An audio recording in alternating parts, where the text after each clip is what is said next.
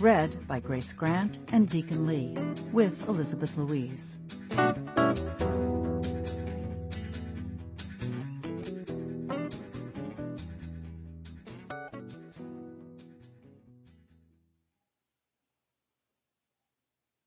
Chapter 1. Tate. Somebody stabbed you in the neck, young lady. My eyes widen, and I slowly turn toward the elderly gentleman standing at my side. He presses the up button on the elevator and faces me. He smiles and points to my neck. Your birthmark, he says. My hand instinctively goes up to my neck, and I touch the dime-sized mark just below my ear. My grandfather used to say the placement of a birthmark was the story of how a person lost the battle in their past life. I guess you got stabbed in the neck. Bet it was a quick death, though. I smile, but I can't tell if I should be afraid or entertained. Despite his somewhat morbid opening conversation, he can't be that dangerous. His curved posture and shaky stance give away that he isn't a day less than 80 years old. He takes a few slow steps toward one of two velvet-red chairs that are positioned against the wall next to the elevator. He grunts as he sinks into the chair and then looks up at me again. You going up to floor 18? My eyes narrow as I process his question. He somehow knows what floor I'm going to, even though this is the first time I've ever set foot in this apartment complex. And it's definitely the first time I've ever laid eyes on this man. Yes, sir, I say cautiously. Do you work here? I do indeed. He nods his head toward the elevator, and my eyes move to the illuminated numbers overhead. 11 floors to go before it arrives. I pray it gets here quickly. I push the button for the elevator, he says. I don't think there's an official title for my position, but I like to refer to myself as a flight captain, considering I do send people as high as 20 stories up in the air. I smile at his words, since my brother and father are both pilots. How long have you been flight captain of this elevator? I ask as I wait. I swear this is the slowest damn elevator I've ever encountered. Since I got too old to do maintenance on this building. Worked here 32 years before I became captain. Been sending people on flights now for more than 15 years, I think. Owner gave me a pity job to keep me busy till I died. He smiles to himself. What he didn't realize is that God gave me a lot of great things to accomplish in my life, and right now, I'm so far behind I ain't ever gonna die. I find myself laughing when the elevator doors finally open. I reach down to grab the handle of my suitcase and turn to him one more time before I step inside. What's your name? Samuel, but call me Cap, he says. Everybody else does. You got any birthmarks, Cap? He grins. As a matter of fact, I do. Seems in my past life I was shot right in the ass. Must have bled out. I smile and bring my hand to my forehead, giving him a proper captain's salute. I step into the elevator and turn around to face the open doors, admiring the extravagance of the lobby. This place seems more like a historic hotel than an apartment complex, with its expansive columns and marble floors. When Corbin said I could stay with him until I found a job, I had no idea he lived like an actual adult. I thought it would be similar to the last time I visited him, right after I graduated from high school, back when he had first started working toward his pilot's license. That was 4 years and a 2-story sketchy complex ago. That's kind of what I was expecting. I certainly wasn't anticipating a high-rise smack dab in the middle of downtown San Francisco. I find the panel and press the button for the 18th floor. then look up at the mirrored wall of the elevator. I spent all day yesterday and most of this morning packing up everything I own from my apartment back in San Diego. Luckily, I don't own much. But after making the solo 500-mile drive today, my exhaustion is pretty evident in my reflection. My hair is in a loose knot on top of my head, secured with a pencil, since I couldn't find a hair tie while I was driving. My eyes are usually as brown as my hazelnut hair, but right now they look 10 shades darker thanks to the bags under them. I reach into my purse to find a tube of chapstick, hoping to salvage my lips before they end up as weary-looking as the rest of me. As soon as the elevator doors begin to close, they open again. A guy is rushing toward the elevators, preparing to walk on as he acknowledges the old man. "Thanks, Cap," he says. I can't see Cap from inside the elevator, but I hear him grunt something in return. He doesn't sound nearly as eager to make small talk with this guy as he was with me. This man looks to be in his late 20s at most. He grins at me, and I know exactly what's going through his mind, considering he just slid his left hand into his pocket. The hand with the wedding ring on it. "Floor 10. He says without looking away from me. His eyes fall to what little cleavage is peeking out of my shirt, and then he looks at the suitcase by my side. I press the button for floor 10. I should have worn a sweater. "Moving in?" he asks, blatantly staring at my shirt again. I nod, although I doubt he notices considering his gaze isn't planted anywhere near my face. "What floor?" "Oh, no you don't." I reach beside me and cover all the buttons on the panel with my hands to hide the illuminated 18th floor button, and then I press every single button between floors 10 and 18. He glances at the panel, confused. "None of your business," I say. He laughs. He thinks I'm kidding. He arches his dark, thick eyebrow. It's a nice eyebrow. It's attached to a nice face, which is attached to a nice head, which is attached to a nice body. A married body. Asshole. He grins seductively after seeing me check him out. Only I wasn't checking him out the way he thinks I was. In my mind, I was wondering how many times that body has been pressed against a girl who wasn't his wife. I feel sorry for his wife. He's looking at my cleavage again when we reach floor 10. "I can help you with that," he says, nodding toward my suitcase. His voice is nice. I wonder how many girls have fallen for that married voice. He walks toward me and reaches to the panel, bravely pressing the button that closes the doors. I hold his stare and press the button to open the doors. I've got it. He nods as if he understands, but there's still a wicked gleam in his eyes that reaffirms my immediate dislike of him. He steps out of the elevator and turns to face me before walking away. "Catch you later, Tate," he says, just as the doors close. I frown, not comfortable with the fact that the only two people I've interacted with since walking into this apartment building already know who I am. I remain alone on the elevator as it stops on every single floor until it reaches the 18th. I step off, pull my phone out of my pocket, and open up my messages to Corbin.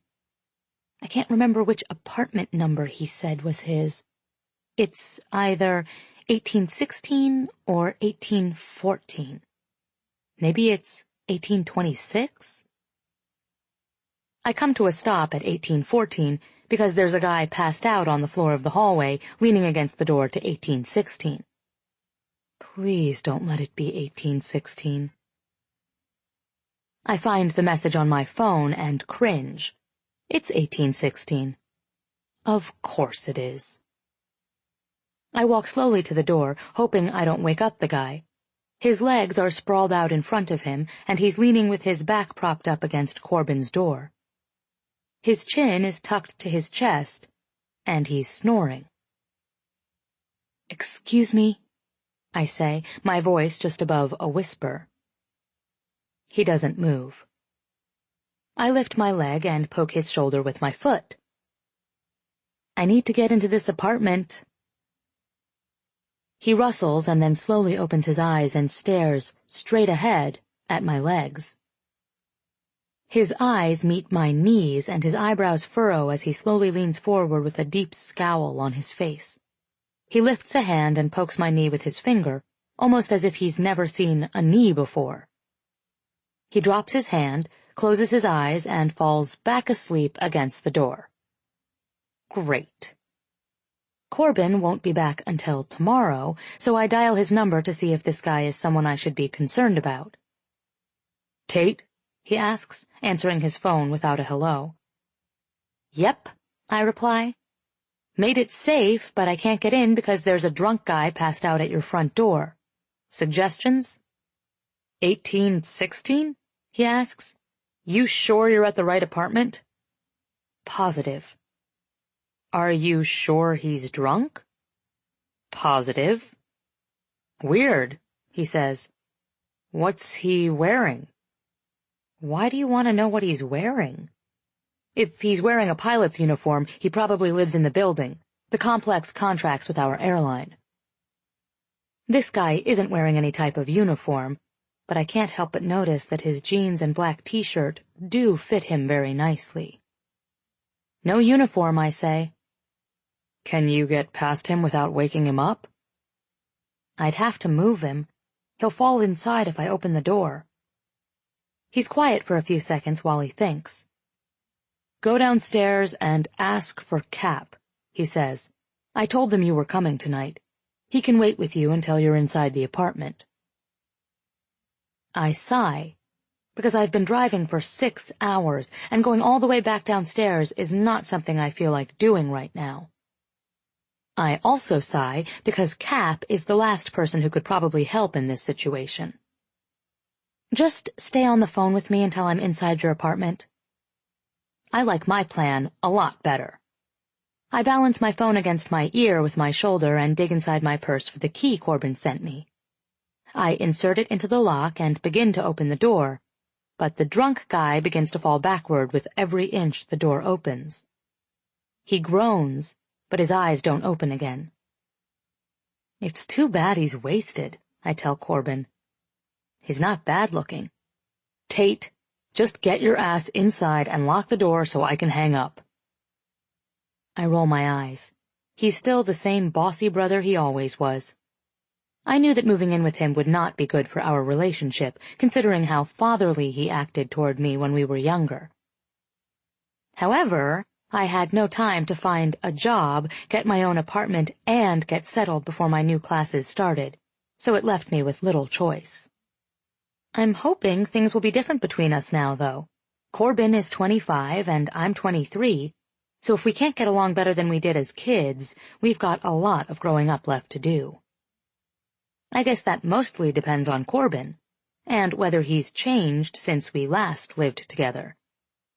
He had an issue with anyone I dated. All of my friends, every choice I made, even what college I wanted to attend. Not that I ever paid any attention to his opinion, though.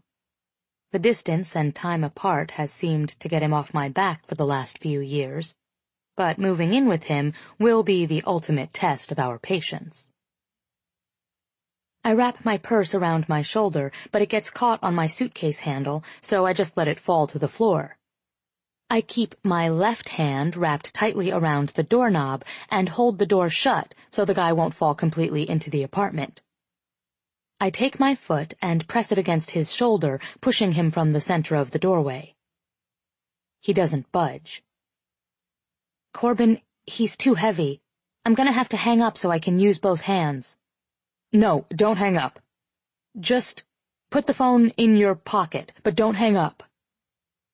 I look down at the oversized shirt and leggings I have on. No pockets. You're going in the bra. Corbin makes a gagging sound as I pull the phone from my ear and shove it inside my bra. I remove the key from the lock and drop it toward my purse, but it misses and falls to the floor. I reach down to grab the drunk guy so I can move him out of the way. All right, buddy, I say, struggling to pull him away from the center of the doorway. Sorry to interrupt your nap, but I need inside this apartment. I somehow managed to prop him up against the doorframe to prevent him from falling into the apartment, and then I pushed the door open farther and turned to get my things. Something warm wraps around my ankle. I freeze. I look down. "Let go of me!" I yell, kicking at the hand that's gripping my ankle so tightly I'm pretty sure it might bruise. The drunk guy is looking up at me now, and his grip sends me falling backward into the apartment when I try to pull away from him. "I need to get in there," he mutters, just as my butt meets the floor. He makes an attempt to push the apartment door open with his other hand, and this immediately sends me into panic mode. I pull my legs the rest of the way inside, and his hand comes with me. I use my free leg to kick the door shut, slamming it directly onto his wrist. "Shit!" he yells. He's trying to pull his hand back into the hallway with him, but my foot is still pressing against the door. I release enough pressure for him to have his hand back, and then I immediately kick the door all the way shut. I pull myself up and lock the door, the deadbolt, and the chain lock as quickly as I can. As soon as my heart rate begins to calm down, it starts to scream at me. My heart is actually screaming at me. In a deep male voice. It sounds like it's yelling, "Tate! Tate!" Corbin. I immediately look down at my chest and pull my phone out of my bra, then bring it up to my ear. "Tate, answer me." I wince, then pull the phone several inches from my ear. "I'm fine," I say, out of breath. "I'm inside. I locked the door." "Jesus Christ," he says, relieved. "You scared me to death. What the hell happened?" He was trying to get inside. I locked the door, though. I flip on the living room light and take no more than 3 steps inside before I come to a halt. Good going, Tate. I slowly turn back toward the door after realizing what I've done. Corbin? I pause. I might have left a few things outside that I need. I would just grab them, but the drunk guy thinks he needs to get inside your apartment for some reason, so there's no way I'm opening that door again. Any suggestions? He's silent for a few seconds. What did you leave in the hallway? I don't want to answer him, but I do. My suitcase. Christ, Tate, he mutters. And my purse. Why the hell is your purse outside? I might have also left the key to your apartment on the hallway floor. He doesn't even respond to that one. He just groans. I'll call Miles and see if he's home yet. Give me 2 minutes. Wait, who's Miles? He lives across the hall. Whatever you do, don't open the door again until I call you back. Corbin hangs up and I lean against his front door.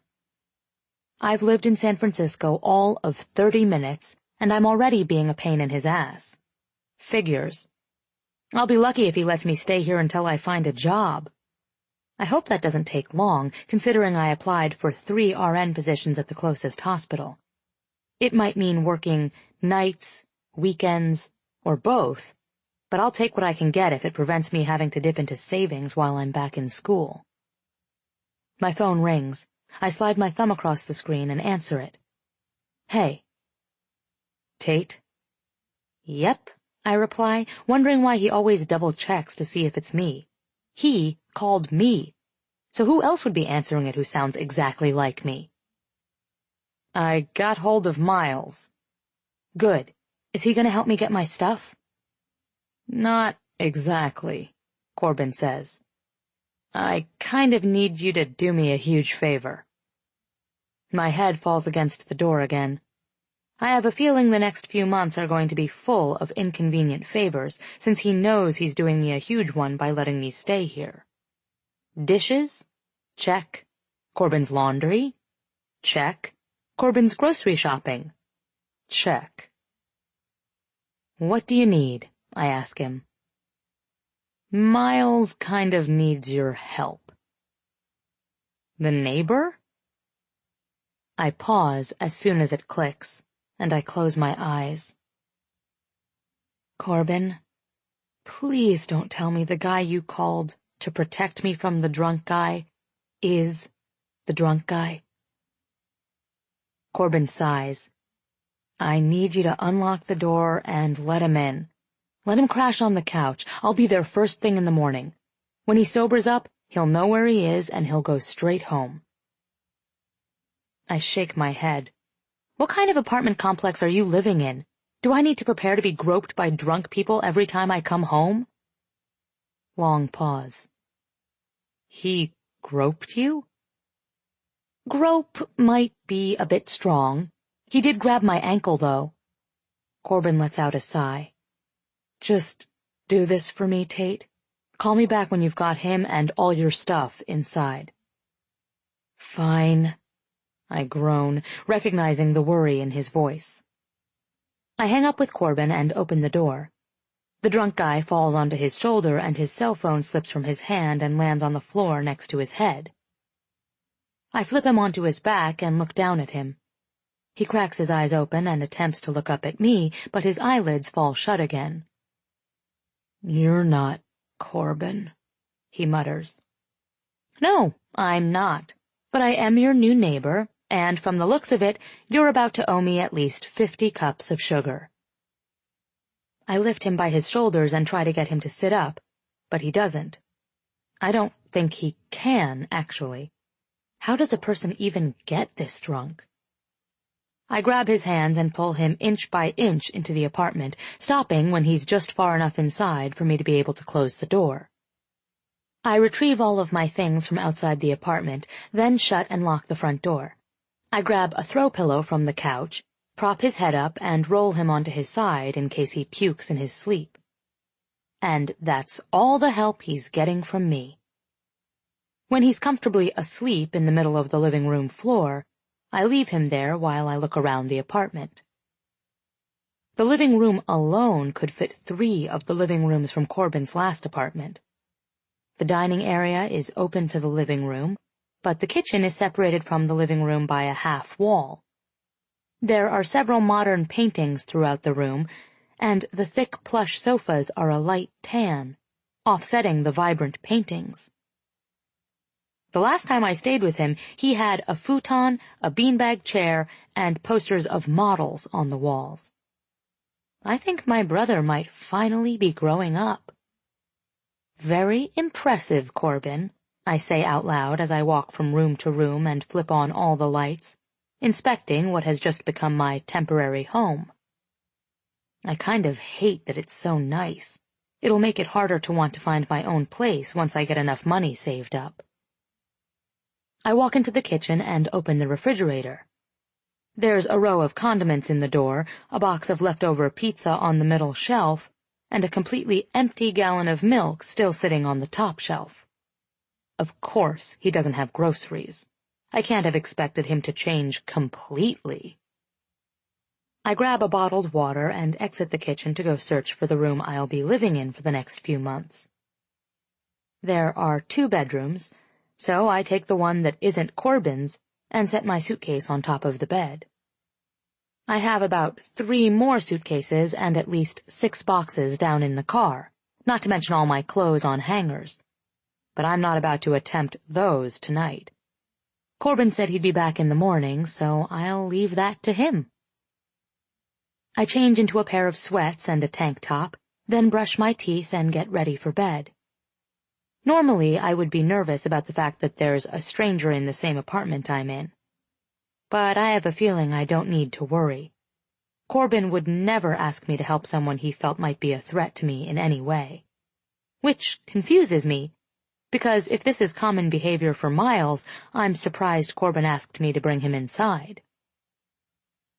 Corbin has never trusted guys with me, and I blame Blake for that. He was my first serious boyfriend when I was 15, and he was Corbin's best friend. Blake was 17, and I had a huge crush on him for months. Of course, my friends and I had huge crushes on most of Corbin's friends, simply because they were older than we were. Blake would come over most weekends to stay the night with Corbin, and we always seemed to find a way to spend time together when Corbin wasn't paying attention. One thing led to another, and after several weekends of sneaking around, Blake told me he wanted to make our relationship official. The problem Blake didn't foresee was how Corbin would react once Blake broke my heart. And boy, did he break it. As much as a 15-year-old heart can be broken after the span of a 2-week secret relationship. Turned out, he was officially dating quite a few girls during the 2 weeks he was with me. Once Corbin found out, their friendship was over, and all of Corbin's friends were warned not to come near me. I found it almost impossible to date in high school until after Corbin finally moved away. Even then, though, the guys had heard horror stories and tended to steer clear of Corbin's little sister. As much as I hated it then, I would more than welcome it now. I've had my fair share of relationships go wrong since high school. I lived with my most recent boyfriend for more than a year before we realized we wanted 2 separate things out of life. He wanted me home. I wanted a career.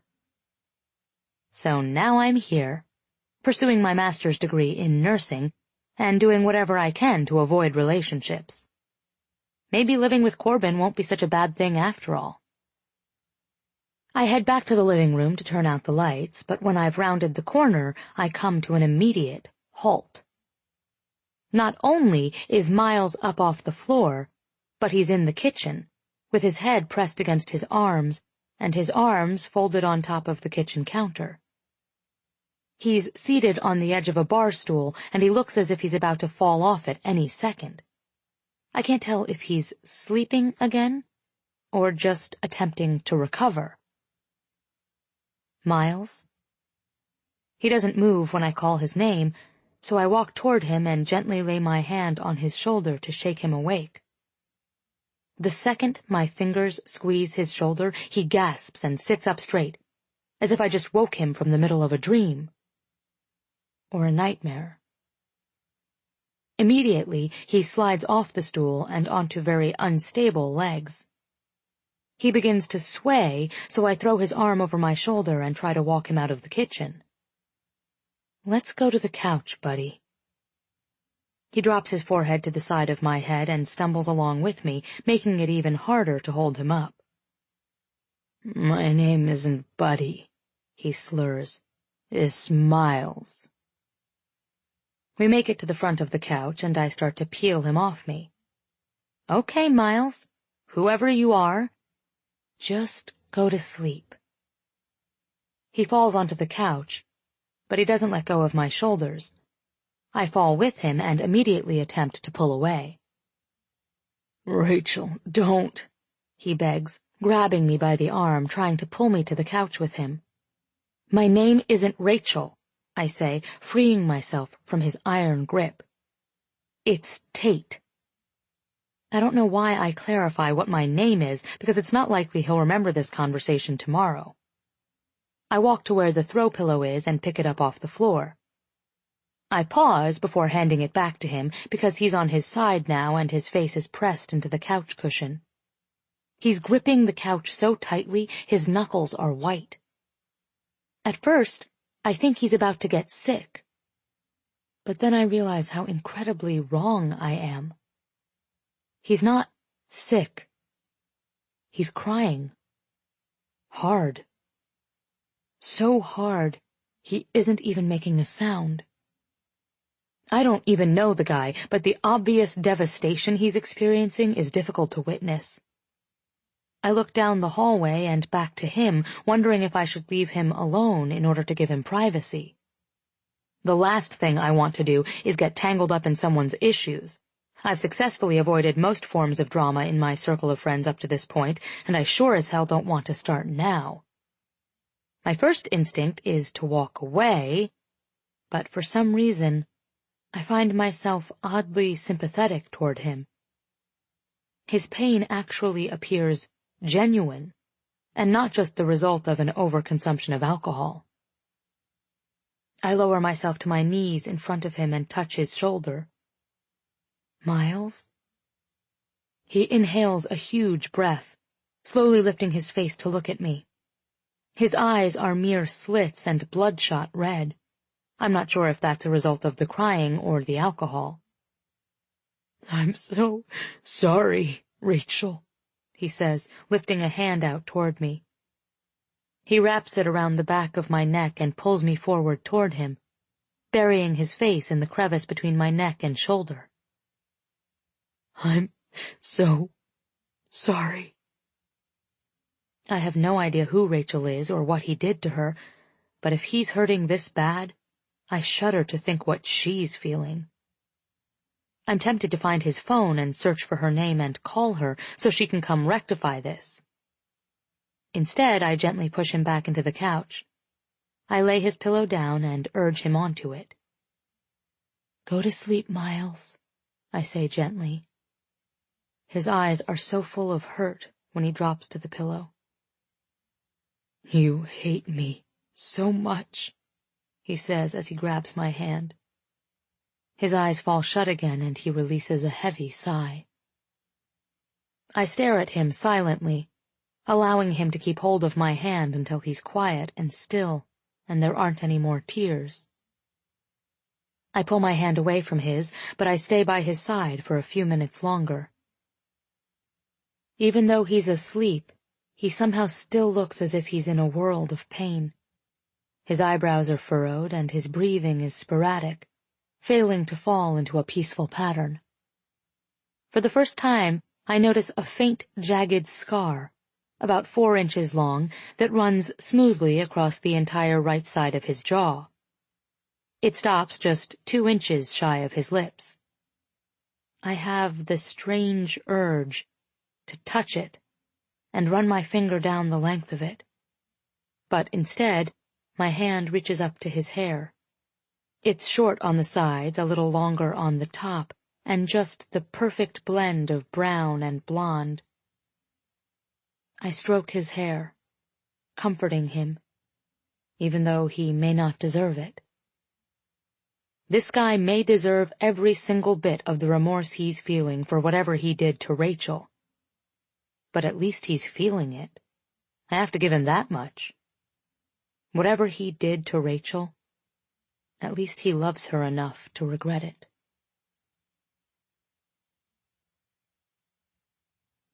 Chapter 2. Miles. 6 years earlier.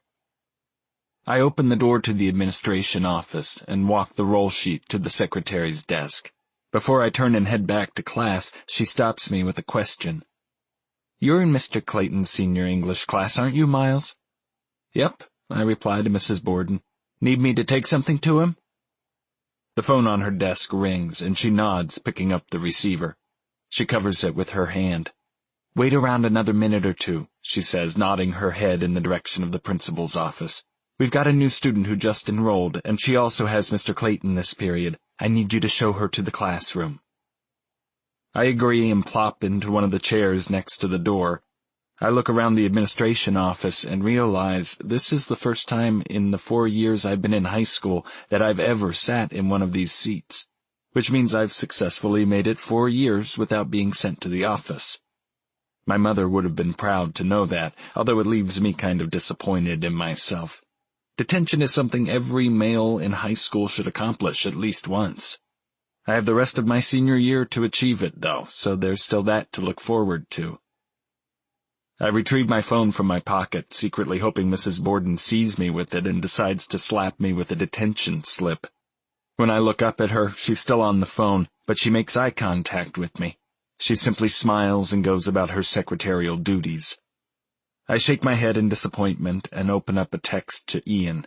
It doesn't take much to excite people around here. Nothing new ever happens. Me. New girl enrolled today. Senior. Ian. Is she hot? Me. Haven't seen her yet. About to walk her to class. Ian, take a picture if she's hot. Me. Will do. BTW, how many times have you had detention this year? Ian, twice. Why? What'd you do? Twice? Yeah, I need to rebel it up a bit before graduation. I should definitely turn in some homework late this year. I'm pathetic. The door to the principal's office opens, so I close my phone. I slide it into my pocket and look up. I never want to look down again. Miles is going to show you the way to Mr. Clayton's class, Rachel. Mrs. Borden points Rachel in my direction, and she begins to walk toward me. I instantly become aware of my legs and their inability to stand. My mouth forgets how to speak. My arms forget how to reach out to introduce the person they're attached to. My heart forgets to wait and get to know a girl before it starts to claw its way out of my chest to get to her. Rachel. Rachel. Rachel, Rachel, Rachel. She's like poetry, like prose and love letters and lyrics cascading down the center of a page. Rachel, Rachel, Rachel. I say her name over and over in my head because I'm positive it's the name of the next girl I'll fall in love with. I'm suddenly standing, walking toward her. I might be smiling, pretending I'm not affected by those green eyes that I hope will one day be smiling just for me. Or that red as my heart hair that doesn't look like it's been tampered with since God created it specifically with her in mind. I'm talking to her. I tell her my name is Miles. I tell her she can follow me and I'll show her the way to Mr. Clayton's class. I'm staring at her because she hasn't spoken yet, but her nod is the nicest thing a girl has ever said to me. I ask her where she's from, and she tells me Arizona. Phoenix, she specifies. I don't ask her what brought her to California, but I do tell her my father does business in Phoenix a lot because he owns a few buildings there. She smiles. I tell her I've never been there, but I'd like to go one day. She smiles again. I think she says it's a nice town, but it's hard to understand her words when all I hear in my head is her name. Rachel. I'm gonna fall in love with you, Rachel. Her smile makes me want to keep talking, so I ask her another question as we pass Mr. Clayton's room. We keep walking. She keeps talking because I keep asking her questions. She nods some. She answers some. She sings some. Or it sounds that way. We get to the end of the hallway, right when she says something about how she hopes she likes the school because she wasn't ready to move away from Phoenix. She doesn't look happy about the move. She doesn't know how happy I am about the move. Where's Mr. Clayton's classroom? She asks. I stare at the mouth that just delivered that question. Her lips aren't symmetrical. Her top lip is slightly thinner than her bottom lip, but you can't tell until she talks. When words come out of her mouth, it makes me wonder why words are so much better coming from her mouth than any other mouth. And her eyes. There's no way her eyes aren't seeing a prettier, more peaceful world than all the other eyes. I stare at her for a few more seconds. Then I point behind me and tell her we passed Mr. Clayton's classroom. Her cheeks grow a shade pinker, like my confession affected her in the same way she's affecting me. I smile again. I nod my head toward Mr. Clayton's class. We walk in that direction. Rachel. You're gonna fall in love with me, Rachel. I open the door for her and let Mr. Clayton know that Rachel is new here. I also want to add, for the sake of all the other guys in the classroom, that Rachel is not theirs. She's mine. But I don't say anything. I don't have to, because the only one who needs to be aware that I want Rachel is Rachel. She looks at me and smiles again, taking the only empty seat all the way across the room. Her eyes tell me she already knows she's mine. It's just a matter of time. I want to text Ian and tell her she isn't hot. I want to tell him she's volcanic, but he would laugh at that. Instead, I discreetly take a picture of her from where I'm seated. I send the picture in a message to Ian that says, "She's gonna have all my babies." Mr. Clayton begins class.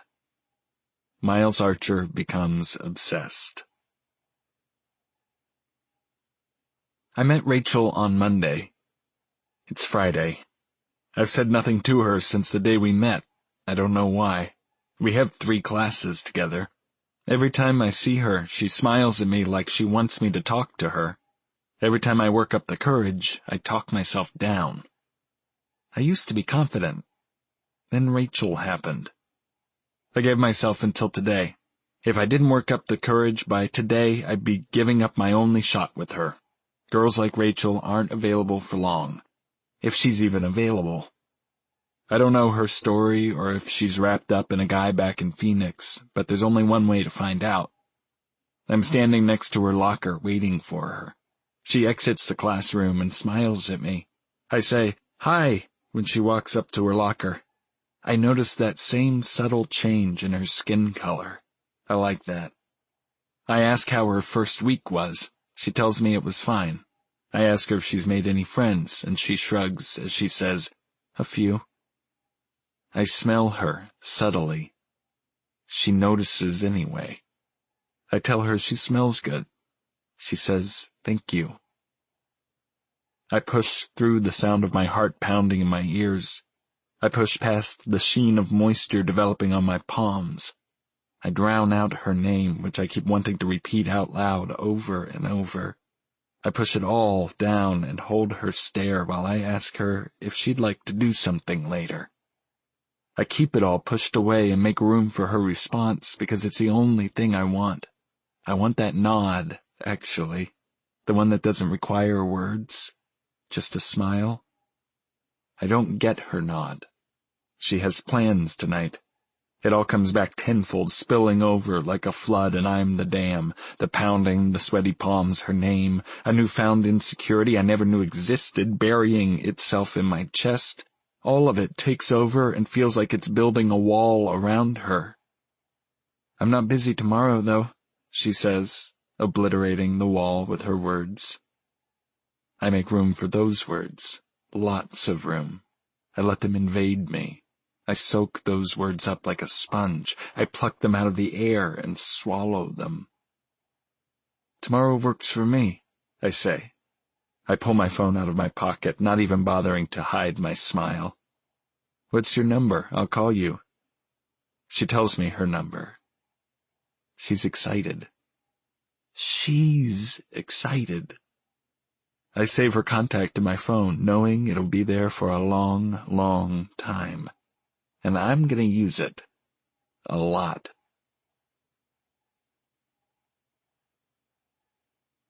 Chapter 3. Tate. Normally, if I were to wake up, open my eyes, and see an angry man staring me down from a bedroom doorway, I might scream. I might throw things, I might run to the bathroom and lock myself inside. I don't do any of these things, though. I stare back, because I'm confused about how this is the same guy who was passed out drunk in the hallway. How is this the same guy who cried himself to sleep last night? This guy is intimidating. This guy is angry. This guy is watching me like I should be giving him an apology or explaining myself. It is the same guy, though, because he's wearing the same pair of jeans and the same black t-shirt he fell asleep in last night. The only difference in his appearance between last night and this morning is that he's now able to stand up without assistance. "What happened to my hand, Tate?" He knows my name. Does he know it because Corbin told him I was moving in, or because he actually remembers my telling him last night? I'm hoping Corbin told him, because I don't really want him to remember last night. I suddenly feel embarrassed that he might recall my consoling him while he cried himself to sleep. He apparently doesn't have a clue what happened to his hand, though, so I hope that means he has no recollection of anything beyond that. He's leaning against my bedroom door with his arms folded across his chest. He looks defensive, like I'm the one responsible for his bad night. I roll over, still not quite finished with sleeping, even though he thinks I owe him some sort of explanation. I pull the covers over my head. "Lock the front door on your way out," I say, hoping he'll take the hint that he is more than welcome to go back to his place now. "Where's my phone?" I squeeze my eyes shut and try to drown out the smooth sound of his voice as it slides into my ears and makes its way through every nerve in my body, warming me in places this flimsy blanket failed to do all night. I remind myself that the person that sultry voice belongs to is now standing in the doorway, rudely demanding things without even acknowledging the fact that I helped him last night. I'd like to know where my "thank you" is, or my "hey, I'm Miles, nice to meet you." I get none of that from this guy. He's too worried about his hand, and his phone, apparently. Too worried about himself to be concerned about how many people his carelessness might have inconvenienced last night. If this guy and his attitude are going to be my neighbors for the next few months, I'd better set him straight now. I toss the covers off and stand up, then walk to the door and meet his gaze. "Do me a favor and take a step back." Surprisingly, he does. I keep my eyes locked with his until the bedroom door slams in his face and I'm looking at the back of the door. I smile and walk back to my bed. I lie down and pull the covers over my head. I win. Have I mentioned I'm not much of a morning person? The door opens again. Flies open. "What the hell is wrong with you?" he yells. I groan, then sit up on the bed and look at him. He's standing in the doorway once again, still looking at me like I owe him something. "You!" I yell back. He looks genuinely shocked at my harsh response, which kind of makes me feel bad, but he's the one being the jerk. I think. He started it. I think. He eyes me hard for a few seconds, then tilts his head slightly forward and arches an eyebrow. "Did we—" He motions his finger back and forth between us. "Did we hook up last night? Is that why you're pissed?"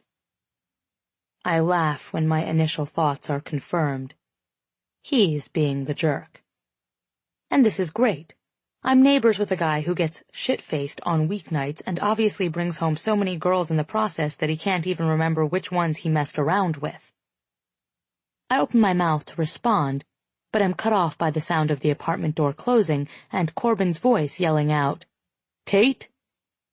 I immediately jump up and rush to the door, but Miles is still blocking the doorway, glaring at me, expecting a response to his question.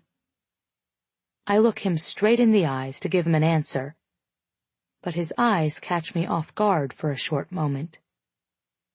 They are the clearest blue eyes I've ever seen. Not at all the heavy-lidded bloodshot eyes from last night.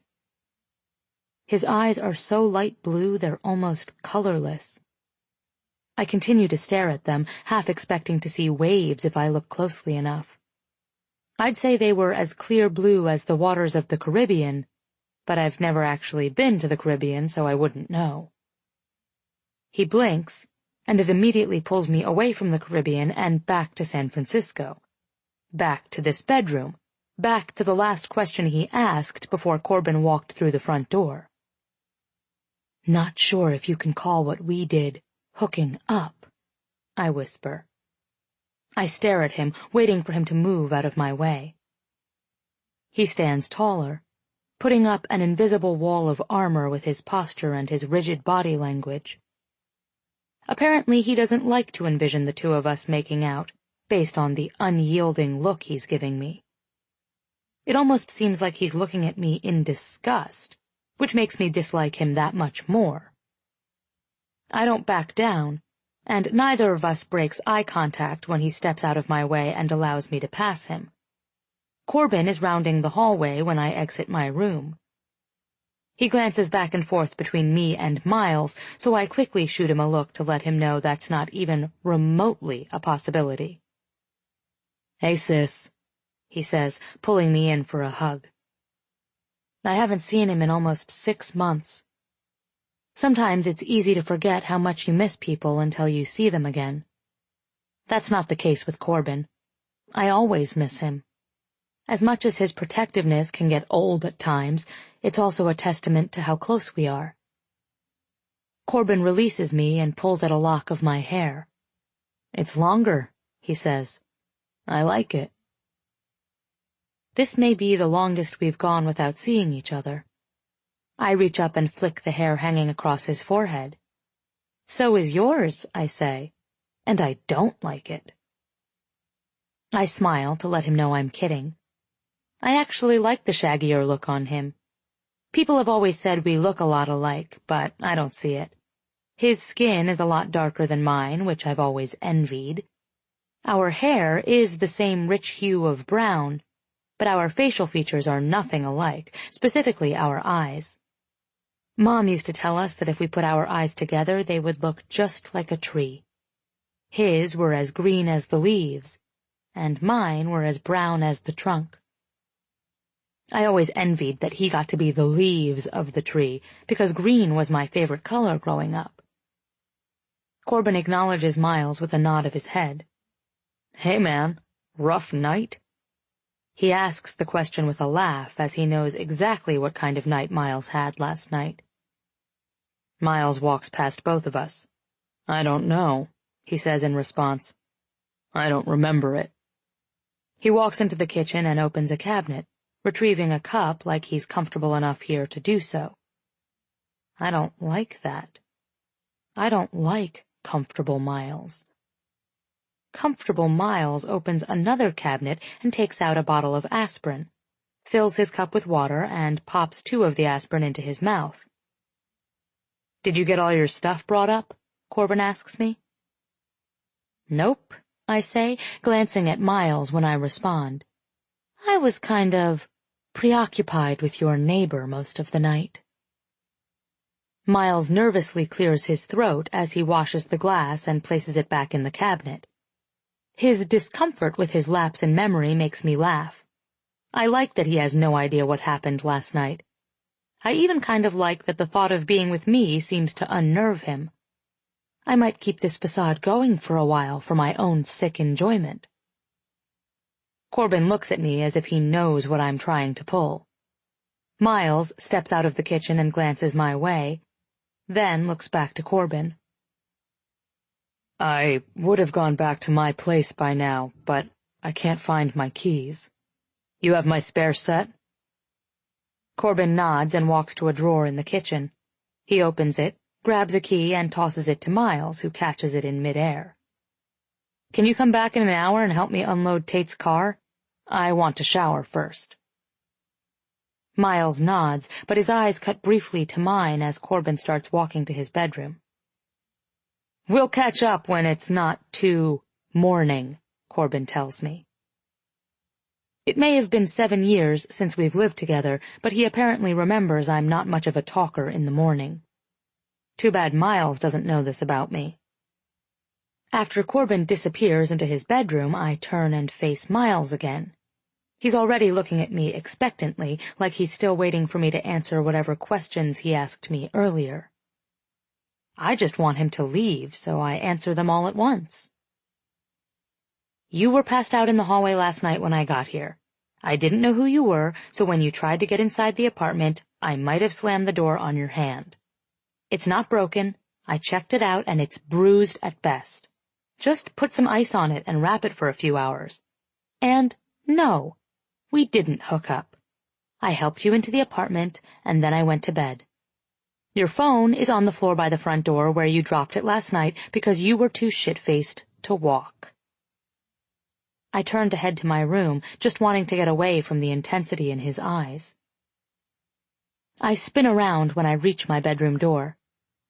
"When you come back in an hour and I've had a chance to wake up, we can try this again." His jaw is firm. "Try what again?" he asks. "Getting off on the right foot." I close my bedroom door, putting up a barrier between me and that voice. That stare.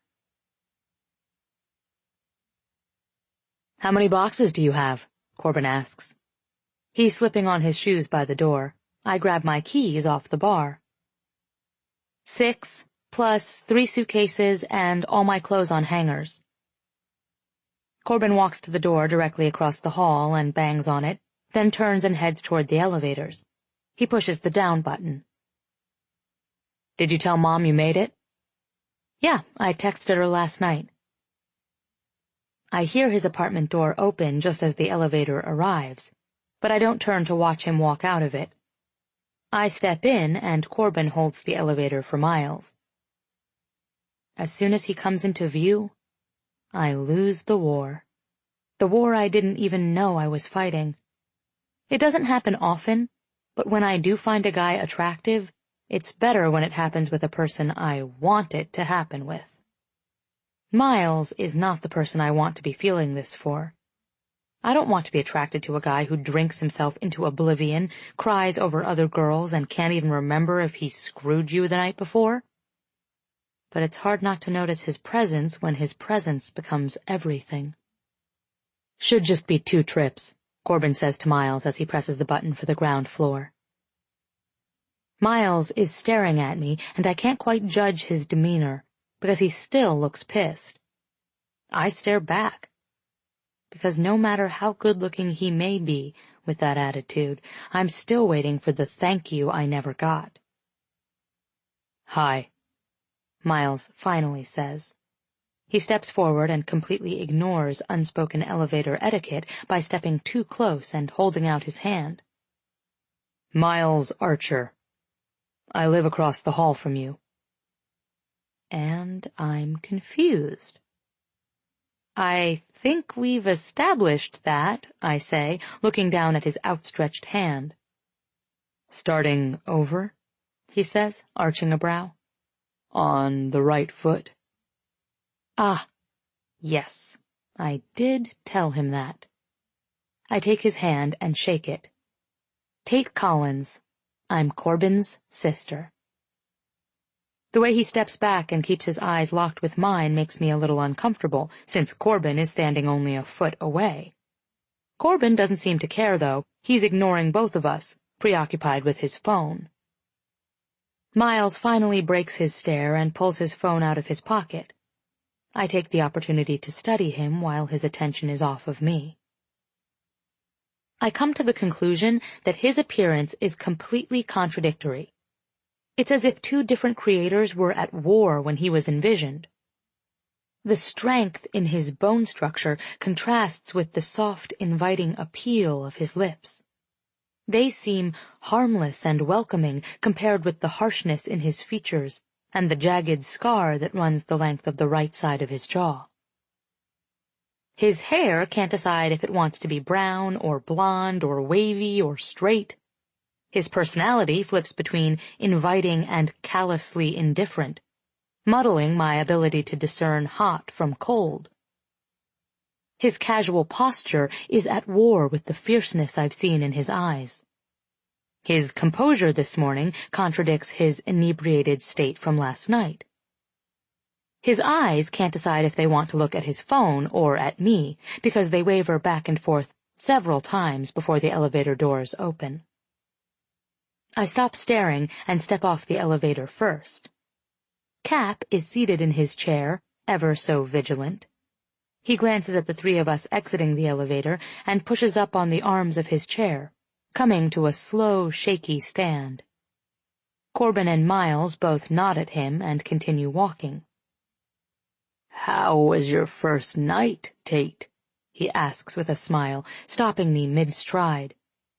The fact that he already knows my name doesn't surprise me, since he knew what floor I was going to last night. I look at the back of Miles' head as they continue without me. Kind of eventful, actually. I think my brother might have made a poor choice in the company he keeps. I look at Cap, and he's staring at Miles now, too. His wrinkle-lined lips purse into a thin line, and he gives a slight shake of his head.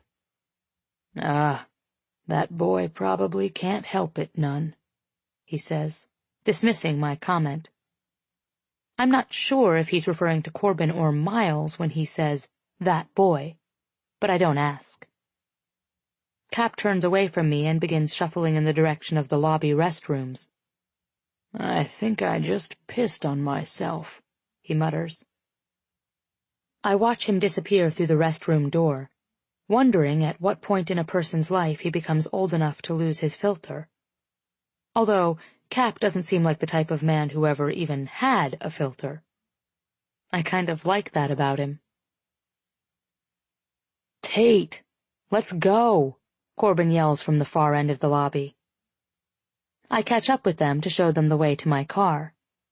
It takes 3 trips to get all my things up, not 2. 3 entire trips where Miles doesn't speak another word to me.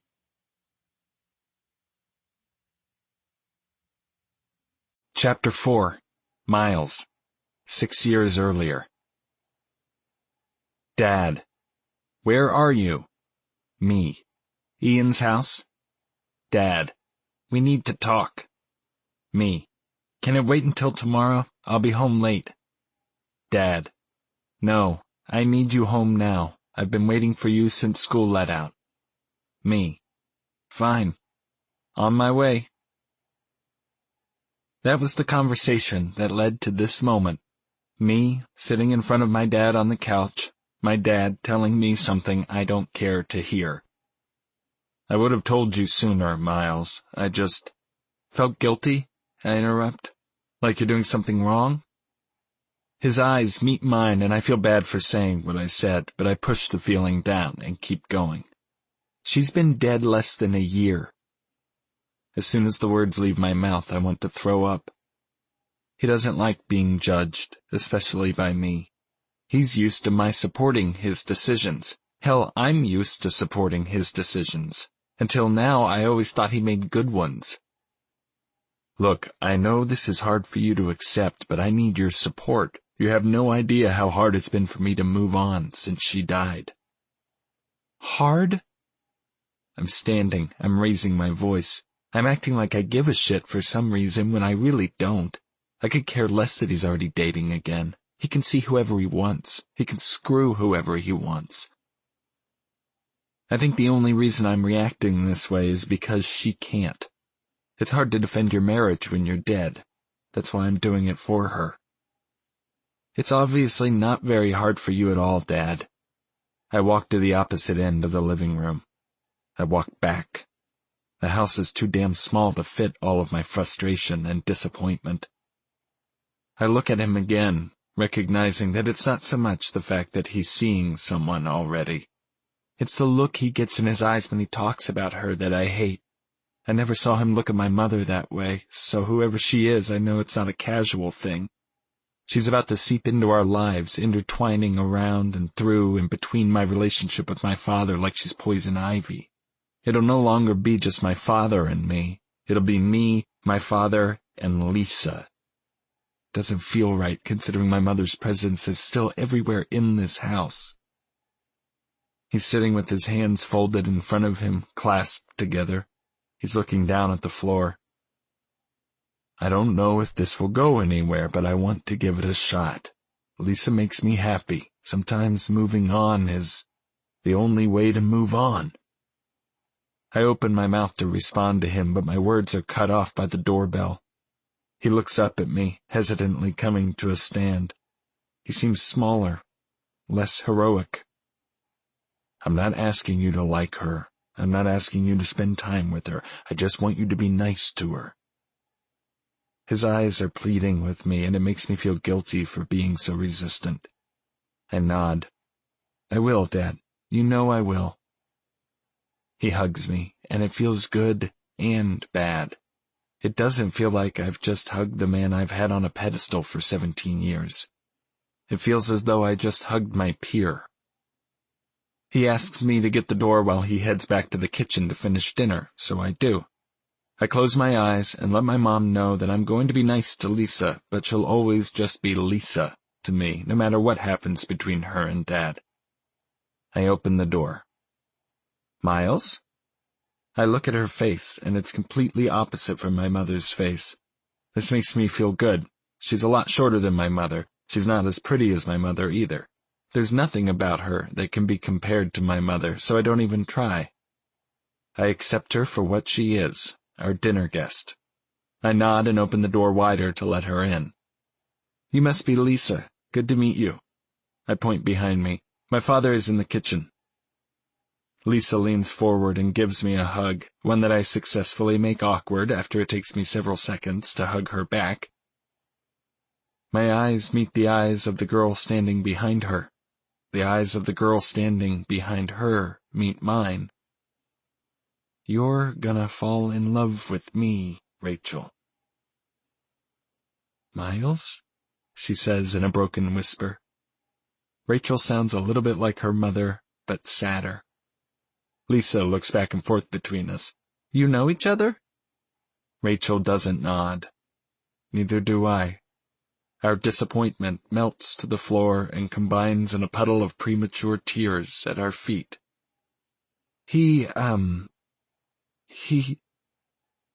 Rachel is stuttering, so I help her finish her words. I go to school with Rachel, I blurt out. I regret saying that, because what I really want to say is, Rachel is the next girl I'm gonna fall in love with. I can't say that, though, because it's obvious what's bound to happen. Rachel isn't the next girl I'll fall in love with, because Rachel is the girl who will more than likely become my new stepsister. For the second time tonight, I feel sick. Lisa smiles and clasps her hands together. That's great, she says. I'm so relieved. My father walks into the room. He hugs Lisa, he says hi to Rachel, and tells her it's good to see her again.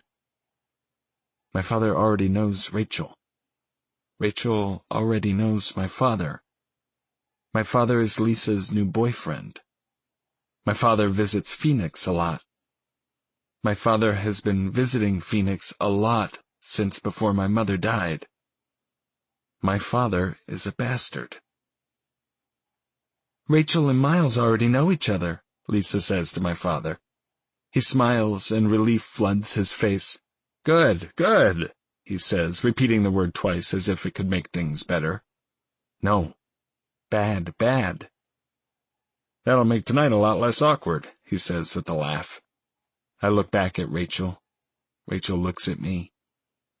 I can't fall in love with you, Rachel. Her eyes are sad. My thoughts are sadder. And you can't fall in love with me. She slowly walks inside, avoiding my gaze, as she watches her feet with each step. They're the saddest steps I've ever seen taken. I close the door. It's the saddest door I've ever had to close.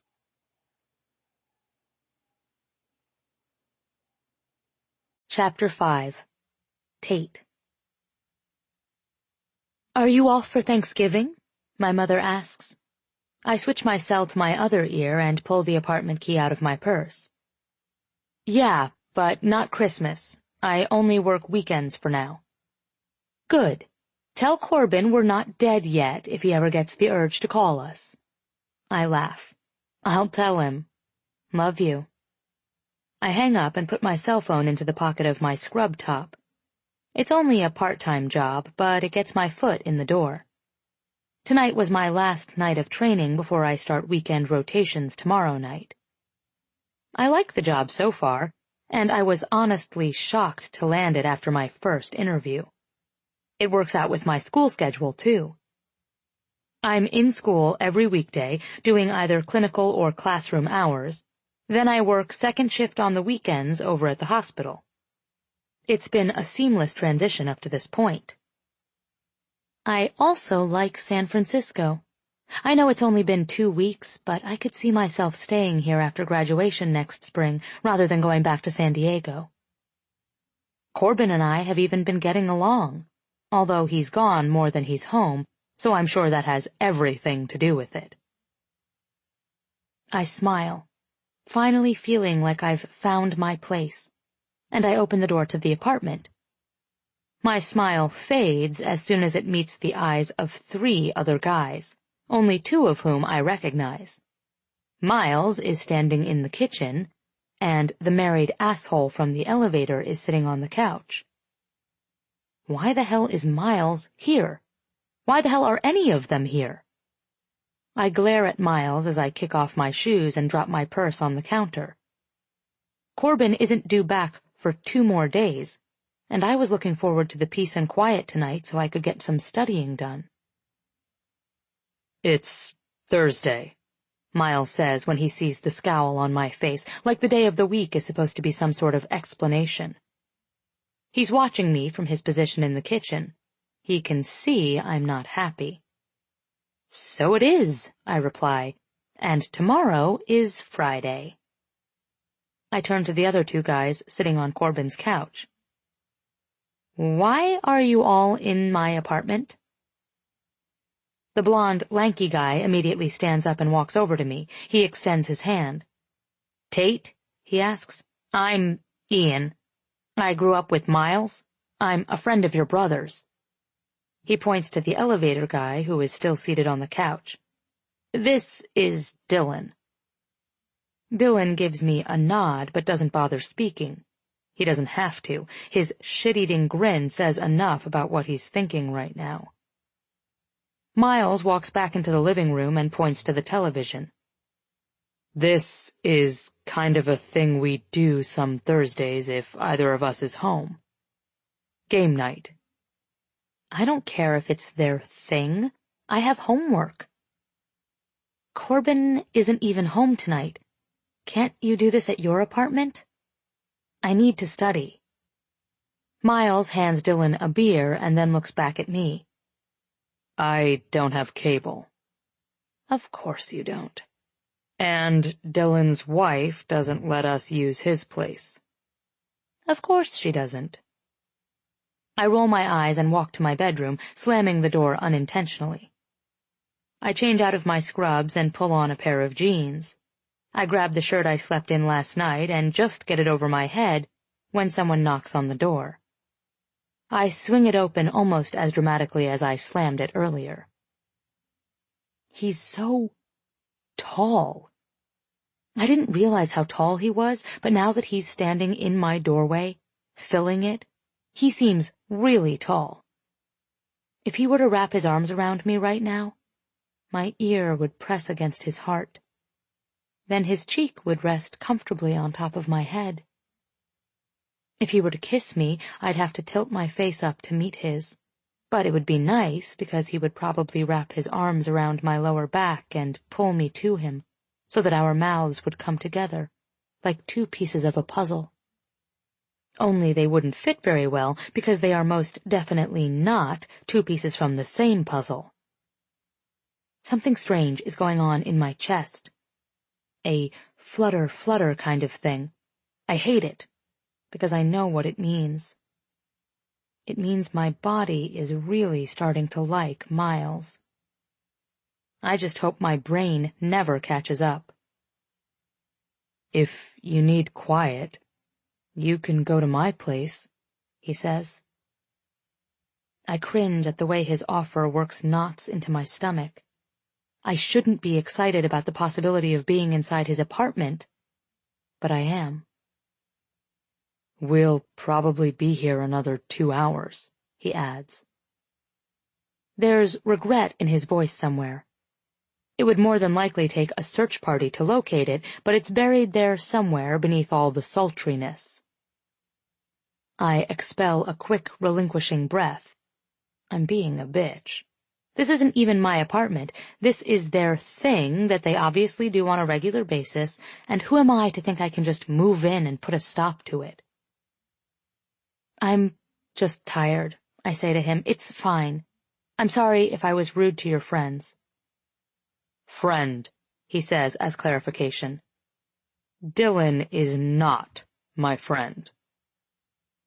I don't ask him what he means by that. He glances into the living room, then looks back at me. He leans against the frame of the door, an indication that my relinquishing the apartment for their game wasn't the end of our conversation. He swings his eyes to the scrubs strewn across my mattress. You got a job? Yeah, I say, wondering why he's suddenly up for conversation. Registered nurse in an ER. A crease appears on his forehead, and I can't tell if it's a result of confusion or fascination. Aren't you still in nursing school? How can you already work as an RN? I'm getting my master's in nursing so I can work as a CRNA. I already have my RN license. His expression is obstinate, so I clarify. It allows me to administer anesthesia. He stares at me for a few seconds before standing up straight and pushing off the doorframe. Good for you, he says.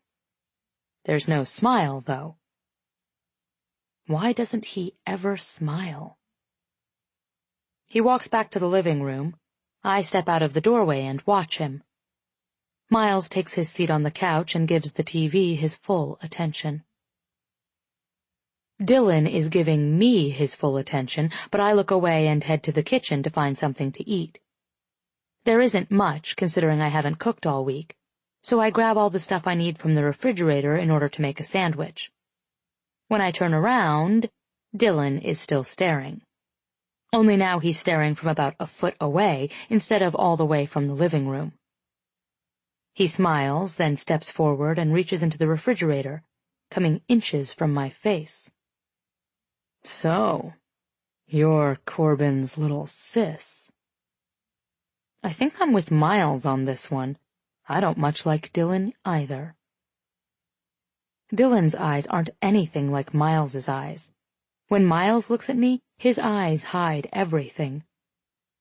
Dylan's eyes don't hide anything, and right now they're clearly undressing me. Yes, I say simply as I make my way around him.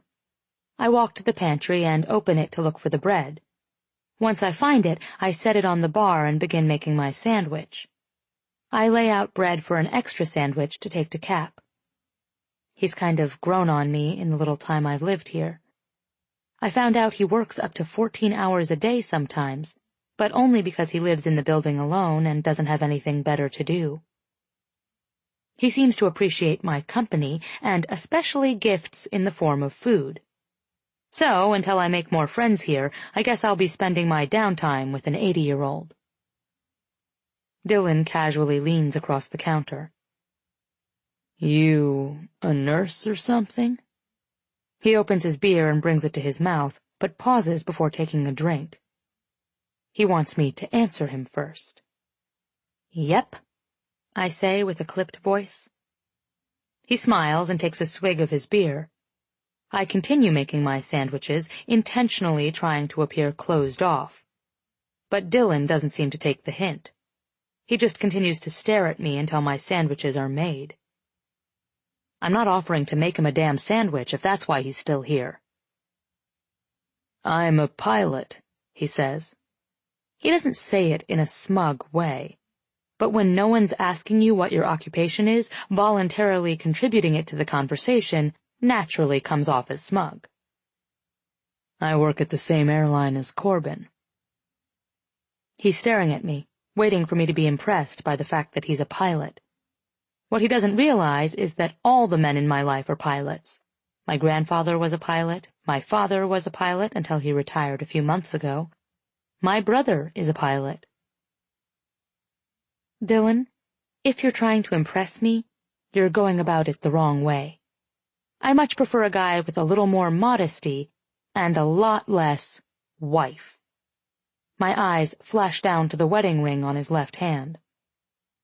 Game just started, Miles says, walking into the kitchen, directing his words toward Dylan. His words might be innocuous, but his eyes are definitely telling Dylan that he needs to return to the living room. Dylan sighs as if Miles just stripped away all his fun. It's good to see you again, Tate, he says, acting as if the conversation would have come to an end whether Miles decided it should or not. You should join us in the living room. His eyes scroll over Miles even though he's speaking to me. Apparently the game just started. Dylan straightens up and shoulders past Miles, heading back into the living room.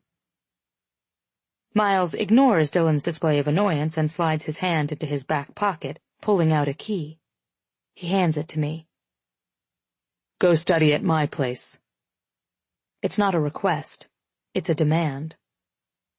I'm fine studying here.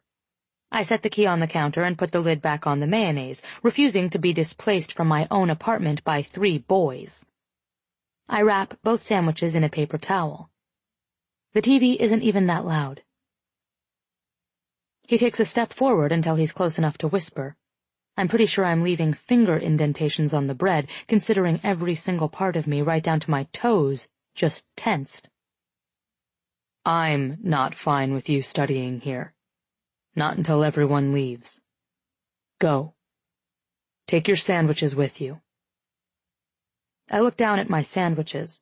I don't know why I feel like he just insulted them. They aren't both for me, I say defensively. I'm taking one to Cap. I look back up at him, and he's doing that unfathomable staring thing again. With eyes like his, that should be illegal. I raise my eyebrows expectantly because he's making me feel really awkward. I'm not an exhibit, yet the way he watches me makes me feel like one. You made a sandwich for Cap? I nod. Food makes him happy, I say with a shrug. He studies the exhibit a little longer before leaning into me again. He grabs the key off the bar behind me and slides it into my front pocket. I'm not even sure if his fingers touched my jeans, but I inhale sharply and look down at my pocket as his hand pulls away. Because holy hell, I wasn't expecting that. I'm frozen while he's casually making his way back into the living room unaffected. It feels like my pocket is on fire. I persuade my feet to move, needing some time to process all of that. After delivering Cap's sandwich, I do as Miles says and head over to his apartment. I go on my own accord, not because he wants me over there, and not because I really do have a lot of homework, but because the thought of being inside his apartment without him there is sadistically exciting to me. I feel like I've just been handed a free pass to all his secrets. I should have known better than to think his apartment would give me any sort of glimpse into who he is. Not even his eyes can do that. Sure, it really is a lot quieter over here, and, yeah, I've finished 2 solid hours of homework, but that's only because there aren't any distractions. At all. No paintings on the sterile white walls, no decorations, no color whatsoever. Even the solid oak table dividing the kitchen from the living room is undecorated. It's so unlike the home I grew up in, where the kitchen table was the focal point of my mother's entire house, complete with a table runner, an elaborate overhead chandelier, and plates to match whatever the current season was. Miles doesn't even have a fruit bowl. The only impressive thing about this apartment is the bookshelf in the living room. It's lined with dozens of books, which is more of a turn-on to me than anything else that could potentially line his barren walls. I walk over to the bookshelf to inspect his selection, hoping to get a glimpse of him based on his choice of literature. Row after row of aeronautical-themed books is all I find. I'm a little disappointed that after a free inspection of his apartment, the best I can conclude is that he might be a workaholic with little to no taste in decor. I give up on the living room and walk into the kitchen. I open the refrigerator, but there's hardly anything in it. There are a few takeout boxes, condiments, orange juice. It resembles Corbin's refrigerator. Empty and sad and so very bachelor. I open a cabinet, grab a cup, then pour myself some juice. I drink it and rinse the cup out in the sink. There are a few other dishes piled up on the left side of the sink, so I begin washing those too. Even his plates and cups lack personality. Plain and white and sad. I have the sudden urge to take my credit card straight to the store and buy him some curtains. A new set of vibrant dishes, a few paintings, and maybe even a plant or 2. This place needs a little life. I wonder what his story is. I don't think he has a girlfriend. I've yet to see him with one up to this point, and the apartment and obvious lack of a female's touch make it a likely assumption. I don't think a girl could walk into this apartment without decorating it at least a little bit before she left. So I'm assuming girls just never walk into this apartment. It makes me wonder about Corbin, too. All our years growing up together, he's never been open about his relationships. But I'm pretty sure that's because he's never been in a relationship. Every time I've ever been introduced to a girl in his past, she never seems to make it through an entire week with him. I don't know if that's because he doesn't like keeping someone around, or if it's a sign that he's too difficult to be around. I'm sure it's the former, based on the number of random phone calls he receives from women.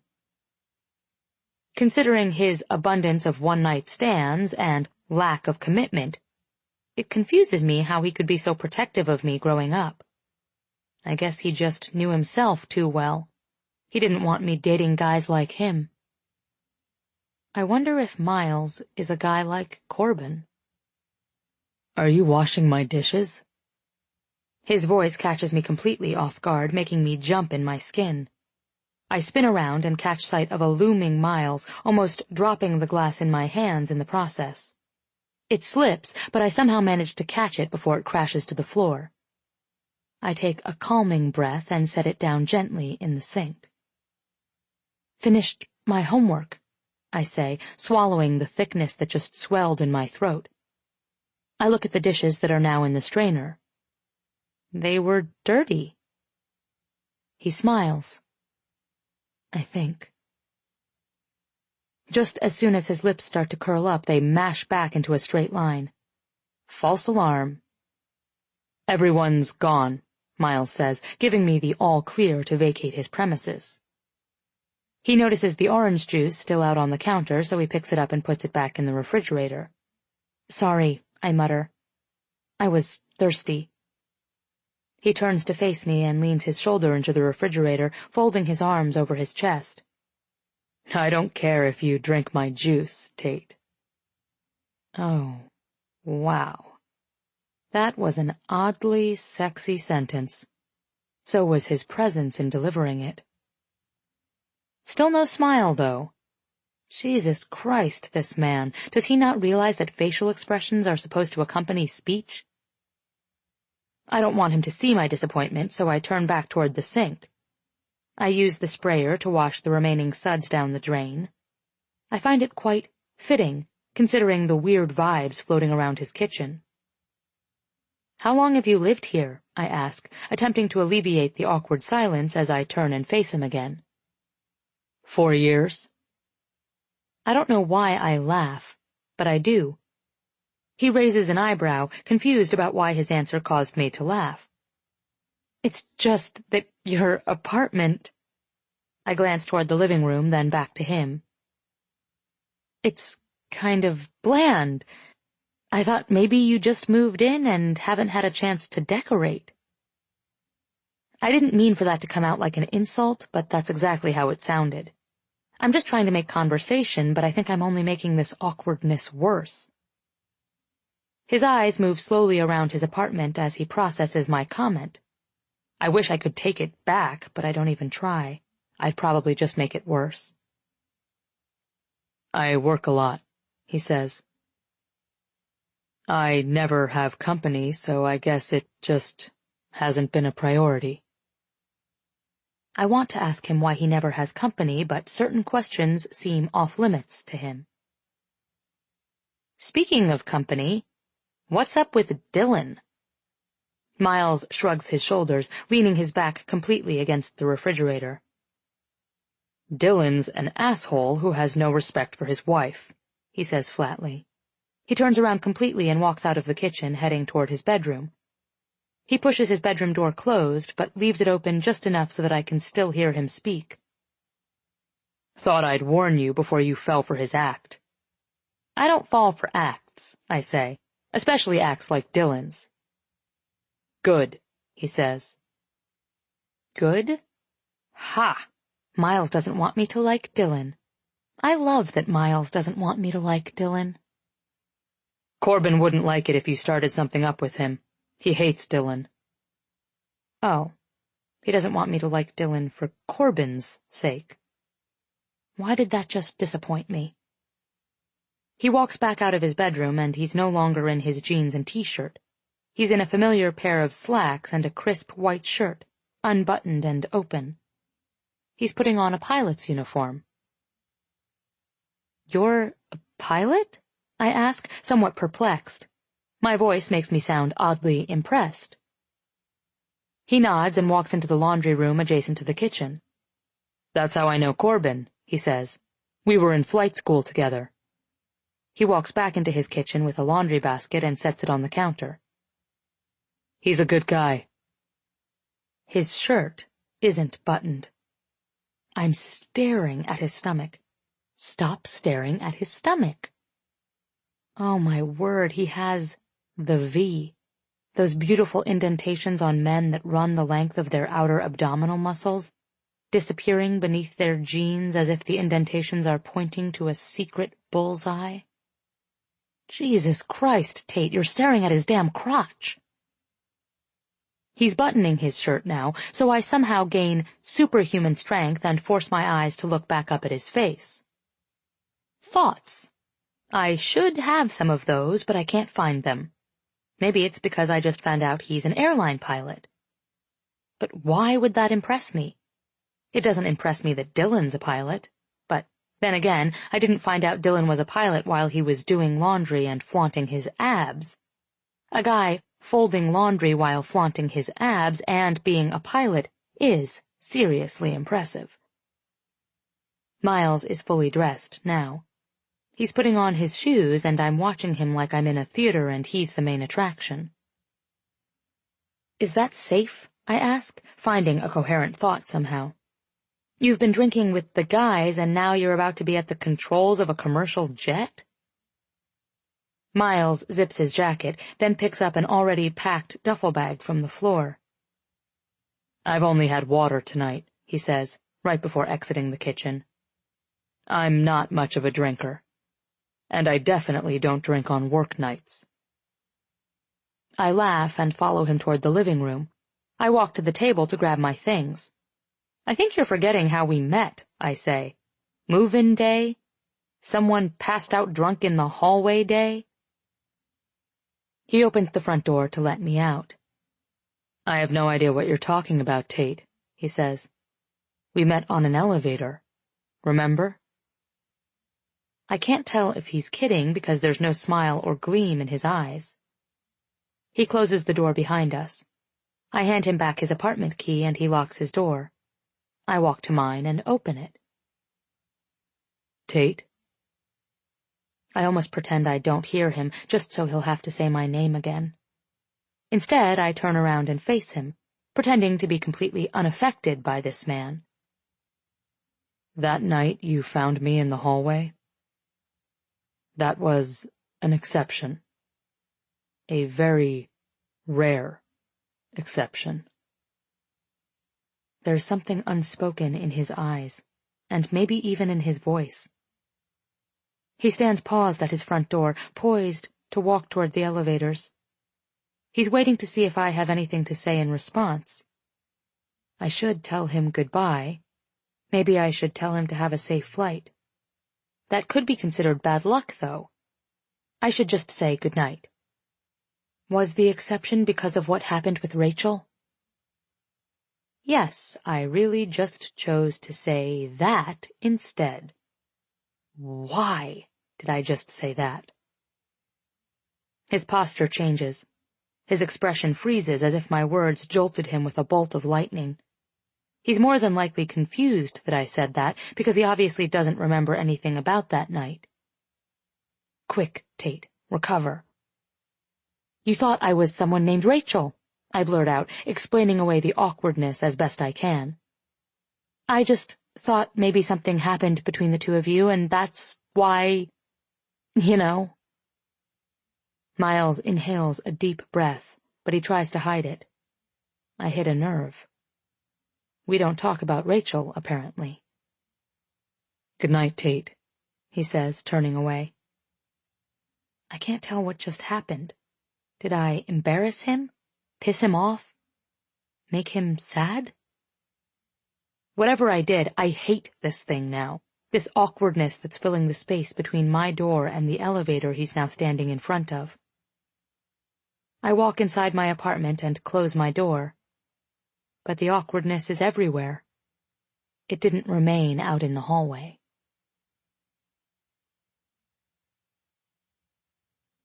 Chapter 6. Miles. 6 years earlier. We eat dinner, but it's awkward. Lisa and Dad try to include us in the conversation, but neither of us is in the mood to talk. We stare at our plates. We push the food around with our forks. We don't want to eat. Dad asks Lisa if she wants to go sit out back. Lisa says yes. Lisa asks Rachel to help me clear the table. Rachel says okay. We take the plates to the kitchen. We're quiet. Rachel leans against the counter while I load the dishwasher. She watches me do my best to ignore her. She doesn't realize she's everywhere. She's in everything. Every single thing has just become Rachel. It's consuming me. My thoughts aren't thoughts anymore. My thoughts are Rachel. I can't fall in love with you, Rachel. I look at the sink. I want to look at Rachel. I breathe in air. I want to breathe in Rachel. I close my eyes. I only see Rachel. I wash my hands. I want to touch Rachel. I dry my hands on a towel before turning around to face her. Her hands are gripping the counter behind her. Mine are folded across my chest. They're the worst parents in the world, she whispers. Her voice cracks. My heart cracks. Despicable, I say to her. She laughs. I'm not supposed to fall in love with your laugh, Rachel. She sighs. I fall in love with that too. How long have they been seeing each other? I ask her. She'll be honest. She shrugs. About a year. It's been long distance until she moved us here to be closer to him. I feel my mother's heart breaking. We hate him. A year? I ask. Are you sure? She nods. She doesn't know about my mother. I can tell. Rachel? I say her name out loud, just like I've wanted to since the second I met her. She continues to look directly at me. She swallows, then breathes out a shallow, yeah? I step toward her. Her body reacts. She stands taller, but not by much. She breathes heavier, but not by much. Her cheeks grow redder, but not by much. It's all just enough. My hand fits her waist. My eyes search hers. They don't tell me no, so I do. When my lips touch hers, it's so many things. It's good and bad and right and wrong and revenge. She inhales, stealing some of my breaths. I breathe into her, giving her more. Our tongues touch and our guilt intertwines and my fingers slide through the hair God made specifically for her. My new favorite flavor is Rachel. My new favorite thing is Rachel. I want Rachel for my birthday. I want Rachel for Christmas. I want Rachel for graduation. Rachel, Rachel, Rachel. I'm gonna fall in love with you anyway, Rachel. The back door opens. I release Rachel. She releases me, but only physically. I can still feel her in every other way. I look away from her, but everything is still Rachel. Lisa walks into the kitchen. She looks happy. She has a right to be happy. She's not the one who died.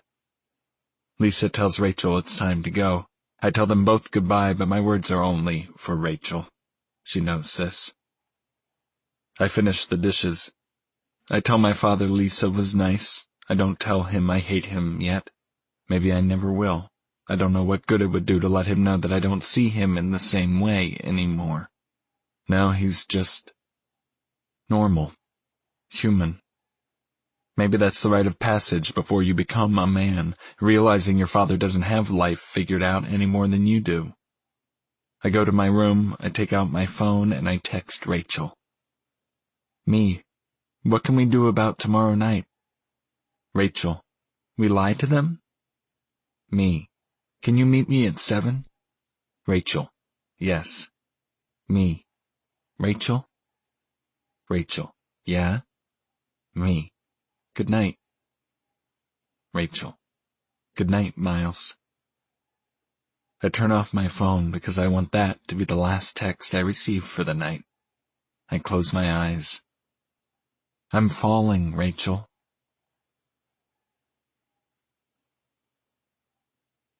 Chapter 7. Tate. It's been 2 weeks since I've seen Miles, but only 2 seconds since the last time I've thought about him. He seems to work just as much as Corbin does, and while it's nice to have the place to myself occasionally, it's also nice when Corbin isn't working and there's actually someone to talk to. I would say it's nice when Corbin and Miles are both off work, but that hasn't happened since I've lived here. Until now. His dad is working and he's off until Monday, Corbin says. I had no idea he'd invited Miles to come back home with us for Thanksgiving until just now.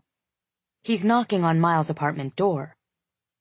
He doesn't have anything else to do.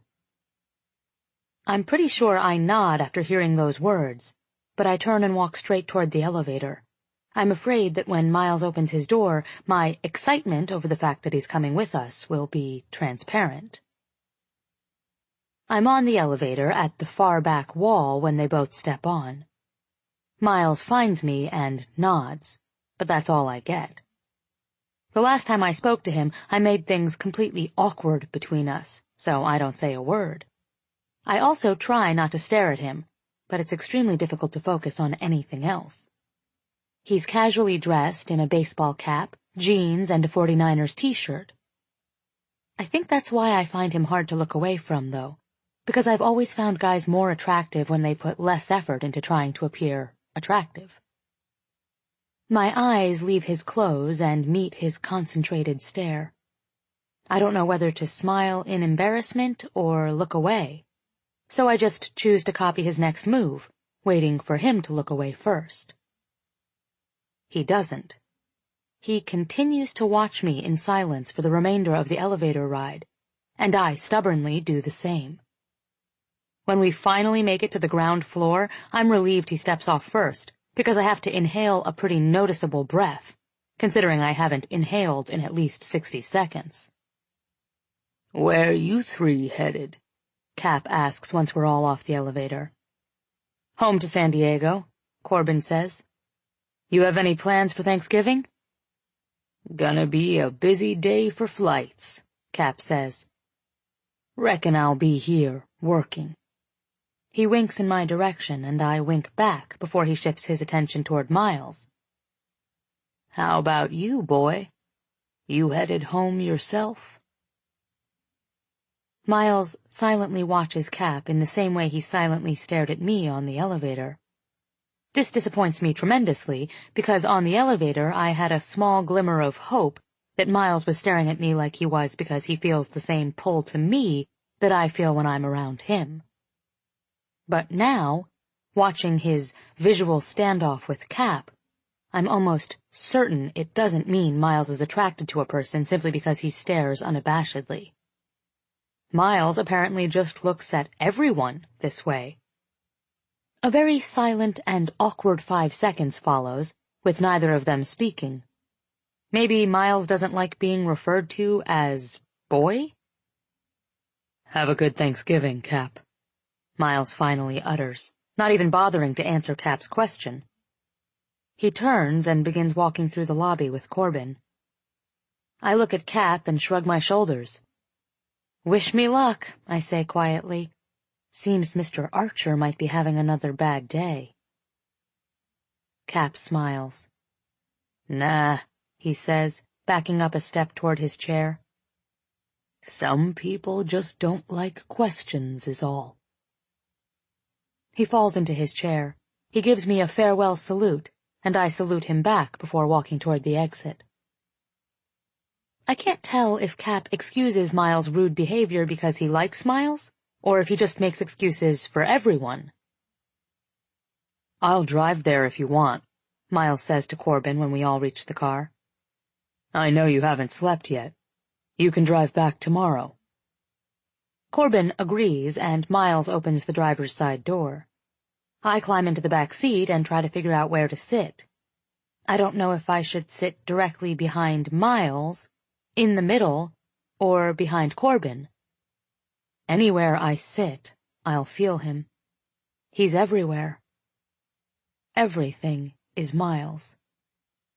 That's how it is when a person develops an attraction toward someone. He's nowhere, then suddenly he's everywhere, whether you want him to be or not. It makes me wonder if I'm anywhere to him, but the thought doesn't last long. I can tell when a guy is attracted to me, and Miles definitely does not fall into that category. Which is why I need to figure out how to stop whatever this is I feel when I'm around him.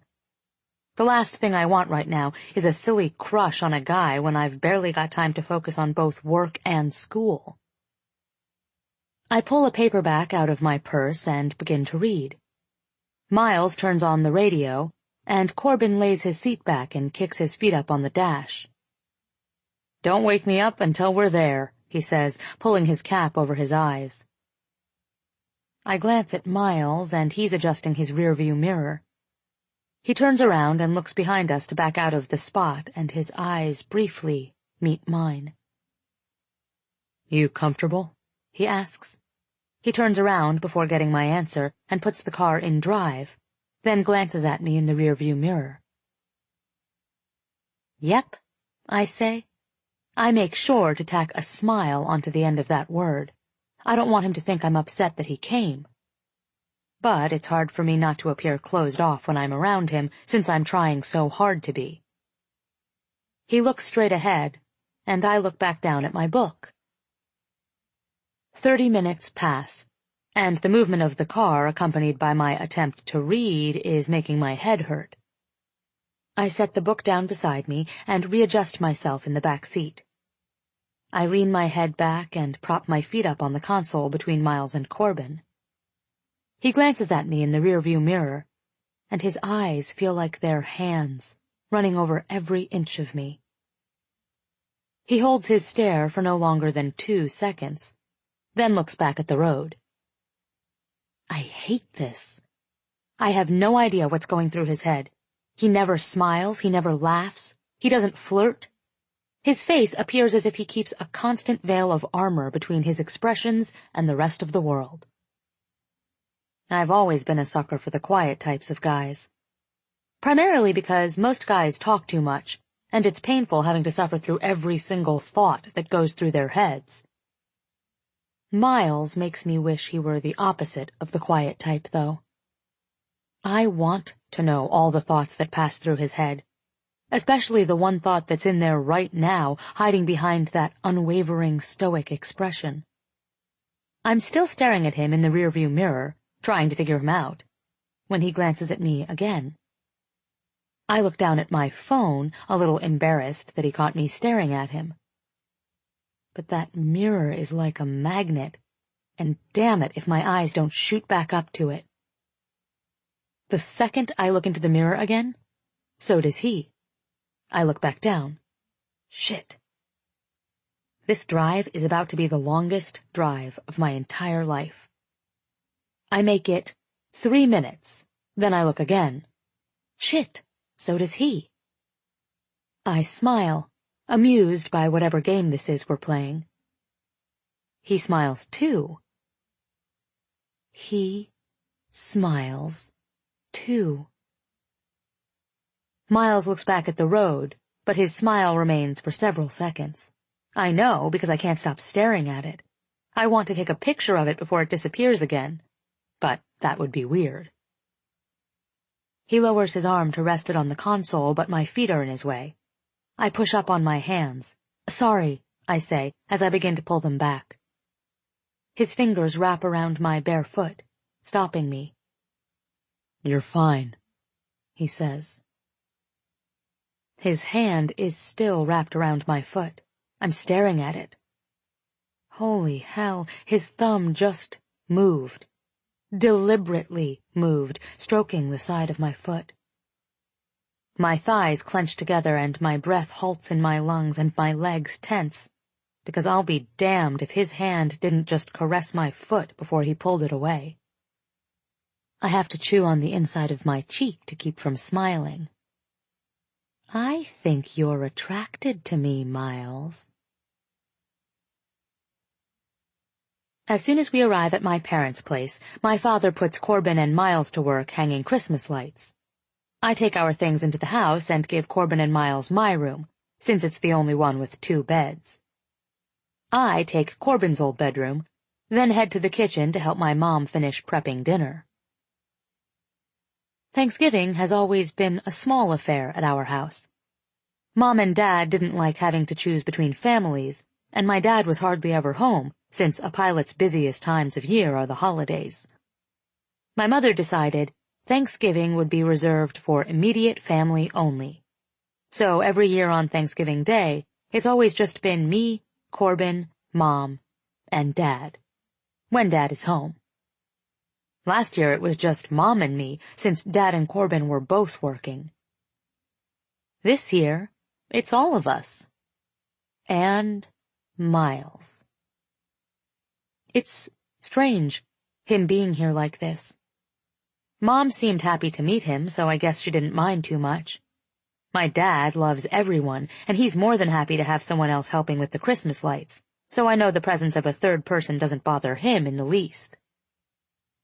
My mother passes me the pan of boiled eggs. I begin cracking them to prepare them for deviled eggs, and she leans across the kitchen island and rests her chin in her hands. That Miles sure is a looker, she says with an arch of her eyebrow. Let me explain something about my mother. She's a great mom. A really great mom. But I have never been comfortable talking to her about guys. It started when I was 12 and I got my first period. She was so excited she called 3 of her friends to tell them before she even explained what the hell was happening to me. I learned pretty early on that secrets aren't secrets once they reach her ears. He's not bad, I say, completely lying. I'm absolutely lying, because he is a looker.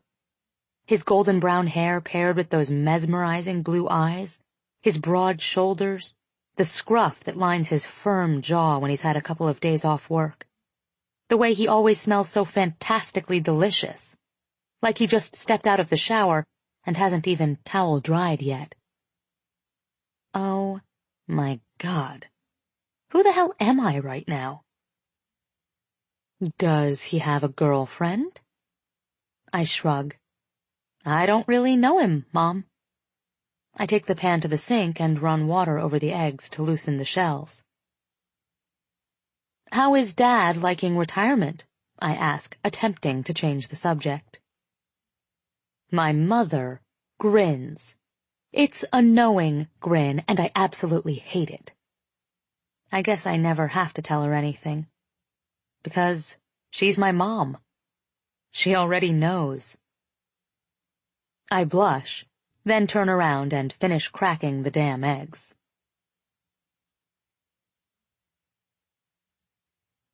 Chapter 8. Miles. 6 years earlier. I'm going to Ian's tonight, I tell him. My father doesn't care. He's going out with Lisa. His mind is on Lisa. His everything is Lisa. His everything used to be Carol. Sometimes his everything was Carol and Miles. Now his everything is Lisa. That's okay because my everything used to be him and Carol. Not anymore. I text her to see if she can meet me somewhere. She says Lisa just left to come to my house. She says I can come to her house and pick her up. When I get there, I don't know if I should get out of the car. I don't know if she wants me to. I do. I walk to her door and knock. I'm not sure what to say when she opens the door. Part of me wants to tell her I'm sorry that I shouldn't have kissed her.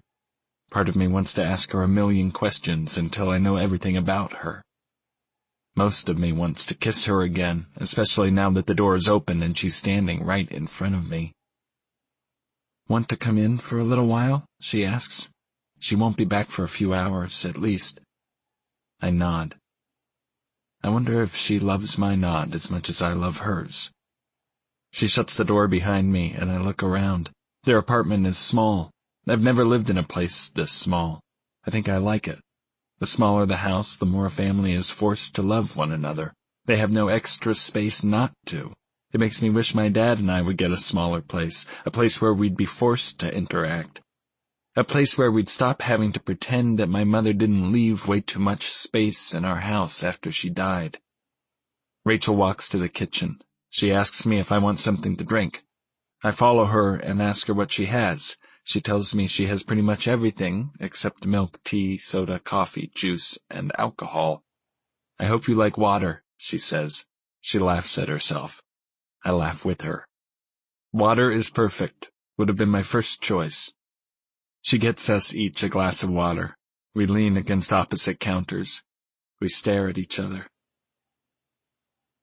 I shouldn't have kissed her last night. I shouldn't have kissed you, Rachel. I shouldn't have let you, she tells me. We stare at each other some more. I'm wondering if she would let me kiss her again. I'm wondering if I should leave. It'll be easy to stop this, I say. I'm lying. No, it won't, she says. She's telling the truth. You think they'll get married? She nods. For some reason I don't love this nod as much. I don't love the question it's answering. Miles. She looks down at her feet. She says my name like it's a gun and she's firing a warning shot and I'm supposed to run. I sprint. What? We only rented the apartment for a month. I overheard her on the phone with him yesterday. She looks back up at me. We're moving in with you in 2 weeks. I trip over the hurdle. She's moving in with me. She'll be living in my house. Her mother is going to fill all my mother's empty spaces. I close my eyes. I still see Rachel. I open my eyes. I stare at Rachel. I turn around and grip the counter. I let my head fall between my shoulders. I don't know what to do. I don't want to like her. I don't want to fall in love with you, Rachel. I'm not stupid. I know how lust works. Lust wants what lust can't have. Lust wants me to have Rachel. Reasoning wants Rachel to go away. I take reasoning's side and I turn to face Rachel again. This won't go anywhere, I tell her. This thing with us, it won't end well. I know, she whispers. How do we stop it? I ask her. She looks at me, hoping I'll answer my own question. I can't. Silence. Silence. Silence. Loud, deafening silence. I want to cover my ears with my hands. I want to cover my heart with armor. I don't even know you, Rachel. I should leave, I say. She tells me, okay. I can't, I whisper. She tells me, okay. We stare at each other. Maybe if I stare at her enough, I'll get tired of staring at her. I want to taste her again. Maybe if I taste her enough, I'll get tired of tasting her. She doesn't wait for me to reach her. She meets me halfway. I grab her face, and she grabs my arms, and our guilt collides when our mouths collide. We lie to ourselves about the truth. We tell ourselves we've got this, when we don't have it at all. My skin feels better with her touching it. My hair feels better with her hands in it. My mouth feels better with her tongue inside of it. I wish we could breathe like this. Live like this. Life would feel better with her like this. Her back is against the refrigerator now. My hands are beside her head. I pull away and look at her. I want to ask you a million questions, I say to her. She smiles. I guess you'd better get started.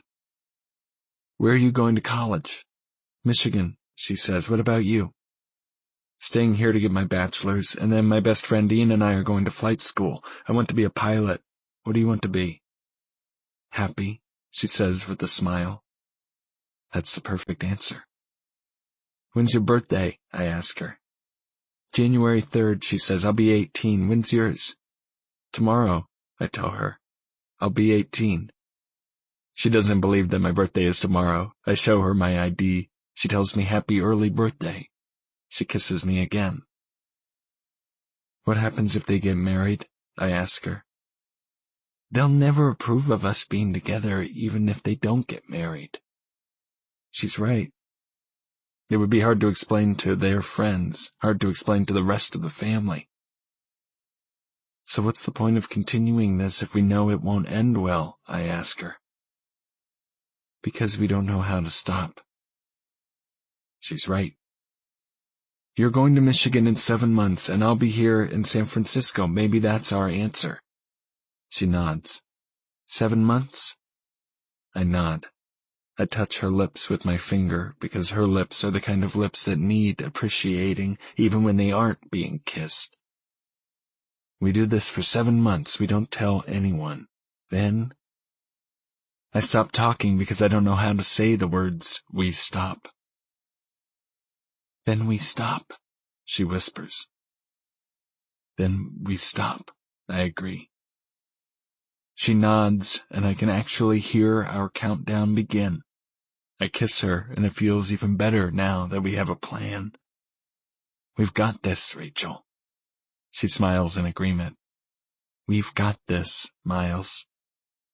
I give her mouth the appreciation it deserves.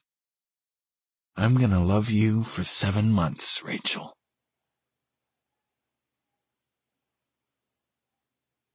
Chapter 9. Tate. Nurse! Corbin yells. He walks into the kitchen, and Miles is following behind him. Corbin steps aside and points toward Miles. His hand is covered in blood. It's dripping. Miles is looking at me like I'm supposed to know what to do. This isn't an ER.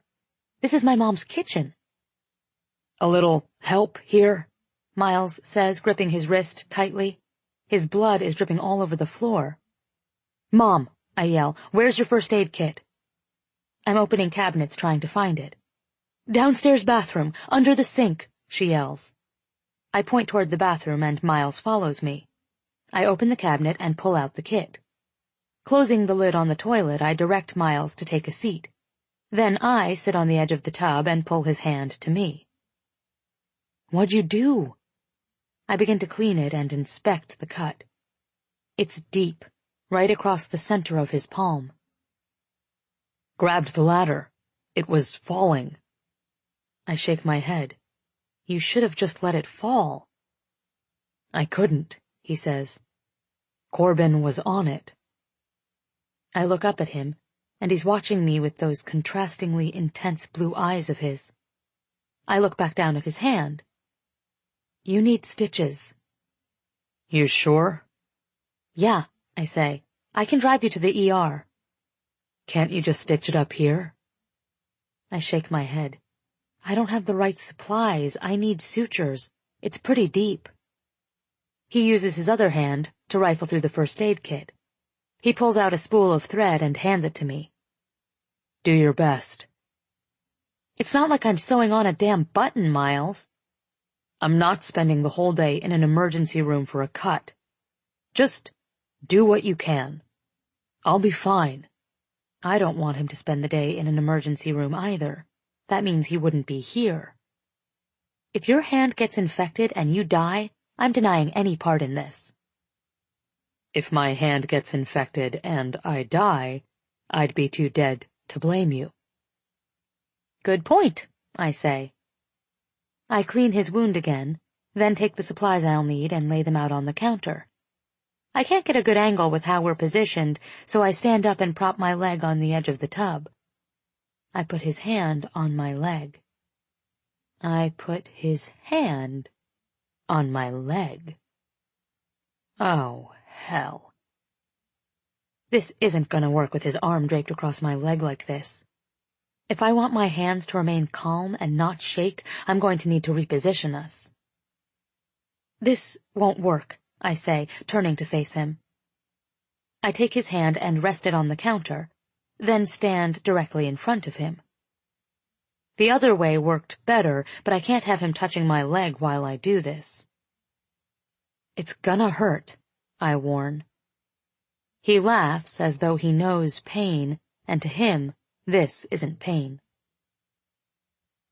I pierce his skin with the needle and he doesn't even flinch. He doesn't make a sound. He watches me work quietly. Every now and then he looks up from my hand and watches my face.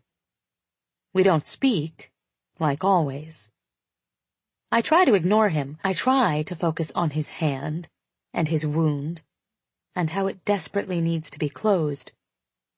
But our faces are so close, and I can feel his breath on my cheek every time he exhales, and he begins to exhale a lot.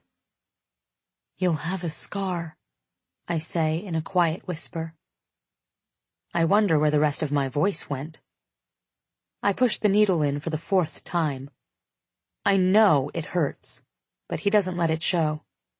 Every time it pierces his skin, I have to stop myself from wincing for him. I should be focusing on his injury, but the only thing I can sense is the fact that our knees are touching. The hand of his that I'm not stitching is resting on top of his knee. One of the tips of his fingers is touching my knee. I have no idea how so much can be going on right now, but all I can focus on is the tip of that finger. It feels as hot against my jeans as a branding iron. Here he is with a serious gash, blood soaking into the towel beneath his hand, my needle piercing his skin, and all I can focus on is that tiny little contact between my knee and his finger. It makes me wonder what that touch would feel like if there wasn't a layer of material between us. Our eyes lock for 2 seconds, and then I quickly look back down at his hand. He's not looking at his hand at all now. He stares at me, and I do my best to ignore the way he's breathing. I can't tell if his breathing has sped up because of how close I'm standing to him, or because I'm hurting him. 2 of the tips of his fingers are touching my knee. 3. I inhale again and try to focus on finishing his stitches. I can't. This is deliberate. This touch isn't an accidental graze. He's touching me because he wants to be touching me. His fingers trail around my knee, and his hand slips to the back of my leg. He lays his forehead against my shoulder with a sigh, and he squeezes my leg with his hand. I have no idea how I'm still standing. Tate, he whispers. He says my name painfully, so I pause what I'm doing and wait for him to tell me it hurts. I wait for him to ask me to give him a minute. That's why he's touching me, isn't it? Because I'm hurting him? He doesn't speak again, so I finish the last stitch and knot the thread. It's over, I say, replacing the items on the counter. He doesn't release me, so I don't back away from him. His hand slowly begins to slide up the back of my leg, all the way up my thigh, around my hip, and up to my waist. Breathe, Tate. His fingers grip my waist, and he pulls me closer, still with his head pressed against me. My hands find his shoulders, because I have to grab onto something in order to steady myself. Every muscle in my body somehow just forgot how to do its job. I'm still standing, and he's still sitting, but I'm positioned between his legs now that he's pulled me so close. He slowly begins to lift his face from my shoulder, and I have to close my eyes because he's making me so nervous I can't look at him. I feel him tilt his face up to look at me, but my eyes are still closed. I squeeze them a little tighter. I don't know why. I don't know anything right now. I just know Miles. And right now, I think Miles wants to kiss me. And right now, I'm pretty damn sure I want to kiss Miles. His hand slowly trails all the way up my back until he's touching the back of my neck. I feel like his hand has left marks on every single part of me he's touched. His fingers are at the base of my neck, and his mouth is no more than half an inch from my jaw. So close, I can't distinguish if it's his lips or his breaths that are feathering my skin. I feel like I'm about to die, and there isn't a damn thing in that first aid kit that could save me. He tightens his grip on my neck, and then he kills me. Or he kisses me. I can't tell which, since I'm pretty sure they would feel the same. His lips against mine feel like everything, like living and dying and being reborn all at the same time. Good Lord, he's kissing me. His tongue is already in my mouth, gently caressing mine, and I don't even remember how that happened. I'm okay with it, though. I'm okay with this. He begins to stand, but his mouth remains on mine. He walks me a few feet until the wall behind me replaces the hand that was on the back of my head. Now he's touching my waist. Oh, my God, his mouth is so possessive. His fingers are splayed out again, digging into my hip. Holy hell, he just groaned. His hand moves from my waist and glides down to my leg. Kill me now. Just kill me now. He lifts my leg and wraps it around him, then presses against me so beautifully I moan into his mouth. The kiss comes to an abrupt halt. Why is he pulling away? Don't stop, Miles. He drops my leg, and his palm hits the wall beside my head as if he needs the support to continue standing. No, no, no. Keep going. Put your mouth back on mine. I try to look at his eyes again, but they're shut. They're regretting this. Don't open them, Miles. I don't want to see you regret this. He presses his forehead against the wall beside my head, still leaning against me as we both stand quietly, attempting to return air to our lungs. After several deep breaths, he pushes off the wall, turns around, and walks to the counter. Luckily, I didn't see his eyes before he opened them, and now his back is to me, so I can't see the regret he obviously feels. He picks up a pair of medical scissors and cuts through a roll of gauze. I'm stuck to the wall. I think I'll be here forever. I'm wallpaper now. That's it. That's all I am. I shouldn't have done that, he says. His voice is firm, hard, like metal, like a sword. I didn't mind, I say. My voice isn't firm, it's like liquid. It evaporates. He wraps his wounded hand, then turns around and faces me. His eyes are firm like his voice was. They're also hard, like metal. Like swords, slicing through the ropes that held what little dangling hope I had for him and me, and that kiss. Don't let me do that again, he says. I want him to do that again, more than I want Thanksgiving dinner. But I don't tell him that. I can't speak, because his regret is caught in my throat. He opens the bathroom door and leaves. I'm still stuck to the wall. What the hell? I'm no longer stuck to the bathroom wall. Now I'm stuck to my chair, conveniently seated at the dinner table next to Miles. Miles, whom I haven't spoken to since he referred to himself, or us, or our kiss as that. Don't let me do that again. I couldn't stop him if I wanted to. I want that so much I don't even want to eat. And he probably doesn't realize how much I love Thanksgiving dinner. Which means I want that a lot. And that isn't referring to the plate of food in front of me. That is Miles. Us. Me kissing Miles, Miles kissing me.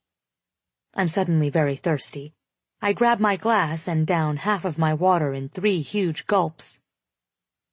"Do you have a girlfriend, Miles?" my mother asks. "Yes, Mom, keep asking him questions like that, since I'm too scared to do it myself." Miles clears his throat. "No, ma'am," he says. Corbin laughs under his breath, which stirs up a cloud of disappointment in my chest. Apparently, Miles has the same view on relationships as Corbin does, and Corbin finds it amusing that my mother would assume he's capable of commitment. I suddenly find the kiss we shared earlier a lot less impactful. "Well, aren't you quite the catch then?" she says. "Airline pilot, single, handsome, polite." Miles doesn't respond. He smiles faintly and shovels a bite of potatoes into his mouth. He doesn't want to talk about himself. That's too bad.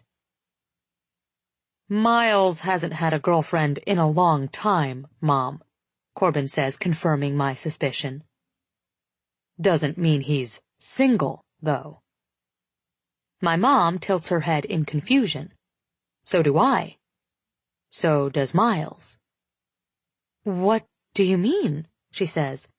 Her eyes immediately grow wide, though. "Oh, I'm so sorry. That's what I get for being nosy."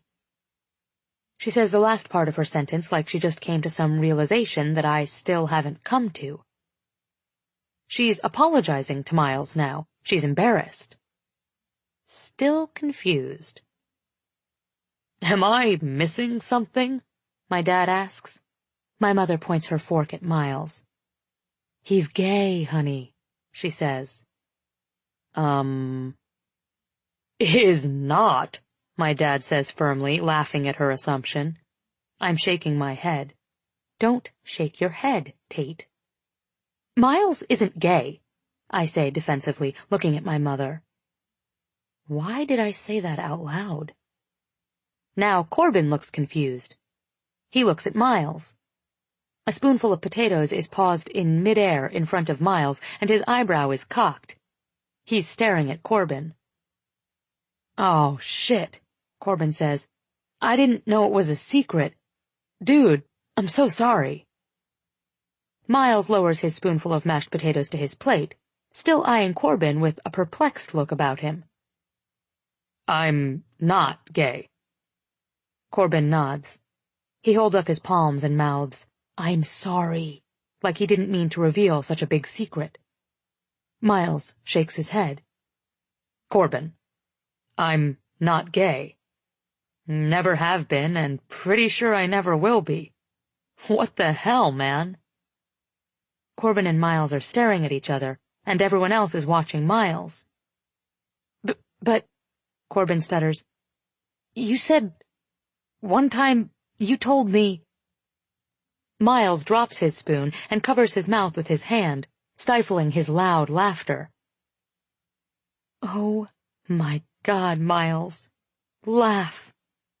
Laugh, laugh, laugh. Please think this is the funniest thing that's ever happened, because your laugh is also so much better than Thanksgiving dinner." "What did I say to you that made you think I was gay?" Corbin sits back in his chair. "I don't remember exactly. You said something about not being with a girl in more than 3 years. I just thought that was your way of telling me you were gay." Everyone is laughing now, even me. "That was more than 3 years ago. This whole time you've thought I was gay?" Corbin is still confused. "But—" Tears. Miles has tears. He's laughing so hard. It's beautiful. I feel bad for Corbin. He's kind of embarrassed. I do like how Miles thinks it's funny, though. I like that it didn't embarrass him. 3 years, my dad says, still stuck on the same thought I'm still kind of stuck on. "That was 3 years ago," Corbin says, finally laughing along with Miles. "It's probably been 6 by now." The table slowly grows quiet. This embarrasses Miles. I keep thinking about that kiss in the bathroom earlier and how I know for a fact it hasn't been 6 years since he's been with a girl. A guy with a mouth as possessive as that one knows how to use it, and I'm sure it gets used a lot. I don't want to think about it.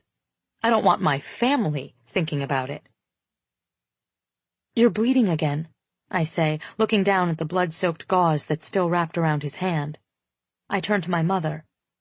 "Do you have any liquid bandage?" "No," she says. "That stuff scares me." I look at Miles.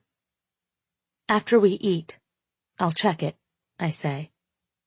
Miles nods but never looks at me. My mother asks me about work, and Miles is no longer the center of attention. I think he's relieved about that. I turn off my light and crawl into bed, not sure what to make of today. We never spoke again after dinner, even though I spent a good 10 minutes redressing his wound in the living room. We didn't speak through the entire process. Our legs didn't touch, his finger didn't touch my knee. He didn't even look up at me. He just watched his hand the entire time, focused on it like it would fall off if he looked away. I don't know what to think about Miles or that kiss. He's obviously attracted to me or he wouldn't have kissed me. Sadly, that's enough for me. I don't even care if he likes me. I just want him to be attracted to me because the liking can come later. I close my eyes and try to fall asleep for the 5th time, but it's pointless. I roll onto my side and face the door just in time to see the shadow of someone's feet approach it. I watch the door, waiting for it to open. But the shadows disappear, and footsteps continue down the hall. I'm almost positive that was Miles, but only because he's the only person on my mind right now. I release a few controlled breaths in order to calm myself down enough to decide whether I want to follow him. I'm only on the 3rd breath when I hop out of bed.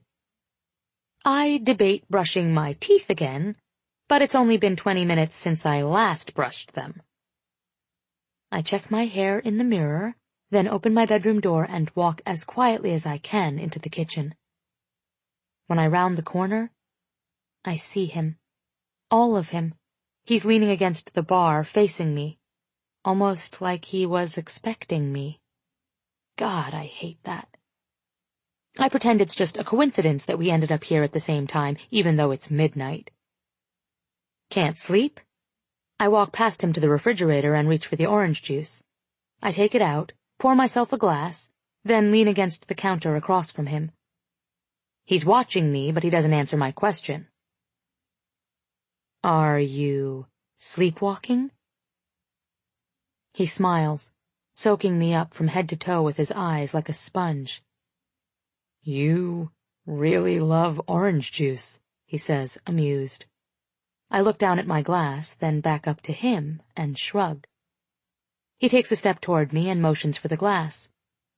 I hand it to him and he brings it to his lips, takes a slow sip, and hands it back to me. All these movements are completed without his ever breaking eye contact with me. Well, I definitely love orange juice now. "I love it, too," he says, even though I never answered him. I set the glass down beside me, grip the edges of the counter, and push myself up until I'm seated on it. I pretend he isn't invading my entire being. But he's still everywhere, filling the kitchen, the entire house. It's way too quiet. I decide to make the first move. "Has it really been 6 years since you've had a girlfriend?" He nods without hesitation, and I'm both shocked and extremely pleased by that answer. I'm not sure why I like it. I guess it's just so much better than what I was imagining his life was like. Wow. Have you at least... I don't know how to finish this sentence. "Had sex?" he interjects. I'm glad the only light on is the one over the kitchen stove because I'm absolutely blushing right now.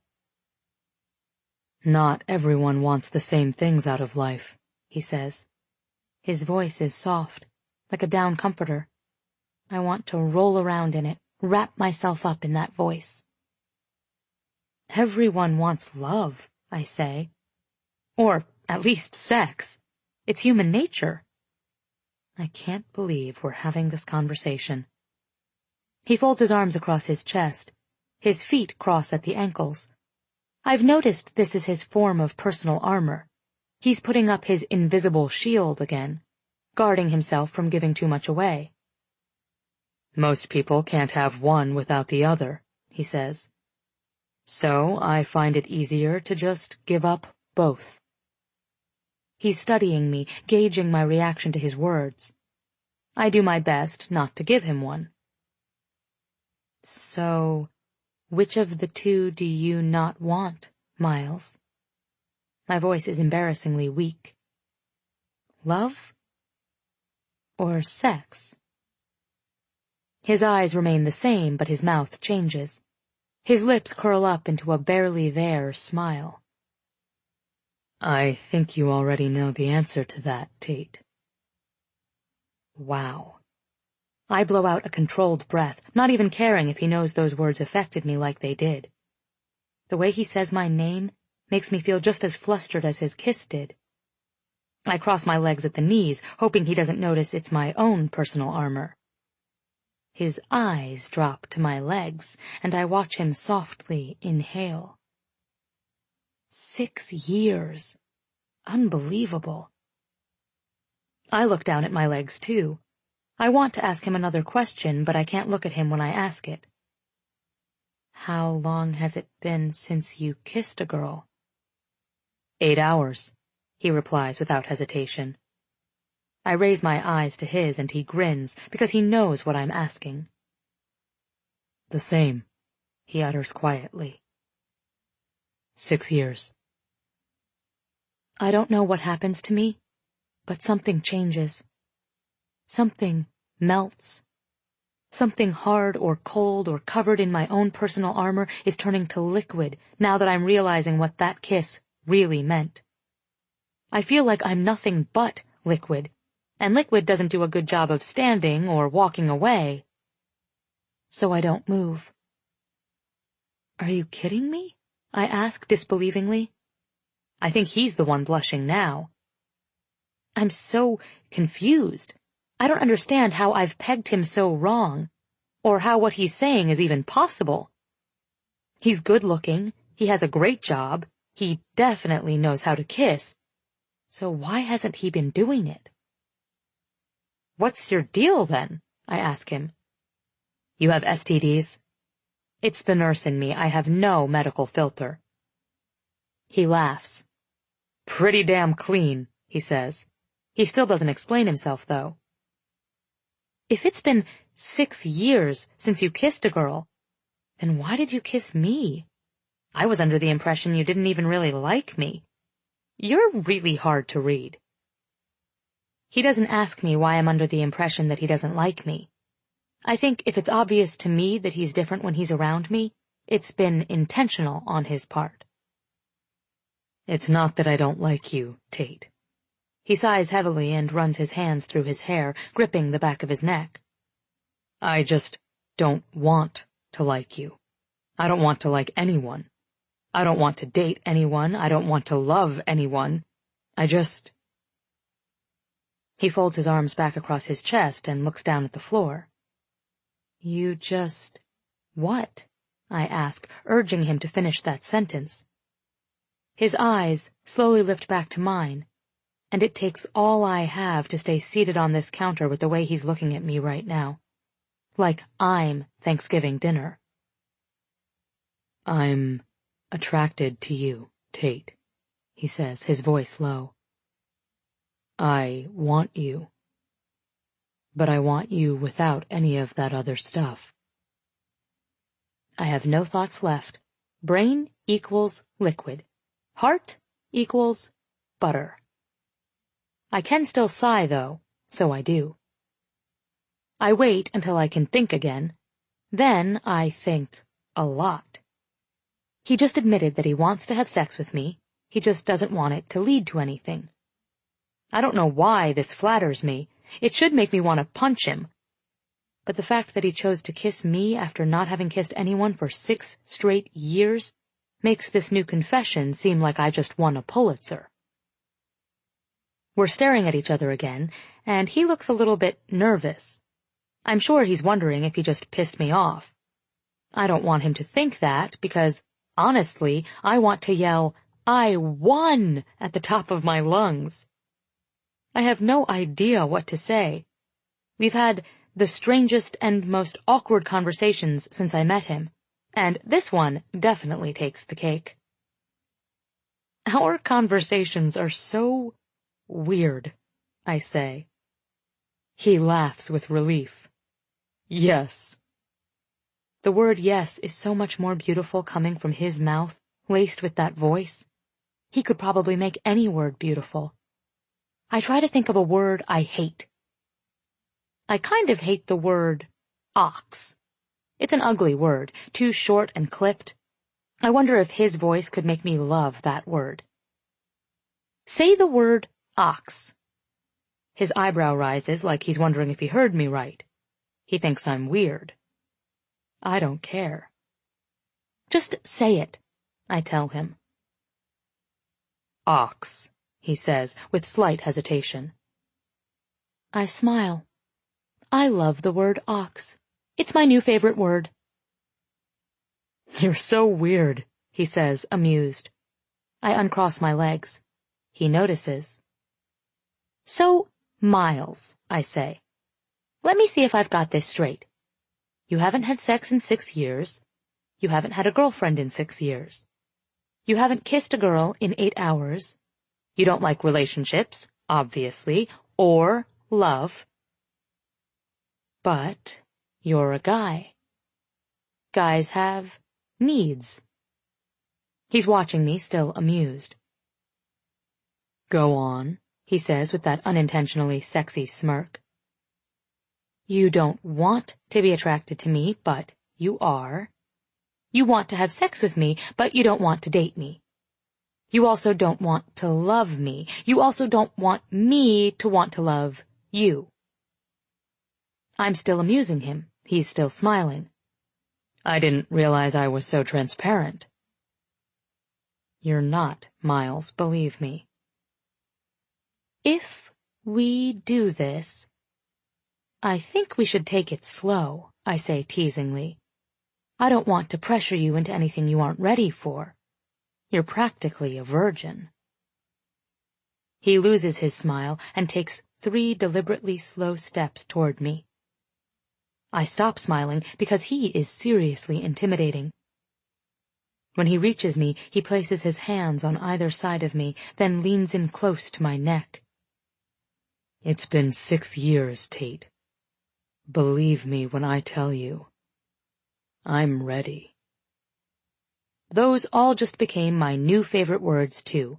Believe, and me, and when, and I, and tell, and you, and I'm, and ready.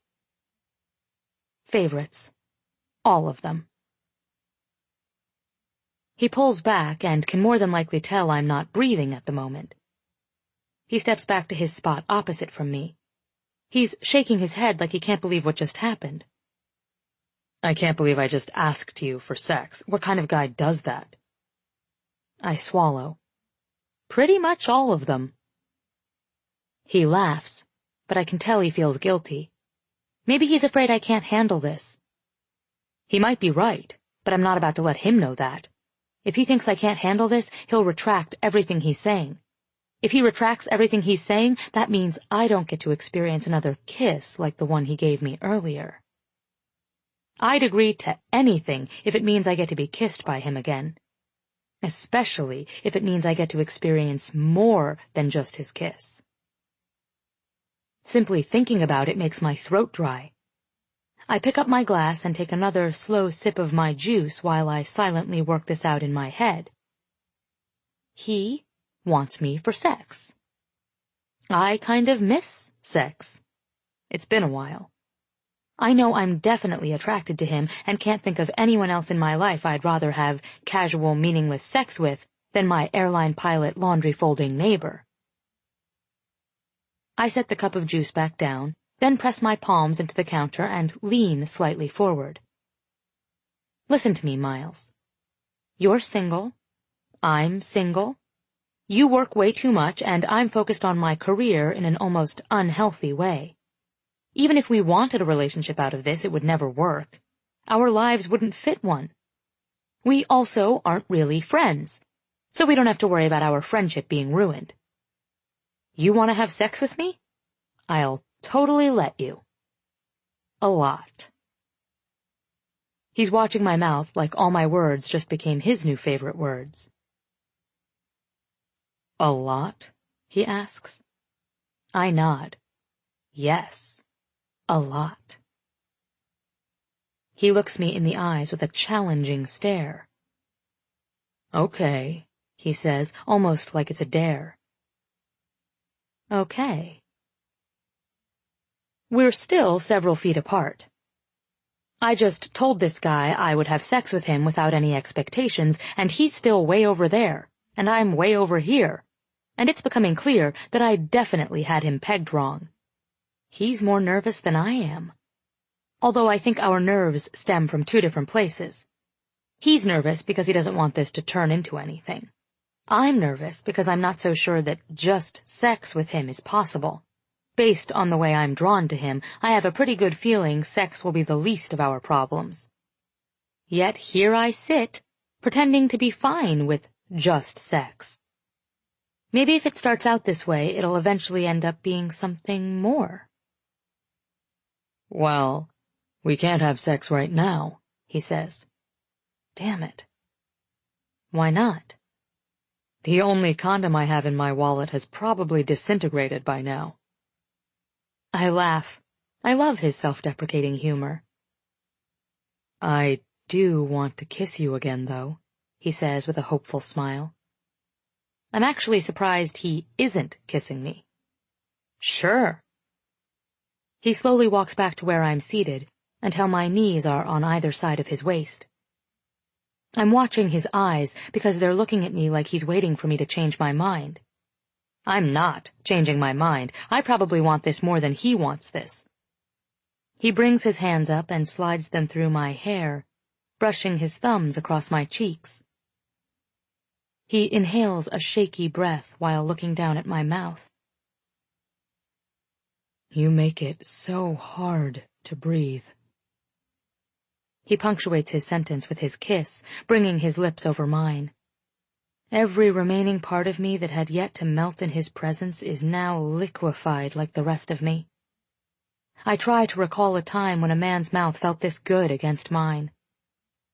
His tongue slides across my lips, then dips inside, tasting me, filling me, claiming me. Oh, my. I love his mouth. I tilt my head so I can taste more of it. He tilts his to taste more of mine. His tongue has a great memory because it knows exactly how to do this. He drops his injured hand and rests it on my thigh, while his other hand grips the back of my head, crushing our lips together. My hands no longer have hold of his shirt. They're exploring his arms, his neck, his back, his hair. I moan softly, and the sound causes him to press into me, pulling me several inches closer to the edge of the bar. Well, you're definitely not gay, someone says from behind us. Oh, my God. Dad. Dad. Shit. Miles, pulling away, me jumping off the bar, Dad, walking past us. He opens the refrigerator and grabs a bottle of water, like he walks in on his daughter being felt up by his house guest every single night. He turns around and faces us, then takes a long drink. When he's finished, he puts the lid back on the bottle of water and puts it back in the fridge. He closes the refrigerator and walks toward us, passing between us, putting even more space there. "Go to bed, Tate," he says as he exits the kitchen. I cover my mouth with my hand. Miles covers his face with his. We're both completely mortified. He more so than I'm sure. "We should go to sleep," he says. I agree with him. We walk out of the kitchen without touching. We reach my bedroom door first, so I pause and turn around and face him. He pauses too. He looks to his left, then briefly to his right, to make sure we're alone in the hallway. He takes a step forward and steals another kiss. My back meets my bedroom door, but he's somehow able to pull his mouth away. "You sure this is okay?" he asks, searching my eyes for doubt. I don't know if this is okay. It feels good, and he tastes good, and I can't think of anything I want more than being with him. However, the reasons behind his 6 years of abstinence are what I'm concerned about. You worry too much, I say with a forced smile. Would it help if we had rules? He studies me quietly before taking a step back. "It might," he says. "I can only think of 2 right now." What are they? His eyes focus on mine for several seconds. "Don't ask about my past," he says firmly. "And never expect a future." I absolutely don't like either of those rules. They both make me want to change my mind about this arrangement and turn and run away. But instead, I'm nodding. I'm nodding because I'll take what I can get. I'm not Tate when I'm near Miles. I'm liquid. And liquid doesn't know how to be firm or stand up for itself. Liquid flows. That's all I want to do with Miles. Flow. Well, I only have one rule, I say quietly. He waits for my rule. I can't think of a rule. I don't have any rules.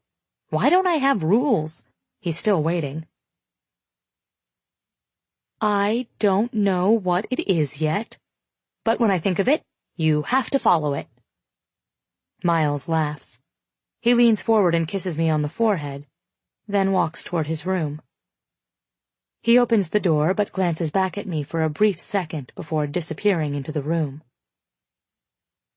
I'm not positive, but I'm pretty sure the expression I just saw on his face was fear. I just wish I knew what he was scared of, because Lord knows I know exactly what I'm afraid of.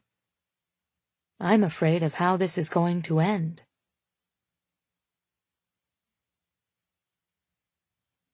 Chapter 10. Miles, 6 years earlier. Ian knows. I had to tell him. After the first week of school, he knew everything became Rachel. Rachel knows Ian knows. Rachel knows he won't say anything. I give Rachel my room when she moves in, and I take the spare bedroom. My room is the only spare bedroom with its own bathroom. I want Rachel to have the better room. "Do you want this box in here?" Ian asks Rachel. Rachel asks what it is, and he tells her it's all her bras and underwear. "I thought maybe I should just go ahead and put it in Miles's room." Rachel rolls her eyes at Ian. "Hush," she tells him. He laughs. He likes that he's in on such a private thing. That's why he would never tell. He knows the power of secrets. Ian leaves after all the boxes are unloaded. My father passes me in the hallway and pauses. His pause means I should pause too. "Thank you, Miles." He thinks I'm okay with this, with the fact that he's allowing another woman to push out the last reminders of my mother. I'm not okay with it. I'm just pretending to be okay with it, because none of it matters. Rachel matters, not him. "No problem," I say. He begins walking, then pauses again. He tells me he appreciates that I'm being nice to Rachel. He says he wishes he and Mom could have given me a sibling when I was younger. He says I make a good brother. Words are awful when they come out of his mouth. I walk back to Rachel's room. I close the door. It's just the two of us. We smile. I walk to her and wrap my arms around her, then I kiss her neck. It's been 3 weeks since the first night I kissed her. I can count the times I've kissed her since then.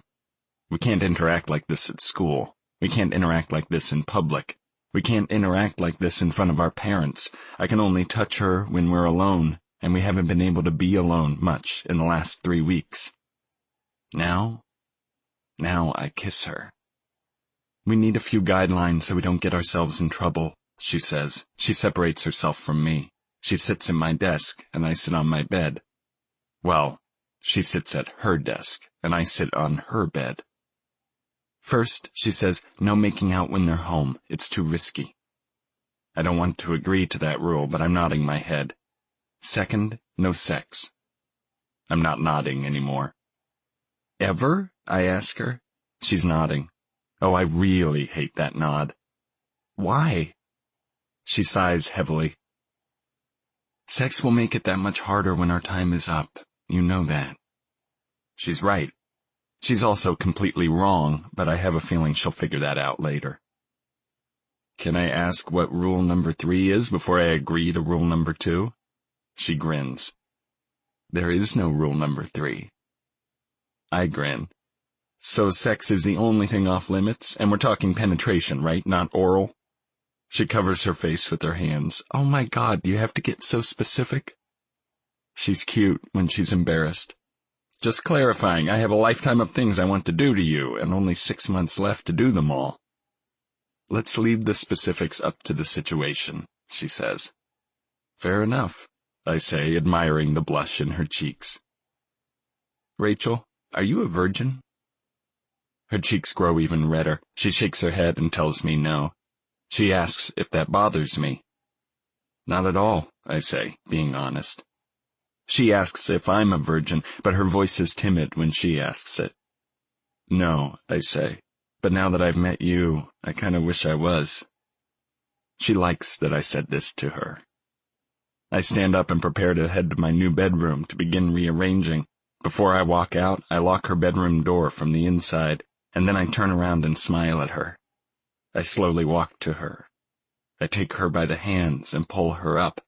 I wrap my arm around her lower back and pull her against me. I kiss her.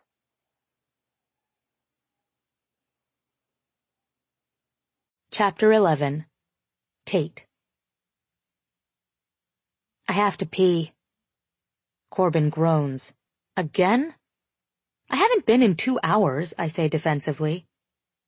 I really don't have to use the bathroom, but I do need to get out of this car.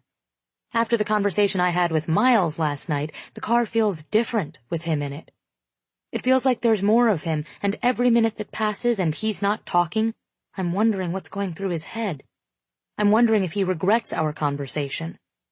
I'm wondering if he's going to pretend it never happened. I wish my dad would have pretended it never happened.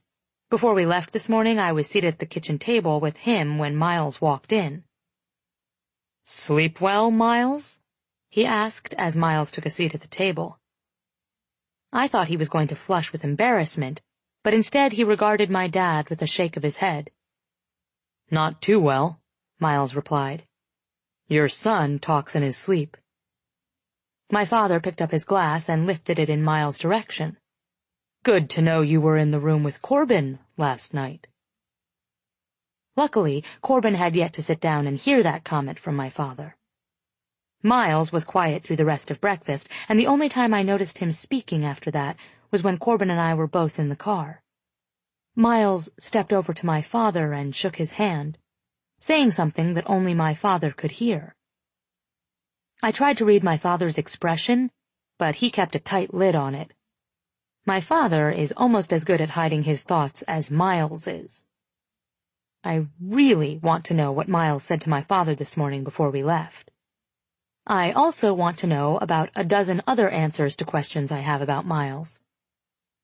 When we were younger, Corbin and I always agreed that if we could have any superpower, it would be the ability to fly. Now that I know Miles, I've changed my mind. If I had a superpower, it would be infiltration. I would infiltrate his mind so I could see every single one of his thoughts. I would infiltrate his heart and spread myself around like a virus. I would call myself the Infiltrator. Yeah, that has a nice ring to it. Go pee, Corbin says with agitation as he puts the car in park. I wish we were in high school again so I could call him a butthole. Adults don't call their brothers buttholes, though. I get out of the car and feel a little more like I can breathe again, until Miles opens his door and steps out of the car and into the world. Now Miles seems even bigger and my lungs seem smaller. We walk together into the gas station, but we don't speak. It's funny how that works. Sometimes not speaking says more than all the words in the world. Sometimes my silence is saying, I don't know how to speak to you. I don't know what you're thinking. Talk to me. Tell me everything you've ever said. All the words, starting from your very first one. I wonder what his silence is saying. Once we're inside, he spots the sign for the bathrooms first, so he nods his head and steps in front of me. He leads. I let him, because he's a solid and I'm a liquid. And right now, I'm just his wake. When we reach the bathrooms, he walks into the men's restroom without pause. He doesn't turn and look at me. He doesn't wait for me to walk into the women's first. I push the door open, but I don't need to use the restroom. I just wanted to breathe, but he's not letting me. He's invading. I don't think he means to. He's just invading my thoughts and my stomach and my lungs and my world. That's his superpower. Invasion. The invader and the infiltrator. They pretty much have the same meaning, so I guess we make one screwed-up team. I wash my hands and waste enough time to make it seem like I actually needed Corbin to stop here. I open the door to the bathroom, and he's invading again. He's in my way, standing in front of the doorway that I'm trying to exit. He doesn't move, even though he's invading. I don't really want him to, though, so I let him stay. You want something to drink? He asks. I shake my head. I have water in the car. Hungry? I tell him I'm not. He seems slightly disappointed that I don't want anything. Maybe he doesn't want to go back to the car yet. I might want some candy, though, I say. One of his rare and treasured smiles slowly appears. I'll buy you some candy, then. He turns and walks toward the candy aisle. I stop next to him and look at my options. We stare at the candy for way too long. I don't even really want any, but we both stare at it anyway and pretend we do. This is weird, I whisper. What's weird? He asks. Picking out candy? Or having to pretend we don't both want to be in the back seat right now? Wow. I feel like I really did infiltrate his thoughts somehow. Only they were words that he willingly spoke. Words that made me feel really good. Both, I say steadily. I turn to face him. Do you smoke? He gives me the look again, the look that tells me I'm weird. I don't care. Nope, he replies casually. Remember those candy cigarettes they sold when we were kids? Yeah, he says, kind of morbid if you think about it. I nod. Corbin and I used to get those all the time. There's no way in hell I'd let my child buy those things. I doubt they make them anymore, Miles says. We face the candy again. Do you? He asks. Do I what? Smoke. I shake my head. Nope. Good, he says. We stare at the candy a little bit longer. He turns to face me and I glance up at him. Do you even want any candy, Tate? Nope. He laughs. Then I guess we should get back to the car. I agree with him, but neither of us moves. He reaches down to my hand and touches it so softly it's as if he's aware he's made of lava and I'm not. He grips two of my fingers, not even coming close to holding my entire hand, and gives them a soft tug. "Wait," I say to him, tugging back on his hand. He glances at me over his shoulder and then turns to face me completely. "What did you say to my father this morning, before we left?" His fingers tighten around mine, and his expression doesn't deviate from the poignant look he's perfected. "I apologized to him." He turns toward the door once again, and I follow him this time. He doesn't release my hand until we're close to the exit. When he finally does let my hand fall, I evaporate again. I follow him toward the car and hope I don't really believe I'm capable of infiltration. I remind myself he's made of armor. He's impenetrable. I don't know if I can do this, Miles. I don't know if I can follow rule number 2. Because I suddenly want to climb into your future more than I want to climb into the back seat with you. "Long line," Miles says to Corbin once we're both inside the car. Corbin puts the car in drive and changes the radio station. He doesn't care how long the line was. He wasn't suspicious, or he would have said something. Besides, there's nothing to be suspicious of yet. We drive for a good 15 minutes before I realize I'm not thinking about Miles anymore. For the last 15 minutes of the drive, my thoughts have just been memories. Remember when we were kids and we wished our superpower could be to fly? "Yeah, I remember," Corbin says. "You have your superpower now. You can fly." Corbin smiles at me in the rearview mirror. "Yeah," he says. "I guess that makes me a superhero." I lean back in the seat and stare out the window, a little envious of both of them, envious of the things they've seen, the places they've traveled. "What's it like, watching the sunrise from up in the air?" Corbin shrugs. "I don't really look at it," he says. "I'm too busy working when I'm up there." This makes me sad. Don't take it for granted, Corbin. "I look," Miles says. He's staring out his window, and his voice is so quiet I almost don't hear it. "Every time I'm up there, I watch it." He doesn't say what it's like, though. His voice is distant, like he wants to keep that feeling to himself. I let him.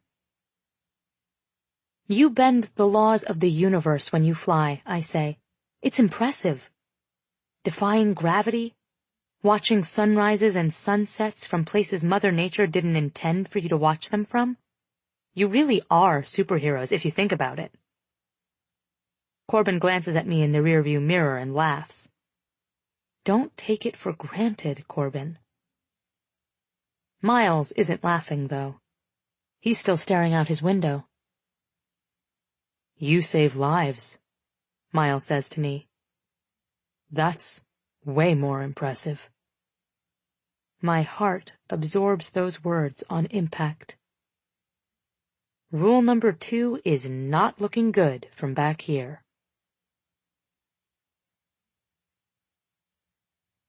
Chapter 12. Miles. 6 years earlier. Rule number 1 of no fooling around while our parents are home has been amended. It now consists of making out, but only when we're behind a locked door. Rule number 2 stands firm, unfortunately. Still no sex. And rule number 3 was recently added, no sneaking around at night. Lisa still checks on Rachel in the middle of the night sometimes, only because Lisa is the mother of a teenage daughter, and it's the right thing to do. But I hate that she does it. We've made it an entire month in the same house. We don't talk about the fact that there are just a little more than 5 months left. We don't talk about what will happen when my father marries her mother. We don't talk about the fact that when this happens, we'll be connected for much longer than 5 months. Holidays, weekend visits, reunions. We'll both have to attend every function, but we'll be attending as family. We don't talk about that because it makes us feel like what we're doing is wrong. We also don't talk about it because it's hard.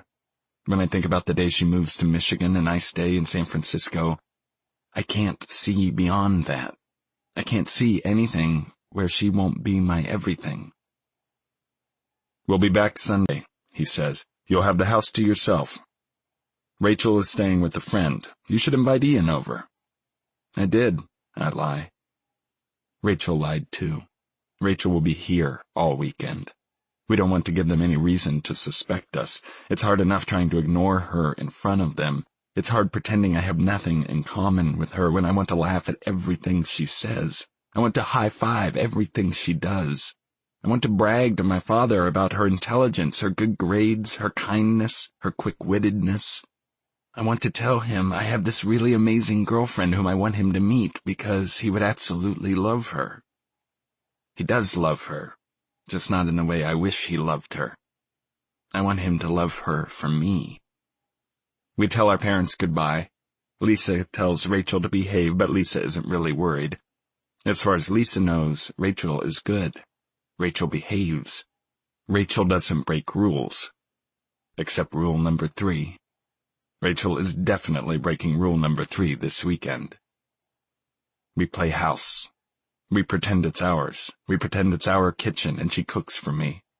I pretend she's mine and I follow her around while she cooks, holding on to her, touching her, kissing her neck, pulling her away from the tasks she's trying to complete so I can feel her against me. She likes it, but she pretends not to. When we're finished eating, she sits with me on the couch. We put on a movie, but it doesn't get watched at all. We can't stop kissing. We kiss so much our lips hurt, our hands hurt, our stomachs hurt because our bodies want to break rule number 2 so bad. It's going to be a long weekend. I decide I need a shower, or I'll be begging for an amendment to rule number 2. I take a shower in her bathroom. I like this shower. I like it more than I liked it back when it was just my shower. I like seeing her things in here. I like looking at her razor and imagining what she looks like when she uses it. I like looking at her shampoo bottles and thinking about her with her head tilted back beneath the stream of water as she rinses it out of her hair. I love that my shower is her shower too. Miles, she says. She's knocking, but she's already inside the bathroom. The water is hot on my skin, but her voice just made it even hotter. I open the shower curtain. Maybe I open it too far because I want her to want to break rule number 2. She inhales a soft breath, but her eyes fall where I want them to. Rachel, I say, grinning at the embarrassed look on her face. She looks me in the eyes. She wants to take a shower with me. She's just too shy to ask. Get in, I say. My voice is hoarse, like I've been screaming. My voice was fine 5 seconds ago. I close the shower curtain to hide what she's doing to me, but also to give her privacy while she undresses. I haven't seen her without her clothes on. I've felt what's underneath them. I'm suddenly nervous. She turns the light off. Is that fine? She asks timidly. I say it is, but I wish she were more confident. I need to make her more confident. She opens the shower curtain, and I see one of her legs make its way in first. I swallow when the rest of her body follows. Luckily, there's just enough light from the nightlight to cast a faint glow over her. I can see her enough. I can see her perfectly. Her eyes lock with mine again. She steps closer to me.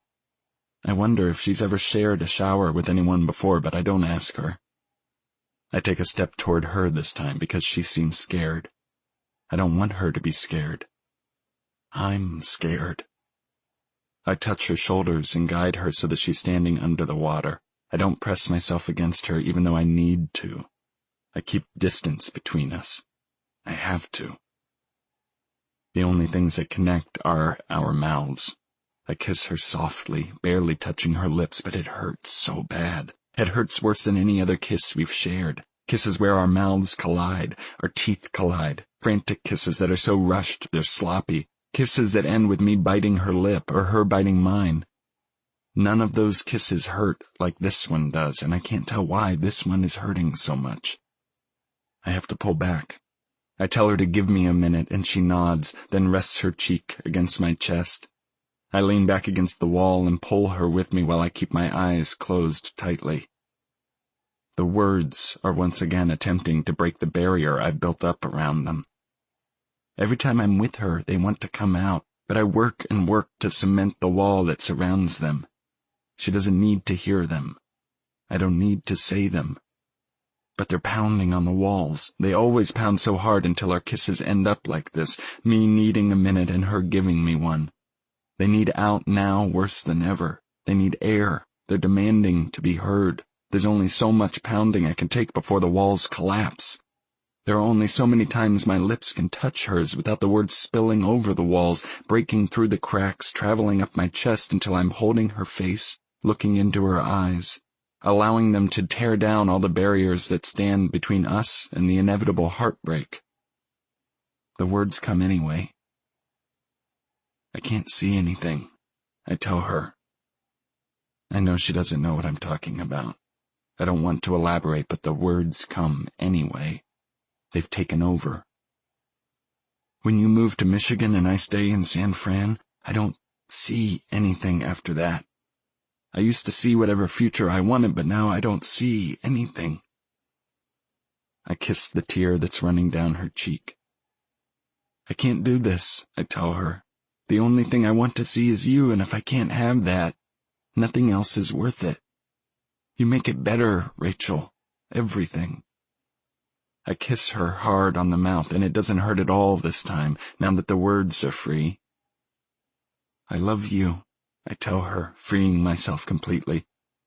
I kiss her again, not even giving her the chance to respond. I don't need to hear her say the words to me until she's ready, and I don't want to hear her tell me that the way I feel is wrong. Her hands are on my back, tugging, pulling me closer.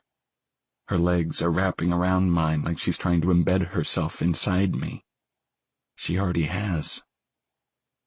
It's frantic again, teeth crashing, lip biting, hurried, rushed, panting, touching. She's moaning, and I can feel her trying to pull from my mouth, but my hand is wrapped in her hair, and I'm covering her mouth desperately, hoping she'll never break for breath. She makes me release her.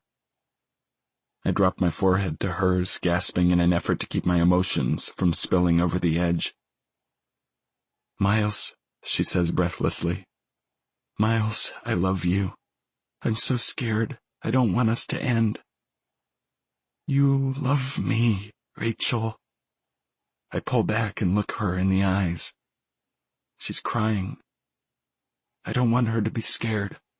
I tell her it'll be okay. I tell her we'll wait until we graduate, and then we'll tell them. I tell her they'll have to be okay with it. Once we're out of the house, everything will be different. Everything will be good. They'll have to understand. I tell her we've got this. She nods feverishly. We've got this, she responds back, agreeing with me. I press my forehead to hers.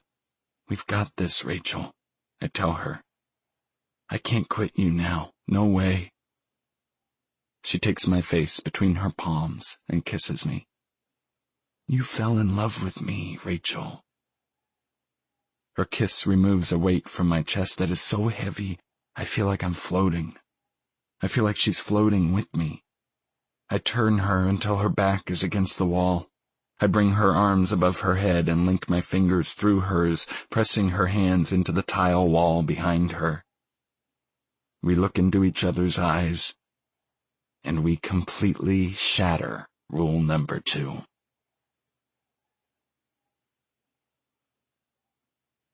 Chapter 13. Tate. Thanks for making me go, Miles says to Corbin. Aside from another hand injury and finding out you thought I was gay, I had a good time. Corbin laughs and turns to unlock our door. It's not exactly my fault I assumed you were gay. You never talk about girls, and you've apparently left sex off your schedule for 6 years straight. Corbin gets the door open and walks inside, toward his bedroom. I stand in the doorway, facing Miles. He's looking straight at me. invading me. "It's on the agenda now," he says with a smile. I'm an agenda now.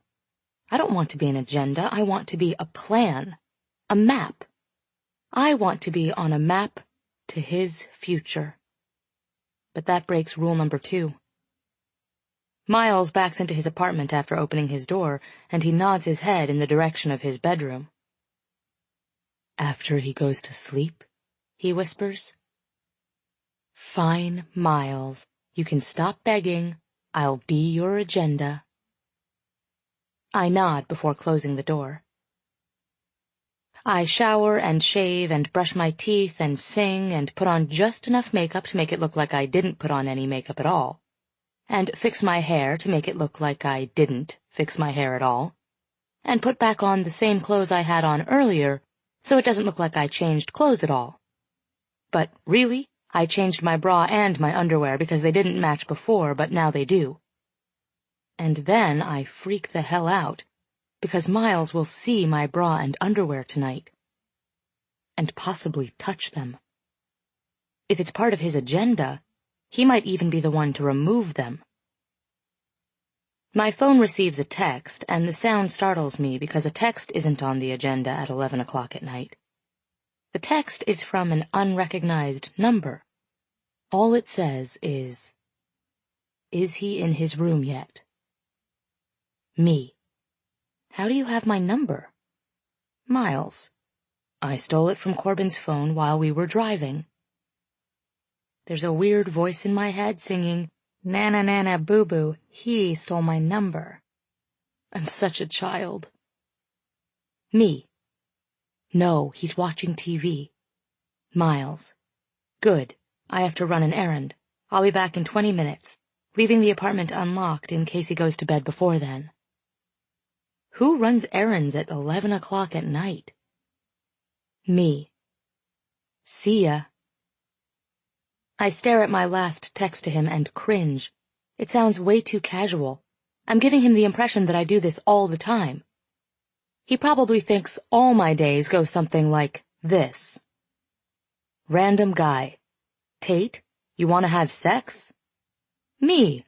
Sure. Let me finish up with these 2 guys and I'll be right over. By the way, I don't have any rules, so anything goes. Random guy. Awesome. 15 minutes pass and the television finally switches off. As soon as the door to Corbin's bedroom closes, mine opens. I'm across the living room and slipping out the front door, and then bumping into Miles, who is standing in the hallway. "Good timing," he says. He's holding a bag. He moves it to his other hand so it's not as visible to me. "After you, Tate," he says, pushing open his door. No, Miles. I follow. That's how it is with us. You're solid, I'm liquid. You part the waters, I'm your wake. "You thirsty?" He walks toward his kitchen, but I'm not sure if I can follow him this time. I don't know how to do this, and I'm scared he'll notice that I've never had a rule number 1 or 2 before. If the past and the future are off limits, that only leaves the present, and I have no idea what to do in the present. I walk to the kitchen in the present. What do you have? I ask him. The bag is on the counter now, and he sees me eyeing it, so he pushes it aside out of my view. "Tell me what you want, and I'll see if I have it," he says. Orange juice.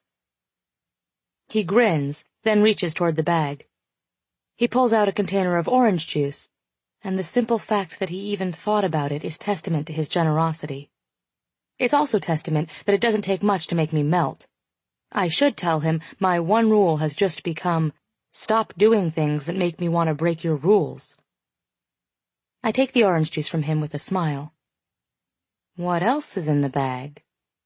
He shrugs. Stuff. He watches me open the juice. He watches me take a drink of the juice. He watches me put the lid back on the juice. He watches me set the juice on his kitchen counter, but he doesn't watch me closely enough to notice how fast I can lunge for the bag. I grab it right before his arms wrap around my waist. He's laughing. "Put it back, Tate." I open it and look inside. Condoms. I laugh and toss it back onto the counter. When I turn around, his arms don't leave me. I really want to say something inappropriate or embarrassing, but I can't think of anything. Just pretend I did and laugh anyway. He doesn't laugh, but his arms are still around me. "You're so weird," he says. "I don't care." He smiles. "This whole thing is weird." He's telling me how weird this is, but it feels pretty damn good to me. I'm not sure if weird feels good or bad to him. Is weird good or bad? "Both," he says. "Neither." "You're weird," I tell him. He grins. "I don't care." He moves his hands up my back to my shoulders and slowly down my arms until his hands are touching mine. That reminds me. I pull his hand between us. "How's your hand?" "Fine," he says. "I should probably check it out tomorrow," I say. "I won't be here tomorrow. I leave in a few hours." Two thoughts cross my mind. One, I'm very disappointed he's leaving tonight. Two, why am I here if he's leaving tonight? "Shouldn't you be asleep?" He shakes his head. "I can't sleep now." "You didn't even try," I say. "You can't fly a plane on no sleep, Miles." "The first flight is short. Besides, I'm co-pilot. I'll sleep on the plane." Sleep isn't on his agenda. Tate is. Tate overrules sleep on his agenda. I wonder what else Tate overrules. "So," I whisper as I drop his hand. I pause because I don't have anything to follow the "so." Nothing. Not even a la-ti-do.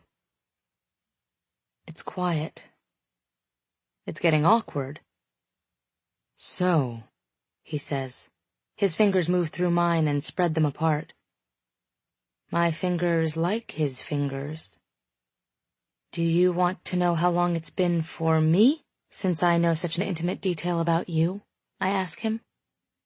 It's only fair, considering my entire family knows how long it's been for him. "No," he says simply. "But I do want to kiss you." Not sure how to take that, but I'm not about to analyze his no when it's followed up with a statement like that. "Then kiss me," I say. His fingers leave mine and move to the sides of my head, and he holds me still. "I hope you taste like orange juice again." 1, 2, 3, 4, 5, 6, 7, 8. I count the words in that last sentence, then search around in my head for a place to store those 8 words forever. I want to hide them in a mind drawer and label it things to pull out and read when his stupid rule number 2 becomes a sad and lonely present. Miles is in my mouth. He's invading me again. I shut the mind drawer and get out of my head and come back to him. Invade me. Invade me. Invade me. I must taste like orange juice because he's certainly acting as though he's enjoying the taste. I must enjoy tasting him, too, because I'm pulling him to me, kissing him, doing my best to infiltrate him with nothing but Tate. He pulls away to catch his breath and speak. "I forgot how good this feels." He's comparing me. I don't like that he's comparing me to whoever else once made him feel this good. "Want to know something?" he says. I do. I want to know everything, but for some reason I pick this moment to get revenge on that one word he spoke to me. "No." I pull him back to my mouth. He doesn't kiss me back right away, because he doesn't know what to think about what just happened. His mouth catches up pretty quickly, though. I think he hated my clipped response as much as I hated his, and now he's using his hands to get his own revenge. I can't tell where he's touching me, because as soon as he's touching me in one spot, his hands move to another. He's touching me everywhere. Nowhere. Not at all at once.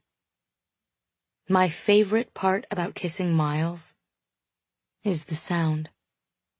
The sound of his lips when they close over mine.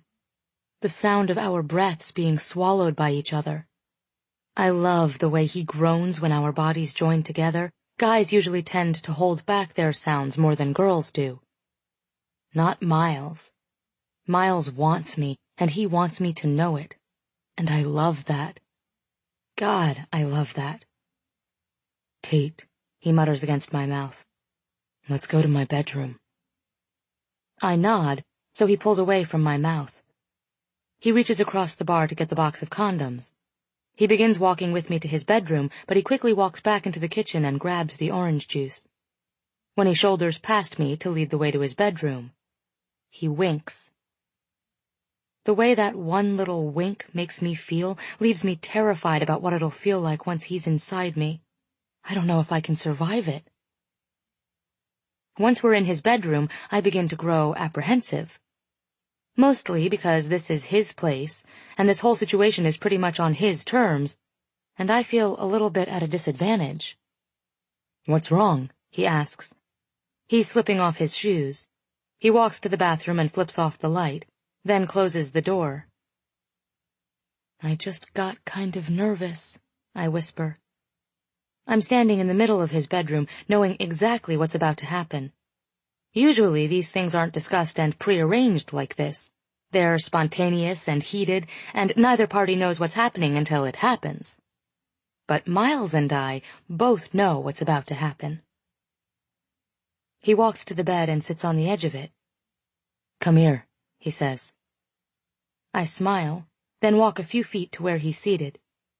He cups the back of my thighs, then presses his lips to the t-shirt covering my stomach. My hands fall to his shoulders, and I look down at him. He's looking up at me, and the calmness in his eyes is contagious. We can go slow, he says. It doesn't have to be tonight. That wasn't one of the rules. I laugh, but I also shake my head. No, it's fine. You're leaving in a few hours and won't be back for what? 5 days? 9 this time, he says. I hate that number. I don't want to make you wait 9 days after getting your hopes up, I say.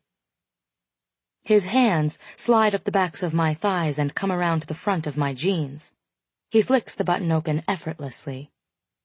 Being able to imagine doing this with you is in no way torture for me, he says as his fingers touch my zipper. He begins to pull it down, and my heart is hammering away in my chest so hard it feels like it's building something. Maybe my heart is building a stairway for himself all the way to heaven, since he knows he'll explode and die the second these jeans slide off. It'll for sure be torture for me, I whisper. My zipper is undone, and his hand is sliding inside my jeans. He pushes his hand around to my hip, then begins to tug them off. I close my eyes and try not to sway, but his other hand has lifted up my shirt, just enough for his lips to press against my stomach. It's overwhelming. Both his hands slip inside my jeans now, around to my backside. He pushes my jeans down slowly until they're around my knees. His tongue meets my stomach, and my hands get lost in his hair. When my jeans are finally around my ankles, I step out of both them and my shoes at the same time. His hands slide back up my thighs and to my waist. He pulls me to him so that I'm straddling him. He adjusts my legs on either side of him, then cups my rear and pulls me flush against him. I gasp. I don't know why it seems like I'm the inexperienced one here. I certainly expected him to be a little less take charge. But I'm not complaining. Not at all. I lift my arms for him when he attempts to pull off my shirt. He throws it to the floor behind me, and his lips reconnect with mine as his hands work the clasp of my bra. It's not fair. I'm about to be left with one article of clothing, and he hasn't removed anything yet. "You're so beautiful," he whispers, pulling back to slide off my bra. His fingers slip beneath the straps and he begins to slide them down my arms. I'm holding my breath, waiting for him to take it off. I want his mouth on me so bad I can't think straight. When the bra lowers, revealing all of me, he exhales. "Wow," he says with shaky breath. He tosses the bra onto the floor and looks back up at me. He smiles and briefly presses his lips to mine, kissing them softly. When he pulls back, he brings his hands up to my cheeks and looks me in the eyes. "You having fun?" I bite my bottom lip to keep from smiling as much as I want to smile right now. He leans forward and takes my lip into his mouth, pulling it away from my teeth. He kisses it for a few seconds, then releases it. "Don't bite that again," he says. "I like seeing you smile." Of course, I smile again. My hands are on his shoulders, so I slide them lower on his back and begin to tug on his shirt. He releases my face and lifts his arms so I can take it off of him. I lean back and take him in, just as he's taking me in right now. I run my hands over his chest, touching every contour of every muscle. "You're beautiful, too." He presses his palms into my back, urging me to sit up straight. As soon as I do, he lowers his mouth to my breast and softly glides his tongue across my nipple. I moan, and he covers it with his mouth completely. One of his hands moves to my hips and slides beneath the hem of my underwear.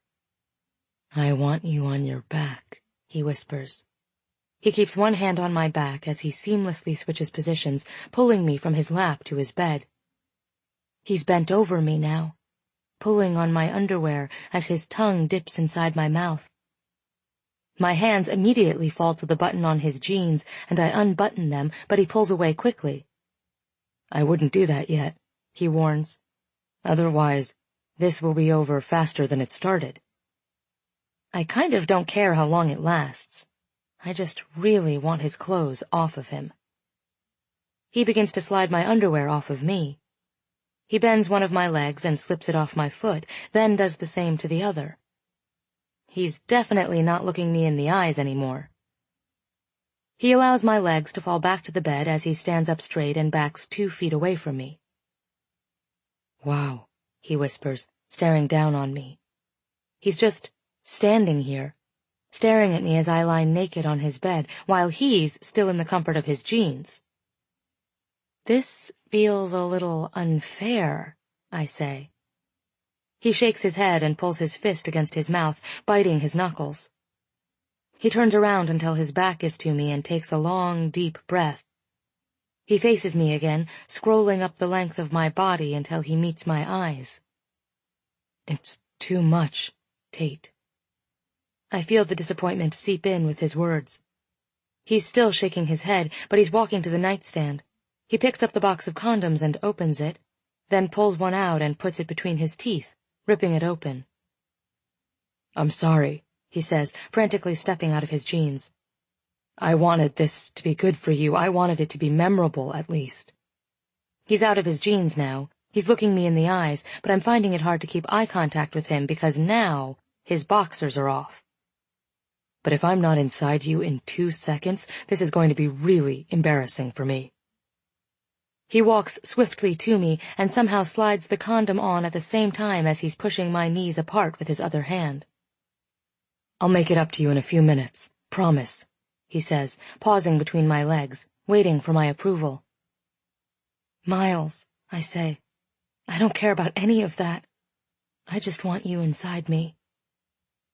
"Thank God," he sighs.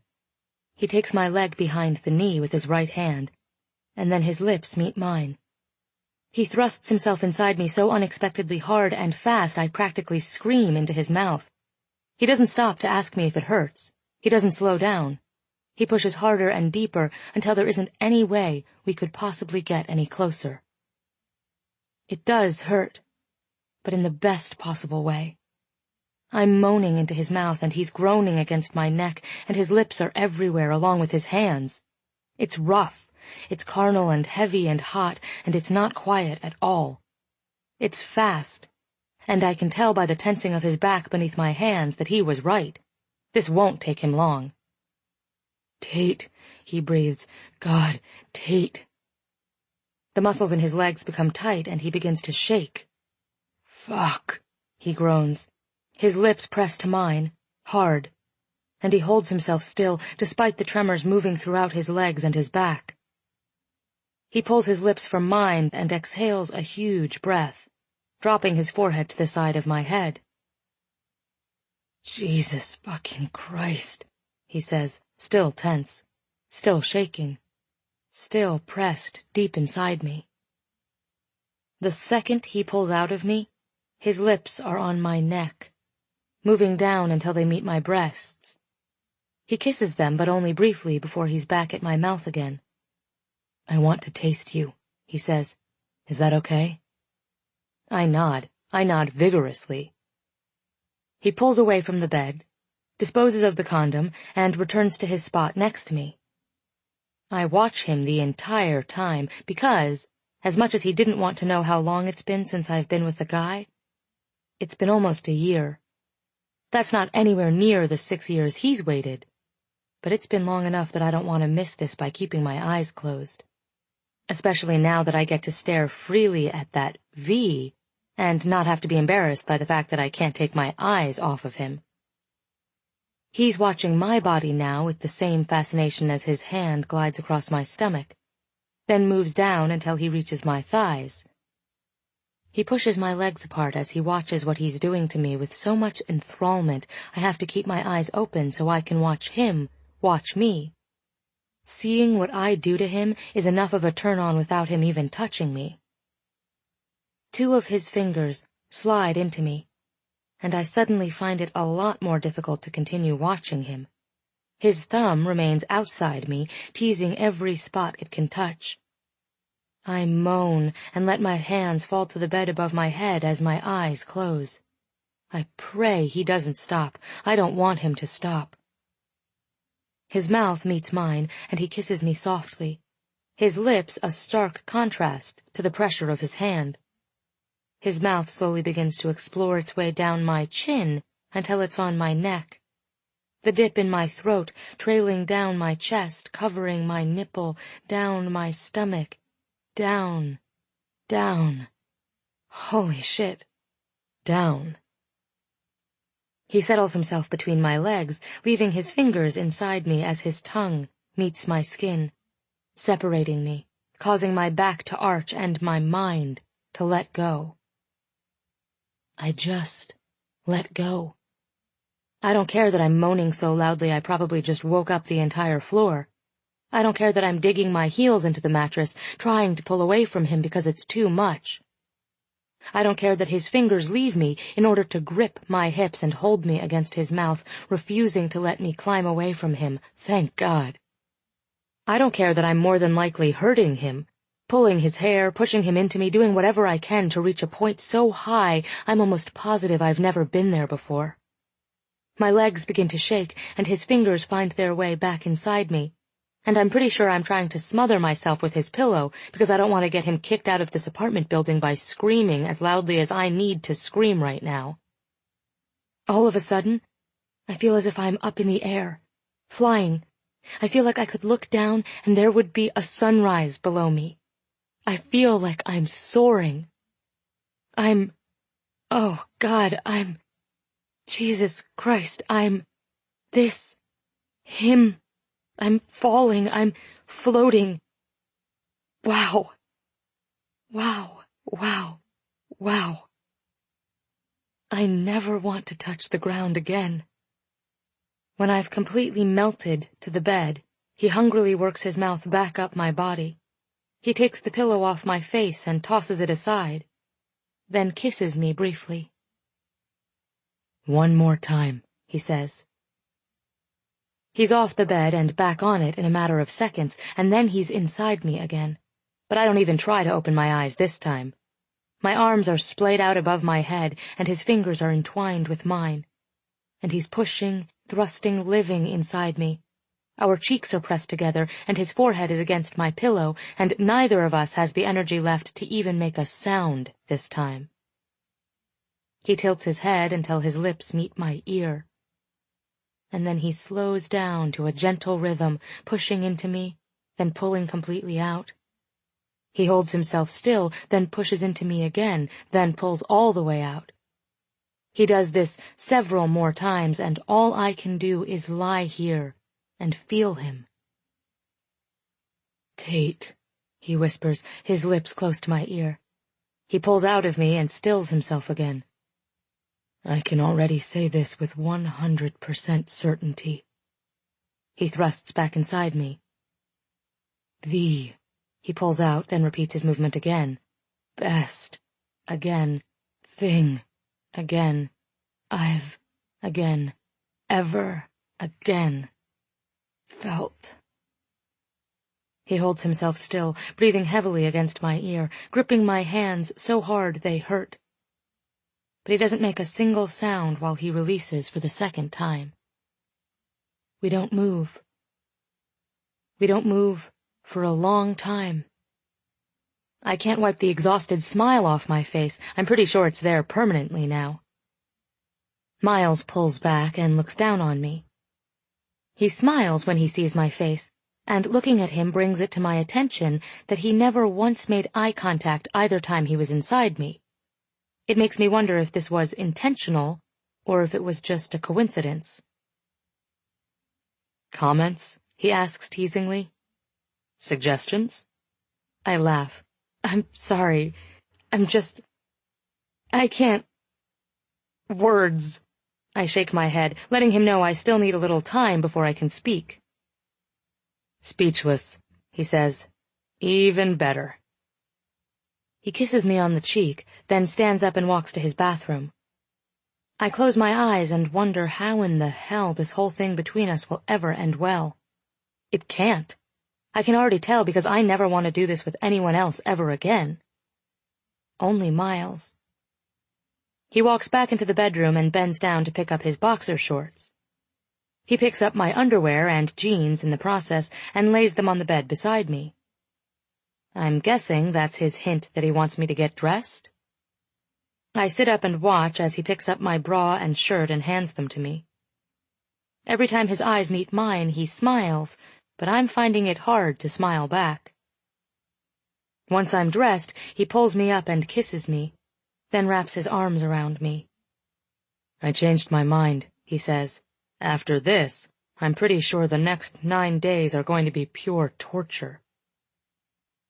I bite my smile, but he doesn't notice because I'm still wrapped in his arms. "Yep." He kisses me on the forehead. "Can you lock the door on your way out?"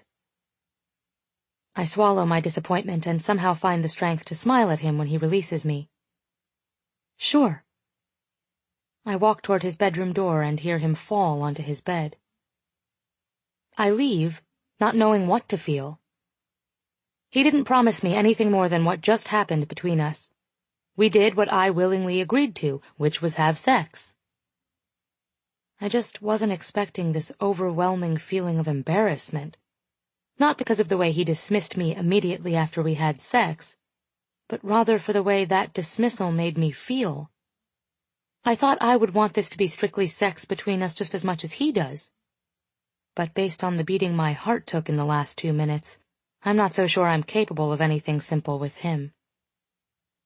There's a small voice in the back of my head warning me to pull away from this situation before things become too complicated with him.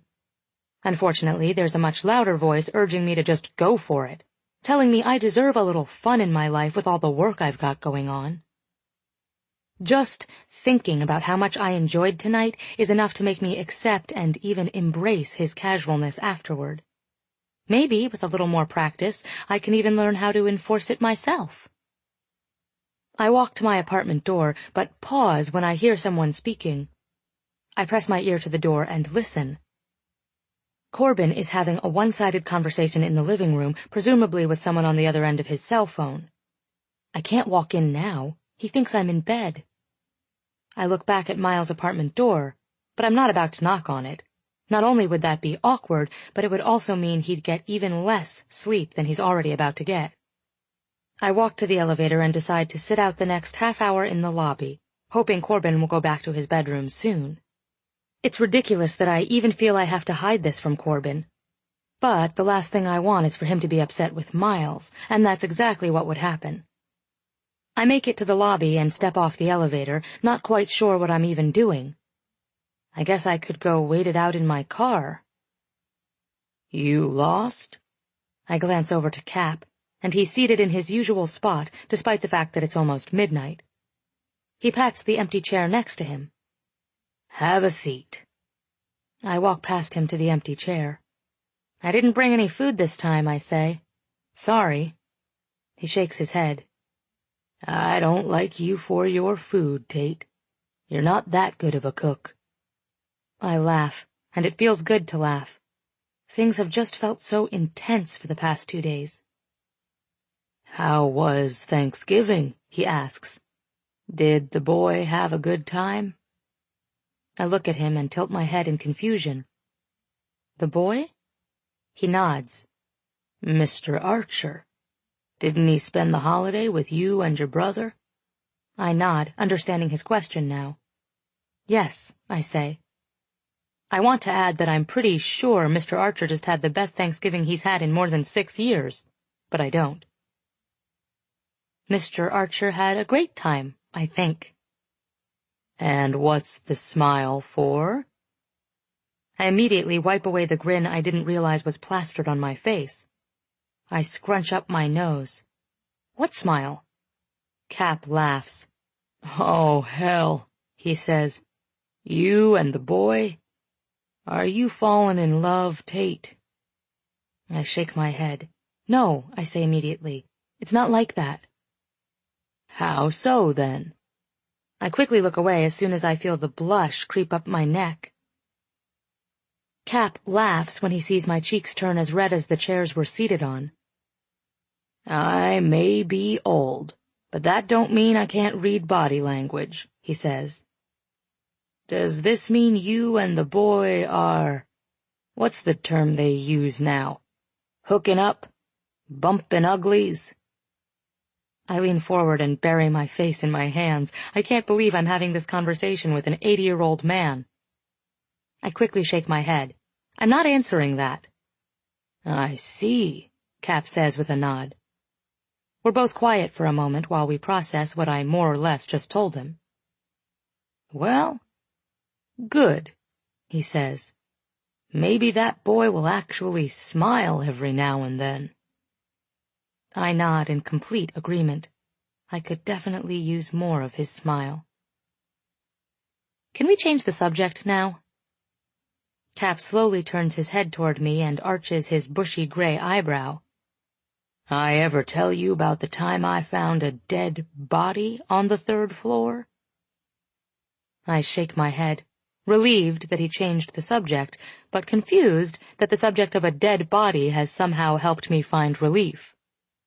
I'm just as morbid as Cap. Chapter 14. Miles. 6 years earlier. Do you think the fact that we shouldn't be doing this is why we like doing it so much? Rachel asks. She's referring to kissing me. We kiss a lot. Every chance we get, and even chances we don't get. When you say shouldn't, do you mean because our parents are together? She says yes. Her voice is breathless because I'm currently kissing my way up her neck. I like that I take her breath away. Remember the first time I saw you, Rachel? She moans a sound that means yes. And do you remember me walking you to Mr. Clayton's class? She gives me another wordless yes. I wanted to kiss you that day. I work my way back up to her mouth and look her in the eyes. Did you want to kiss me? She says yes, and I can see in her eyes that she's thinking back to that day, to the day she became my everything. We didn't know about our parents that day, I explain, yet we still wanted to be doing this, so no, I don't think that's why we like it now. She smiles. See? I whisper, brushing my lips softly across hers to show her how good it feels. She lifts off the pillow and holds herself up on her elbow. What if we just like kissing in general, she asks. What if it has nothing to do with me or you in particular? She always does this. I tell her she should be a lawyer because she likes playing devil's advocate so much. But I love it when she does it, so I always go along with it. Good point, I tell her. I do like kissing. I don't know of anyone who doesn't like it. But there's a difference between this and simply liking to kiss. She looks at me curiously. What's the difference? I lower my mouth to hers once more. You, I whisper. I like kissing you. That answers her question because she shuts up and brings her mouth back to mine. I like that Rachel questions everything. It makes me look at things in a different way. I have always enjoyed kissing the girls I've kissed in the past, but only because I was attracted to them. It didn't really have anything to do with them in particular. When I kissed all the other girls, I felt pleasure. That's why people enjoy kissing, because it feels good. But when you like to kiss someone because of who she is, the difference isn't found in the pleasure. The difference is found in the pain you feel when you're not kissing her. It doesn't hurt when I'm not kissing any of the other girls I've kissed. It only hurts when I'm not kissing Rachel. Maybe this explains why falling in love is so damn painful. I like kissing you, Rachel.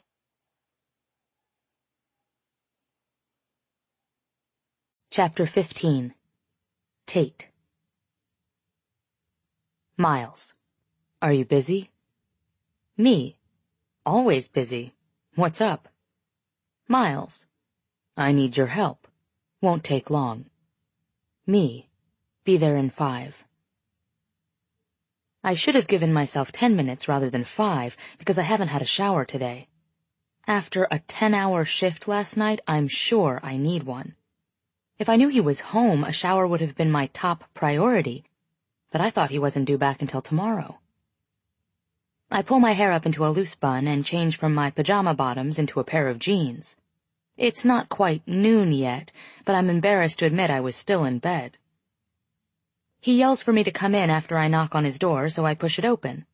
He's standing on a chair next to one of the living room windows. He glances down at me, then nods his head toward a chair. Grab that chair and push it right there, he says, pointing to a spot a few feet away from him. I'm trying to measure these, but I've never bought curtains before. I don't know if I'm supposed to measure the outside frame or the actual window itself. Well, I'll be damned. He's buying curtains. I scoot the chair to the other side of the window and climb up onto it. He hands me one end of the measuring tape and begins to pull. It all depends on what kind of curtains you want, so I'd get measurements for both, I suggest. He's dressed casually again in a pair of jeans and a dark blue t-shirt. Somehow the dark blue in his shirt makes his eyes look less blue. It makes them look clear. See-through, almost, but I know that's impossible. His eyes are anything but see-through with that wall he keeps up behind them. He enters the measurement into his phone, and then we take a second measurement. Once he's got both entered into his phone, we step down and push the chairs back under the table. What about a rug? He asks, staring at the floor beneath the table. You think I should get a rug? I shrug. Depends on what you like. He nods his head slowly, still staring down at the bare floor. I don't know what I like anymore, he says quietly. He tosses the tape measure onto the couch and looks at me.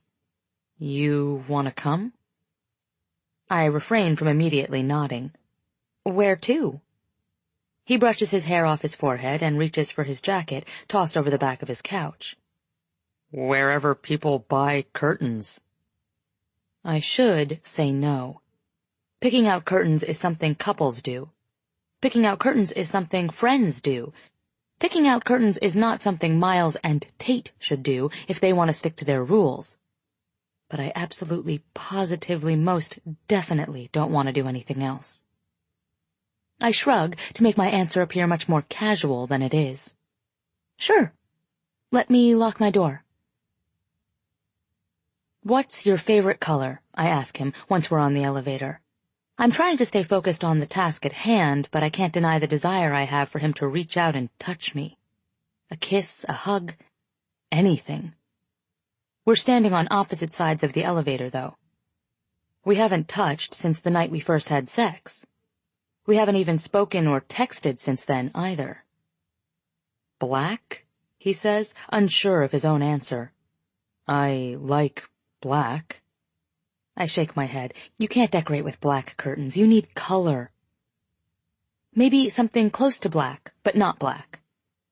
Navy? He asks. I notice his eyes aren't focused on mine anymore. His eyes are scrolling slowly from my neck all the way down to my feet. Everywhere his eyes focus, I can feel it. Navy might work, I say quietly. I'm pretty sure this conversation is only taking place for the sake of having conversation.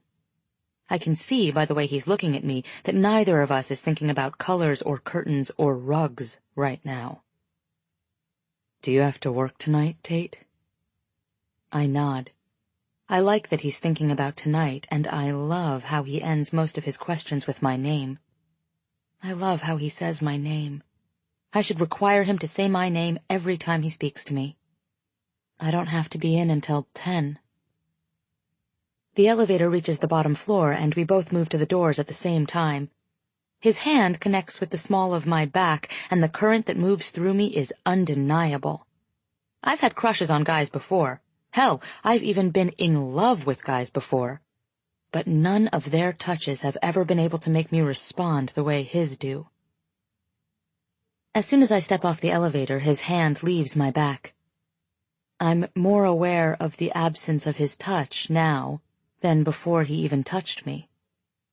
Each little bit I get, I crave it that much more. Cap isn't in his usual spot. That's not surprising, though, considering it's only noon. He's not much of a morning person. Maybe that's why we get along so well. You feel like walking? Miles asks. I tell him yes, despite the fact that it's cold out. I prefer walking, and we're near several stores that would work for what he's looking for. I suggest a store I passed a couple of weeks ago that's only 2 blocks from where we are. After you, he says, holding the door open for me. I step outside and pull my coat a little tighter around me. I highly doubt Miles is the type of guy who holds hands in public, so I don't even worry about making my hands available to him. I hug myself to keep warm, and we begin walking side by side. We're quiet most of the way, but I'm fine with it. I'm not someone who feels the need for constant conversation, and I'm learning that he might be the same way. It's right up here, I say, pointing to the right when we reach a crosswalk. I glance down at an elderly man seated on the sidewalk, bundled up in a tattered, thin coat. His eyes are closed, and the gloves on his shivering hands are rifled with holes.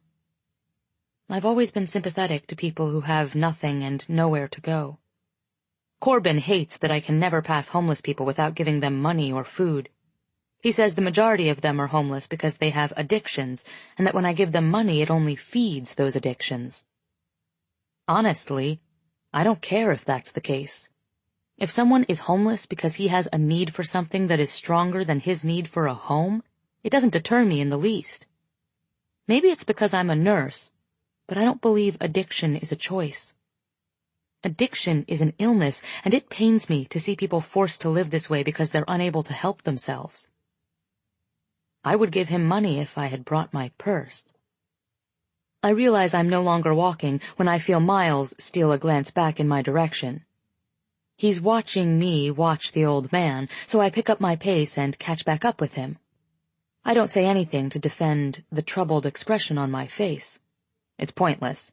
I've been through it enough with Corbin to know that I don't have the desire to try to change all the opinions I disagree with. This is it, I say, coming to a pause in front of the store. Miles stops walking and inspects the display inside the store window. Do you like that? He asks, pointing at the window. I take a step closer and look at it with him. It's a bedroom display, but there are elements in it that he's looking for. The rug on the floor is gray, with several geometric shapes in various shades of blue and black. It actually looks like something that would fit his taste. The curtains aren't navy, though. They're a slate gray, with one solid white line running vertically down the left side of the panel. I do like it, I reply. He steps in front of me and opens the door to let me walk in first. A saleswoman is making her way toward the front before the door even closes behind us. She asks if she can help us find anything. Miles points to the window. I want those curtains. 4 of them. And the rug. The saleswoman smiles and motions for us to follow her. What width and height do you need? Miles pulls his phone out and reads off the measurements to her. She helps him pick out curtain rods and then tells us she'll be a few minutes. She heads to the back and leaves us alone at the register. I look around, suddenly developing the urge to pick out decorations for my own place. I plan on staying with Corbin for a couple more months, but it wouldn't hurt to have an idea of what I'll want for my own place when I do finally move out. I'm hoping it'll be just as easy to shop when that time comes as it was for Miles today. I've never seen anyone shop this fast, I tell him. Disappointed? I quickly shake my head. If there's one thing I don't do well as a girl, it's shop. I'm actually relieved it only took him a minute. You think I should look around longer? He asks. He's leaning against the counter now, watching me. I like the way he looks at me, like I'm the most interesting thing in the store. If you like what you already picked out, I wouldn't keep looking. When you know, you know. I meet his gaze, and the second I do, my mouth gets dry. He's concentrating on me, and the serious look on his face makes me feel uncomfortable and nervous and interesting all at once. He pushes off the counter and takes a step toward me. Come here. His fingers reach down and wrap around mine, and he begins to pull me behind him. My pulse is being ridiculous. It's sad, really. They're just fingers, Tate. Don't let them affect you like this. He continues walking until he reaches a wooden trifold screen, decorated with Asian writing on the outside. It's the kind of screen people place in the corners of bedrooms. I never understood them. My mother has one, and I doubt she's ever once stepped behind it to change clothes. What are you doing? I ask him. He turns and faces me, still holding on to my hand. He grins and steps behind the screen, pulling me with him so we're both shielded from the rest of the store. I can't help but laugh, because it feels like we're in high school hiding from the teacher. His finger meets my lips. Shh, he whispers, smiling down at me while he stares at my mouth.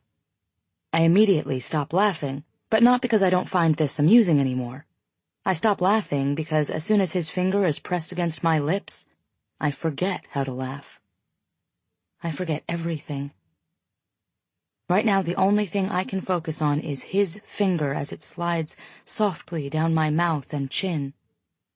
His eyes follow the tip of his finger as it keeps moving, trailing gently down my throat, all the way to my chest, down, down, down to my stomach. That one finger feels as if it's touching me with the sensation of 1,000 hands. My lungs and their inability to keep up are signs of that. His eyes are still focused on his finger as it comes to a pause at the top of my jeans, right above the button. His finger isn't even making contact with my skin, but you wouldn't know that based on the rapid response of my pulse. His entire hand comes into play now as he lightly traces my stomach over the top of my shirt until his hand meets my waist. Both of his hands grip my hips and pull me forward, securing me against him. His eyes close briefly, and when he opens them again, he's no longer looking down. He's looking straight at me. I've been wanting to kiss you since you walked through my front door today, he says. His confession makes me smile. You have incredible patience. His right hand leaves my hip, and he brings it up to the side of my head, touching my hair as softly as possible. He begins to shake his head in slow disagreement. If I had incredible patience, you wouldn't be with me right now. I latch on to that sentence and immediately try to figure out the meaning behind it. But the second his lips touch mine, I'm no longer interested in the words that left his mouth. I'm only interested in his mouth and how it feels when it invades mine. His kiss is slow and calm, the complete opposite of my pulse. His right hand moves to the back of my head, and his left hand slips around to my lower back. He explores my mouth patiently, as if he plans on keeping me behind this partition for the rest of the day. I'm summoning every last bit of willpower I can find in order to keep myself from wrapping my arms and legs around him. I'm trying to find the patience he somehow shows, but it's hard when his fingers and hands and lips can pull these kinds of physical reactions out of me. The door to the back room opens, and the click of the saleswoman's heels can be heard against the floor. He stops kissing me, and my heart cries out. Luckily, the cry can only be felt, not heard. Rather than pulling away to walk back to the counter, he brings both his hands to my face and holds me still while he looks at me in silence for several seconds.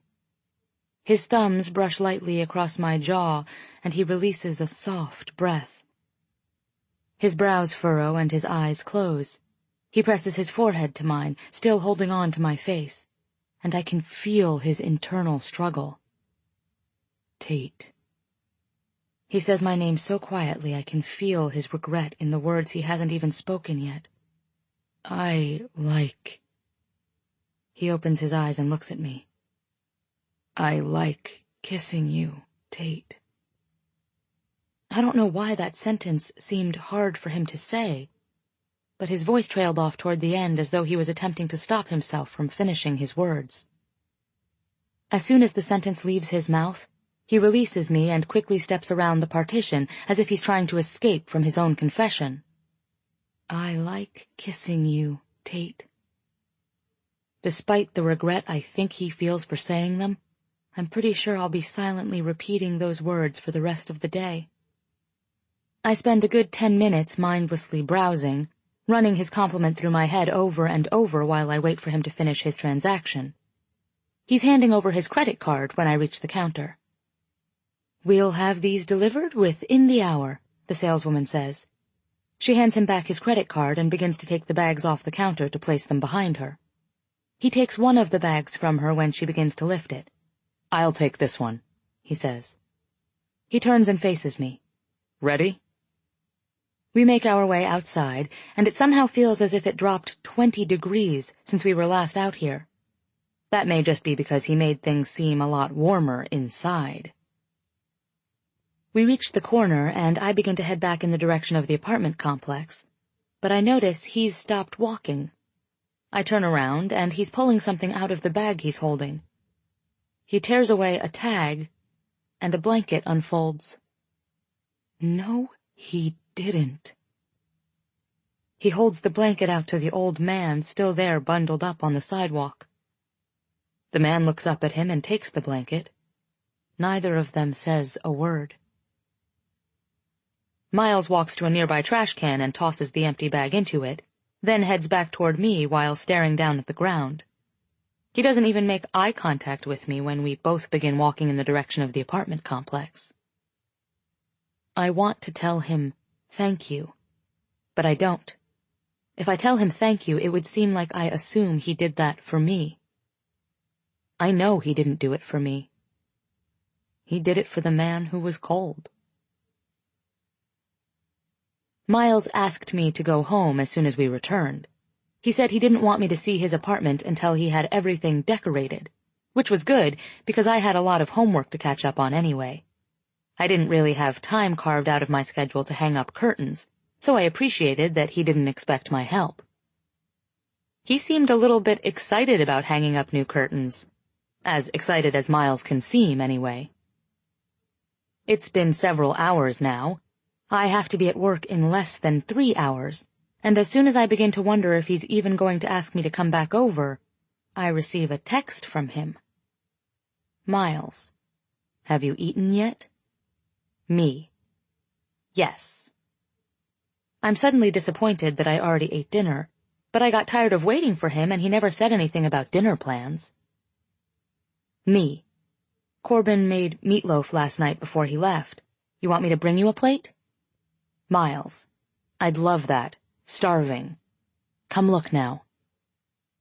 I make him a plate and wrap it in foil before heading across the hall. He's opening the door before I even knock. He takes the plate out of my hands. Wait here, he says. He steps inside his apartment and returns seconds later without the plate. Ready? I have no idea how I know he's excited, because he's not smiling. I can hear it in his voice, though. There's a subtle change, and it makes me smile. Knowing something as simple as hanging up some curtains makes him feel good. I don't know why, but it seems as if there isn't a lot in his life that makes him feel good. So I like that this does.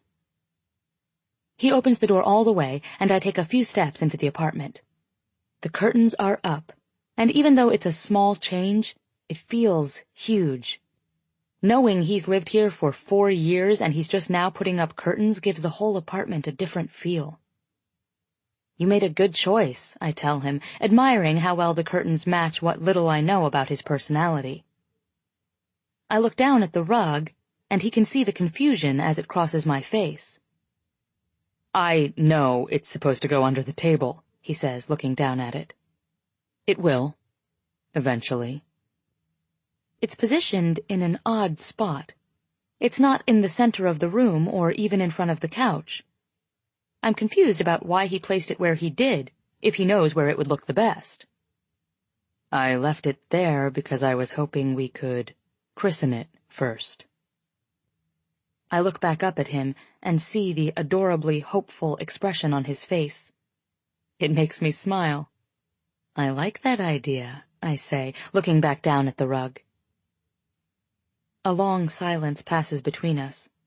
I'm not sure if he wants to christen the rug right this minute, or if he wants to eat first.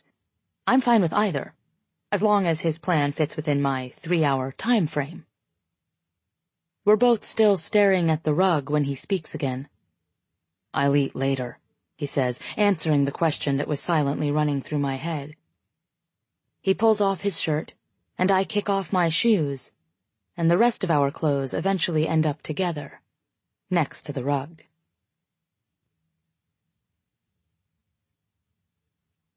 Chapter 16.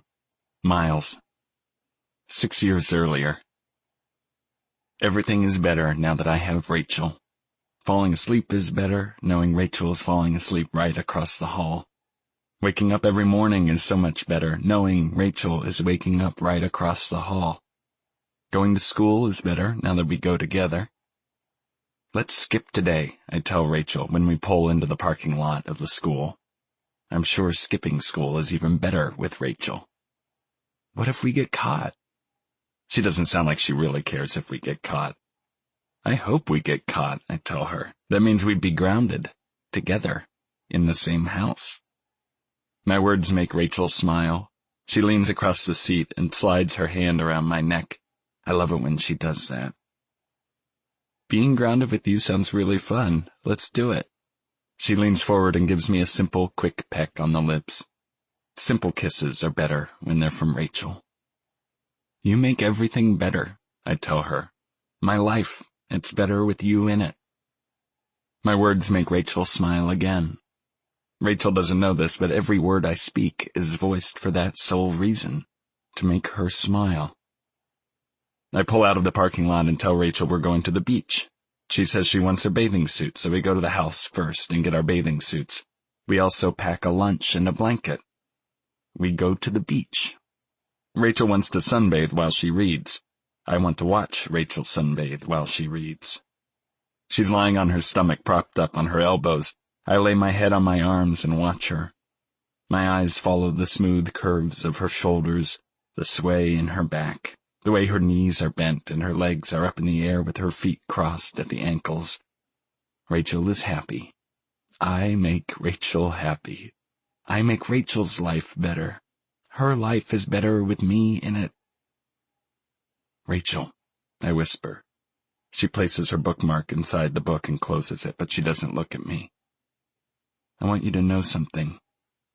She nods, but she closes her eyes as though she wants to focus on my voice and nothing else. When my mom died, I stopped believing in God. She lays her head on her arms and keeps her eyes shut. I didn't think God would make someone go through that much physical pain. I didn't think God would make someone suffer like she suffered. I didn't think God was capable of making someone go through something so ugly. A tear falls from Rachel's closed eyes. But then I met you, and every single day since then I've wondered how someone could be so beautiful if there wasn't a God. I've wondered how someone could make me so incredibly happy if God didn't exist. And I realized, just now, that God gives us the ugliness so we don't take the beautiful things in life for granted. My words don't make Rachel smile. My words make Rachel frown. My words make Rachel cry. Miles, she whispers. She says my name so quietly it's as if she doesn't want me to hear it. She looks at me, and I can see that this moment isn't one of the beautiful moments for her. Not like it is for me. Miles, I'm late.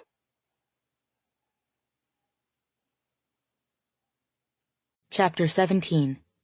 Tate. Corbin. Want to grab dinner? What time do you get off work? Me. 10 minutes. Where at? Corbin. We're nearby. We'll just meet you out front. We? I can't ignore the excitement that just flooded me with that text.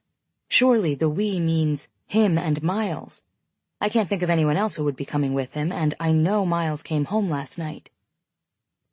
I finish up the last of my paperwork, then make a stop in the restroom to check my hair. I hate that I care, before heading outside to meet them. The three of them are standing near the entrance when I walk outside. Ian and Miles are both with Corbin. Ian smiles when he sees me, since he's the only one facing me. Corbin spins around when I reach them. Ready? We're going to Jack's. They're quite the team. All good-looking in their own ways, but even more so when they're sporting their pilot jackets and walking in a group like this. I can't deny I feel somewhat underdressed, walking next to them in my scrubs. Let's do it, I say. I'm starving. I glance at Miles, and he gives me the slightest nod, but no smile. His hands are planted firmly in the pockets of his jacket, and he looks away as we all begin walking. He stays a step ahead of me the entire time, so I walk next to Corbin. What's the occasion? I ask as we head toward the restaurant. Are we celebrating the fact that all three of you are off on the same night? A silent conversation passes around me.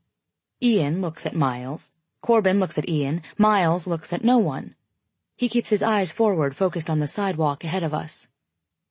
Remember when we were kids and Mom and Dad took us to La Caprese? Corbin asks. I remember that night. I've never seen my parents happier. I couldn't have been older than 5 or 6, but it's one of the few memories I have from that young an age. It was the day my father made captain with his airline. I stop in my tracks and immediately look at Corbin. You made captain? You can't get captain, you're too young. I know for a fact how hard it is to make captain and how many hours a pilot has to put in to be considered. Most pilots in their 20s are co-pilots. Corbin shakes his head. I didn't get captain. I've changed airlines too much. He cuts his eyes to Miles. But Mr. Sign me up for more hours over here got a nice little promotion today. Broke the company record. I look at Miles and he's shaking his head at Corbin. I can tell he's embarrassed that Corbin just called him out. But his modesty is just one more thing I find appealing about him. I have a feeling that if their friend Dylan were ever to make captain, he'd be on top of a bar somewhere announcing it to the entire world with a megaphone. It's not that big a deal, Miles says. It's a regional airline. Not many people to promote. Ian shakes his head. I didn't get promoted. Corbin didn't get promoted. Dylan didn't get promoted. You've been at this a year less than any of us, not to mention the fact that you're only 24. He spins around and walks backward, facing all three of us. Abandon the modesty for once, man. Rub it in our faces a little. We'd do it to you if the roles were reversed. I don't know how long they've been friends, but I like Ian. I can tell he and Miles are close because Ian is genuinely proud of him and not at all jealous. I like that these are Corbin's friends. It makes me happy for Corbin that he has this support. I've always pictured him living here, working too much, spending all his time alone and away from home. I don't know why, though. Our father was a pilot, and he was home a fair amount of time, so I shouldn't have misconceptions when it comes to Corbin's life as a pilot. I guess Corbin isn't the only one to worry unnecessarily about his sibling. We reach the restaurant, and Corbin holds the door open for us. Ian walks in first, and Miles steps back, allowing me to walk in ahead of him. "I'm going to the restroom," Ian says. "I'll find you guys." Corbin walks to the hostess stand, and Miles and I are both behind him. I steal a glance in Miles' direction. "Congratulations, Captain." I say it under my breath, but I don't know why. It's not as if Corbin would become suspicious if he heard me congratulating Miles. I guess I feel if I say it in a tone only Miles can hear, there's more meaning behind it. Miles cuts his eyes to mine and smiles, then glances at Corbin. When he sees Corbin's back is still to us, he leans over and plants a quick kiss on the side of my head. I should be ashamed of my weakness. A man should not be allowed to make me feel the way that stolen kiss just made me feel. It's as if I'm suddenly floating or sinking or flying. Anything that doesn't require support from my legs, because they've just become useless to me. "Thank you," he whispers, still sporting that gorgeous yet somehow modest grin. He nudges my shoulder with his and looks down at his feet. "You look pretty, Tate." I want to plaster those 4 words on a billboard and require myself to pass it on my drive to work every day. I would never take another day off work again. As much as I want to believe he's being sincere with his compliment, I frown down at the scrubs I've been wearing for 12 hours straight. I'm wearing Minnie Mouse scrubs. He leans into me again until our shoulders are touching. "I've kind of always had a thing for Minnie Mouse," he says quietly. Corbin turns around, so I immediately wipe the grin off my face. "Booth or table?" Miles and I both shrug. "Either," he says to Corbin. Ian returns from the restroom just as the hostess begins to lead us to our seats. Corbin and Ian lead the way, and Miles follows close behind me. Really close. His hand grips my waist as he leans forward toward my ear from behind me. "Kind of have a thing for nurses, too," he whispers. I raise my shoulder to rub the ear he just whispered his admission into, because my entire neck is now covered in chills. He releases my waist and puts distance between us when we reach the booth. Corbin and Ian scoot into each side of the booth. Miles sits next to Ian, so I sit next to Corbin, directly across from Miles.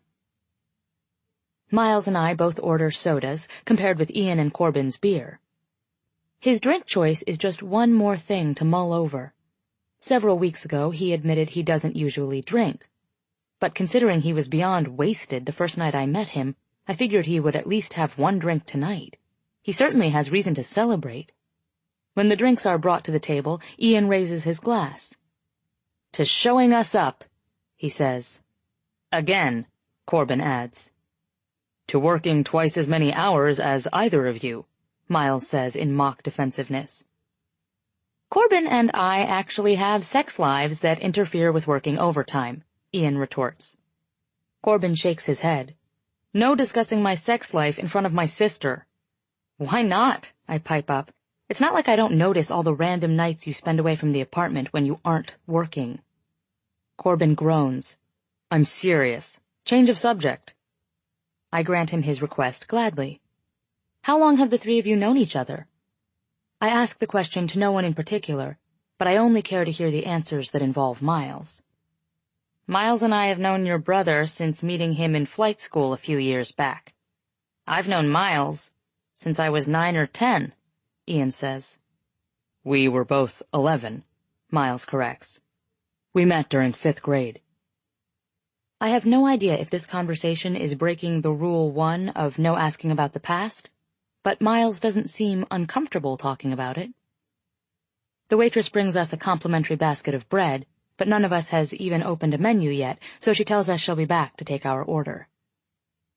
"I still can't believe you're not gay," Corbin says to Miles, completely changing the subject again while he opens his menu. Miles peers at him over his menu. "I thought we weren't discussing sex lives." "No," Corbin says, "I said we weren't discussing my sex life. Besides, you don't even have one to discuss." Corbin lays his menu flat on the table and engages Miles directly. "Seriously, though, why don't you ever date?" Miles shrugs, more interested in the drink between his hands than in having a stare-down with my brother. "Relationships aren't worth the end result to me." Something in my heart cracks, and I start to worry that one of the guys might actually hear it fragmenting over the silence. Corbin leans back in the seat. "Damn, she must have been a serious bitch." My eyes are suddenly glued to Miles, waiting for his reaction to a possible revelation about his past. He gives his head a slight shake, silently dismissing Corbin's assumption. Ian gently clears his throat, and his expression changes as he loses the smile normally affixed to his face. It's obvious by Ian's reaction that whatever issues Miles has from his past, Ian is definitely aware of them. Ian sits up straight in his seat and raises his glass, pasting a forced grin onto his lips. "Miles doesn't have time for girls. He's too busy breaking company records by becoming the youngest captain our airline has ever seen." We take Ian's interruption for what it is and raise our glasses. We clink them together and everyone takes a drink. The appreciative look Miles shoots in Ian's direction doesn't go unnoticed by me, although Corbin seems to be clueless. Now I'm even more curious about Miles, and equally concerned that I'm getting in over my head, because the more time I spend with him, the more I want to know everything there is to know about him. "We should celebrate," Corbin says. Miles moves his menu down. "I thought that's what we were doing." "I mean after this. We're going out tonight. We need to find a girl to put an end to your dry spell," Corbin says. I almost spit my drink out, but luckily I'm able to contain my laugh. Miles notices my reaction and taps my ankle under the table with his foot. But he leaves his foot right next to mine. "I'll be fine," Miles says. "Besides, the captain needs his rest." All the letters on the menu begin to blur as my mind replaces them with words like ending and dry spell and rest. Ian looks at Corbin and nods. "I'll go. Let the captain go back to his apartment and sleep off the effects of his cola." Miles pegs me with his eyes and adjusts slightly in his seat so that our knees touch. He wraps his foot around the back of my ankle. "Sleep actually sounds really good," he says. He trades my stare for the menu in front of him. "Let's hurry up and order so I can go back to my apartment and sleep. It feels like I haven't slept in more than 9 days, and it's all I've been able to think about." My cheeks are on fire, along with several other areas of my body. "In fact, I kind of have the urge to fall asleep right now," Miles says. He lifts his eyes to meet mine. "Right here at the table." Now the temperature in the rest of my body matches the heat in my cheeks. "God, you're lame," Corbin says, laughing. "We should have brought Dylan instead." "No, we should not have," Ian immediately says with an exaggerated roll of his eyes. "What's the deal with Dylan?" I ask. "Why do you all hate him so much?" Corbin shrugs. "It's not that we hate him. We just can't stand him. And none of us realized it until after we had already invited him to our game nights. He's a prick." Corbin shoots me with that all-too-familiar glare. "And I don't ever want you alone with him. Being married doesn't stop him from being an asshole." And there's that possessive brotherly love I've been missing all these years. "Is he dangerous?" "No," Corbin says. "I just know how he treats his marriage, and I don't want you getting involved with that. but I've already made it clear to him that you're off limits. I laugh at his absurdity. I'm 23, Corbin. You can stop acting like Dad now. His face pinches together, and for a second he even starts resembling our dad. The hell I will, Corbin growls. You're my little sister. I have standards for you, and Dylan doesn't come close to meeting even one of them. He hasn't changed a bit. As annoying as it was in high school, and still kind of is, I do love that he wants the best for me. I'm just afraid his version of what's best for me doesn't exist. Corbin, no guy will ever come close to the standards you've set for me. He nods, getting all righteous. Damn right. If he warned Dylan to stay away from me, it makes me wonder if he warned Miles and Ian, too. Then again, he did think Miles was gay, so he probably didn't see a possibility there. I wonder if Miles would meet Corbin's standards. My eyes want to look at Miles so incredibly much right now, but I'm afraid I'd be too obvious. Instead, I force a smile and shake my head. Why couldn't I have been born first? Wouldn't have made a difference, Corbin replies. Ian smiles at the waitress and motions for the check. It's on me tonight. He lays down enough cash to cover the bill and tip, and we all stand and stretch. So, who's going where? Miles asks. Bar, Corbin replies immediately, blurting it out like he's calling dibs. I just got off a 12-hour shift, I say. I'm beat. Mind if I catch a ride with you? Miles asks as we all make our way outside. I don't feel like going out tonight. I just want sleep. I like how he doesn't disguise the emphasis in front of Corbin when he says sleep. It's like he wants to ensure that I'm aware he has no intentions of actually sleeping. Yeah, my car is back at the hospital, I say, pointing in that general direction. All right then, Corbin says, clasping his hands together.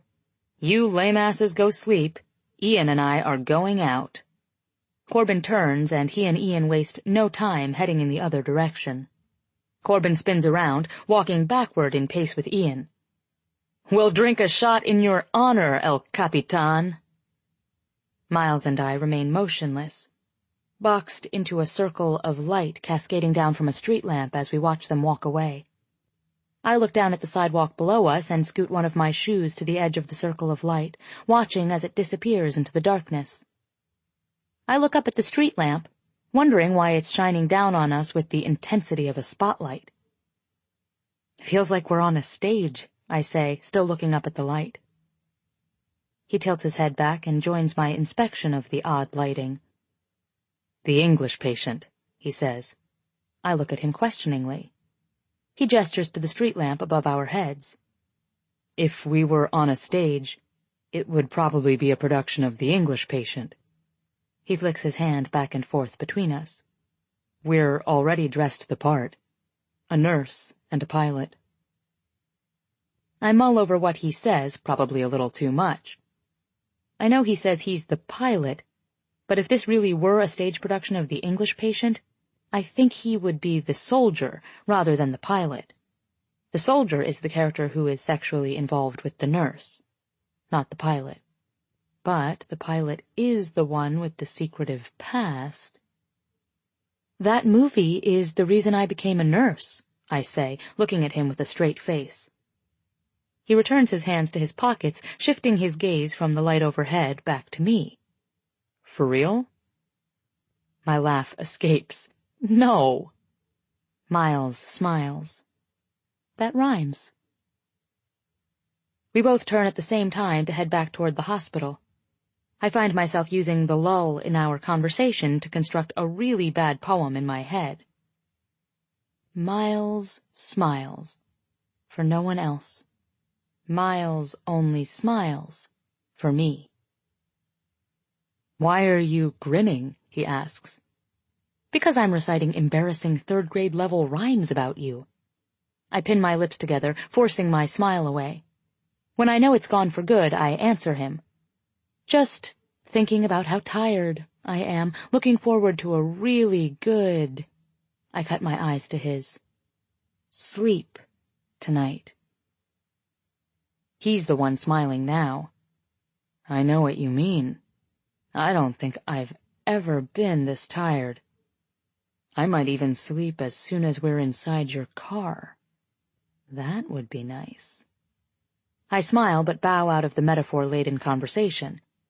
It's been a long day, and I actually really am tired. We walk in silence, and I can't help but notice that his hands are shoved firmly into his jacket pockets, as if he's protecting me from them. Or maybe he's protecting them from me. We're only a block away from the parking lot when his footsteps slow, then stop completely. Naturally, I stop walking and turn around to see what caught his attention. He's looking up at the sky, and my eyes focus on the scar that runs the length of his jaw. I want to ask him about it. I want to ask him about everything. I want to ask him a million questions, starting with when his birthday is, and then what his first kiss was like. After that, I want to ask him about his parents and his entire childhood and his first love. I want to ask him about Rachel. I want to know what happened with them, and why whatever happened caused him to want to avoid any form of intimacy for more than 6 years. Most of all, I want to know what it was about me that finally put an end to it. Miles, I say, each question wanting to dive off the tip of my tongue. I felt a raindrop, he says. Before the sentence leaves his mouth, I feel one too. We're both looking up at the sky now, and I'm swallowing all the questions along with the lump in my throat. The drops begin to fall faster, but we continue to stand there with our faces tilted up toward the sky. The sporadic drops turn into sprinkles, which then turn into full-on rain, but neither of us has moved. Neither of us is making a mad dash for the car. The rain is sliding down my skin, down my neck into my hair and soaking my shirt. My face is still tilted toward the sky, but my eyes are closed now. There's nothing in the world that compares to the feel and smell of brand new rain. As soon as that thought crosses my mind, warm hands meet my cheeks and slide to the nape of my neck, stealing the strength from my knees and the air from my lungs. His height is shielding me from most of the rain now, but I keep my eyes closed and tilted toward the sky. His lips come down gently over mine, and I find myself comparing the feel and smell of brand new rain to his kiss. His kiss is much, much better. His lips are wet from the rain, and they're a little bit cold, but he counterbalances that with the warm caress of his tongue against mine. The falling rain, the darkness surrounding us, and being kissed like this make it feel like we really are on a stage, and our story has just reached its climax. It feels as if my heart and my stomach and my soul are all scrambling to get out of me and into him. If all my 23 years were laid on a graph, this moment would be the crest in my bell curve. I should probably be a little bit sad and disappointed about this realization. I've had a few serious relationships in my past, but I can't recall a single kiss with any of those guys where I felt this much. The fact that I'm not even in a relationship with Miles and I feel this affected by him should tell me something, but I'm too invested in his mouth to scrutinize that thought. The rain has turned into a downpour, but neither of us seems to be affected by it. His hands drop to my lower back, and I fist his shirt in my hands, pulling him closer. His mouth fits mine as if we're two pieces from the same puzzle. The only thing that could possibly separate me from him right now would be a bolt of lightning. Or the fact that it's raining so hard I can't breathe. My clothes are stuck to parts of me I didn't even know clothes could stick to. My hair is so saturated it can't absorb another drop of water. I push against him until he releases my mouth from his, and then I bury my head under his chin and look down so I can take a breath without drowning. He wraps his arm around my shoulders and ushers me toward the parking lot, lifting his jacket over my head. He picks up his pace, and I match him step for step until we're both running. We finally reach my car, and he approaches the driver's side door with me, still shielding me from the rain. Once I'm inside the car, he rushes around to the passenger side. When both of our doors are shut, the silence inside the car magnifies the intensity of our heavy breathing. I reach my hands behind my head and gather my hair, then squeeze the excess water from it. It runs down my neck, my back, and my seat. It's the first time I'm relieved to have leather seats in California. I drop my head back and sigh heavily, then steal a glance in his direction. I don't think I've ever been this wet in my life. I watch as a slow grin spreads across his face. His thoughts obviously plummet into the gutter with that statement. "Pervert," I whisper playfully. He cocks his eyebrow and smirks. "Your fault." He reaches across the seat and wraps his fingers around my wrist, pulling me toward him. "Come here."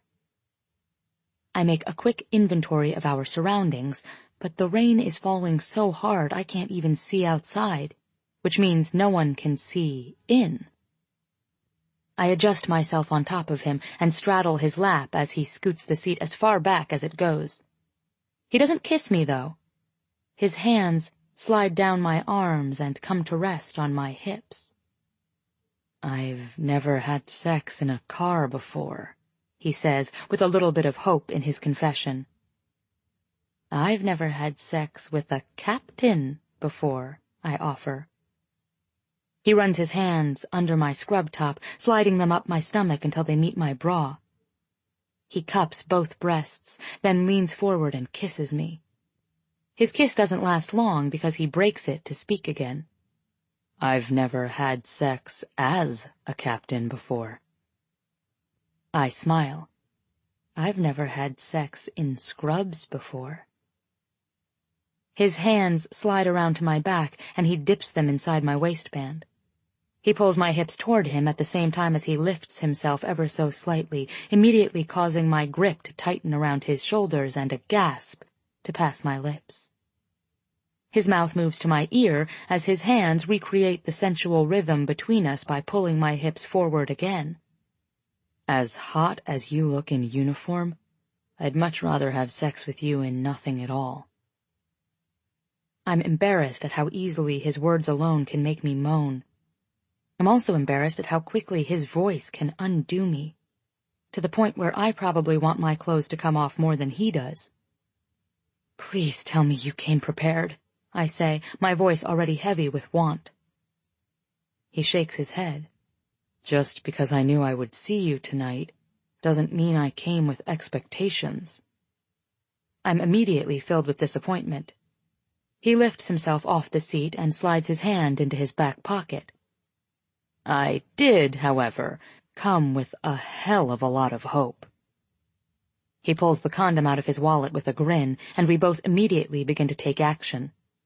My hands connect with the button on his jeans faster than our mouths connect.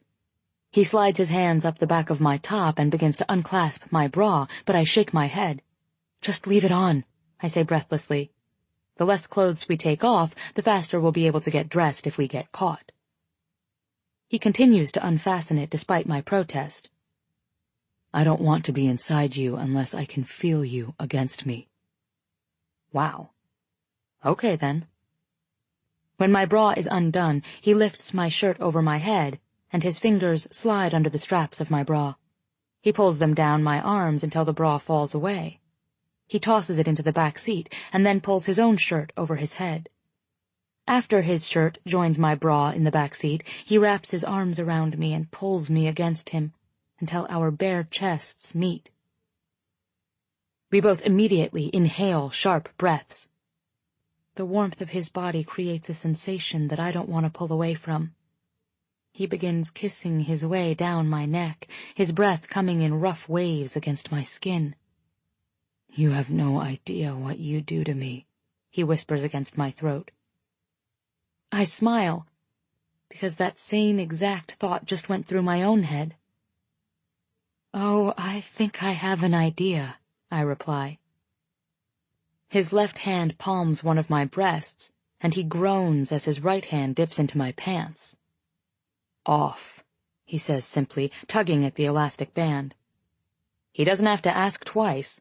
I scoot back to my empty seat and begin removing the rest of my clothes, while I watch him unzip his jeans. His eyes are all over me as he rips open the condom wrapper with his teeth. When the only article of clothing remaining between us is his unbuttoned pair of jeans, I scoot toward him. I feel ridiculously self-conscious that I'm in my car in the parking lot of my workplace, and I'm completely naked. I've never done anything like this before. I've never really wanted to do anything like this before. I love how desperate we are for each other right now, but I also know I've never felt this kind of chemistry with anyone before. I place my hands on his shoulders and begin to straddle him while he slides on the condom. "Keep it quiet," he says teasingly.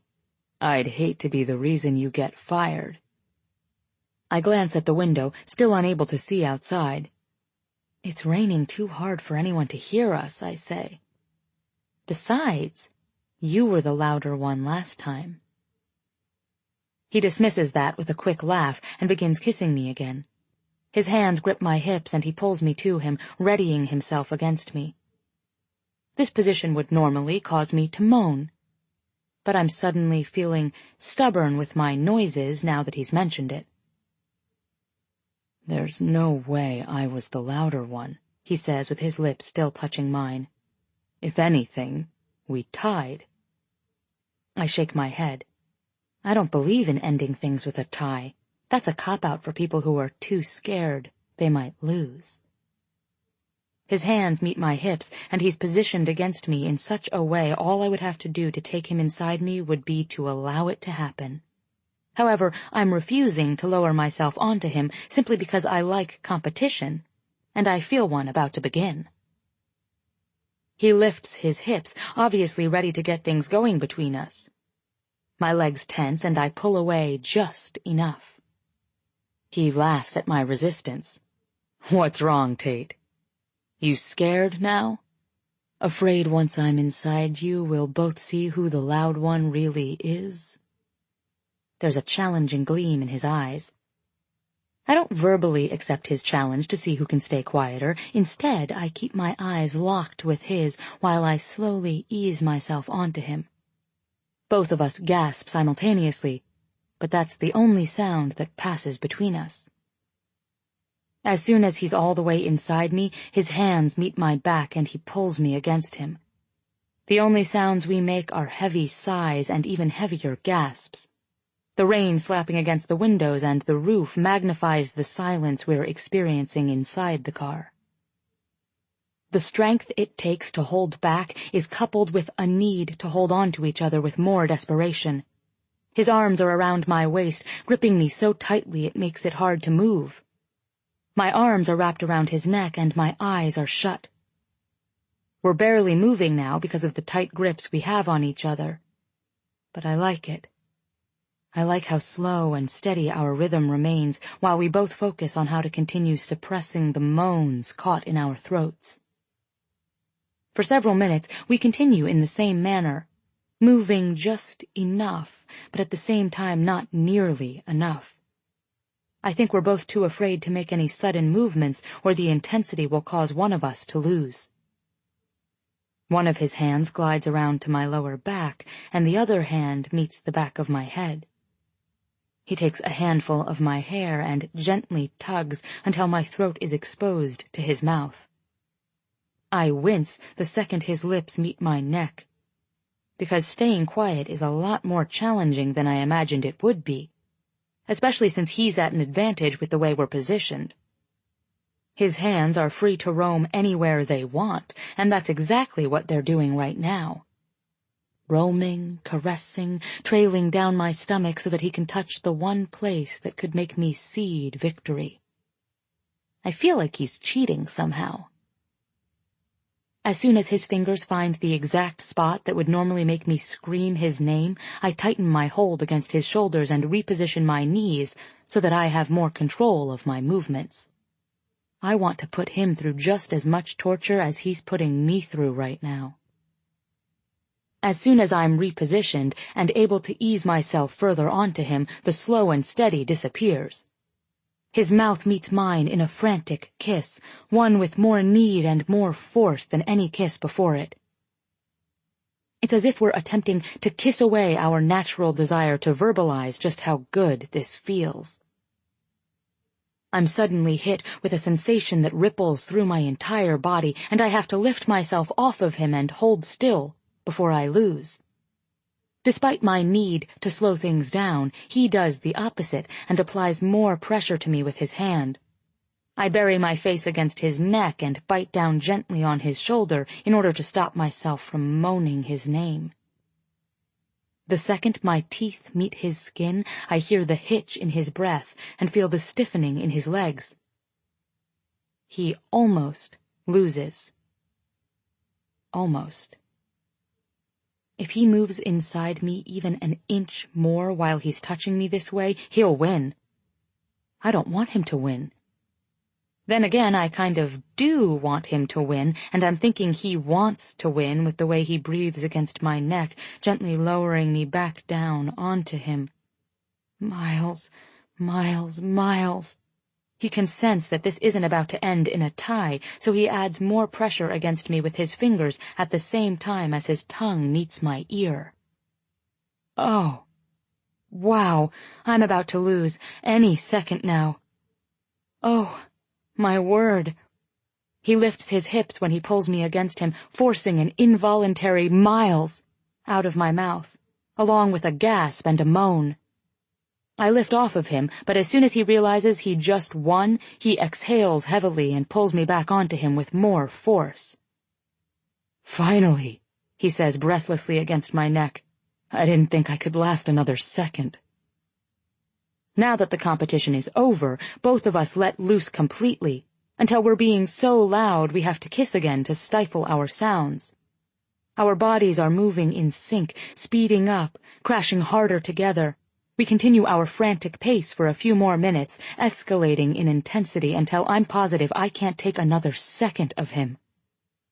Tate, he says against my mouth, slowing the rhythm of my hips with his hands.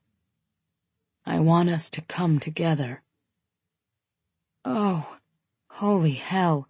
If he wants me to last any longer, he can't say things like that.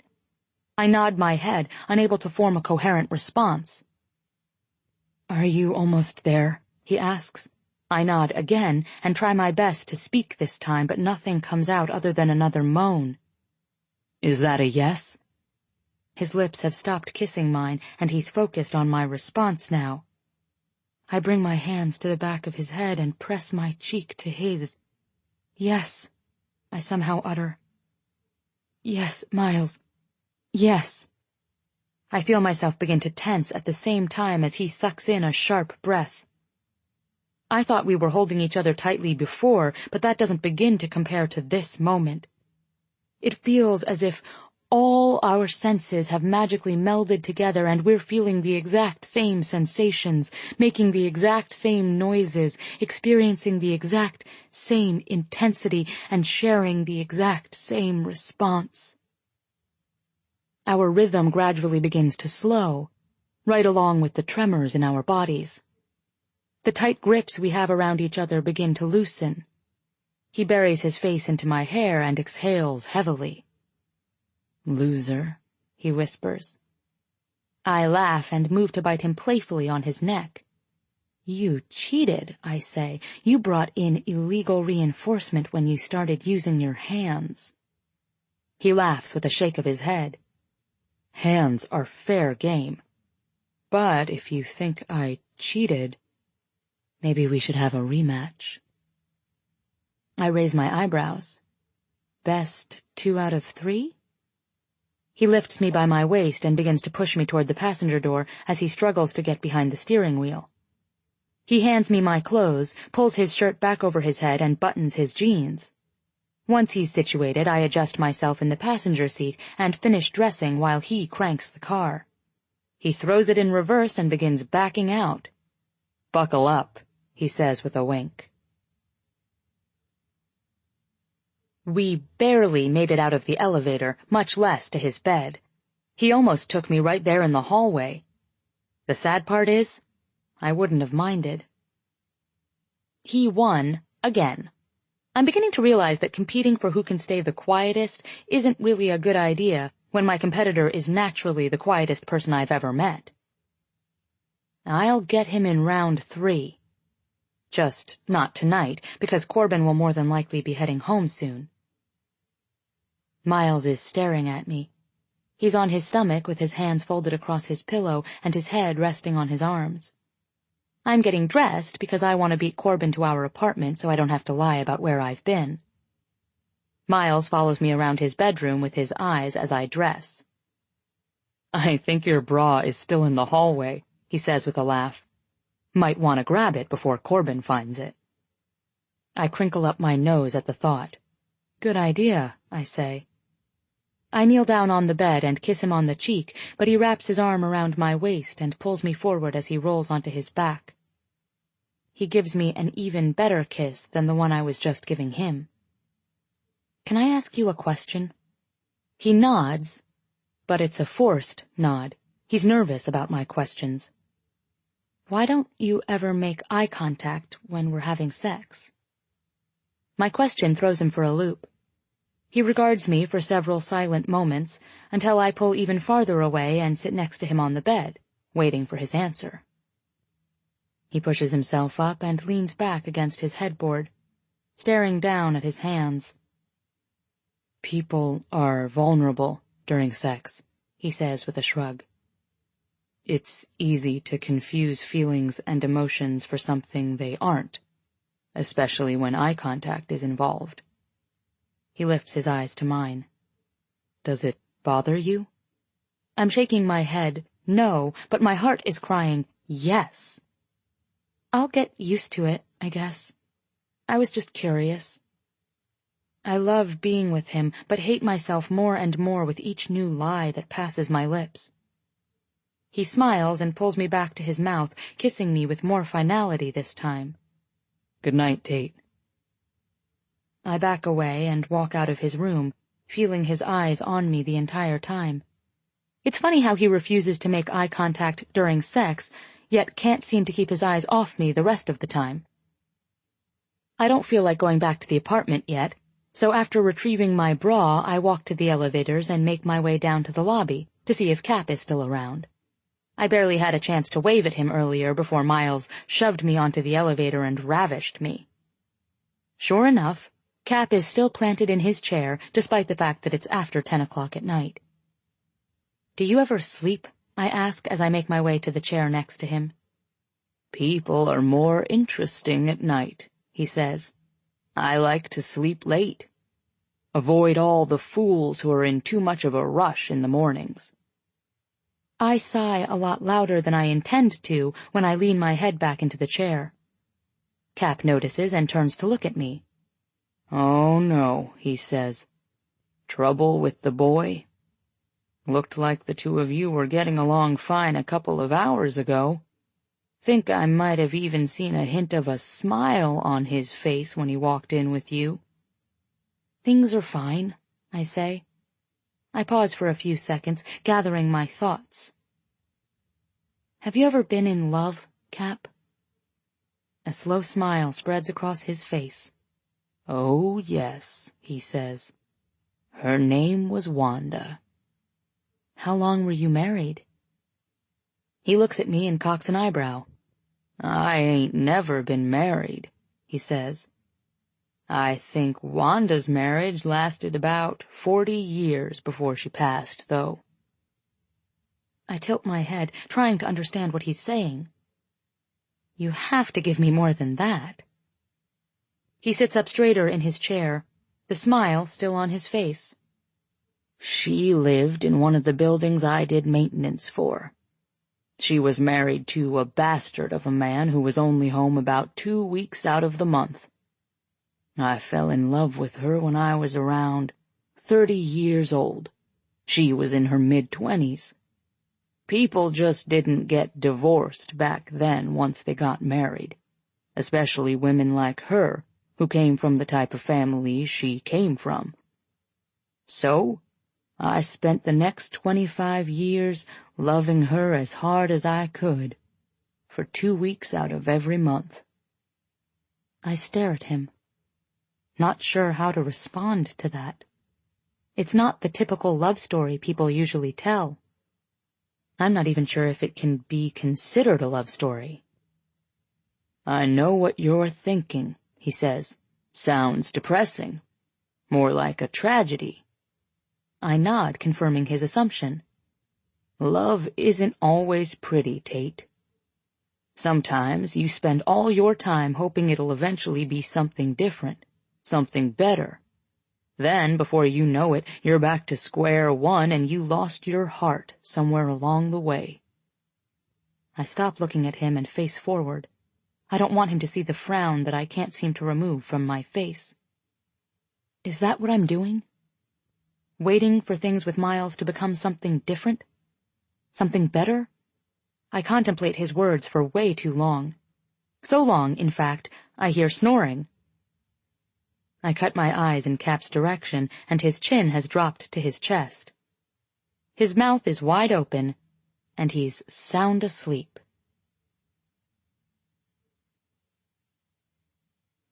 Chapter 18. Miles. 6 years earlier. I rub her back reassuringly.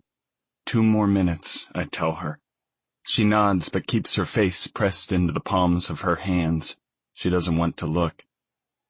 I don't tell her we don't actually need the 2 minutes. I don't tell her the results are already there, clear as day. I don't tell Rachel she's pregnant yet, because she still has 2 minutes left of hope. I continue to rub her back. When the timer goes off, she doesn't move. She doesn't turn to look at the results. I drop my head to the side of hers until my mouth is close to her ear. I'm so sorry, Rachel, I whisper. I'm so sorry. She bursts into tears. My heart is crushed at the sound. This is my fault. This is all my fault. The only thing I can think to do now is figure out how to rectify it. I turn her toward me and wrap my arms around her. I'll tell them you don't feel well and you can't go to school today. I want you to stay here until I get back. She doesn't even nod. She continues to cry, so I pick her up and carry her to the bed. I go back to the bathroom and package up the test, then hide it underneath the sink in the very back. I rush to my room and change clothes. I leave. I'm gone most of the day. I'm rectifying. When I finally pull back up our driveway, I still have almost an hour before my father and Lisa are due home. I grab everything from my front seat and rush inside to check on her. I left my phone behind in my rush this morning, so I haven't had a way to check on her at all, and I'd be lying if I said it wasn't killing me. I go inside. I go to her door. I attempt to turn it, but it's locked. I knock. Rachel? I hear movement. Something crashes against the door and I jump back. When I realize what's happened, I step forward again and bang on the door. Rachel, I yell, frantic, open the door. I hear her crying, go away. I take 2 steps back, then lunge forward and shove my shoulder against the door as hard as I can. The door flies open and I rush inside. Rachel is curled up against the headboard, crying into her hands. I reach her. She pushes me away. I walk back to her. She slaps me, then scoots off the bed. She stands up, shoving me back, pushing her palms against my chest. I hate you, she screams through her tears. I grab her hands and try to calm her down. It makes her angrier. Just leave, she yells. If you don't want anything to do with me, just leave. Her words stun me. Rachel, stop, I plead. I'm here. I'm not going anywhere. Her tears come harder now. She screams at me. She says I left her. I put her in bed this morning and I left her because I couldn't handle it. I was disappointed in her. I love you, Rachel, more than I love myself. Baby, no, I tell her, pulling her to me. I didn't leave you. I told you I was coming back. I hate that she didn't understand why I left today. I hate that I didn't explain it to her. I walk her back to the bed and I position her against the headboard. Rachel, I say, touching her tear-stained cheek. I'm not disappointed in you, I tell her. Not in the least. I'm disappointed in myself. which is why I want to do everything I possibly can to turn this around for you, for us. That's what I've been doing today. I've been trying to find a way to make this better for us. I stand up and grab the folders, then spread them out on the bed. I show her everything. I show her the brochures for family housing I picked up from campus. I show her the forms we need to fill out for free campus childcare. I show her the financial aid brochures and the night classes and the online course review and the academic advisor list and how it will all coordinate with my flight class schedule. All the possibilities are spread out before her, and I want her to see that even though we didn't want this, even though we didn't plan for this, we can do this. I know it'll be a lot harder with the baby, Rachel, I know that, but it's not impossible. She stares down at everything I've laid out before her. I watch her in silence until her shoulders begin to shake and she covers her mouth with her hand. She meets my gaze as huge tears spill out of her eyes. She crawls forward and throws her arms around my neck. She tells me she loves me. You love me so much, Rachel. She kisses me over and over. We've got this, Miles, she whispers against my ear. I nod and hug her back. We've got this, Rachel.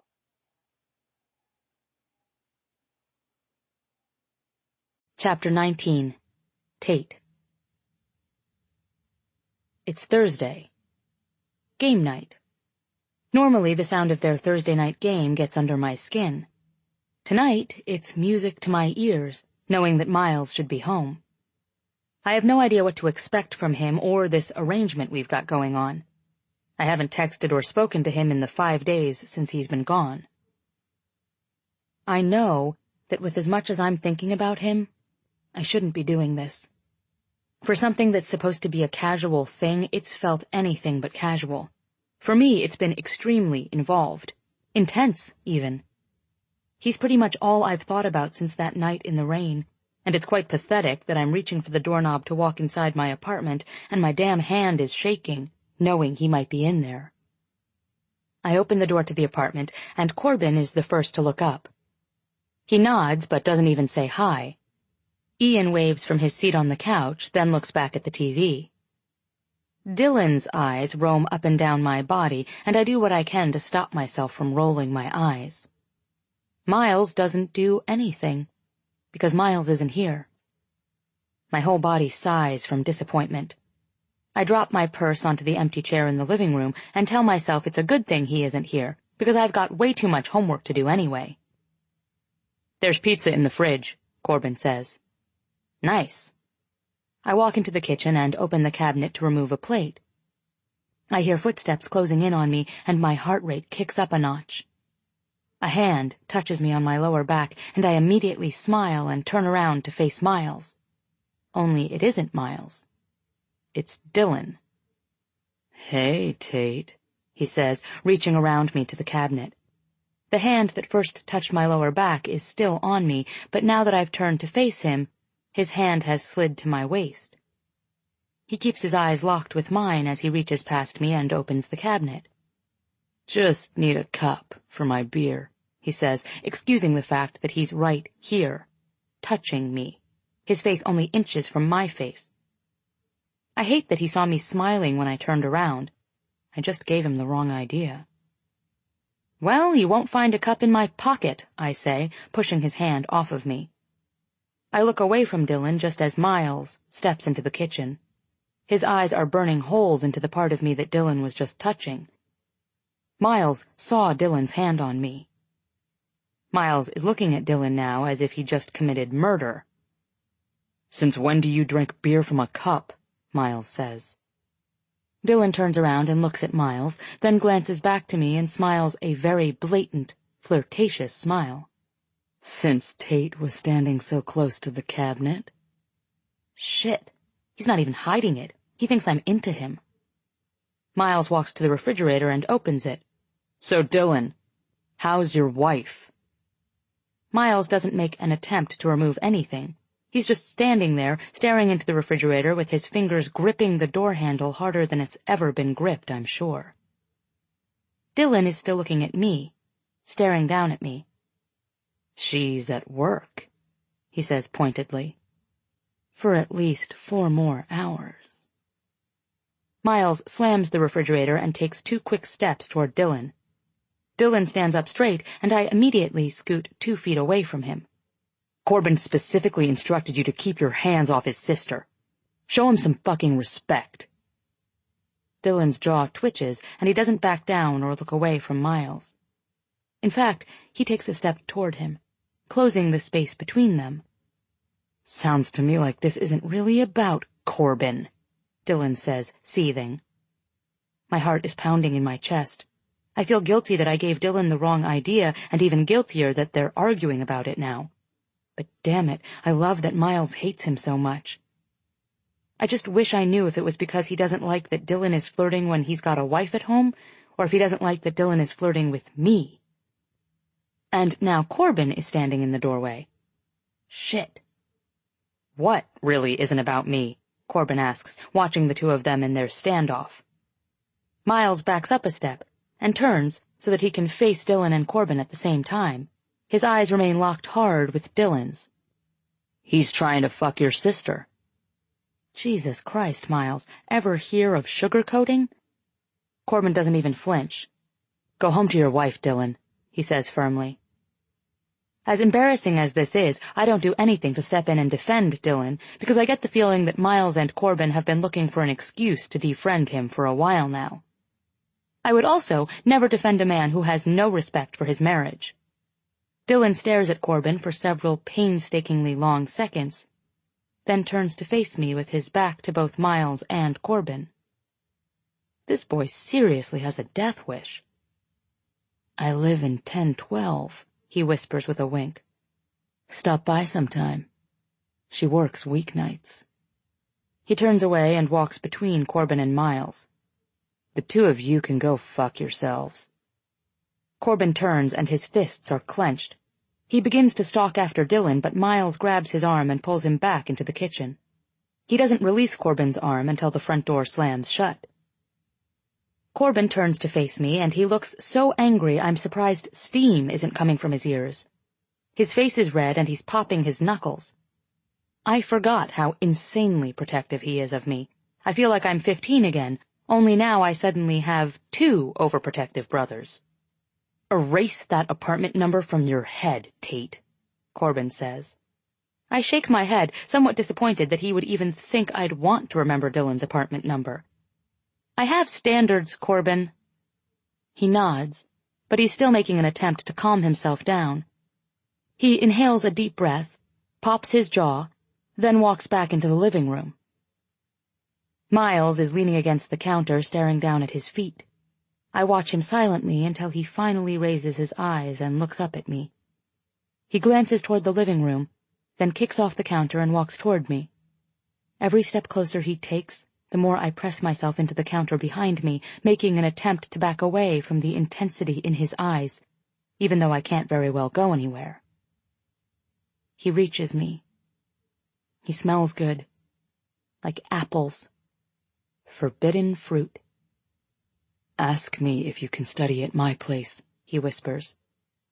I nod, wondering why in the hell he would make such a random request after everything that just happened. I do it anyway, though. Can I study at your place? He breaks out into a huge grin and drops his forehead to the side of my head so that his lips are directly over my ear. I meant for you to ask me in front of your brother, he says, laughing quietly. So I have an excuse to get you over there. Well, that's embarrassing. Now he knows exactly how much I'm not Tate when I'm near him. I'm only liquid, conforming, doing what he asks, doing what I'm told, doing what he wants me to do. Oh, I say quietly as I watch him ease away from me. That makes a lot more sense. He's still smiling, and I didn't realize how much I missed seeing that smile. He should smile all the time, forever. At me. He walks out of the kitchen and heads back to the living room, so I go to my room and shower in record time. I didn't realize I was such a good actress. I had practice, though. 5 minutes of practice. I stood in my room trying to think of the best, most casual line for when I walked into the living room to ask Miles for his key. I decided to wait until a particularly loud moment during the game, and then I burst out of the room and yelled at all of them, "You guys either need to mute the damn TV or go watch it next door because I'm trying to study." Miles looked at me and tried to hide his smile. Ian looked at me with suspicion, and Corbin rolled his eyes. "You go next door," Corbin said. "We're watching the game." He looked at Miles. "She can use your place, right?" Miles stood up immediately and said, "Sure, I'll let her in." I grabbed my things, followed him out of my apartment, and now, here we are. Miles opens his apartment door for me, even though it isn't locked. Corbin doesn't know that, though. He walks inside, and I slip in behind him. He shuts the door, and we turn and face each other. "I really do have homework," I say.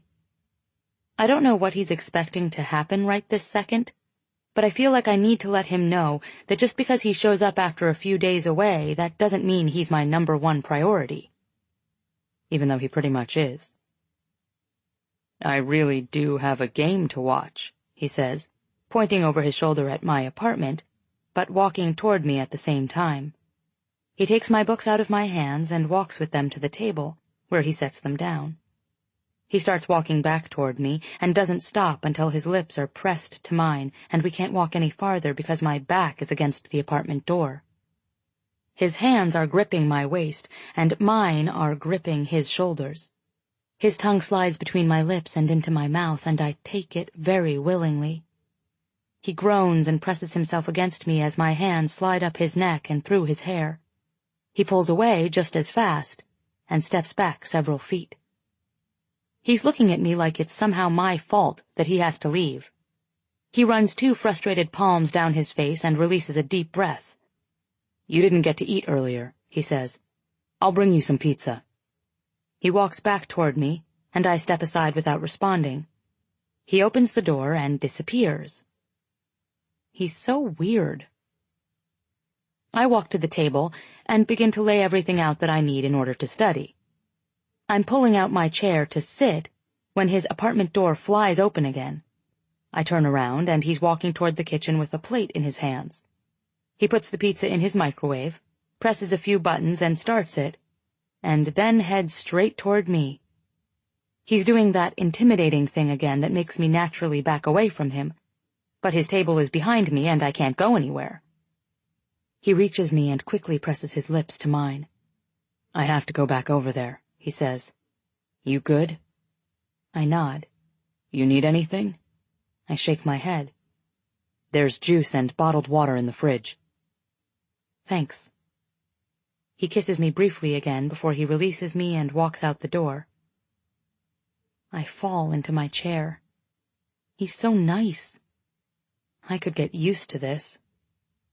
I pull my notebook in front of me and begin studying. About half an hour passes, and then I get a text from him. "Miles, how's the homework going?" I'm reading the text on my phone, smiling like an idiot. He goes 9 days without seeing or texting me, and now he's texting me from 20 feet away. Me: "Good. How's the game going?" Miles: "Halftime. We're losing." Me: "Bummer." Miles: "You knew I didn't have cable." Me: Question mark, question mark, question mark? Miles: "Earlier, when you yelled at us, you told us to go to my place to watch the game, but you already knew I didn't have cable. I think Ian's suspicious now." Me: "Oh no, I didn't think about that." Miles: "It's cool. He's just giving me looks like he knows something is up. Honestly, I don't care if he knows. He knows everything else about me." Me: "I'm surprised you didn't tell him already. Don't all guys kiss and tell?" Miles: "Not me, Tate." Me: "I guess you're the exception. Now leave me alone, I have to study." Miles: "Don't come back until I tell you the game is over." I lay my phone down on the table, unable to wipe the grin from my face. An hour later, the door to his apartment opens, I look up and he walks in, shuts the door, and casually falls against it. "Game's over," he says. I drop my pen. Perfect timing. I just finished my homework. His eyes fall to my books, spread out across the table. "Corbin's probably expecting you." I don't know if that's his way of telling me I should leave, or if he's just making conversation. I stand up anyway and begin to gather my books, attempting to hide the disappointment on my face. He walks straight to me and takes the books out of my hands, setting them back down. He gives them a shove, sliding them a foot away, and then he grabs my waist and pushes me onto the table. "That doesn't mean I want you to leave," he says firmly, looking me hard in the eyes. I don't smile this time because he just made me nervous again. Every time he looks at me with this much intensity, I get nervous. He slides me to the very edge of the table and stands between my legs. His hands are still on my waist, but his lips are now on my jaw. "I was thinking," he says softly, his breath caressing my neck, covering me in chills, "about tonight, and how you've been in class all day." He slides his hands beneath me, lifting me off the table. "And how you work all weekend, every weekend." My legs are wrapped around him now. He's carrying me to his bedroom. Now he's laying me on his bed. Now he's on top of me, brushing my hair back, looking me in the eyes. "And I realized that you never have a day off." His mouth is back to my jaw again, kissing it softly between each sentence. "You haven't had a day off since Thanksgiving, have you?" I shake my head, not understanding why he's talking so much, but loving it just the same. His hand slides up under my shirt and his palm meets my stomach, continuing upward until he's cupping my breast. "You must be really tired, Tate." I shake my head. "Not really." I'm lying. I'm exhausted. His lips leave my neck and he looks me in the eyes. "You're lying," he says, brushing his thumb over the thin layer of bra covering my nipple. "I can tell you're tired." He lowers his mouth until it's pressed against mine, so softly I barely even feel it. "I just want to kiss you for a few minutes, okay? Then you're going to leave and go get some rest. I don't want you to think I expect something just because we're both home." His mouth touches mine again, but his lips can't compare to what his words do to me. I never knew thoughtfulness could be such a turn-on. But oh my God, it's so hot. His hand slides beneath my bra and his mouth invades me. Every time his tongue caresses mine, it makes my head spin. I wonder if that will ever get old. I know he said he just wanted to kiss me for a few minutes, but his definition of kiss and my definition of kiss are written in two different languages. His mouth is everywhere. So are his hands. He pushes my shirt up above my bra, pulling one side of it down until my breast is exposed. He teases me with his tongue, looking up at me while he does it. His mouth is warm and his tongue is even warmer, causing soft whimpers to escape from me. He runs his hand down my stomach and lifts slightly off of me, holding his weight up on his elbow. His hand trails over my jeans until he reaches the insides of my thighs. He runs his fingers against the material between my legs, and I let my head fall back and my eyes close. Good Lord, I love his version of kissing. He begins to rub his hand over me, pressing firmly against my jeans until my entire body is silently begging for him. His mouth is no longer on my breast. It's on my neck now, and he's kissing, nibbling, sucking all in one spot, as if he's trying to brand me. I'm trying to be quiet, but it's impossible when he's creating this amazing friction between us. But that's fine, because he's not being quiet either. Every time I moan, he groans or sighs or whispers my name, which is why I'm being so loud, because I love his sounds. Love them. His hand quickly moves to the button on my jeans and he unbuttons them, but he doesn't switch positions or move away from my neck. He pulls my zipper down and slides his hands on top of my panties. He resumes the same movements, only this time they're 1,000,000 times more intense, and I can instantly tell he isn't going to have to do it for much longer. My back arches off the bed, and it takes all I have not to pull away from his hand. It's as if he knows exactly the right places to touch that will make me react. Christ, Tate, you're so wet. 2 of his fingers pull my panties aside. I want to feel you. And that's it. I'm a goner. His finger slips inside me, but his thumb remains outside, coaxing moans and oh my gods and don't stops out of me like I'm a broken record. He kisses me, swallowing all my sounds while my body begins to tremble beneath his hand. The sensation lasts so long and is so intense I'm afraid to let go of him when it's over. I don't want his hand to leave me. I want to fall asleep like this. I'm completely still, but we're both breathing so heavily we're unable to move. His mouth is still on mine and our eyes are closed, but he's not kissing me. After a few moments, he finally pulls his hand out of my pants, then zips and buttons them back up. When I open my eyes, he's slowly sliding his fingers out of his mouth with a grin. Holy shit. I'm so glad I'm not standing up right now, or seeing him do that would have made me fall straight to the floor. Wow, I say as I exhale. You're pretty damn good at this. He smiles even wider. Why, thank you, he says. He leans forward and kisses my forehead. Now go home and get some sleep, girl. He begins to lift off the bed, and I grab his arms and pull him back down. Wait, I tell him. I push him onto his back and slide on top of him. That's not really fair to you. I'm not keeping score, he says, rolling me onto my back. Corbin's probably wondering why you're still over here. He stands up and grabs my wrists to pull me up with him. He pulls me against him close enough for me to tell he isn't at all ready for me to leave yet. If Corbin says anything, I'll just tell him I didn't want to leave until I was finished with my homework. Miles shakes his head. You need to go back, Tate, he says. He thanked me for protecting you from Dylan earlier. How do you think he'd feel if he knew I only did that because I was being selfish and wanted you all to myself?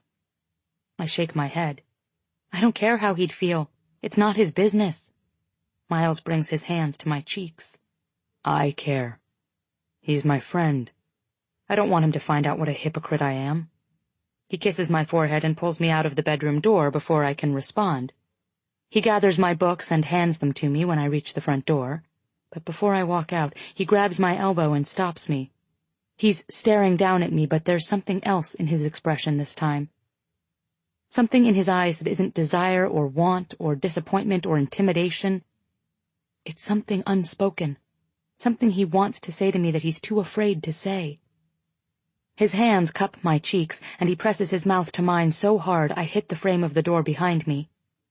He kisses me so possessively and desperately it would make me sad, if only I didn't love it so much.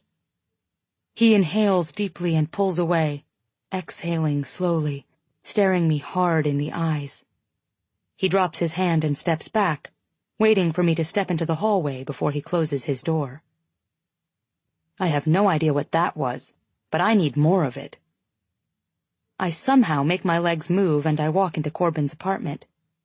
Corbin isn't in the living room, so I set my books down on the counter. I hear Corbin's shower running. Corbin's in the shower. I immediately walk out the door and back across the hall and knock.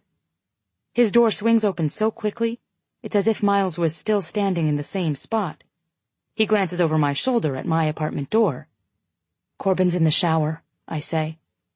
Miles looks back at me, and before I think he even has time to process my words, he's pulling me inside his apartment. He slams the door shut and shoves me against it, and once again his mouth is everywhere. I waste no time unbuttoning his jeans and pulling them down several inches. His hands take over and pull my pants down completely along with my underwear. As soon as he slides my feet out of them, he's urging me toward his kitchen table. He spins me around, positioning me until I'm leaning across the table on my stomach. He reaches between my legs, spreading them farther apart while freeing himself from his jeans. Both of his hands move to my waist and grip tightly. He steadies himself against me and then carefully eases himself inside me. "Oh, God," he groans. I press my palms flat out on the table. There's nothing to grab hold of, and I desperately need to grab something. He leans forward, pressing his chest against my back. His breaths are heavy and hot and crashing against my skin. "I have to get a condom." "Okay," I breathe out. He hasn't backed away yet, though, and my body naturally wants to take him in the rest of the way. I press myself against him, pushing him further inside me, causing him to dig his fingers into my hips so hard I wince. "Don't, Tate." His voice is a warning. Or a dare. I do it again, and he groans, quickly pulling out of me completely. His hands are still digging into my hips, and he's still pressed against me. He's just no longer inside me. "I'm on the pill," I whisper. He doesn't move. I close my eyes, needing him to do something. Anything. I'm dying here. "Tate," he whispers. He doesn't follow it up with anything. We stand quietly still, with him in the same position, poised right outside me. Damn it. He releases my waist and finds my hands palm side down on the table. He slides his fingers through mine and squeezes, then buries his face against my neck from behind me. "Brace yourself." He slams into me so unexpectedly I scream. One of his hands leaves mine and he brings it to my mouth and covers it. "Shh," he warns. He holds still, giving me a moment to adjust to him inside me. He pulls out with a moan and slams into me again, causing me to yell out once more. His hand muffles my noises this time. He repeats his movements, harder, faster. He's grunting with every thrust, and I'm making noises I didn't even know I could make. I've never experienced anything like this before. I didn't know it could be this intense, this raw, this animalistic. I lower my face and press my cheek against the table. I squeeze my eyes shut. I let him fuck me. It's quiet. It's so quiet. And I don't know if it's because we were both so loud just a few seconds ago, or if he just needs a minute to recover. He's still inside me, but he's finished. He's just not moving. One of his hands is still covering my mouth, the other still squeezing my fingers. His face is still buried against my neck. But he's so incredibly still, I'm afraid to move. I don't even feel him breathing. The first thing to move is his hand, away from my mouth. He unlocks his fingers from mine and straightens them, pulling them slowly apart from mine. He presses both palms against the table and lifts his face away from my neck. He pulls out of me without a sound. It's still too quiet, so I don't move. I hear him as he pulls his pants back into position and zips them. I hear his footsteps as he walks away. He's walking away. His bedroom door slams shut, and I flinch. My cheek and palms and stomach are still flat against his table, but now so are my tears. They're falling. Falling, falling, falling, and I can't stop them. I'm embarrassed. I'm ashamed. I don't have a clue what the hell is wrong with him, but I have too much pride and too little courage to find out. This felt like an end. I'm not sure I was ready for this to be the end. I'm not sure I was ready for there ever to be an end, and I hate myself for allowing my feelings to get to that point.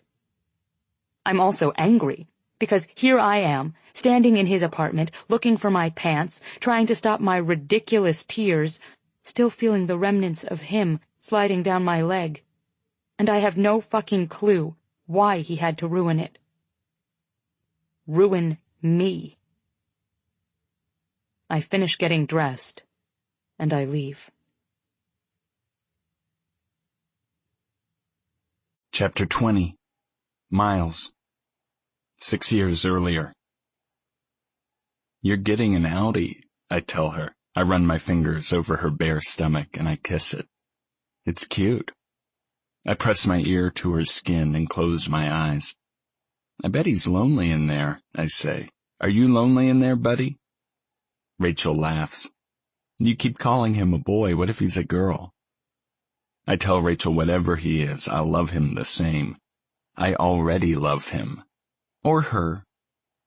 Our parents are out of town. We're playing house again, except this time we aren't really playing. It's kind of serious. So what happens if he really does propose to her this time? She asks.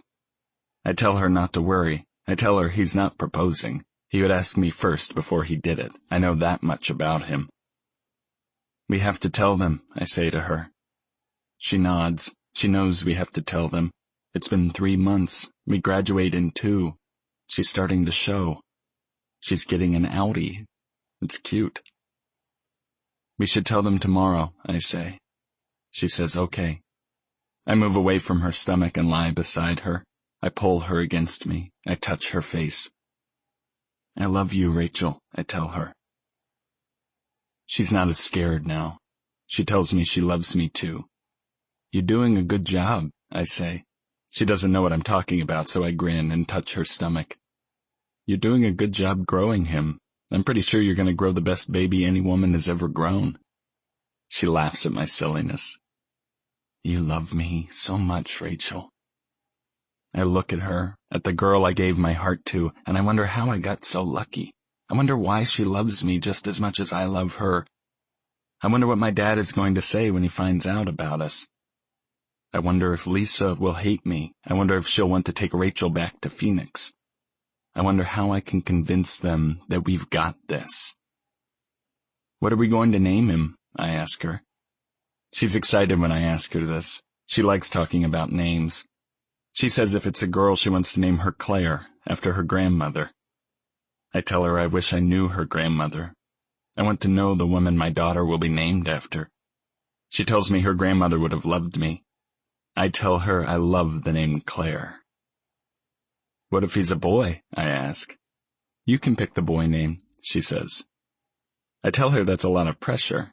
I tell her he'll have to live with his name the rest of his life. She says, then you better pick a good one. I'd better pick a good one. One that means something to you, she says. One that means something to me. I tell her I have the perfect name for him. She wants to know what it is. I tell her I'm not telling her. I'll tell her his name after it becomes his name, after he's born.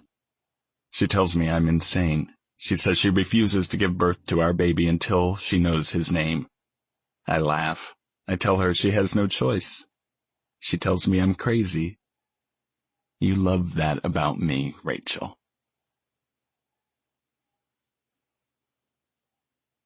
Chapter 21. Tate. I worked all weekend, so I haven't seen or spoken to Miles since Thursday night. I keep telling myself it's for the best, but sure as hell doesn't feel like it with the way I've been letting it eat at me. Tonight is Monday, and it's the first of 3 days when Corbin won't be home and Miles will be. I know he knows Corbin is gone, but based on the way he left things Thursday, I doubt he cares much. I half expected that he would eventually explain if I did something wrong, or at least tell me what upset him so much. But the last I got from him was the slam of his bedroom door after he walked away. I can see why he hasn't been in a relationship for 6 years. He's obviously clueless when it comes to how a guy should treat a girl, which surprises me, because I get these vibes from him that he's really a decent guy. However, his actions during and after sex seem to contradict his character. It's as if pieces of the guy he used to be bleed over into the guy he's trying to be. If any other man ever treated me like he did, it would be the one and only time. I don't put up with the things I've seen a lot of my friends put up with. However, I find myself continuing to make excuses for him, like something could actually justify his actions last week. I'm beginning to fear that maybe I'm not so tough after all. That fear is immediately confirmed with the skip of my heart as soon as I step off the elevator. There's a note taped to my apartment door, so I rush to it and pull it down. It's just a folded piece of paper without anything written on the outside of it. I open it. I need to run an errand. I'll stop by at 7 if you want to come with me. I read the note several times. It's obviously from him, and it's obviously for me, but the note reads so incredibly casual that for a second I begin to doubt that Thursday even happened. He was there, though. He knows how that night ended between us. He knows I must be upset or angry, but nothing in his note reveals that at all. I unlock my door and walk inside before I can work myself up to the point of beating on his door to scream at him. I drop my things once I'm inside my apartment and read the note one more time, dissecting everything from his handwriting down to his selection of words. I wad it up in my hands and throw it toward the kitchen, completely pissed off. I'm pissed because I already know I'll be going with him. I don't know how not to. There's a soft knock on the door at exactly 7 o'clock. His punctuality pisses me off, and there's no reason for it. I have nothing against punctuality. I have a feeling every single thing Miles does tonight is going to piss me off. I walk to the front door and open it. He's standing in the hallway, several feet away. He's probably closer to his door than to mine, actually. He's looking down at his feet when I open the door, but he eventually lifts his eyes to meet mine. His hands are tucked away in his jacket pockets again, and he doesn't lift his head all the way up. I take this as a sign of submission from him, even though it's more than likely not. Want to come? His voice invades me, weakens me, turns me into liquid again. I nod as I step out into the hall and close the door behind me. I lock it and turn around to face him. He nods his head toward the elevators, silently telling me he'll follow behind me. I try to read the expression in his eyes, but I should know better. I walk toward the elevator and press the down button. He stands next to me, but neither of us speaks. It takes the elevator what seems like years to get to us. When it finally opens, we both breathe a quiet sigh of relief. But as soon as we're inside and the doors close, neither of us can breathe again. I can feel him watching me, but I don't look at him. I can't. I feel stupid. I feel like I want to cry again. Now that I'm here and I have no idea where we're going, I feel like a fool for allowing him to even get me this far. I'm sorry. His voice is weak, but it's also surprisingly sincere. I don't look at him. I don't even respond. He takes 3 steps across the elevator, and then he reaches down beside me and presses the emergency stop button. His finger lingers on the button as he watches me, but I keep my eyes down. My face is level with his chest, but my jaw is tense, and I won't look up at him. I won't. Tate, I'm sorry, he repeats. He's still not touching me, but he's invading again. He's standing so close to me I can feel his breath and him, and how much he really is sorry. But I don't even know what I'm supposed to be forgiving him for. He never promised anything other than sex, and that's exactly what he gave me. Sex. Nothing less and definitely nothing more. I'm sorry, he says again. You didn't deserve that. This time, he touches my chin, lifting my eyes to meet his. The feel of his fingers on my face causes my jaw to grow even more tense. I'm doing everything I can to keep up my armor, because I'm finding it hard to fight back my tears. The same thing I saw in his eyes when he kissed me at his door Thursday night is back. Something unspoken that he wishes he could say, but the only words that come out of his mouth are his apologies. He winces as though he's experiencing actual physical pain, and he presses his forehead to mine. I'm sorry.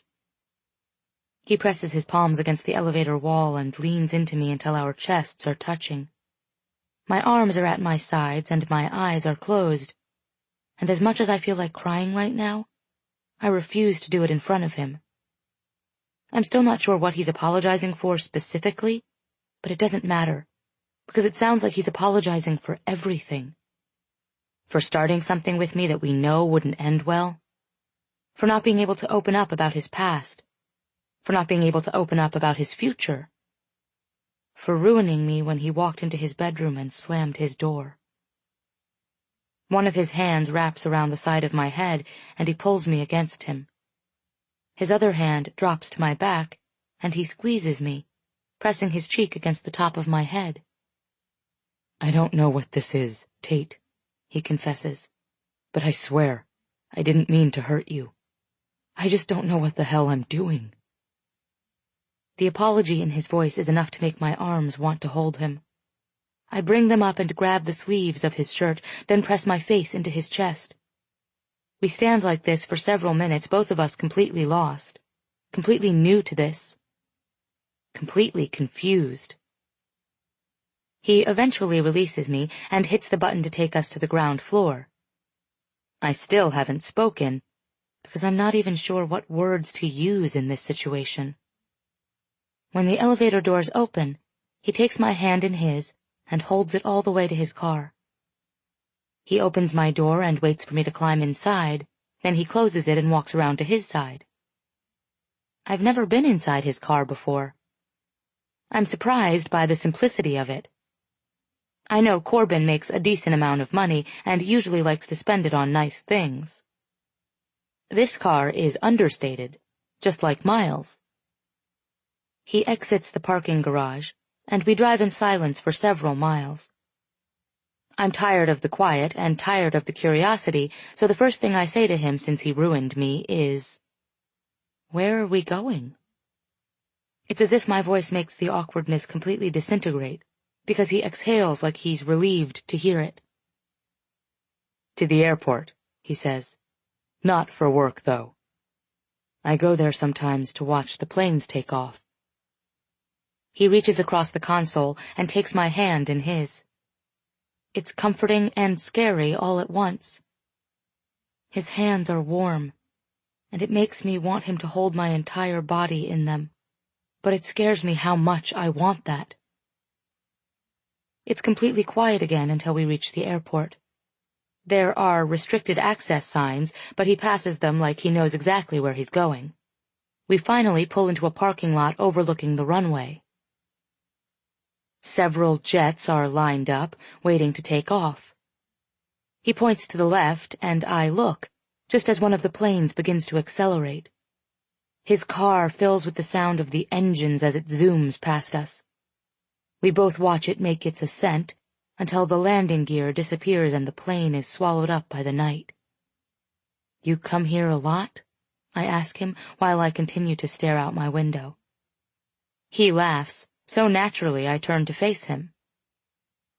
"That sounded like a pickup line," he says, smiling. His smile makes me smile. His eyes drop to my mouth, and my smile makes his smile disappear.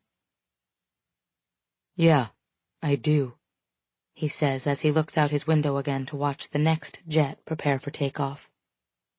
I realize in this moment that things aren't the same between us. Something huge changed, and I can't tell if it's good or bad. He brought me here because he wants to talk. I just don't know what he wants to talk about. "Miles," I say, wanting him to look at me again. He doesn't. "It's not fun," he says quietly. "This thing we're doing." I don't like that sentence. I want him to take it back, because it feels like it's cutting me.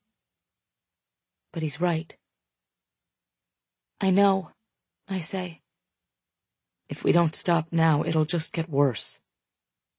I don't verbally agree with him this time. I know he's right, but I don't want to stop. The thought of not being with him again makes my stomach feel hollow. What did I do to upset you so much?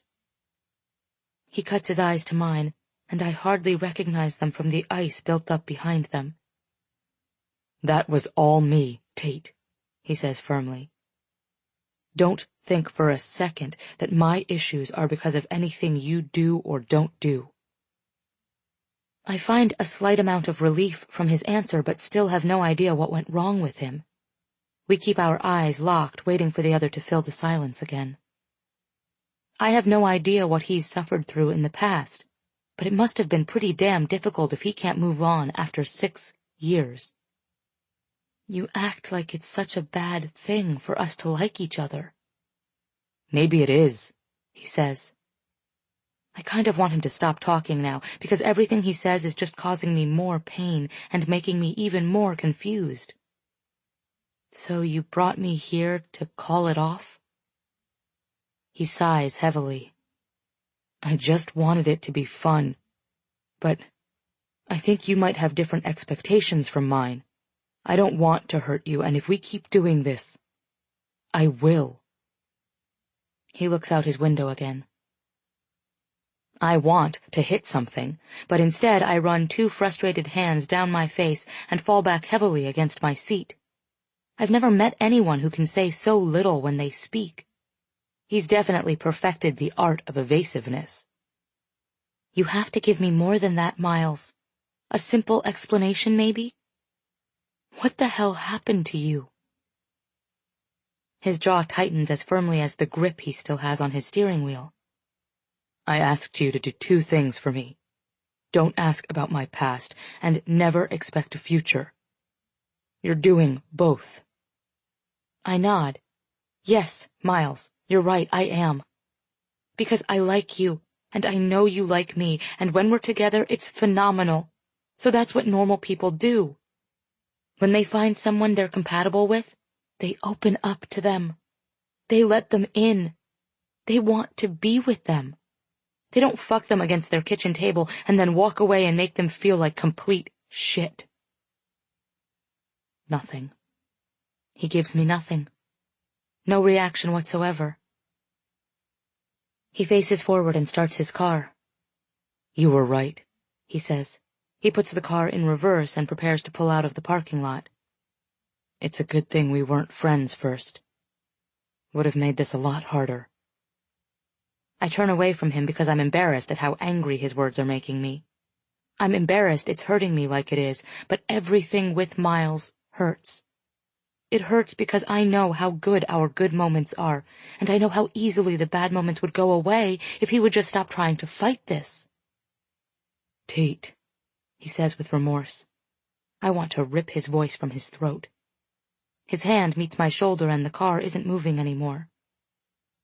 Tate, I didn't mean that. I push his hand away. Don't, I say. Either admit you want me for more than just sex, or take me home. He's quiet. Maybe he's contemplating my ultimatum. Admit it, Miles. Admit it. Please. The car begins moving again. What did you expect would happen? Cap asks, handing me another tissue. When Miles and I arrived back at the apartment complex, I couldn't bear riding up that elevator with him, so I took a seat next to Cap and let him go up alone. Unlike the hard exterior I try to show Miles, I completely break down while spilling all the details to Cap, whether he cares to hear them or not.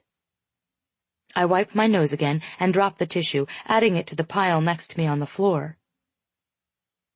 I was being delusional, I say. I told myself I could handle it if he never wanted more. I guess I thought if I let him take his time, he'd eventually come around. Cap reaches around to a trash can at his side and places it between us so I have somewhere to toss my tissues. If that boy can't see what a good thing he could have with you, then he ain't worth your time. I nod, agreeing with him. I do have a lot more important things to do with my time, but for some reason, I feel as if Miles can see what a good thing he has with me.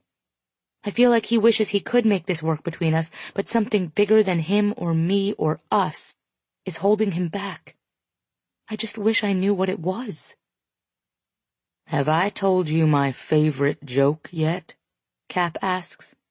I shake my head and grab another tissue from the box in his hands, relieved at the change in subject. Knock, knock, he says.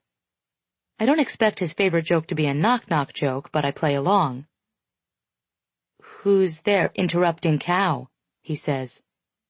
interrupting. "Moo!" he yells loudly, cutting me off. I stare at him. Then I laugh. I laugh harder than I've laughed in a long damn time.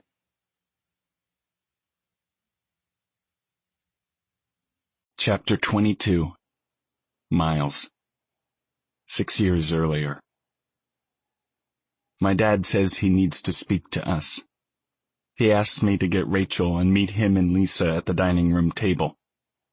I tell him okay, that there's something we need to speak to them about, too. Curiosity flashes in his eyes, but only for a brief second. He thinks about Lisa again, and he's not curious anymore. His everything is Lisa. I go to Rachel's room and tell my everything that they want to speak to us. We all sit down at the dining room table. I know what he's going to say. He's going to tell us he proposed. I don't want to care, but I do. I wonder why he didn't tell me first. This makes me sad, but only a little bit. It's not going to matter after we tell them what we have to tell them. I asked Lisa to marry me, he says. Lisa smiles at him. He smiles at her. Rachel and I aren't smiling. So we did, Lisa says, flashing her ring. So we did. Rachel gasps quietly. They're already married. They look happy.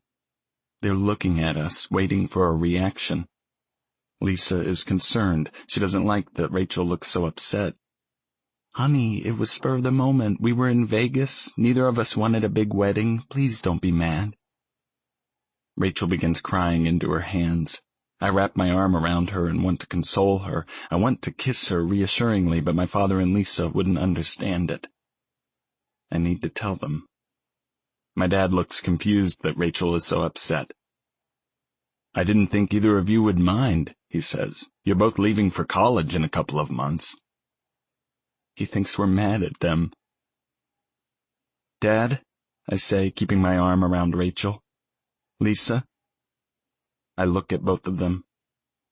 I ruin their day. Ruin. Rachel is pregnant. Silence. Silence. Silence. Deafening silence. Lisa is in shock. My father is comforting Lisa. His arm is around her and he's rubbing her back. You don't even have a boyfriend, Lisa says to Rachel. Rachel looks at me. My father stands. He's angry now. Who's responsible? He yells. He looks at me. Tell me who he is, Miles. What kind of guy knocks a girl up and doesn't have the balls to be with her when she tells her own mother? What kind of guy would let a girl's brother be the one to break the news? I'm not her brother, I say to my father. I'm not. He ignores my comment. He's pacing the kitchen now. He hates the person who did this to Rachel. Dad, I say. I stand up. He stops pacing. He turns and looks at me. Dad? I'm suddenly not as confident as I was when I sat down to do this. I've got this. Dad, it was me. I'm the one who got her pregnant. My words are hard for him to swallow. Lisa is looking back and forth between Rachel and me. She can't swallow what I'm saying either. That's not possible, my father says, trying to push away all the thoughts that are telling him it is possible. I wait for it to process. His expression changes from confusion to anger. He looks at me like I'm not even his son. He's looking at me like I'm the guy who knocked up his new stepdaughter. He hates me. He hates me. He really hates me. Get out of this house. I look at Rachel. She grabs my hand and shakes her head, silently pleading for me not to leave. Get out, he says again. He hates me. I tell Rachel I should go, just for a little while. She begs me not to go. My father walks around the table and shoves me. He pushes me toward the door. I release Rachel's hand. I'll be at Ian's, I tell her. I love you. Those words are obviously too much for my father because his fist immediately comes at me. He pulls his hand back and looks almost as shocked as I do that he just punched me. I step outside and my father slams the door. My father hates me. I walk to my car and open the door. I sit in the driver's seat, but I don't crank the engine. I look in the mirror. My lip is bleeding. I hate my father. I get out of my car and slam the door. I walk back into the house. My father rushes to the door. I hold my palms up. I don't want to hit him, but I will. If he touches me again, I'll hit him. Rachel isn't at the table anymore. Rachel is in her room. I'm sorry, I say to both of them. We didn't mean for it to happen, but it happened, and now we have to deal with it. Lisa is crying. My father hugs her. I look at Lisa. I love her, I say. I'm in love with your daughter. I'll take care of them. We've got this. Lisa can't even look at me. They both hate me. This started before I even met you, Lisa. I met her before I knew you were with my father, and we tried to stop it. That's kind of a lie. My father steps forward. The entire time this has been going on, the entire time she's lived here? I shake my head. It's been going on since before she lived here. He hates me even more now. He wants to hit me again, but Lisa is pulling him back. She tells him they'll figure it out. She tells him she can get it taken care of. She tells him it'll be okay. It's too late for that, I tell Lisa. She's too far along. I don't wait for my father to hit me again. I rush down the hallway and go to Rachel. I lock the door behind me. She meets me halfway. She throws her arms around my neck and cries into my shirt. Well, I say, the hard part is over with. She laughs with her cry. She tells me the hard part isn't over yet. She tells me the hard part is getting him out. I laugh. I love you so much, Rachel.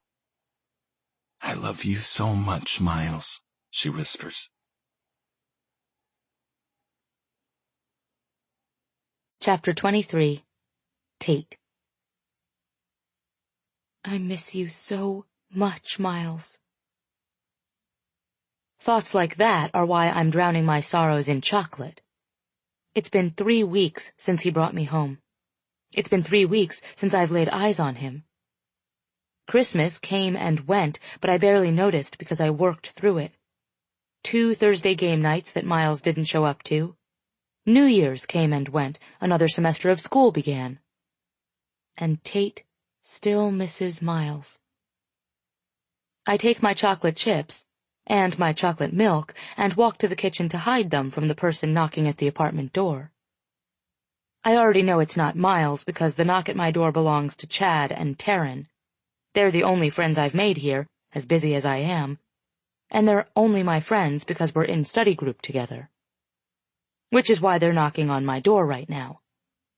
I open it, and Chad is standing in the doorway sans Taryn. Where's Taryn? She got called in to cover a shift, he says. She can't make it tonight. I hold the door open further to let him in. As soon as he steps over the threshold, Miles opens his apartment door across the hall. He freezes when our eyes meet. He holds me captive with his stare for several seconds until his gaze slides over my shoulder and lands on Chad. I glance at Chad, who looks at me and arches an eyebrow. He can apparently tell something's up, so he respectfully retreats into my apartment. I'll be in your room, Tate, he says. That's nice of Chad, offering to give me privacy with the guy across the hall. However, announcing that he'll be waiting in my bedroom probably wasn't the respect Miles wanted to be shown, because now he's stepping back inside his apartment. His eyes drop to the floor right before he closes his door. The look on his face sends pangs of guilt straight to my stomach. I have to remind myself that this was his choice. I have nothing to feel guilty about, even if he is misjudging the situation he just opened his door to. I close the front door and join Chad in my room. The silent pep talk I tried to give myself did nothing to ease the guilt. I sit on the bed and he sits at the desk. "That was weird," he says, eyeing me. "I'm a little scared to leave your apartment now." I shake my head. "Don't worry about Miles. He has issues, but they aren't my issues anymore." Chad nods and doesn't question me any further. He opens the study guide and lays it across his lap as he props his feet up on the bed. "Taryn already made notes for Chapter 2, so if you get 3, I'll cover 4. "Deal," I say. I scoot back against my pillow and spend the next hour preparing notes for Chapter 3. But I have no idea how I managed to concentrate because the only thing I can think about is the look that crossed Miles' face right before he closed the door. I could tell I hurt him.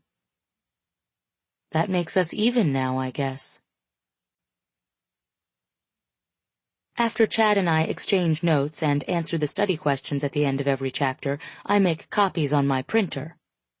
I realize 3 people divvying up 3 chapters and sharing answers is cheating, but who the hell cares? I never claimed to be perfect. Once we're finished, I walk Chad back out. I can tell he's a little bit nervous after having seen the look on Miles' face earlier, so I wait for him to get on the elevator before I close the apartment door. To be honest, I was a little nervous for him too. I walk to the kitchen and begin making a plate of leftovers. There's no point in cooking since Corbin won't be home until late tonight. Before I'm finished adding food to my plate, the front door opens with a knock.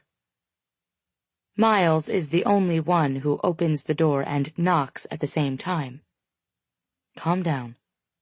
Calm down, calm down, calm down. Calm the hell down, Tate. "Who was that?" Miles asks from behind me. I don't even turn around. I continue making my plate of food as if his being here after weeks of silence isn't filling me with a storm of emotions. Anger being the most prominent one. "He's in my class," I say. "We were studying." I can feel the tension rolling off him, and I'm not even facing him. "For 3 hours?" I spin around and face him, but the expletives I want to scream get caught in my throat when I see him. He's standing in the doorway to the kitchen, gripping the doorframe over his head.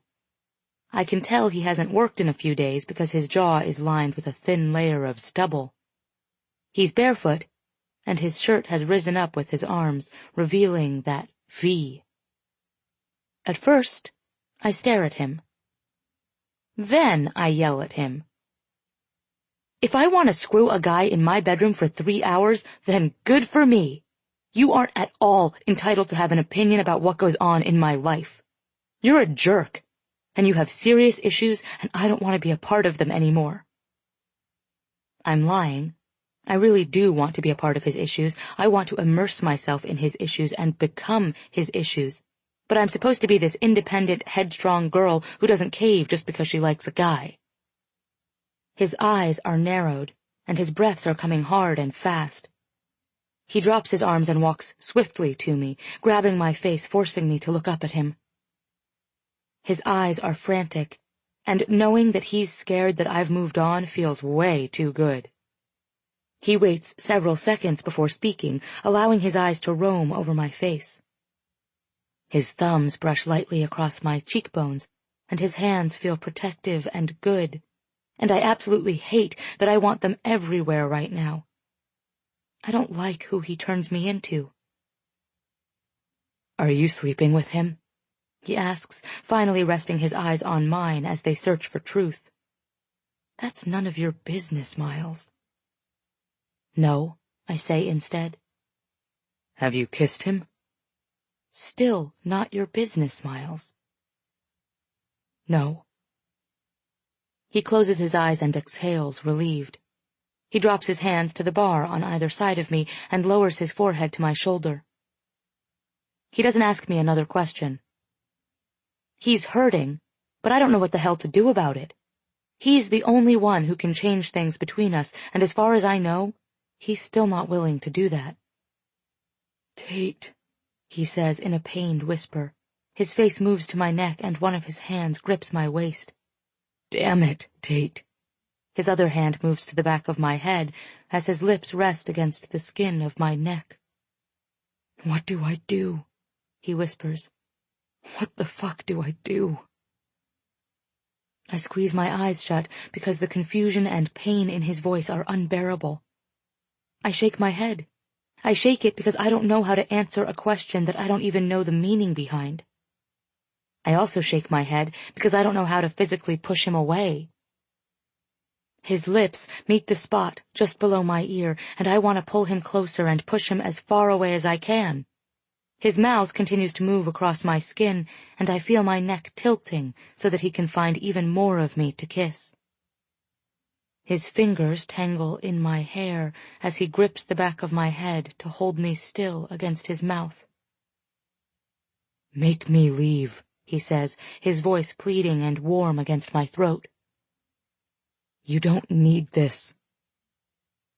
He's kissing his way up my throat, breaking for breath only when he speaks. "I just don't know how to stop wanting you. Tell me to go, and I'll go." I don't tell him to go. I shake my head.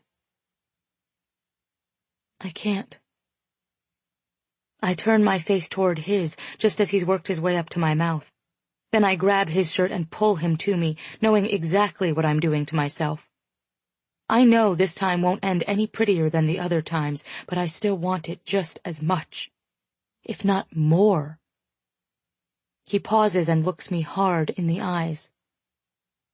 "I can't give you more than this," he whispers as a warning. "I just can't." I hate him for saying that, but respect it just the same. I respond by pulling him closer until our lips meet. We open our mouths at the exact same time and completely devour each other. We're frantic, pulling at each other, moaning, digging into each other's skin. Sex, I remind myself, it's just sex, nothing more. He's not giving me any other part of him. I can tell myself that all I want, but at the same time, I'm taking as much as I can get, deciphering every sound he makes and every touch, attempting to convince myself that what he's giving me is so much more than what it probably is. I'm a fool. At least I'm a self-aware fool. I unbutton his jeans, and he unfastens my bra, and before we're even in my bedroom, my shirt is off. Our mouths never separate as he shuts my door, then yanks off my bra. He pushes me onto the bed and pulls off my jeans, then stands and removes his own. It's a race. It's Miles and me against everything else. We're racing our consciences, our pride, our respect, the truth. He's trying to get inside me before any of the rest of that stuff catches up to us. As soon as he's back on the bed, he's over me, against me, then inside me. We win. His mouth finds mine again, but that's all it does. He doesn't kiss me. Our lips touch and our breath collides and our eyes meet, but there isn't a kiss. What our mouths are doing is so much more than that. With every thrust inside me, his lips slide over mine and his eyes grow hungrier, but he never once kisses me. A kiss is so much easier than what we're doing. When you kiss, you can close your eyes. You can kiss away the thoughts.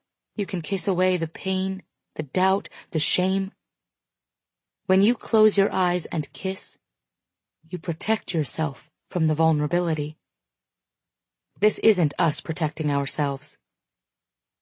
This is confrontation. This is a standoff. This is eye-to-eye combat. This is a dare, from me to Miles, from Miles to me. I dare you to try to stop this, we're both silently screaming. His eyes remain focused on mine the entire time as he moves in and out of me.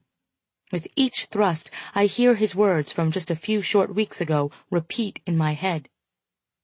It's easy to confuse feelings and emotions for something they aren't, especially when eye contact is involved. I completely understand now. I understand so well I almost wish he'd close his eyes. because he's more than likely not feeling what his eyes are showing me right now. "You feel so good," he whispers. The words fall into my mouth, forcing moans out of me in reciprocation. He lowers his right hand between us, placing pressure against me in a way that would normally cause my head to fall backward and my eyes to fall shut. Not this time. I'm not backing down from this confrontation. Especially not when he's staring straight into my eyes, defying his own words. Even though I refuse to back down, I do let him know I like what he's doing to me. I can't help but let him know that because I don't have control over my voice right now. It's possessed by a girl who thinks she wants this from him. "Don't stop," my voice says, becoming more possessed by him the longer this continues. "Wasn't planning on it." He applies more pressure, both inside and outside me. He grabs my leg behind the knee and pulls it up between our chests, finding a slightly different angle to enter me. He holds my leg firmly against his shoulder and somehow thrusts into me even deeper. "Miles, oh my God." I moan his name and God's name and even shout to Jesus a couple of times. I begin to shudder beneath him, and I'm not sure which one of us broke down first, but we're kissing now. We're kissing as hard and as deep as his thrusts inside me. He's loud. I'm louder. I'm shaking. He's shaking harder. He's out of breath. I'm inhaling enough for both of us. He pushes into me one final time and holds me firmly against the mattress with his weight. "Tate," he says, moaning my name against my mouth as his body recovers from the tremors. "Fuck, Tate." He slowly pulls out of me and presses his cheek against my chest. "Holy shit," he breathes. "It's so good. This. Us. So fucking good." I know. He rolls onto his side and keeps his arm draped across me. We lie together quietly. Me, not wanting to admit that I just let him use me again.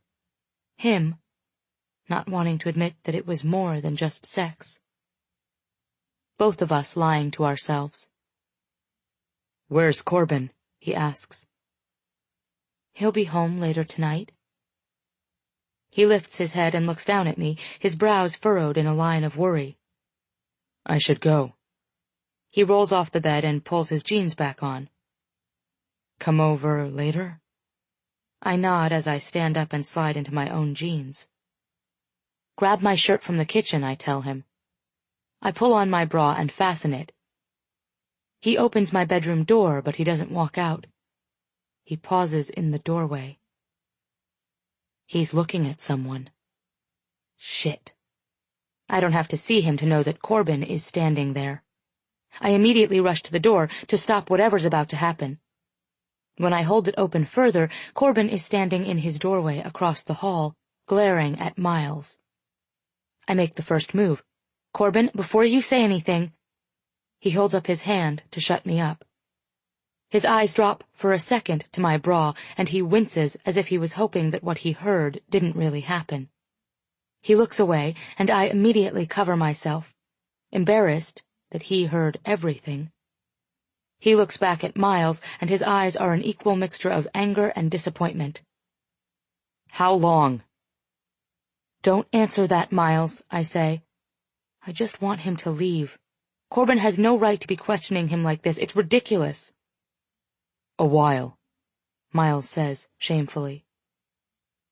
Corbin nods slowly, letting it sink in. "Do you love her?" Miles and I look at each other. He looks back at Corbin as if he's trying to decide which one of us he wants his answer to please. I'm positive the slow shake of his head pleases neither of us. "Are you at least planning to?" Corbin asks.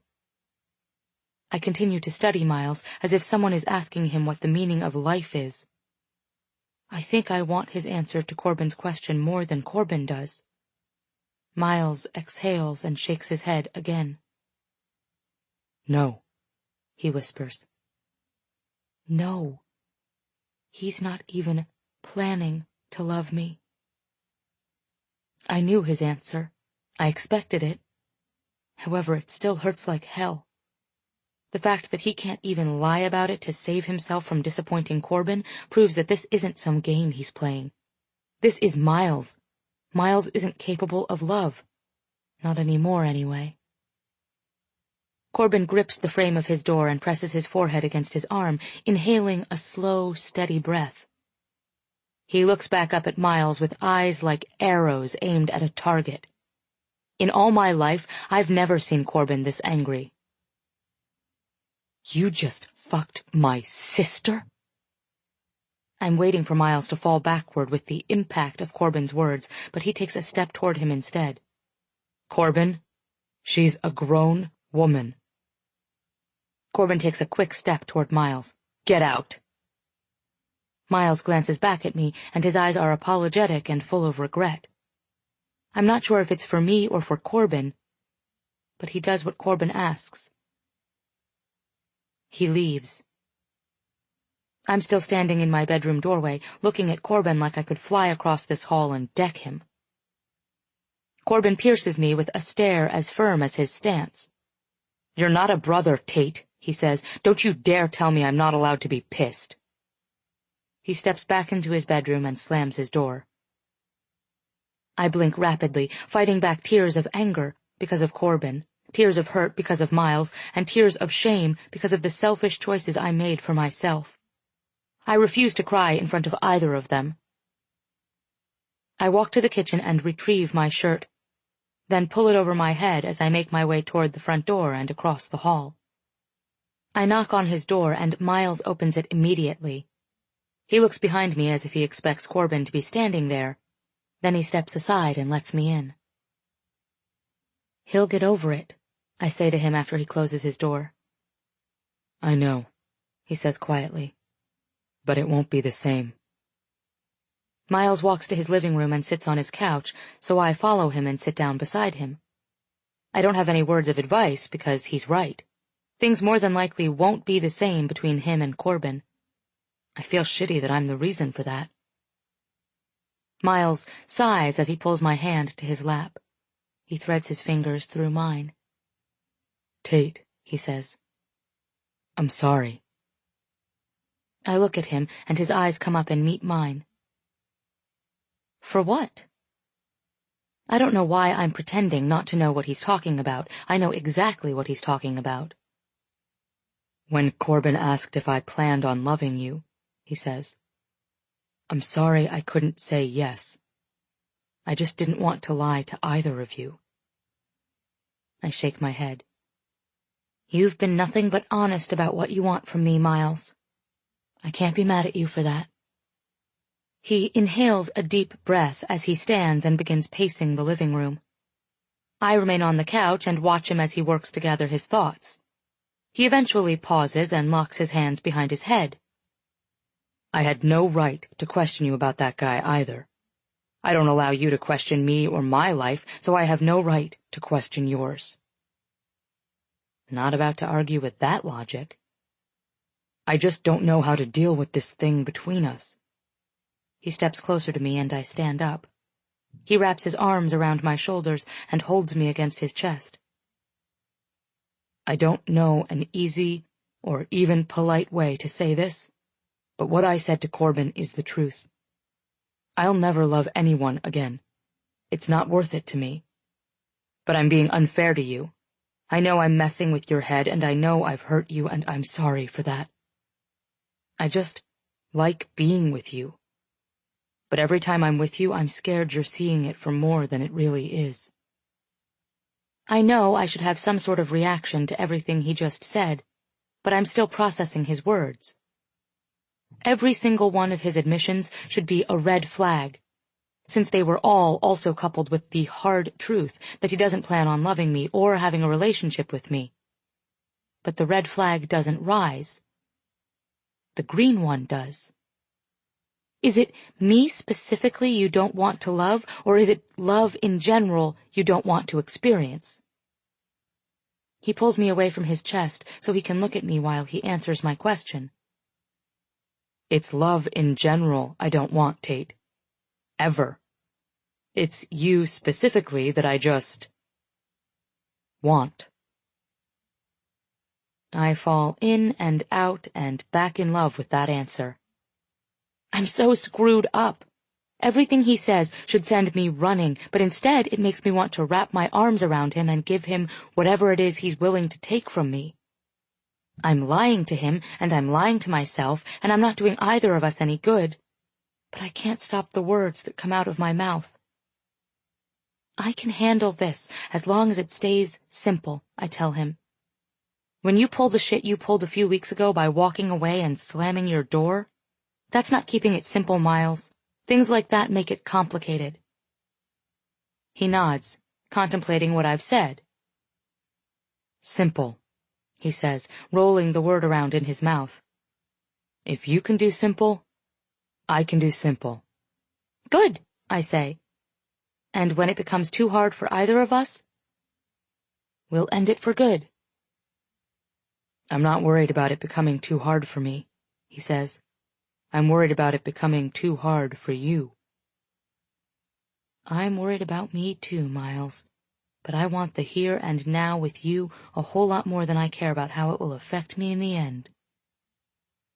With that thought, I suddenly figure out what my one rule is. He's had his boundaries this entire time, protecting himself from the vulnerability that I've been subjected to. I think I finally have my one rule, I say.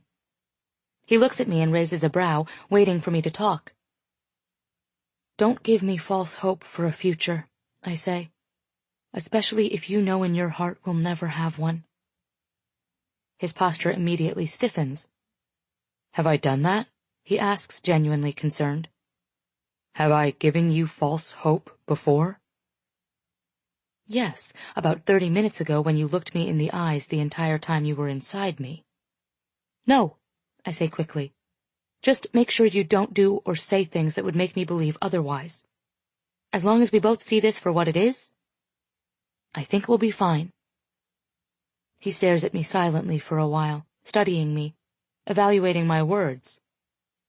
I can't tell if you're really mature for your age or really delusional.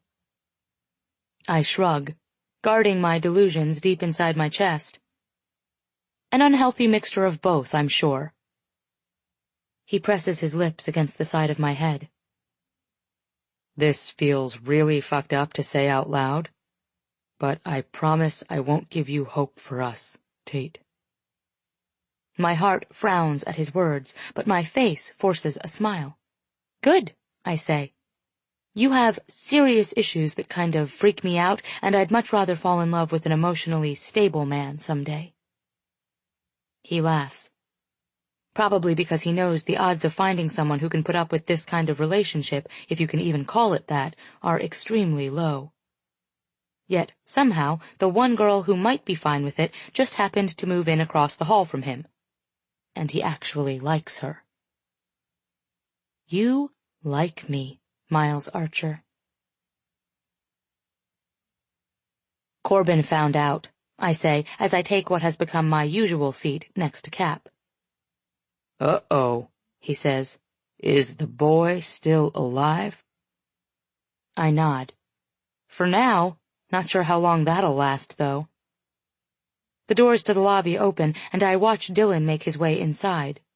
He pulls a hat off his head and shakes rain out of it as he walks toward the elevator. Sometimes I wish the flights I send up would crash, Cap says, eyeing Dylan. I guess Cap doesn't like Dylan either. I'm beginning to feel a little bad for Dylan. He spots us just before he reaches the elevators. Cap is moving to press the up button, but Dylan reaches it before him. I'm pretty capable of fetching my own elevator, old man, he says. I vaguely remember having a brief thought 10 seconds ago about Dylan and how I felt sorry for him. I take that thought back now. Dylan looks at me and winks. What you doing, Tate? Washing elephants, I say with a straight face. Dylan shoots me a confused look, not at all understanding my random response. If you don't want a sarcastic answer, Cap says to him, don't ask a stupid question. The elevator doors open, and Dylan rolls his eyes at both of us before walking onto the elevator.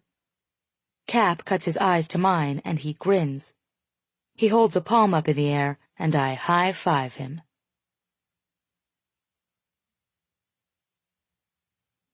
Chapter 24. Miles. 6 years earlier. Why is everything yellow? My dad is standing in the doorway to Rachel's bedroom, looking at the few items we've collected in the months since he's known about the pregnancy. It looks like Big Bird threw up in here. Rachel laughs. She's standing at the bathroom mirror putting the finishing touches on her makeup.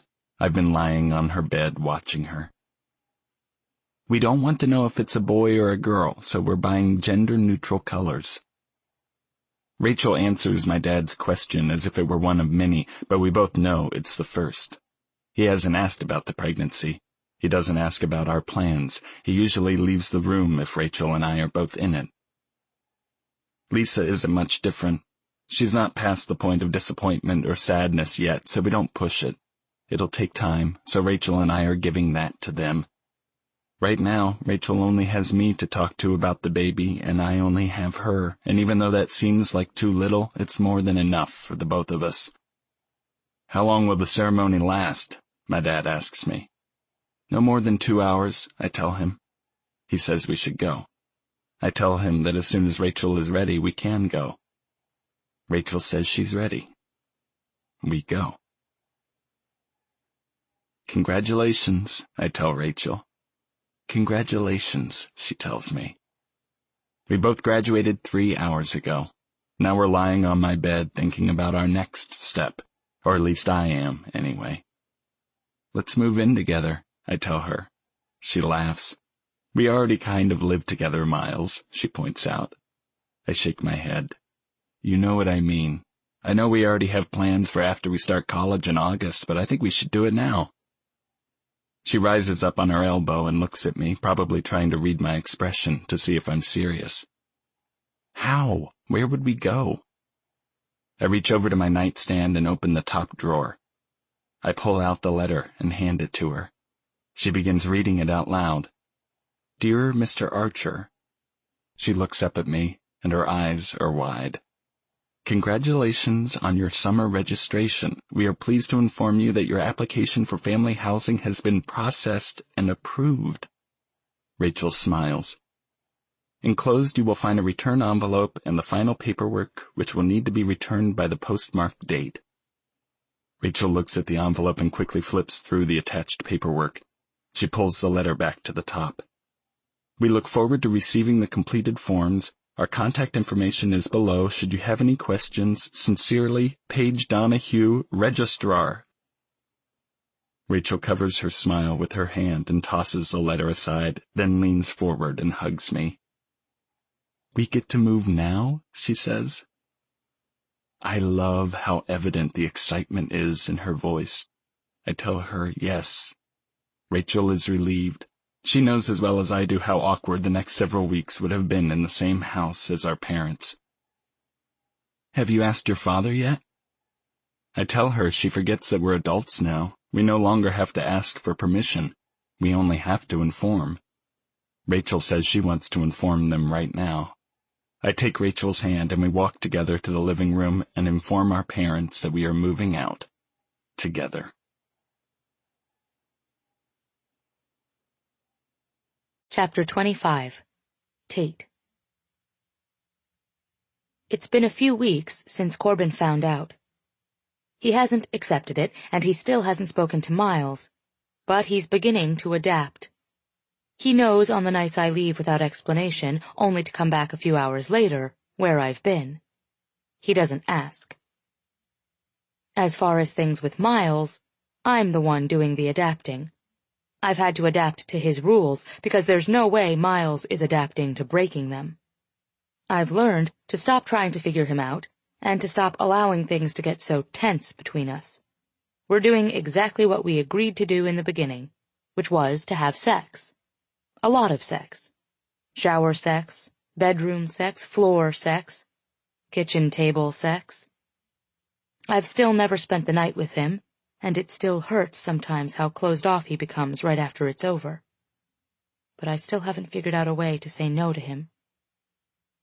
I know I want so much more than what he's giving me, and he wants so much less than what I want to give him. But we're both just taking what we can get for now. I try not to think about what will happen the day I can't handle it anymore. I try not to think about all the other things I'm sacrificing by still being involved with him. I try not to think about it at all, but the thoughts still come. Every night when I'm in bed, I think about it. Every time I'm in the shower, I think about it. When I'm in class, in the living room, in the kitchen, at work, I think about what's going to happen when one of us finally comes to our senses. Is Tate a nickname for something else? Miles asks me. We're in his bed. He just got home from 4 days at work, and even though our arrangement is supposed to be all about sex, we're still fully dressed. We're not making out. He's just lying with me, asking me personal questions about my name, and I love it so much more than any other day we've ever spent together. It's the first time he's ever asked me a semi-personal question. I hate that his question fills me with all these feelings of hope, and all he did was ask me if Tate was a nickname. Tate is my middle name, I say. It was my grandmother's maiden name. What's your first name? Elizabeth. Elizabeth Tate Collins, he says, making love to my name with his voice. My name has never sounded as beautiful as it did just now coming out of his mouth. That's almost twice as many syllables as my name, he says. That's a lot of syllables. What's your middle name? Mikkel, he says. People always mispronounce it and say Michael, though. Gets annoying. Miles Mikkel Archer, I say. That's a strong name. Miles rises onto his elbow and looks down at me with a peaceful expression. He brushes my hair behind my ear as his eyes roam over my face. Anything interesting happened this week while I was working, Elizabeth Tate Collins? There's a playfulness in his voice, one that I'm not familiar with, but I like it. I like it a lot. Not really, Miles Mikkel Archer, I say, smiling. I worked a lot of overtime. Do you still like your job? His fingers are touching my face, sliding across my lips, trailing down my neck. I do like it, I say. Do you like being a captain? I just throw versions of his own questions back at him. I figure it's safe that way because I know he'll only give what he's willing to take. Miles follows his hand with his eyes as he unbuttons the top button of my shirt. I love my job, Tate. His fingers work on the second button of my shirt. I just don't like being gone so much, especially knowing you're right across the hall from where I live. It makes me want to be home all the time. I try to contain it, but I can't. His words make me gasp, even though it was probably the quietest gasp to ever pass anyone's lips. But he notices. His eyes meet mine in a flash, and I can see him wanting to backpedal. He wants to take back what he just said, because there was hope in those words. Miles doesn't say things like that. I know he's about to apologize. He's going to remind me that he can't love me, that he didn't mean to give me that inkling of false hope. Don't take it back, Miles. Please, let me keep that. Our eyes remain locked for several long seconds. I continue to stare up at him, waiting for the take-back. His fingers are still on the second button of my shirt, but they're not attempting to unbutton it anymore. He focuses on my mouth, then back to my eyes again, then back to my mouth. Tate, he whispers. He says my name so softly I'm not even sure if his mouth moves. I don't have time to respond. His hand leaves the button of my shirt and slides through my hair at the same moment as his lips connect fiercely with mine. He slides his body on top of me, and his kiss instantly becomes intense, deep, dominating. His kiss is full of something that's never been there before, full of feeling, full of hope. Until this moment, I thought a kiss was a kiss was a kiss. I had no idea kisses could mean different things and feel so completely opposite from one another. In the past, I've always felt passion and desire and lust. But this time, it's different. This kiss is a different Miles, and I know in my heart that it's the real Miles, the Miles he used to be. The Miles I'm not allowed to ask about. He rolls off of me when he's finished. I stare up at the ceiling. My head is full of so many questions. My heart is full of confusion. This thing between us has never been easy. One would think limiting oneself to just sex would be the simplest thing in the world. But it makes me question every move and every word that comes out of my mouth. I find myself analyzing every look he gives me. I don't even know what move I'm supposed to make next.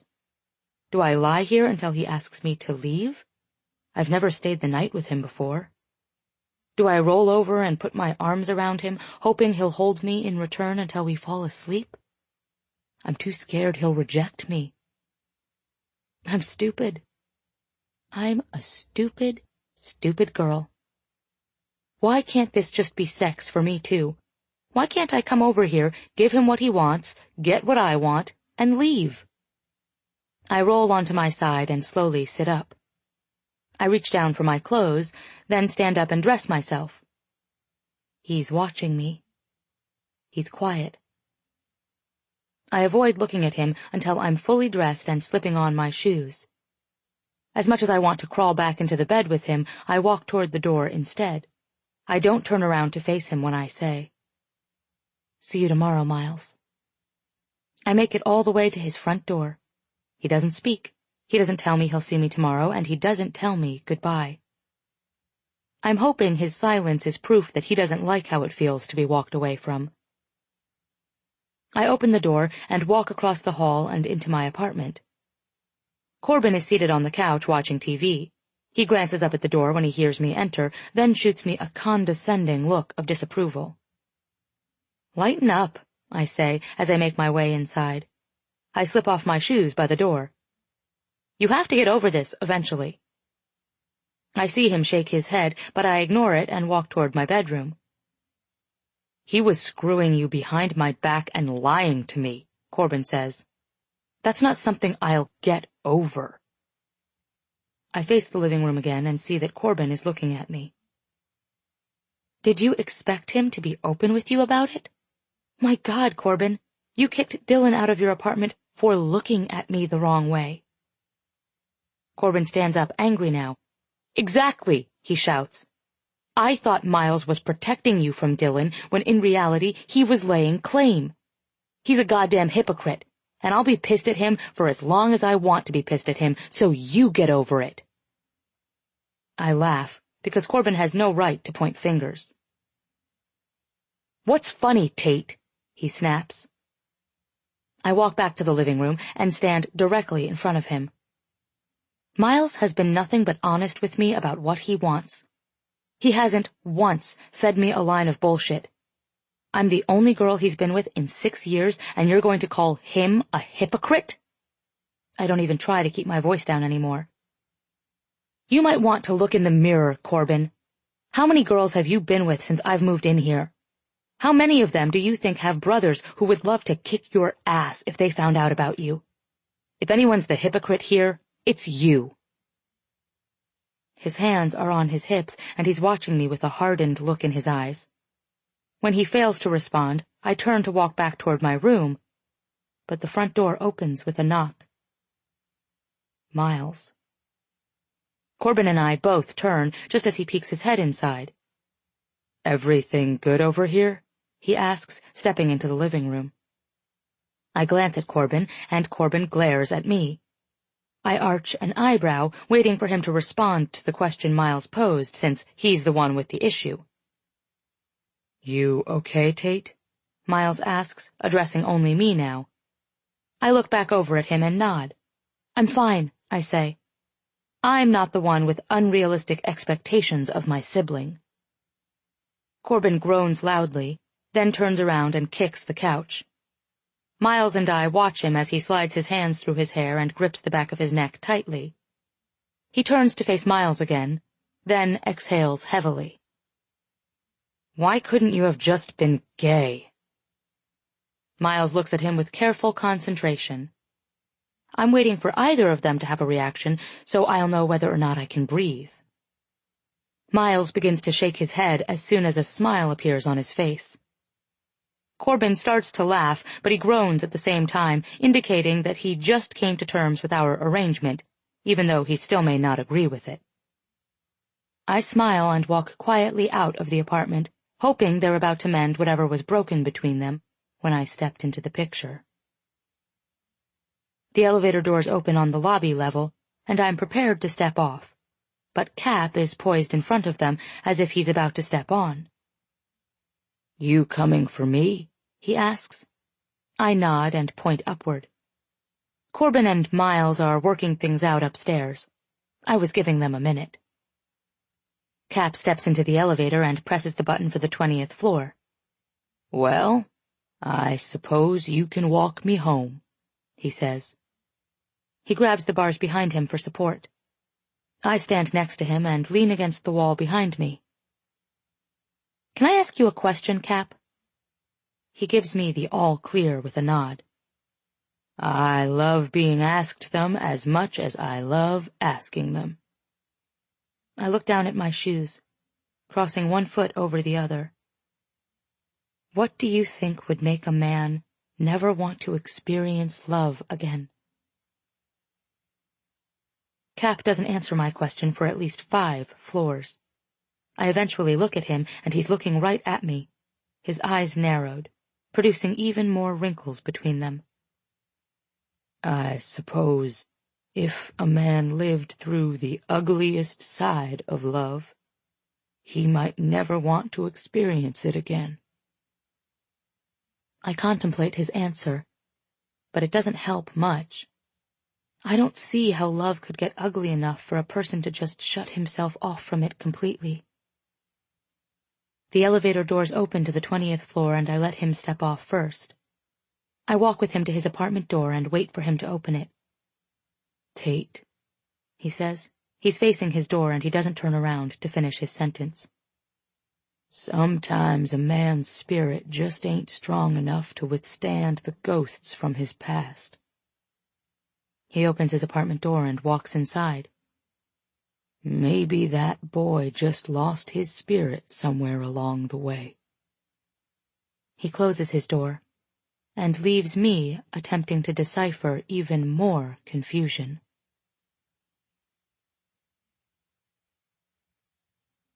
Chapter 26. Miles. 6 years earlier. My room is Rachel's now. Rachel's room is my room. We graduated. We moved in together. We're in college now. See? We've got this. Ian brings in the last of the boxes from the car. Where do you want this one? He asks. What is it? Rachel asks him. He tells her it looks like a box full of her bras and underwear. She laughs and tells him to set it next to my dresser. Ian does. Ian likes Rachel. Ian likes that she's not holding me back. Ian likes that she wants me to get my degree and finish flight school. Rachel wants me to be happy. I tell Rachel I'll be happy as long as I have her. She tells me, then you'll always be happy. My dad still hates me. My dad doesn't want to hate me. They're trying to accept it, but it's hard. It's hard for everyone. Rachel doesn't care what everyone thinks. She only cares what I think, and I only think about Rachel. I'm learning that no matter how difficult a situation is, people learn how to adapt to it. My dad and her mom may not approve, but they'll adapt. Rachel may not be ready to be a mom, and I may not be ready to be a dad, but we're adapting. It's what has to happen. If people want peace within themselves, it's necessary. Vital, even. Miles. I love my name when it comes out of her mouth. She doesn't waste it. She only says it when she needs something. She only says it when it needs to be said. Miles. She said it twice. She must really need something. I roll over and she's sitting up in bed. She looks at me wide-eyed. Miles. 3 times. Miles. 4. It hurts. Shit. I jump out of bed and grab our bag. I help Rachel change clothes. I help her to the car. She's scared. I might be more scared than she is. I hold her hand while we drive. I tell her to breathe. I don't know why I tell her this. Of course, she knows to breathe. I don't know what else to tell her. I feel helpless. Maybe she wants her mom. Do you want me to call him? She shakes her head. Not yet, she says, after. She just wants it to be us. I like this. I just want it to be us too. A nurse helps her out of the car. They take us to a room. I get Rachel whatever she needs. Do you need ice? I get it for her. Do you want a cold rag? I get it for her. Do you want me to turn off the TV? I turn it off. Do you want another blanket, Rachel? You look cold. I don't get her a blanket. She's not cold. Do you want more ice? She doesn't want more ice. She wants me to shut up. I shut up. Give me your hand, Miles. I give it to her. I want it back. She's hurting it. I let her keep it anyway. She's quiet. She never makes a sound. She just breathes. It's incredible. I'm crying. I don't know why. I love you so goddamn much, Rachel. The doctor tells her she's almost done. I kiss her on the forehead. It happens. I'm a dad. She's a mom. It's a boy, the doctor says. She's holding him. She's holding my heart. He stops crying. He tries to open his eyes. Rachel cries. Rachel laughs. Rachel tells me thank you.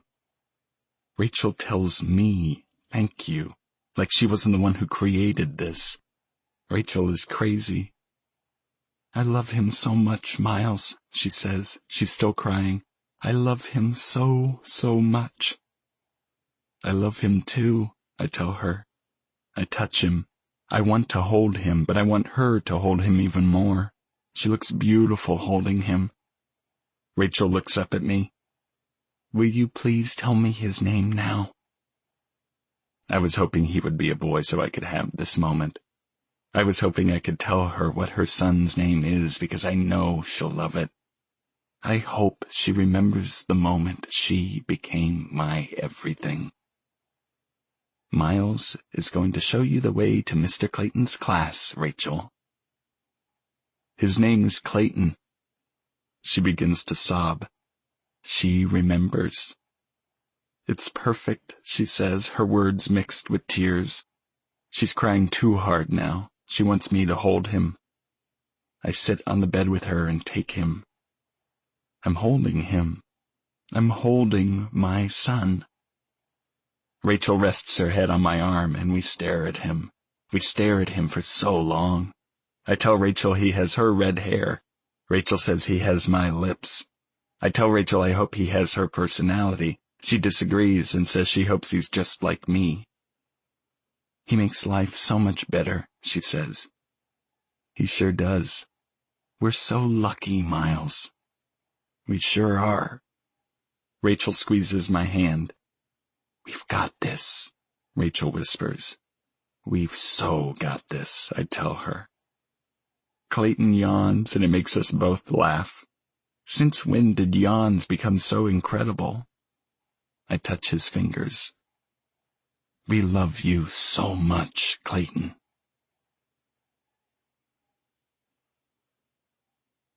Chapter 27. Tate. I dropped down into the chair beside Cap, still dressed from head to toe in my scrubs. As soon as I got home from work, I studied for 2 hours straight. It's already after 10 and I haven't even had supper yet, which is why I'm sitting next to Cap right now, because he's getting to know my habits and had a pizza ordered for the 2 of us. I hand him a slice and grab my own, then shut the lid and set it on the floor in front of me. I shove a huge bite into my mouth, but Cap is staring down at the slice in his hand. "It's really sad when pizza can make it to you faster than the police," he says. "I just ordered this 10 minutes ago." He takes a bite and closes his eyes like it's the best thing he's ever tasted. We both finish our slices and I reach for another one. He shakes his head when I offer him a second slice, so I put it back in the box. "So," he says, "any progress between the boy and his friend?" It makes me laugh that he constantly refers to Miles as the boy. I nod and respond with a mouthful. "Kind of," I say. "They had a successful game night, but I think it was only successful because Miles pretended I wasn't there the whole time. I know he's trying to respect Corbin, but it kind of makes me feel like shit in the process, you know?" Cap nods like he understands. I'm not sure that he does, but I like that he always listens so attentively anyway. Of course, he texted me the entire time he was in the living room sitting next to Corbin, so I guess I have that. But then there are weeks like this week, when he's not even in the same state, and it's like I don't even exist to him. No texts, no phone calls. I'm pretty sure he only thinks about me when I'm within 10 feet of him. Cap shakes his head. "I doubt that. I bet that boy thinks about you a lot more than he lets on." I'd like to believe those words to be true, but I'm not so sure they are. "But if he doesn't," Cap says, "you can't be mad at him for it. Wasn't part of the agreement now, was it?" I roll my eyes. I hate that he always brings me back to the fact that Miles isn't the one breaking rules or agreements. I'm the one with the problems in our arrangement, and that's no one's fault but my own. How did I get myself into this mess, I ask, not even needing an answer. I know how I got myself into this mess. I also know how to get out of it. I just don't want to. "You ever heard that expression, 'When life gives you lemons'?" "Make lemonade," I say, finishing his quote. Cap looks at me and shakes his head. "That's not how it goes," he says. "When life gives you lemons, make sure you know whose eyes you need to squeeze them in." I laugh, grab another slice of pizza, and wonder how in the hell I ended up with an 80-year-old man as my best friend. Corbin's home phone never rings, especially after midnight. I throw the covers off and grab a t-shirt, then pull it over my head. I don't know why I bother getting dressed. Corbin's gone and Miles isn't due back until tomorrow. I make it to the kitchen on the 5th ring, right as the answering machine picks up. I canceled the message, then put the phone to my ear. "Hello?" "Tate," my mother says. "Oh my God, Tate." Her voice is panicked, which immediately causes me to panic. "What is it?" A plane crashed about half an hour ago, and I can't get through to the airline. Have you talked to your brother?" My knees meet the floor. "Are you sure it was his airline?" I ask her. My voice sounds so terrified, I don't even recognize it. It sounds as terrified as hers did the last time this happened. I was only 6, but I remember every single detail as if it happened yesterday, down to the moon and stars pajamas I was wearing.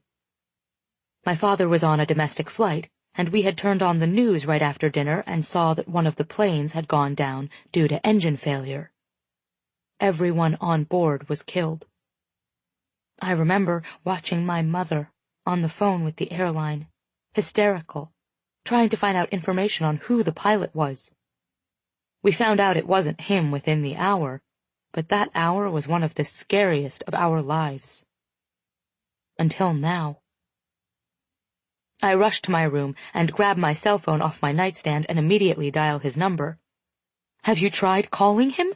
I ask my mother as I make my way back to the living room. I try to make it to the couch, but for some reason the floor seems more comforting. I kneel down again, almost as if I'm in prayer mode. I guess I am. "Yes," I've been calling his phone non-stop. It's just going to voicemail. It's a stupid question. Of course, she's tried calling him. I try again anyway, but his phone goes directly to voicemail. I try to reassure her, but I know it's pointless. Until we hear his voice, reassurance won't help. I'll call the airline, I tell her. I'll call you back if I hear anything. She doesn't even say goodbye. I use the home phone to call the airline and my cell phone to call Miles. It's the first time I've ever dialed his number. I pray that he answers because as much as I'm scared to death for Corbin, it's also running through my head that Miles works for the same airline. My stomach is sick. Hello? Miles says on the second ring. His voice sounds hesitant, like he's unsure why I'm calling. Miles, I say, both frantic and relieved. Is he okay? Is Corbin okay? There's a pause. Why is there a pause? What do you mean?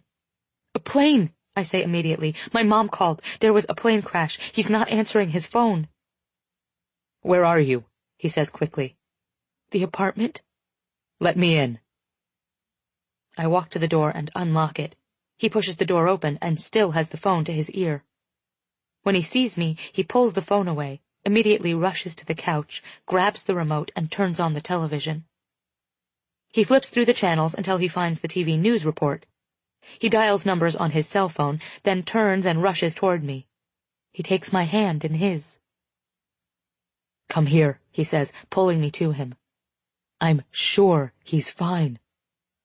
I nod against his chest, but his reassurance is pointless. Gary, he says when someone answers on the other end. It's Miles. Yeah, I heard, he says. Who was the crew? There's a long pause. I'm terrified to look at him. Terrified. Thank you. He hangs up the phone. He's okay, Tate, he says immediately. Corbin's fine. Ian too. I break down into tears of relief. Miles walks me to the couch and sits down, then pulls me to him. He takes my cell phone out of my hands and presses several buttons before putting the phone to his ear. Hey, it's Miles. Corbin is fine. He pauses for a few seconds. Yeah, she's fine. I'll tell her to call you in the morning. A few more seconds pass and he says goodbye. He sets the phone on the couch beside him. Your mom. I nod. I already knew. And that simple gesture, him calling my mother, just made me fall for him even harder. Now he's kissing the top of my head, rubbing his hand up and down my arm reassuringly. Thank you, Miles, I tell him. He doesn't say you're welcome, because he doesn't think he did anything that deserves thanking. Did you know them? I ask. The crew on board? No. They were out of a different hub. The names didn't sound familiar. My phone vibrates, so Miles hands it back to me. I look at it, and it's a text from Corbin. Corbin. In case you've heard about the plane, just want you to know I'm fine. I called headquarters, and Miles is too. Please let Mom know if she hears about it.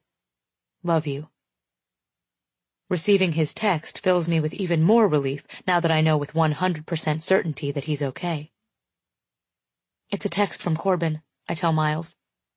He says you're okay, in case you were worried. Miles laughs. So he checked up on me, he says with a grin. I knew he couldn't hate me forever. I smile. I love that Corbin wanted me to know that Miles was okay.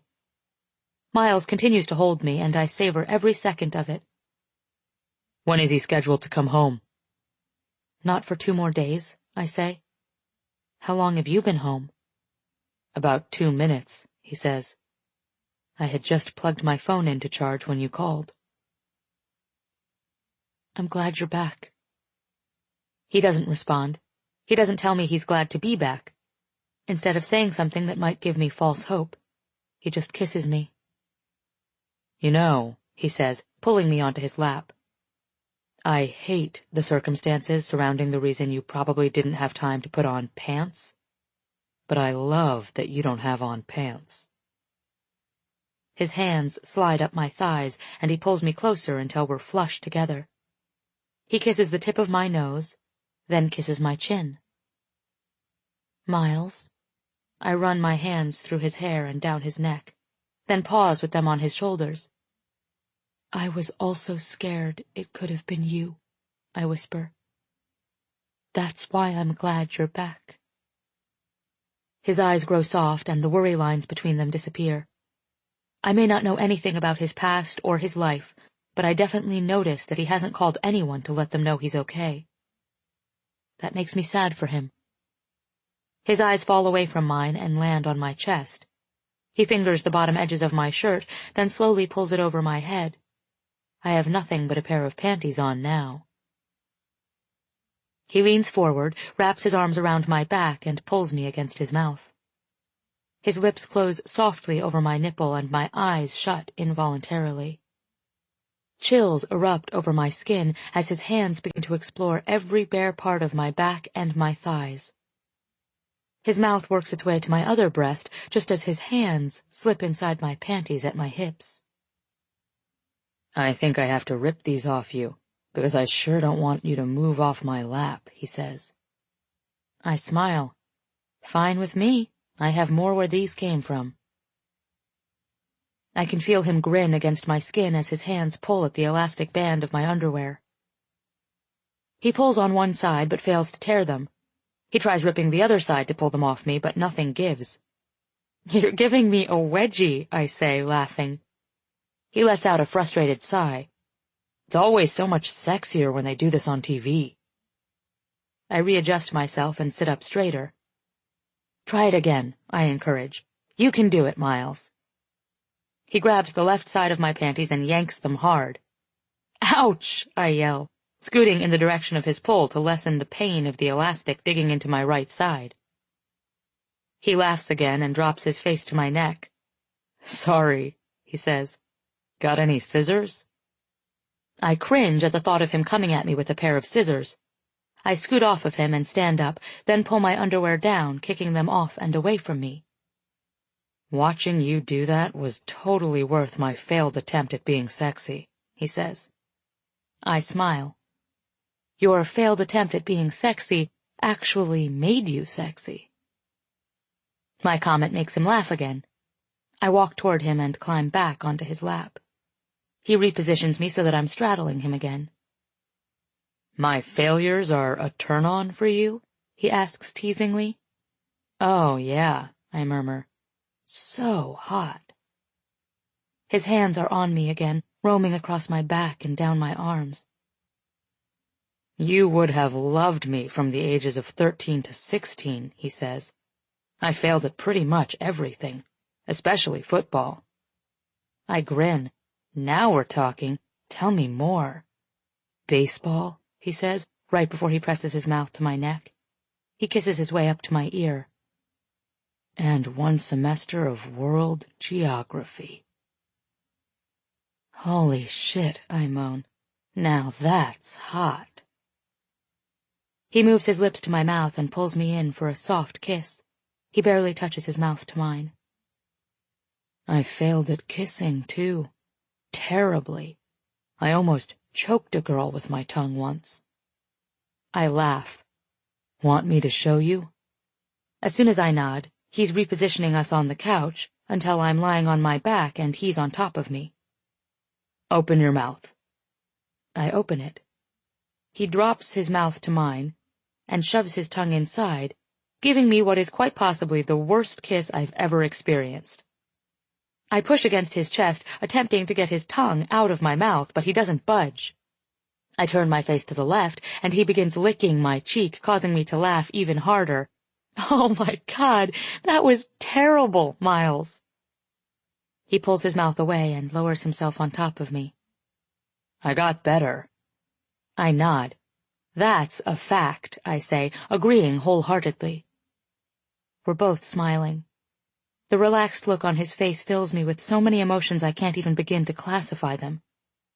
I'm happy, because we're having fun together. I'm sad because we're having fun together. I'm angry because we're having fun together, and it makes me want so much more of this, so much more of him. We quietly stare at each other until he slowly dips his head, pressing a long kiss against my lips. He begins placing soft kisses all over my mouth until the kisses become longer and more intense. His tongue eventually parts my lips and the playfulness disappears. It's quite serious now, as our kisses grow more hurried and his clothes begin to join mine on the floor, piece by piece. "The couch or your bed?" he whispers. "Both," I reply. He obliges. I fell asleep in my bed, next to Miles. Neither of us has ever fallen asleep afterward before. One of us always leaves. As much as I'm trying to convince myself that it means nothing, I know it does. Every time we're together, I get a little bit more of him.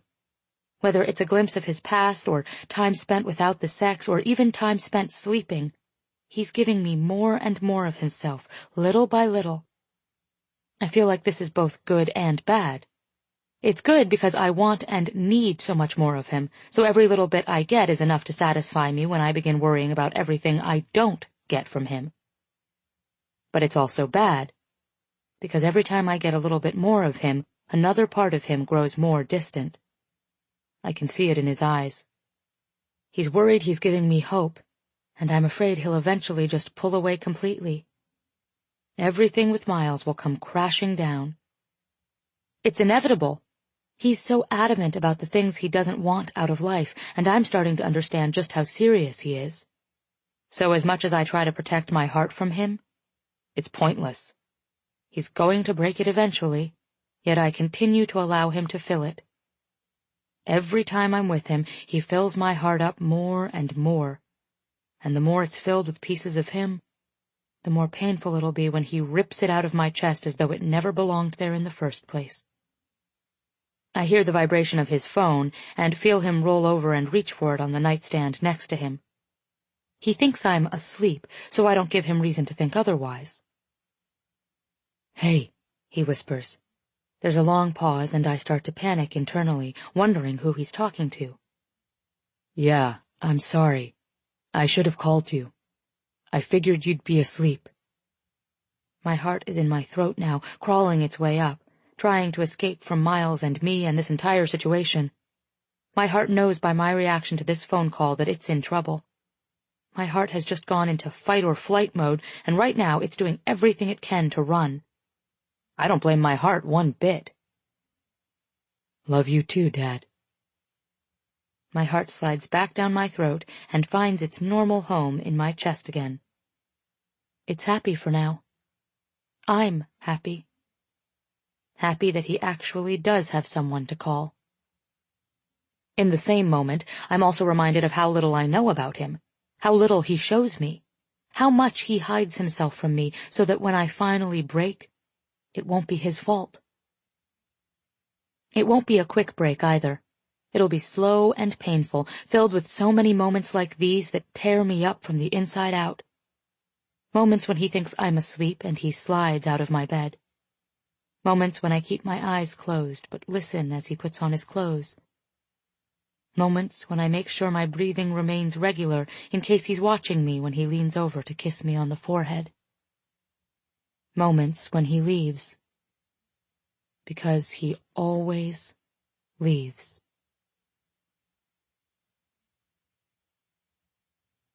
Chapter 28. Miles. 6 years earlier.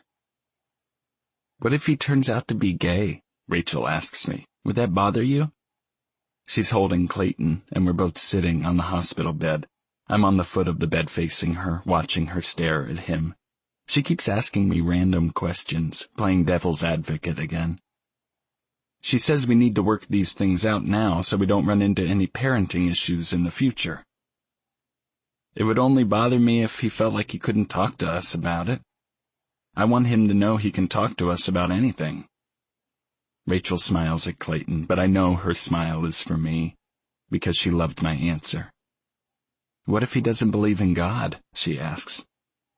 He can believe whatever he wants. I just want his beliefs, or lack thereof, to make him happy. She smiles again. What if he commits an awful, heinous, heartless crime and gets sent to prison for life? I would question where I went wrong as a father, I tell her. She looks up at me. Well, based on this interrogation, I'm convinced he'll never commit a crime because you're already the best dad I've ever known. Now she's making me smile. We both look at the door when it opens and a nurse walks in. She flashes a regretful smile. It's time, she says. Rachel groans, but I have no idea what the nurse is referring to. Rachel sees the confusion on my face. His circumcision. My stomach clenches. I know we discussed this during the pregnancy, but I'm suddenly having second thoughts knowing what he's about to go through. It's not so bad, the nurse says. We numb him first. She walks over to Rachel and begins to lift him from Rachel's arms, but I lean forward. Wait, I tell her, let me hold him first. The nurse backs up a step and Rachel hands Clayton to me. I pull him in front of me and look down on him. I'm so sorry, Clayton. I know it'll hurt and I know it's emasculating, but... He's a day old, Rachel interjects with a laugh. There's hardly anything that can emasculate him yet. I tell her to hush. I tell her I'm having a father-son moment and she needs to pretend she's not here. Don't worry, your mom left the room, I say to Clayton, giving Rachel a wink. I was saying, I know it's emasculating, but you'll thank me later for it, especially when you're older and you get involved with girls. Hopefully not until after you're 18, but it'll more than likely be around the age of 16. It was for me anyway. Rachel leans forward and holds her arms out for him. That's enough bonding, she says, laughing. I think we need to review the boundaries of father-son conversation while he's being emasculated. I give him a quick kiss on his forehead and hand him back to Rachel. She does the same and passes him on to the nurse. We both watch as the nurse leaves the room with him. I look back at Rachel and crawl toward her until I'm lying next to her on the bed. We have the place to ourselves, I whisper. Let's make out. She grimaces. I don't feel sexy right now, she says. My stomach is flabby and my boobs are engorged and I need a shower so bad, but it hurts too much to try to take one right now. I look down at her chest and pull at the collar on her hospital gown. I peer down her shirt and grin. How long do they stay like this? She laughs and pushes my hand away. Well, how does your mouth feel? I ask her. She looks at me like she doesn't understand my question, so I elaborate. I'm just wondering if your mouth hurts like the rest of you hurts, because if it doesn't, I want to kiss you. She grins. My mouth feels great. I rise up on my elbow so she doesn't have to roll toward me. I look down on her, and seeing her beneath me feels different now. It feels real. Until yesterday, it really did feel like we had been playing house. Of course, our love is real and our relationship is real, but until I witnessed her give life to my son yesterday, everything I felt before that moment was like child's play compared to what I feel for her now. I love you, Rachel, more than I loved you yesterday. Her eyes are looking up at me like she knows exactly what I'm talking about. If you love me more today than you loved me yesterday, then I can't wait for tomorrow, she says. My lips fall to hers and I kiss her, not because I should, but because I need to. I'm standing outside Rachel's hospital room. She and Clayton are both in the room napping. The nurse said he hardly even cried. I'm sure she tells all the parents that, but I believe her anyway.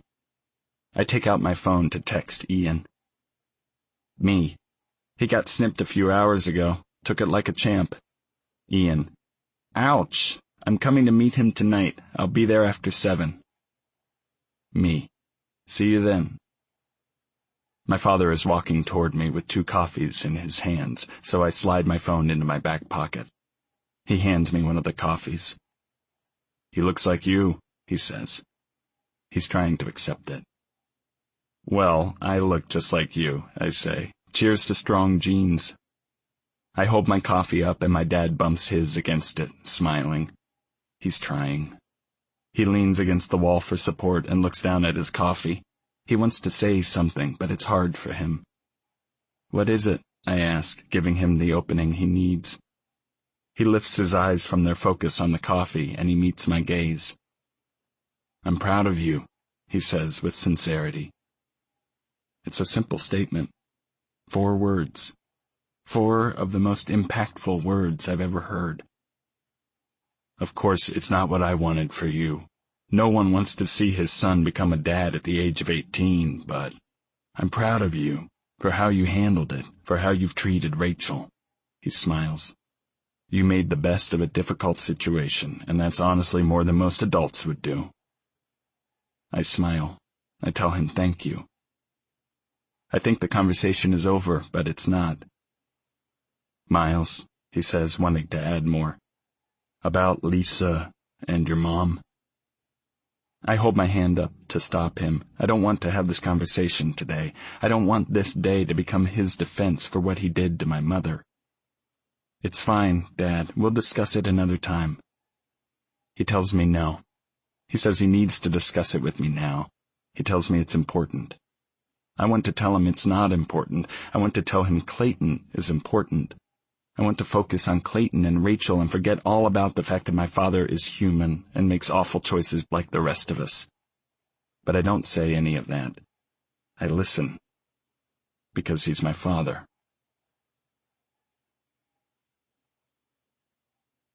Chapter 29. Tate. Miles. What are you doing? Me. Homework. Miles. Feel like taking a swim break?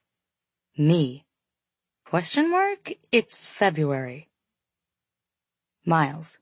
The rooftop pool is heated. It doesn't close for another hour. I stare at the text, then immediately look up at Corbin. There's a rooftop pool here? Corbin nods his head but doesn't look away from the TV. Yep. I sit up straight. Are you kidding me? I've lived here this long, and you fail to tell me there's a heated rooftop pool. He faces me now and shrugs. I hate pools. Ugh, I could slap him. Me. Corbin never mentioned there was a pool. Let me change and I'll head over there. Miles. Smiley face. I realize I forgot to knock as soon as I closed the door to his apartment. I always knock.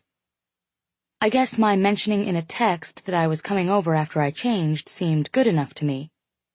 But the way Miles is staring at me from the doorway of his bedroom makes me think he doesn't like the fact that I didn't knock. I pause in his living room and look at him, waiting to see what mood he's in today. You're in a bikini, he says pointedly. I look down at my attire. And shorts, I say defensively. I look back up at him. What are people supposed to wear when they swim in February? He's still standing frozen in his doorway, staring at my attire. I fold my towel across my arms and over my stomach. I suddenly feel extremely awkward and underdressed. He shakes his head and finally begins moving toward me. He's still staring at my bikini. I hope no one is up there, because if you're wearing that bikini, these swim shorts are going to be really embarrassing. He looks down at his shorts, at the obvious bulge in them. I laugh. So he actually likes the bikini. He takes another step forward and slides his hands around to the back of my shorts, then pulls me against him. I changed my mind, he says with a grin. I want to stay here. I immediately shake my head. I'm going swimming, I say.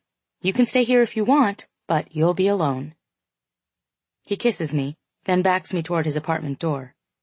Then I guess I'm going swimming, he says. Miles enters the passcode for rooftop access, then opens the door for me. I'm relieved to see that no one else is out here, and I am taken by how breathtakingly beautiful it is. It's an infinity pool overlooking the city, and it's lined with patio chairs all the way to the opposite end, where it's capped off with an attached hot tub. I can't believe neither of you thought to mention this before now, I say. All these months, and I've been missing out. Miles takes my towel and lays it on one of the tables surrounding the pool. He walks back over to me and drops his hands to the button on my shorts. This is actually the first time I've ever been out here. He unzips my shorts and pushes them over my hips. His lips are close to mine and his expression is playful. Come on, he whispers. Let's get wet. I kick off the shorts at the same time as he takes off his shirt. The air is incredibly cold, but the steam rising from the water is promising. I walk to the shallow end to descend the steps, but Miles dives headfirst into the deep end of the pool. I step in, and my feet are swallowed up in the warmth of the water, so I quickly step in the rest of the way. I make my way toward the middle of the pool and walk to the edge, then rest my arms on the concrete ledge, looking out over the city. Miles swims up behind me and cages me in by pressing his chest against my back and placing his hands on either side of the ledge. He rests his head against mine as we both take in the view. "It's beautiful," I whisper. He's quiet. We watch the city in silence for what seems like forever. Every now and then he'll cup his hands and bring water up to my shoulders to warm my chills away. "Have you always lived in San Francisco?" I ask him. I turn so that my back is against the ledge now and I'm facing him. He keeps his arms on either side of me and nods. "Close to it," he says, still looking at the city over my shoulder. I want to ask him where, but I don't.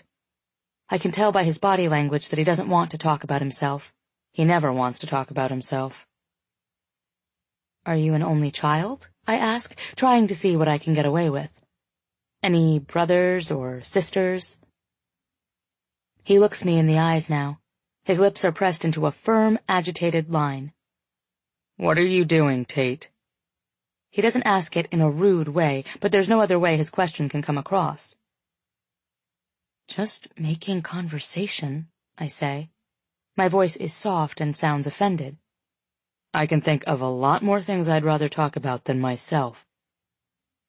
"But that's all I want to know about, Miles." I nod, understanding that although I'm technically not breaking his rules, I'm bending them. He doesn't feel comfortable with that. I turn around and face the ledge again. He's still in the same position, pressed against me, but it's different now. He's stiff, guarded, defensive. I don't know anything about him. I don't know a single thing about his family, and he's already met mine. I don't know a single thing about his past, but he's slept in my childhood bed. I don't know what subjects I bring up or what actions I take that will cause him to close off. But I've got nothing to hide from him. He sees me for exactly who I am. I don't see him at all. I quickly bring a hand up and wipe away a tear that somehow just escaped down my cheek. The absolute last thing I want is for him to see me cry. As much as I know I'm too far gone to continue treating this as casual sex, I'm also too far gone to stop it. I'm terrified to lose him for good, so I sell myself short and take what I can from him, even though I know I deserve better. Miles places a hand on my shoulder and turns me around to face him. When I choose to stare down at the water instead, he hooks a finger under my chin and makes me look up at him. I allow him to tilt my face up to his, but I don't make eye contact. I look up and to the right, attempting to blink back the tears. "I'm sorry." I don't even know what he's apologizing for. I don't even know if he knows what he's apologizing for. But we both know my tears have everything to do with him, so he's more than likely just apologizing for that simple reason alone. Because he knows he's incapable of giving me what I want. He stops making me look at him and instead pulls me to his chest. I rest my ear against his heart, and he rests his chin on top of my head. "Do you think we should stop?" he asks quietly. His voice is fearful, like he's hoping my answer is no, yet he feels compelled to ask me anyway. "No," I whisper. He sighs heavily. It sounds like it could be a sigh of relief, but I'm not sure. "If I ask you something, will you be honest with me?" I shrug, because there's no way I'm answering that with a yes until I hear his question first. Are you still doing this with me because you think I'll change my mind? Because you think there's a chance I'll fall in love with you? That's the only reason I'm still doing this, Miles. I don't say that out loud, though. I don't say anything. Because I can't. Tate, His voice fades away and he grows quiet. I analyze his words and the fact that he said I can't rather than I won't. I want to ask him why he can't. Is he scared? Is it because I'm not right for him? Is he afraid he'll break my heart? I don't ask him because none of his answers to these questions would reassure me. None of these scenarios is reason enough to absolutely deny a heart happiness. Which is why I don't question him, because I feel like maybe I'm not prepared for the truth. Maybe I'm underestimating whatever it was that happened in his past to make him this way, because something happened. Something I more than likely couldn't relate to even if I found out what it was. Something that stole the spirit right out of him, just like Cap said. His arms pull me in tighter, and the hold he has on me speaks volumes. It's more than an embrace, more than a hug. He's holding me like he's terrified I'd drown if he were to release me. Tate, he whispers. I know I'll regret saying this, but I want you to hear it. He pulls back just enough for his lips to meet my hair, then grips me tightly again. If I were capable of loving someone, it would be you. My heart cracks with his words, and I feel the hope seep in and leak right back out again. But I'm not capable. So if it's too hard— It's not, I interrupt, doing whatever I can to stop him from ending this. I somehow find it in me to look him in the eyes and tell the best lie I've ever told in my whole life. I like things exactly how they are. He knows I'm lying. I can see the doubt in his concerned eyes, but he nods anyway. I try to get his mind off of it before he sees right through me. I wrap my arms loosely around his neck, but his attention is pulled to the door, which is now opening. I turn, too, and see Cap slowly shuffling his way onto the rooftop deck. He walks toward the switch on the wall that turns off the jets to the hot tub. He flips it off and slowly turns back toward the door, but not before noticing us out of the corner of his eye. He turns and faces us full on, standing no more than 5 feet away.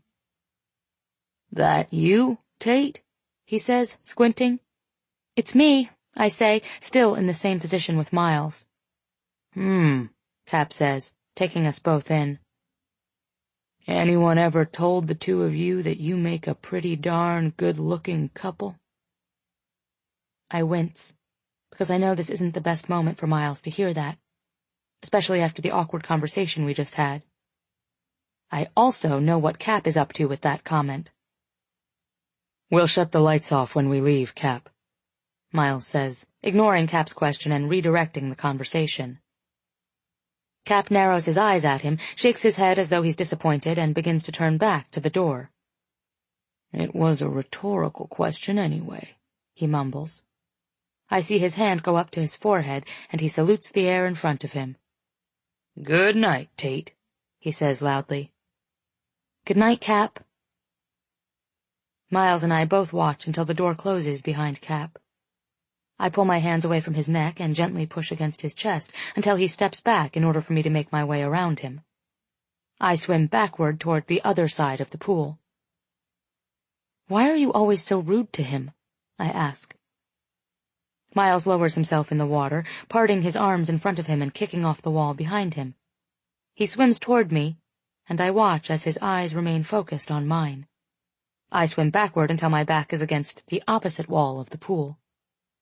He continues toward me, almost crashing into me, but he stops himself by gripping the ledge on both sides of my head, sending waves of water against my chest. I'm not rude to him. His lips meet my neck and he kisses it softly, trailing slowly upward until his mouth is close to my ear. I just don't like answering questions. I think we've established that already. I pull my neck away a few inches in order to see his face. I try to focus on his eyes, but there are drops of water on his lips, and it's hard not to stare. He's an old man, though. You're not supposed to be rude to old people. And he's pretty damn funny if you just get to know him. Miles laughs a little. You like him, huh? He seems amused. I nod. Yeah, I like him a lot. Sometimes I like him more than I like you. He laughs loudly this time and leans in again, planting a kiss on my cheek. His hand conforms to the nape of my neck and his eyes drop to my mouth. I like that you like him, he says, bringing his eyes up to mine. I won't be rude to him again. Promise. I bite my lip so that he doesn't see how much I want to smile at the fact that he just made me a promise. It was a simple promise, but it still feels good. He slides his hand around to my jaw, and his thumb meets my lip. He pulls it away from my teeth. What did I tell you about hiding that smile? He takes my bottom lip between his teeth and bites it gently, then releases it. It feels as if the temperature in the pool just shot up 20 degrees. His mouth meets my throat, and he breathes out a heavy sigh against my skin. I tilt my head back and let it rest against the ledge of the pool as he kisses his way down my neck. I don't want to swim anymore, he says, sliding his lips from the base of my throat all the way up to my mouth again. Well, then, what do you want to do? I whisper weakly. You, he says without hesitation. In my shower. From behind. I swallow a huge gulp of air and feel it fall all the way to the pit of my stomach. Wow, that's very specific. And also in my bed, he whispers, with you on top, still soaking wet from the shower. I inhale sharply, and we both hear the tremble of my breath as I exhale. Okay, I try to say, but his mouth is on mine before the word is even all the way out. And once again, what should have been an eye-opening conversation for me is shoved aside to make room for the only thing he's willing to give me.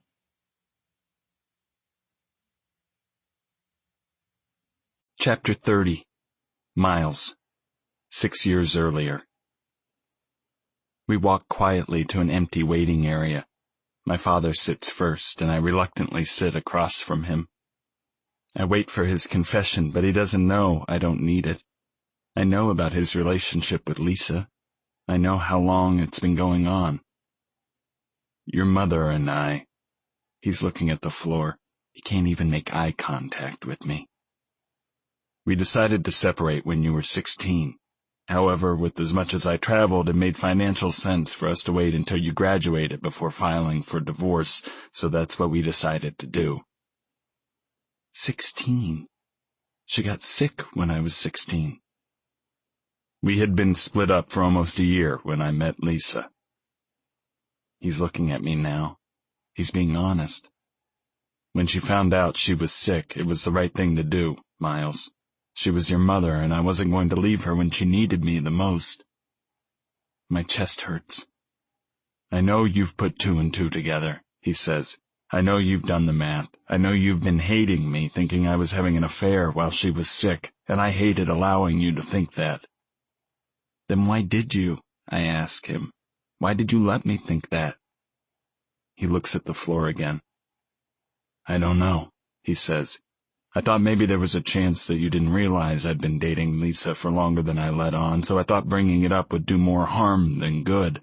I didn't like the thought of you knowing my marriage with your mother had failed. I didn't want you to think she died unhappy.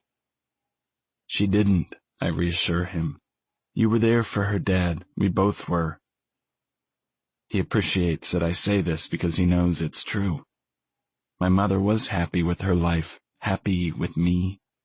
It makes me wonder if she'd be disappointed now, seeing how things have turned out. She would be proud of you, Miles, he says to me, with how you've handled yourself. I hug him. I needed to hear that more than I knew.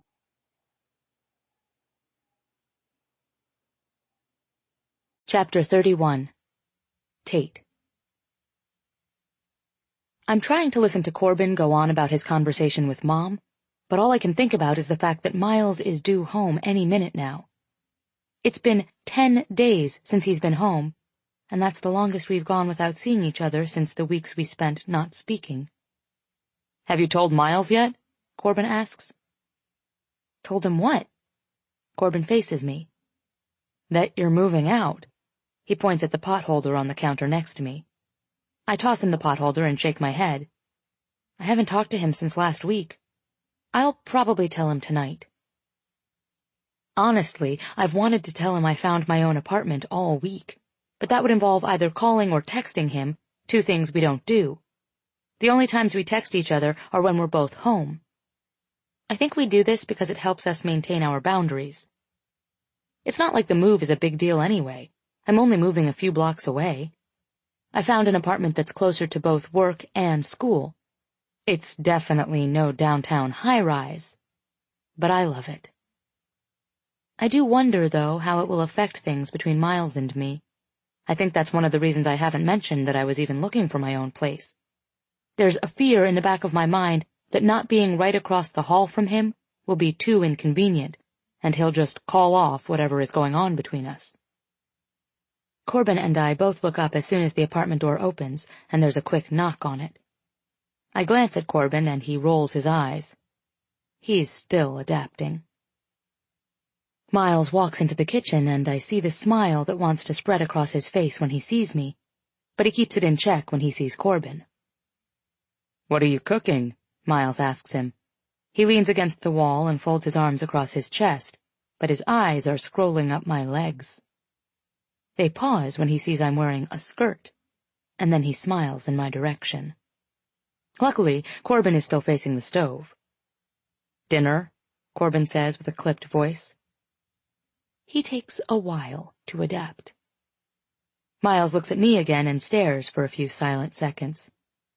"Hey, Tate," he says. I grin. "Hey." "How were midterms?"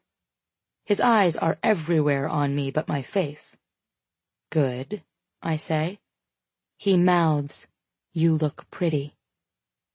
I smile and wish more than anything that Corbin wasn't standing here right now, because it's taking all I have not to throw my arms around Miles and kiss the hell out of him. Corbin knows why Miles is here.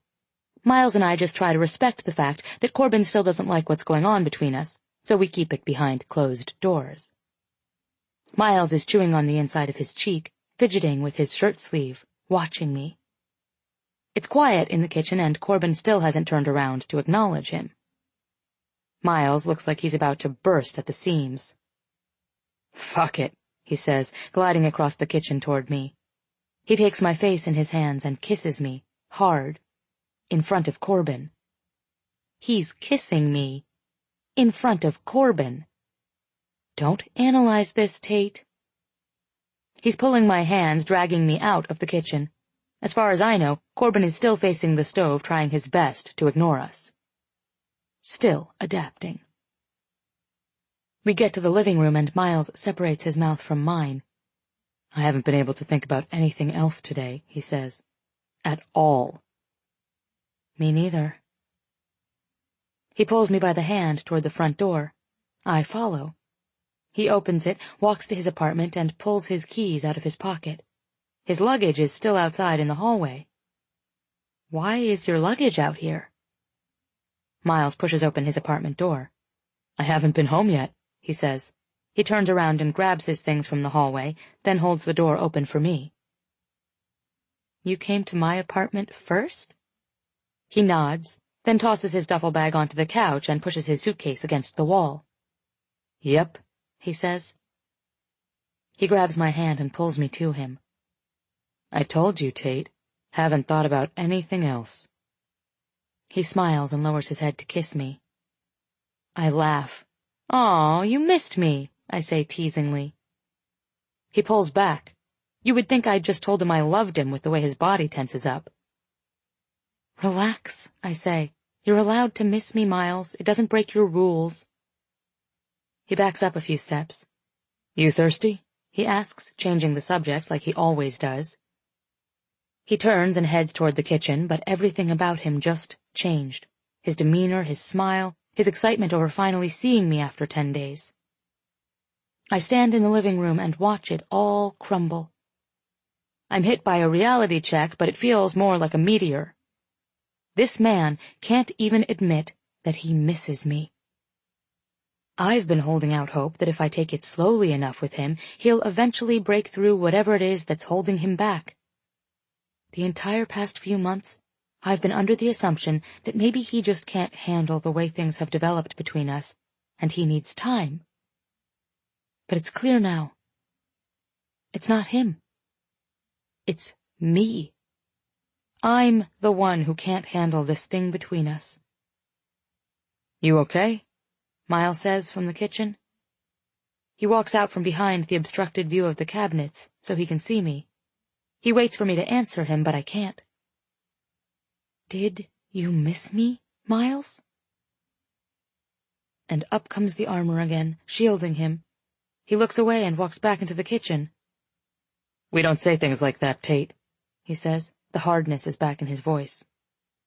Is he serious? We don't? I take a few steps toward the kitchen. Miles, it's a common phrase. It doesn't mean commitment. It doesn't even mean love. Friends say it to friends. He leans against the bar in the kitchen and calmly looks up at me. But we were never friends. And I don't want to break your one and only rule by giving you false hope. So I'm not saying it. I can't explain what happens to me, because I don't know. But it's as if every single thing he's ever said and done that's hurt me impales me all at once. I want to scream at him. I want to hate him. I want to know what the hell happened that made him capable of saying things that can hurt me more than any other words have ever come close to doing. I'm tired of treading water. I'm tired of pretending it's not killing me to want to know everything about him. I'm tired of pretending he's not everywhere. Everything. My only thing. What did she do to you? I whisper. Don't, he says. The word is a warning, a threat. I'm so tired of seeing the pain in his eyes and not knowing the reason for it. I'm tired of not knowing what words are off limits with him. Tell me. He looks away from me. Go home, Tate. He turns around and grips the edge of the counter, dropping his head between his shoulders. Fuck you. I turn and exit the kitchen. When I reach the living room, I hear him coming after me, so I speed up. I make it to the front door and open it, but his palm meets the door above my head and he slams it shut. I squeeze my eyes tightly, bracing for whatever words are about to completely slay me, because I know they will. His face is right next to my ear and his chest is pressed against my back. That's what we've been doing, Tate. Fucking. I've made that clear from day one. I laugh, because I don't know what else to do. I turn around and look up at him. He doesn't back away, and he's so much more intimidating in this moment than I've ever seen him be before. You think you made that clear? I ask him. You are so full of shit, Miles. He still doesn't move, but his jaw tenses. How have I not been clear? 2 rules. Can't get any simpler than that. I laugh incredulously, then get everything off my chest at once. There's a huge difference between fucking someone and making love to them. You haven't fucked me in more than a month. Every time you're inside me, you're making love to me. I can see it in the way you look at me. You miss me when we aren't together. You think about me all the time. You can't even wait 10 seconds to walk in your own front door before coming to see me. So don't you dare try to tell me you've been clear from day one, because you are the murkiest goddamn man I've ever met. I breathe. I breathe for the first time in what feels like a month. He can do what he wants with all that. I'm done trying. He blows out a steady, controlled breath while he backs several steps away from me. He winces and turns around as if he doesn't want me to read the emotions that are obviously present somewhere deep within him. His hands grip the back of his neck tightly, and he remains in this position for a solid minute without moving. He begins to blow out steady breath after steady breath, as if he's doing everything in his power to pull himself together and not cry. My heart begins to ache when I realize what's happening. He's breaking. "Oh, God," he whispers. His voice is completely pain-ridden. "What am I doing to you, Tate?" He walks to the wall and falls against it, then slides to the floor. His knees come up and he rests his elbows on them, covering his face with his hands to stop his emotions. His shoulders begin to shake, but he's not making a sound. He's crying. Miles Archer is crying. It's the same heart-wrenching cry that came from him the night I met him. This grown man, this wall of intimidation, this solid veil of armor, he's completely crumbling right in front of my eyes. "Miles," I whisper. My voice is weak compared with his massive silence. I walk to him and lower myself to my knees in front of him. I wrap my arm around his shoulders and lower my head to his. I don't ask him what's wrong again, because now I'm terrified to know.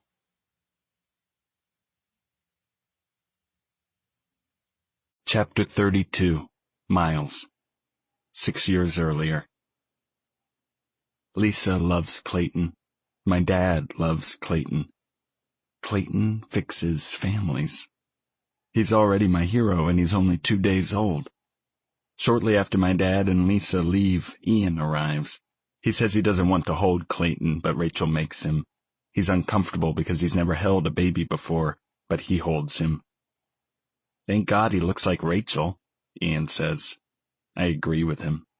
Ian asks Rachel if I ever told her what I said to him after I met her. I don't know what he's talking about. Ian laughs. "After he walked you to class that first day, he took a picture of you from his seat," Ian tells her. "He texted it to me and said, 'She's gonna have all my babies.'" Rachel looks at me. I shrug. I'm embarrassed. Rachel loves that I said that to Ian. I love that Ian told her that.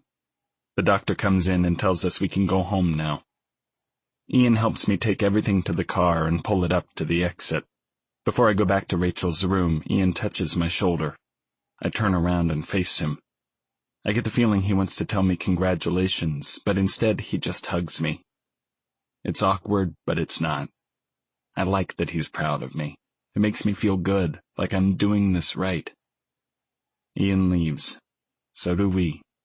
Me, Rachel, and Clayton. My family.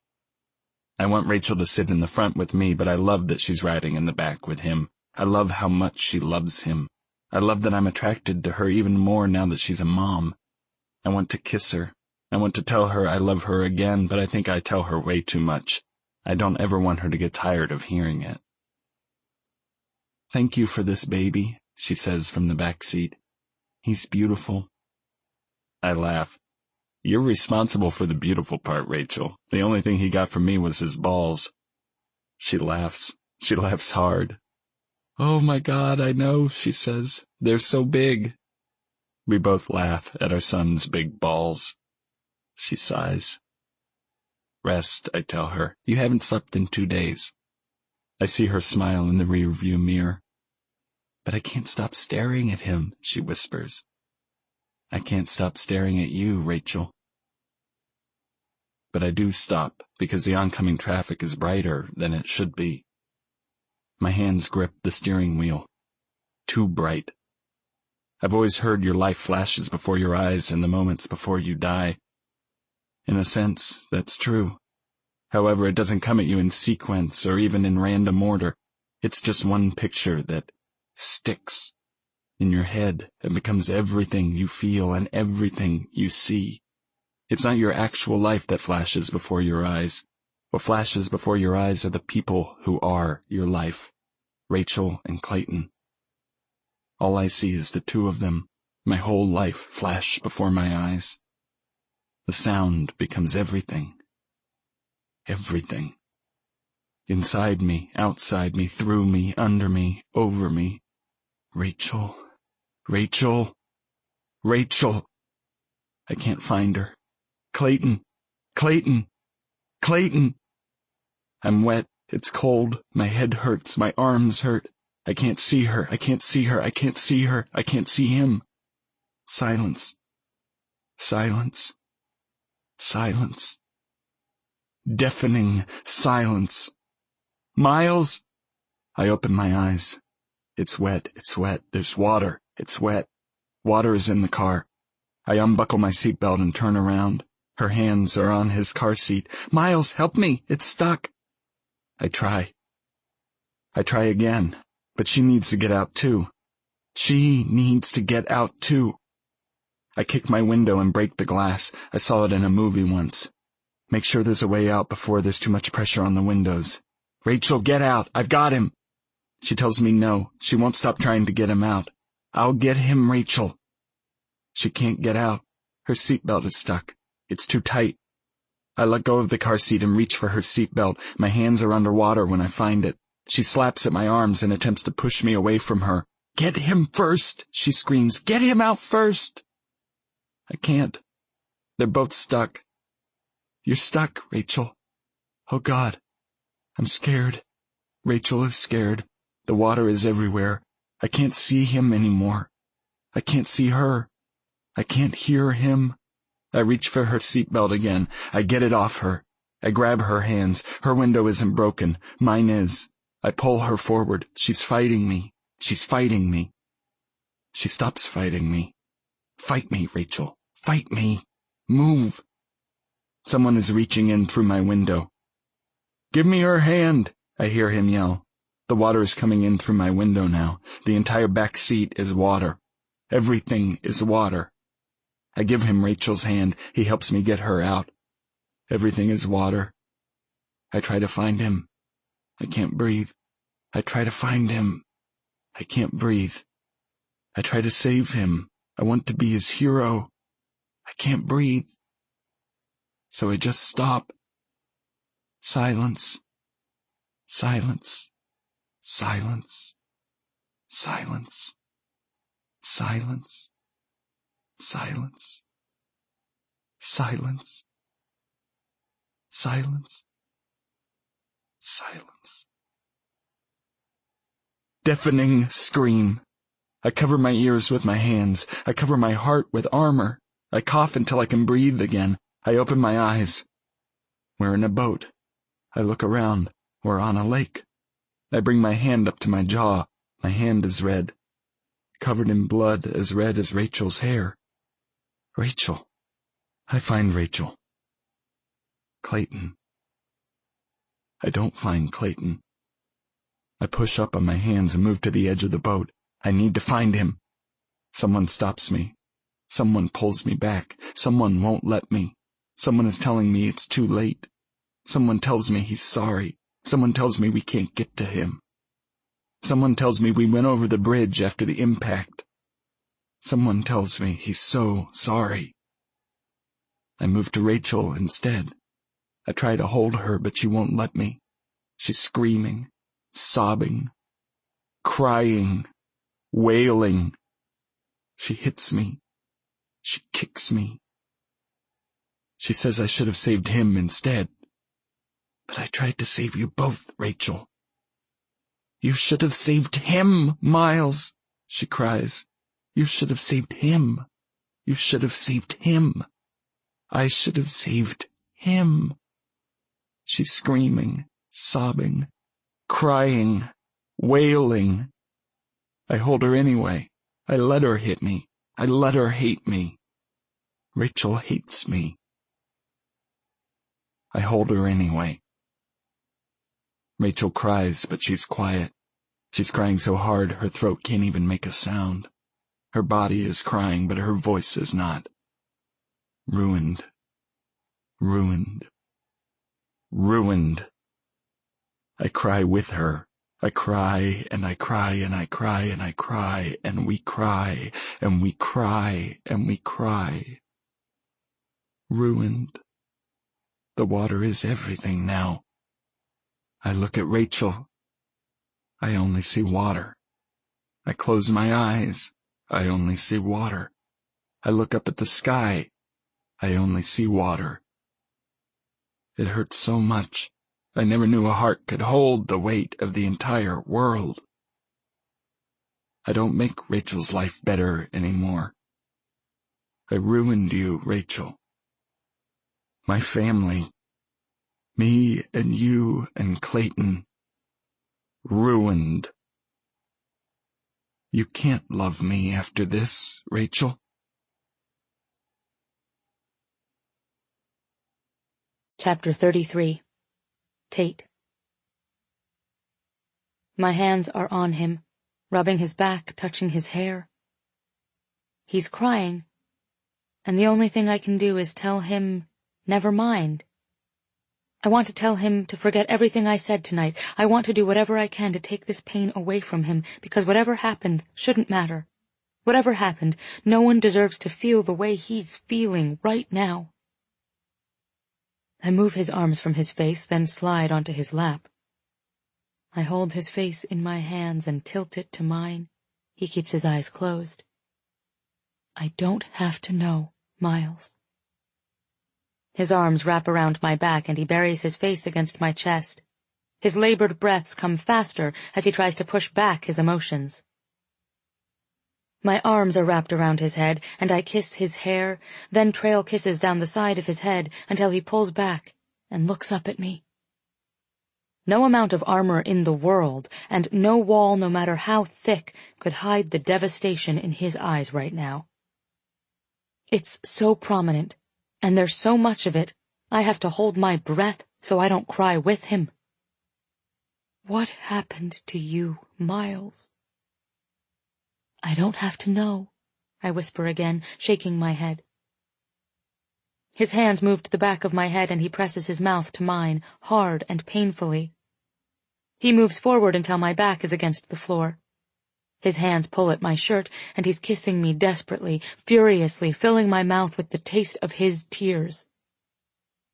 I let him use me to get rid of his pain. I'll do whatever he wants me to do as long as he stops hurting like he's hurting.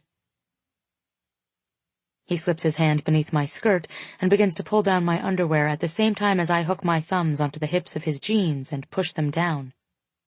My panties make it to my ankles and I kick them off, just as he takes both my hands and pushes them above my head, pressing them to the floor. He drops his forehead to mine but doesn't kiss me. He closes his eyes, but I keep mine open. He wastes no time pushing himself between my legs, spreading them wider.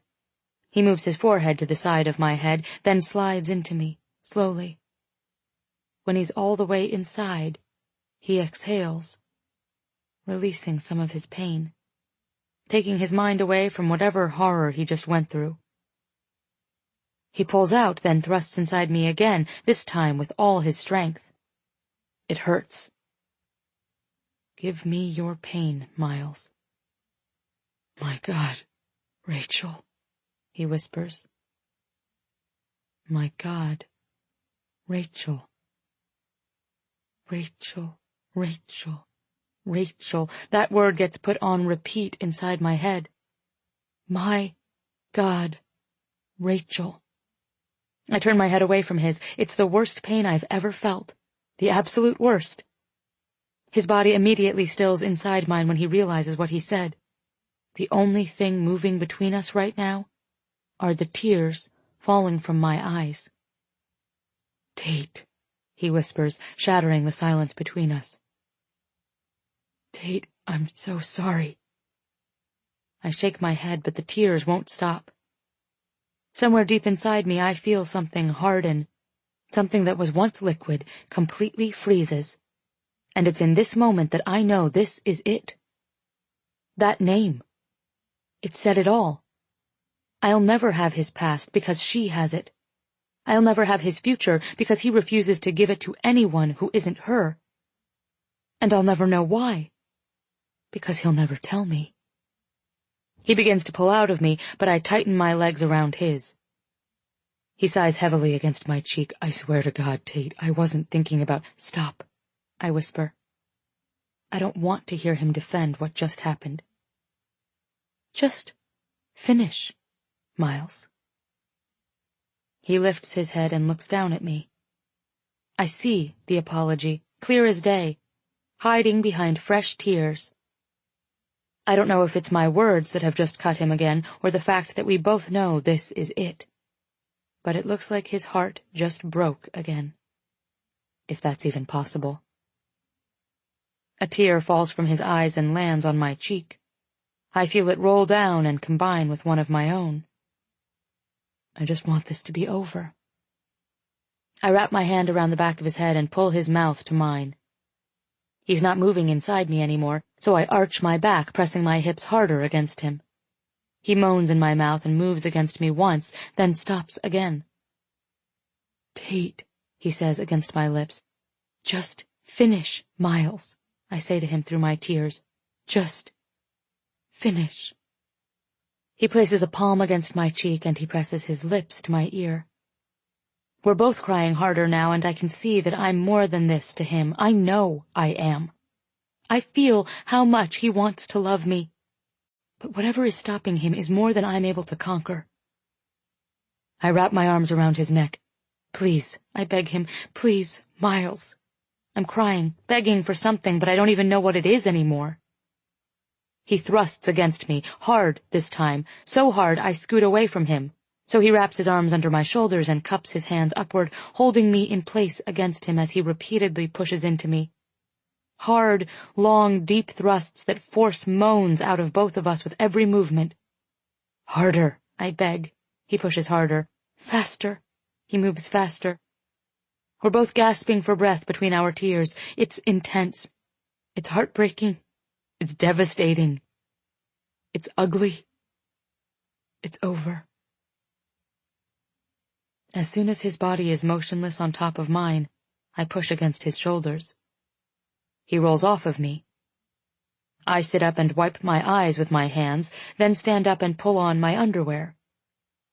His fingers wrap around my ankle. The same fingers that wrapped around the same ankle the first night I met him. Tate, he says, his voice riddled with everything. Every single emotion wraps itself around each letter of my name as it comes out of his mouth. I pull away from his grasp. I walk to the door, still feeling him inside me, still tasting his mouth on mine, still feeling the stains of his tears against my cheek. I open the door and walk out. I close the door behind me, and it's the hardest thing I've ever done. I can't even walk the 3 feet back to my apartment. I collapse in the hallway.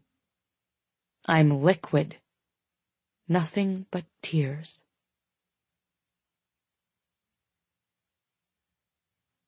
Chapter 34. Miles. 6 years earlier. We went home, not to our home. Rachel wanted Lisa. Rachel needs her mother.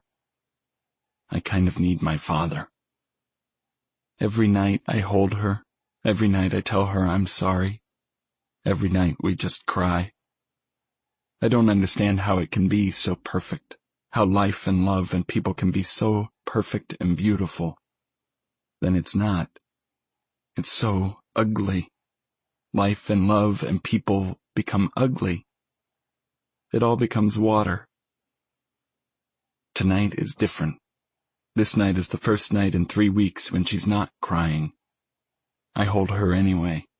I want to be happy that she's not crying, but it scares me.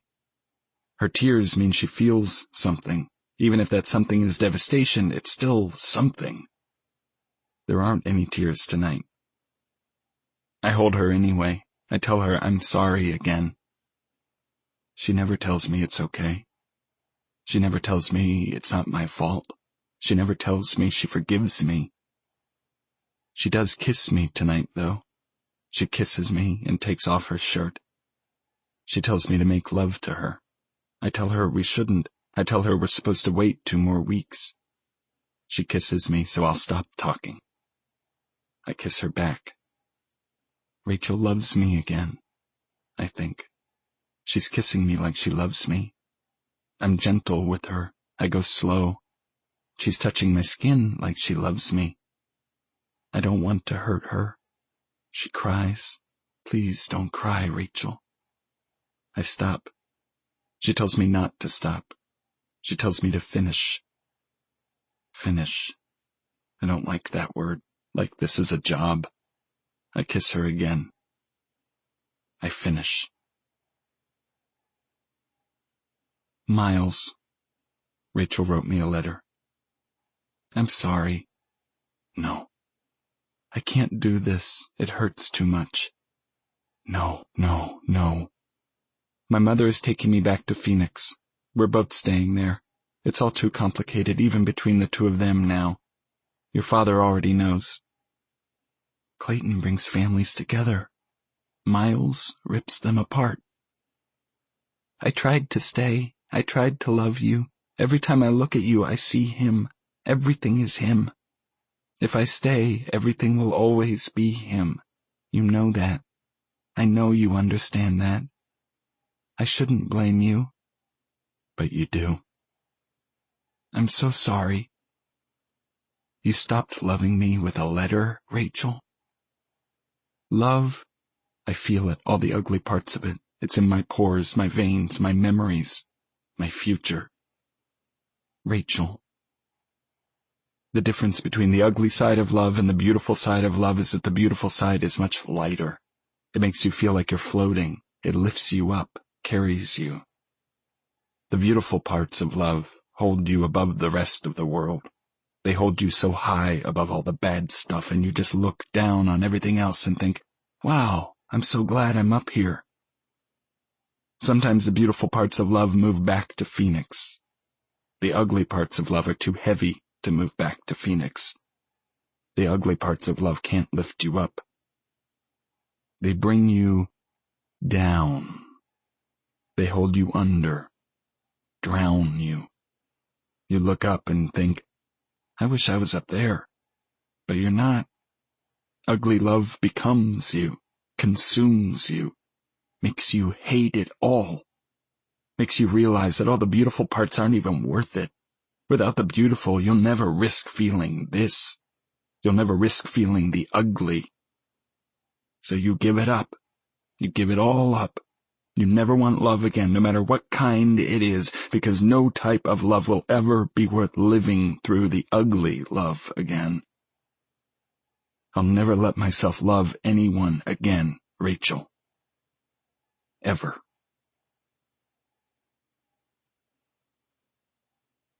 Chapter 35. Tate. Last load, Corbin says, picking up the remaining 2 boxes. I hand Corbin the key to my new place. I'll make one more walk through and meet you over there. I open the door for Corbin and he exits the apartment. I'm left staring at the door across the hall. I haven't seen or spoken to him since last week.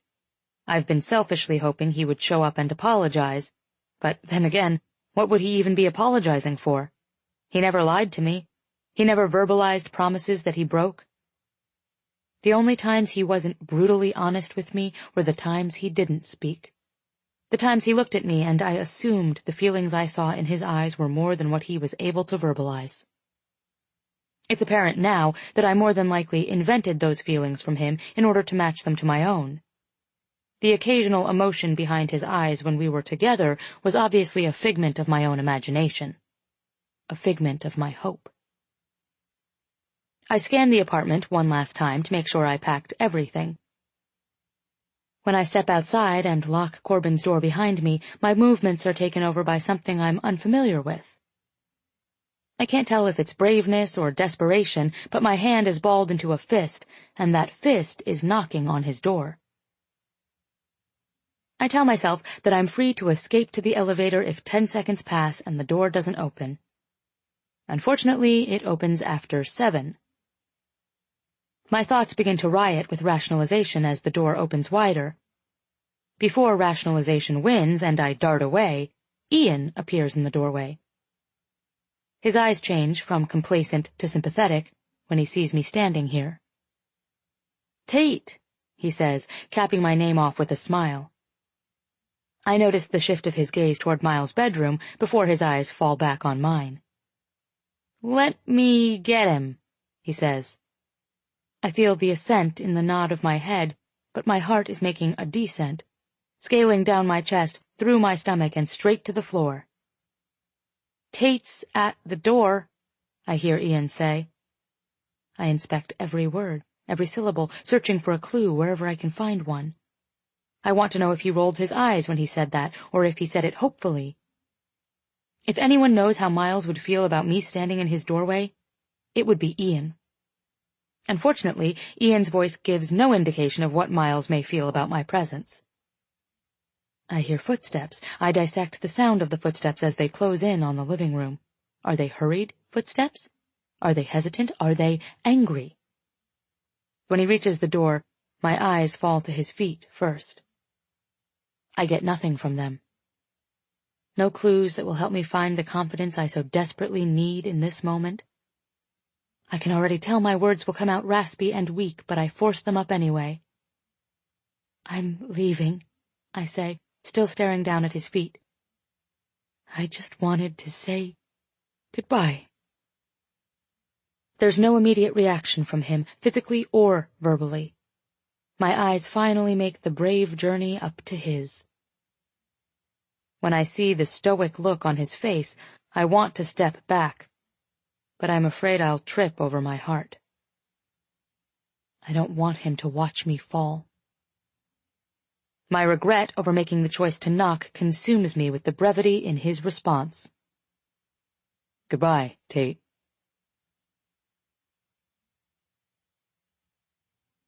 Chapter 36. Miles. Present day.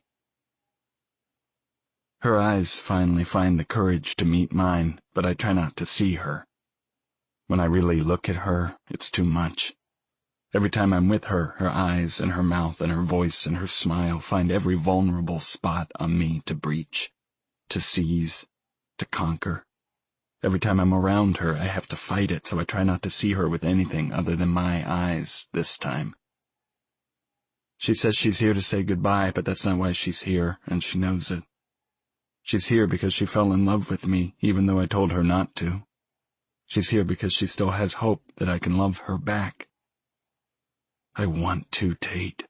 I want to love you so much it fucking hurts. I don't even recognize my own voice when I tell her goodbye.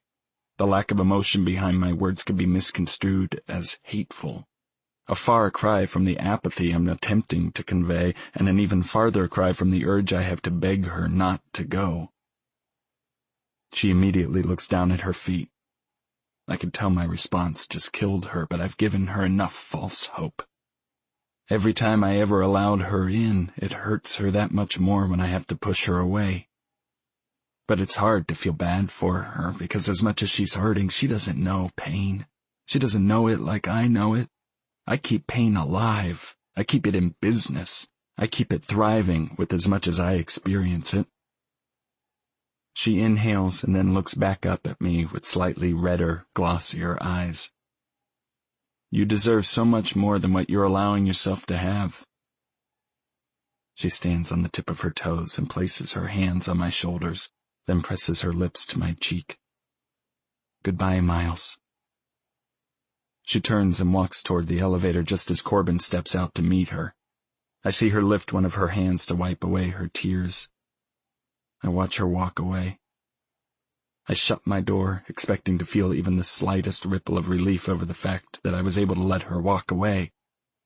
Instead, I'm met with the only familiar sensation my heart is capable of feeling. Pain. You're a goddamn idiot, Ian says from behind me. I turn around and he's sitting on the arm of the couch staring at me. Why are you not going after her right now? Because, Ian, I hate this feeling. I hate every feeling she evokes in me because it fills me with all the things I spent the last 6 years avoiding. Why would I do that? I ask as I head toward my room. I pause with the knock at my front door. I expel a frustrated breath before turning back to the door, not wanting to have to turn her away for a second time. I will, though. Even if I have to lay it out in terms that will hurt her even more, she needs to accept the fact that it's over. I let it go too far. Hell, I never should have allowed it to begin, with us knowing it would more than likely end this way. I open the door but find Corbin in my line of sight rather than Tate. I want to feel relieved by the fact that it's him standing here rather than her, but the fuming look on his face makes it impossible to feel relieved. Before I can react, his fist connects with my mouth, and I stumble backward toward the couch. Ian breaks my fall, and I steady myself before turning to face the door again. "What the hell, Corbin?" Ian yells. He's holding me back, assuming I want retaliation. I don't. I deserved that. Corbin trades looks between the two of us, finally settling on me. He pulls his fist up to his chest and rubs it with his other hand. "We all know I should have done that a long time ago." He grips the doorknob and pulls the door shut, disappearing back out into the hallway. I shrug out of Ian's grasp and bring my hand up to my lip. I pull my fingers back. They're tinged with blood. "How about now?" Ian says, hopeful. "You gonna go after her now?" I glare at him before turning to stalk off to my bedroom. Ian laughs loudly. It's the kind of laugh that says, "You're a goddamn idiot." Only he already said that, so he's kind of just repeating himself. He follows me to my bedroom. I'm not really in the mood for this conversation. Good thing I know how to look at people without actually seeing them. I take a seat on my bed, and he walks into my room and leans against the door. "I'm tired of this, Miles. 6 fucking years I've watched this zombie walk around in your place." "I'm not a zombie," I say flatly. "Zombies can't fly." Ian rolls his eyes, obviously not in the mood for jokes. Good thing, because I'm not really in the mood to make them. He continues to glare at me, so I pick up my phone and lie back on the bed in order to pretend he isn't here. "She's the first thing to breathe life back into you since the night you drowned in that fucking lake." "I'll hurt him. If he doesn't leave right this second, I'll fucking hurt him." "Get out." "No." I look at him. I see him. "Get the hell out, Ian." He walks to my desk, pulls out the chair, and sits in it. "Fuck you, Miles," he says. "I'm not finished." "Get out." "No." I stop fighting him. I get up and walk out myself. He follows me. "Let me ask you one question," he says, trailing me into the living room. "And then you'll get out?" He nods. "And then I'll get out." "Fine." He regards me silently for a few moments. I patiently wait for his question so he can leave before I hurt him. "What if someone told you they could erase that entire night from your memory, but in doing so, they also have to erase every single good thing, all the moments with Rachel, every word, every kiss, every I love you, every moment you had with your son, no matter how brief, the first moment you saw Rachel holding him, the first moment you held him, the first time you heard him cry or watched him sleep, all of it, gone, forever. If someone told you they could get rid of the ugly stuff, but you'd lose all the other stuff too, would you do it?" He thinks he's asking me something I've never asked myself before. Does he think I don't sit and wonder about this stuff every fucking day of my life? "You didn't say I had to answer your question. You just asked if you could ask it. You can leave now." I'm the worst kind of person. "You can't answer it," he says. "You can't say yes." "I also can't say no," I tell him. "Congratulations, Ian. You've stumped me. Goodbye." I begin to walk back to my room, but he says my name again. I stop and put my hands on my hips and drop my head. Why won't he stop with it already? It's been 6 damn years. He should know that night made me who I am now. He should know I'm not changing. "If I would have asked you that a few months ago, you would have said yes before the question even left my mouth," he says. "Your answer has always been yes. You would have given up anything to not have to relive that night." I turn around and he's heading toward the door. He opens it, then pauses and faces me again. "If being with Tate for a few short months can make that pain bearable enough for you to answer with a maybe, imagine what a lifetime with her could do for you." He closes the door. I close my eyes. Something happens. Something inside me. It's as if his words have created an avalanche out of the glacier surrounding my heart. I feel chunks of hardened ice break off and fall next to all the other pieces that have detached since the moment I met Tate. I step off the elevator and walk over to the empty chair next to Cap. He doesn't even acknowledge my presence with eye contact. He's staring across the lobby toward the exit. "You just let her go," he says, not even attempting to hide the disappointment in his voice. I don't respond. He pushes on the arms of his chair with his hands, repositioning himself. "Some people, they grow wiser as they grow older. Unfortunately, most people just grow older." He turns to face me. "You're one of the ones just been growing older because you are as stupid as you were the day you were born." Cap knows me well enough to know this is what had to happen. He's known me all my life, having worked maintenance on my father's apartment building since before I was born. Before that, he worked for my grandfather doing the same thing. This pretty much guarantees he knows more about me and my family than even I do. "It had to happen, Cap," I say, excusing the fact that I let the only girl who has been able to reach me in more than 6 years just walk away. "Had to happen, huh?" he grumbles. As long as I've known him, and as many nights as I've spent down here talking to him, he's never once given me an opinion about the decisions I've made for myself. He knows the life I chose after Rachel. He spouts off tidbits of wisdom here and there, but never his opinion. He's listened to me vent about the situation with Tate for months, and he always sits quietly, patiently hearing me out, never giving me advice. That's what I like about him. I feel that's all about to change. "Before you give me a lecture, Cap," I say, interrupting him before he has the chance to continue, "you know she's better off." I turn and face him. "You know she is." Cap chuckles, nodding his head. "That's for damn sure." I look at him disbelievingly. Did he just agree with me? "Are you saying I made the right choice?" He's quiet for a second before blowing out a quick breath. His expression contorts as if his thoughts aren't something he necessarily wants to share. He relaxes into his chair and folds his arms loosely over his chest. "I told myself to never get involved in your problems, boy, because in order for a man to give advice, he better know what the hell he's talking about. And Lord knows, in all my 80 years, I ain't never been through nothing like what you went through. I don't know the first thing about what that was like or what that did to you. Just thinking about that night makes my gut hurt, so I know you feel it in your gut, too. And your heart, and your bones, and your soul." I close my eyes, wishing I could close my ears. Instead, I don't want to hear this. "None of the people in your life knows what it feels like to be you. Not me, not your father, not those friends of yours, not even Tate. There's only one person who feels what you feel. Only one person who hurts like you hurt. Only one other parent to that baby boy who misses him the same way you do."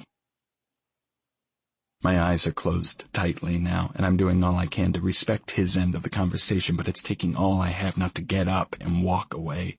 He has no right bringing Rachel into this conversation. "Miles," he says quietly. There's determination in his voice, like he needs me to take him seriously. I always do. "You believed you took away that girl's chance at happiness, and until you confront that past, you won't ever move forward.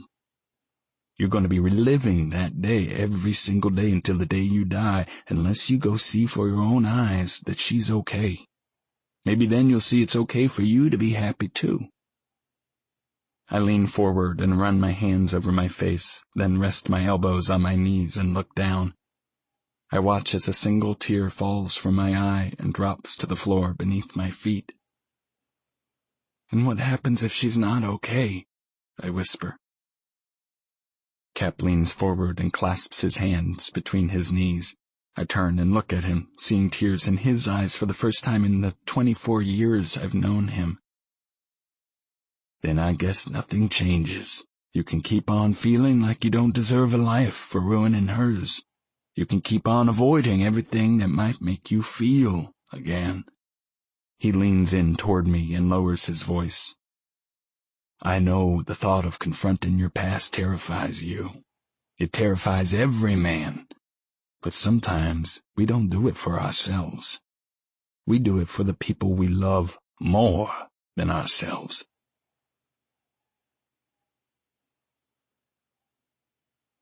Chapter 37. Rachel. "Brad!" I yell. "Someone's at the door." I grab a dish towel and dry my hands. "Got it," he says, passing through the kitchen. I take a quick inventory of the kitchen to make sure there isn't anything my mother can insult. Counters are clean, floors are clean. Bring it on, Mom. "Wait here," Brad says to whoever is at the door. Wait here? Brad wouldn't say that to my mother. "Rachel?" Brad says from the kitchen entryway. I turn around to face him, and I immediately tense. The look on his face is one I rarely ever see. It's reserved for preparation. When he's about to tell me something I don't want to hear, or something he's afraid will hurt me. My immediate thoughts fall to my mother, and I'm gripped with worry.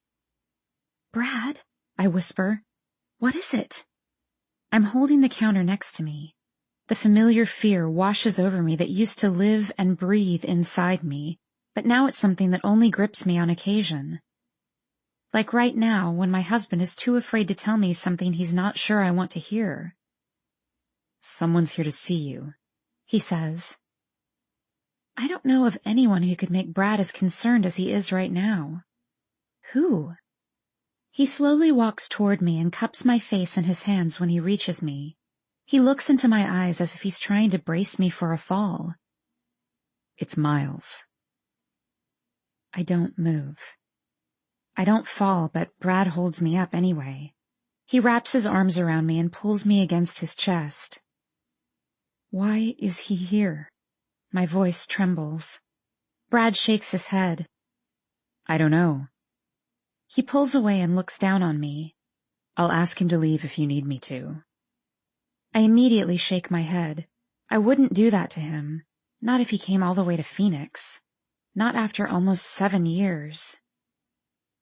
"Do you need a few minutes? I can take him to the living room." I don't deserve this man. I don't know what I'd do without him. He knows my history with Miles. He knows everything we went through. It took me a while to be able to tell him the whole story. He knows all of this, and he's still standing here, offering to invite the only other man I've ever loved into our home. "I'm okay," I tell him, even though I'm not. I don't know if I want to see Miles. I have no idea why he's here. "Are you okay?"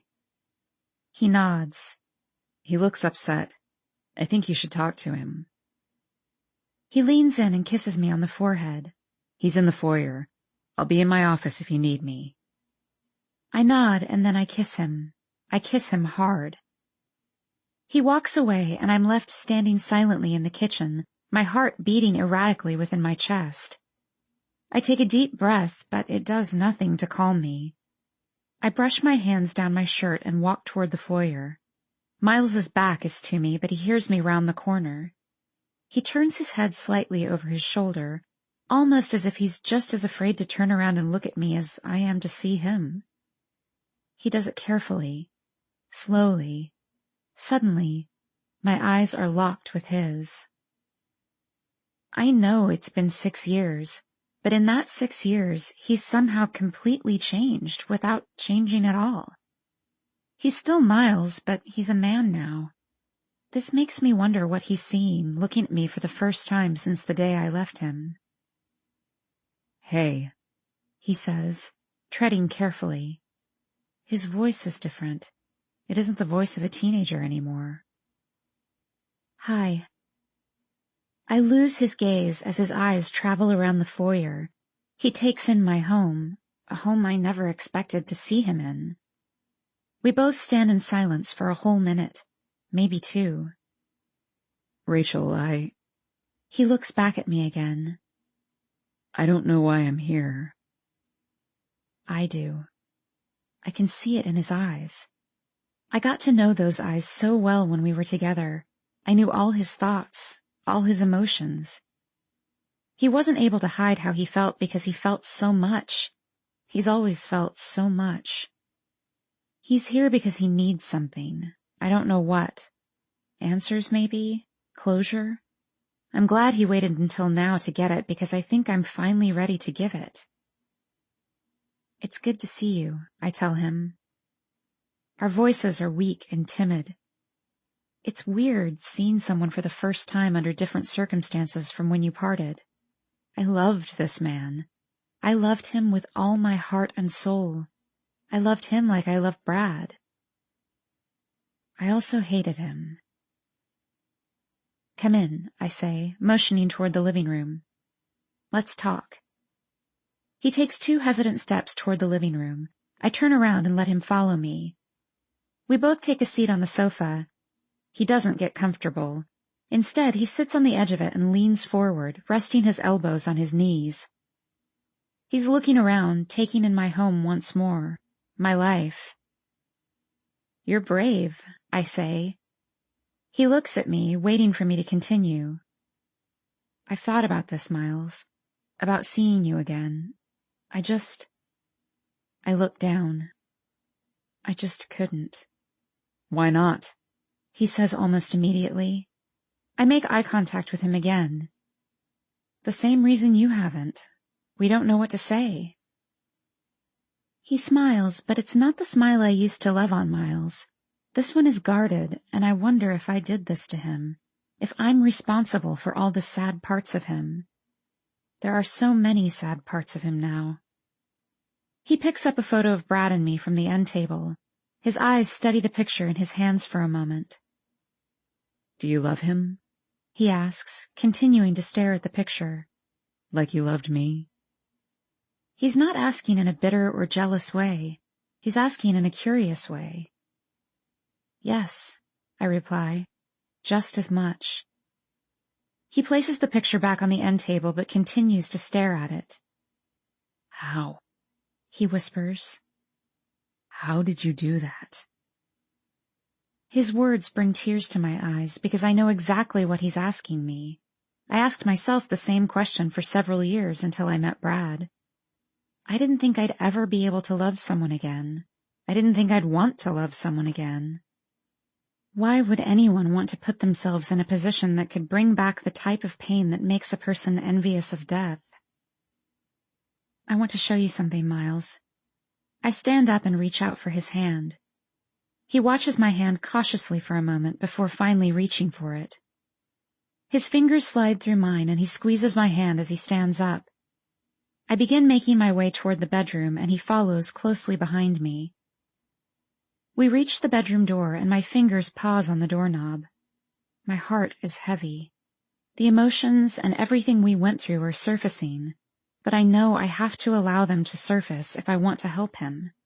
I push the door open and walk inside, pulling Miles behind me. As soon as we're inside the room, I feel his fingers tighten around mine. Rachel, he whispers. His voice is a plea for me not to do this. I feel him try to pull back toward the door, but I don't let him. I make him walk to her crib with me. He's standing by my side, but I can feel him struggling because he doesn't want to be in here right now. He's squeezing my hand so tightly, I can feel the hurt in his heart. He blows out a quick breath as he looks down on her. I see the roll of his throat when he swallows, then blows out another steadying breath. I watch as his free hand comes up and grips the edge of her crib, holding onto it as tightly as the hand that's wrapped around mine. What's her name? He whispers. Claire. His whole body reacts with my response. His shoulders immediately begin to shake and he tries to hold in his breath, but nothing can stop it.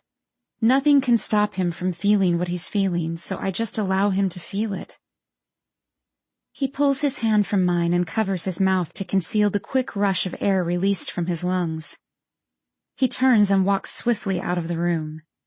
I follow him just as fast, in time to see his back hit the hallway wall across from her nursery. He slides to the floor and the tears begin to fall hard. He doesn't try to cover them. He pulls his hands through his hair and he leans his head back against the wall and looks up at me. That's He points to Claire's nursery and tries to speak, but it takes him several tries to get his sentence out.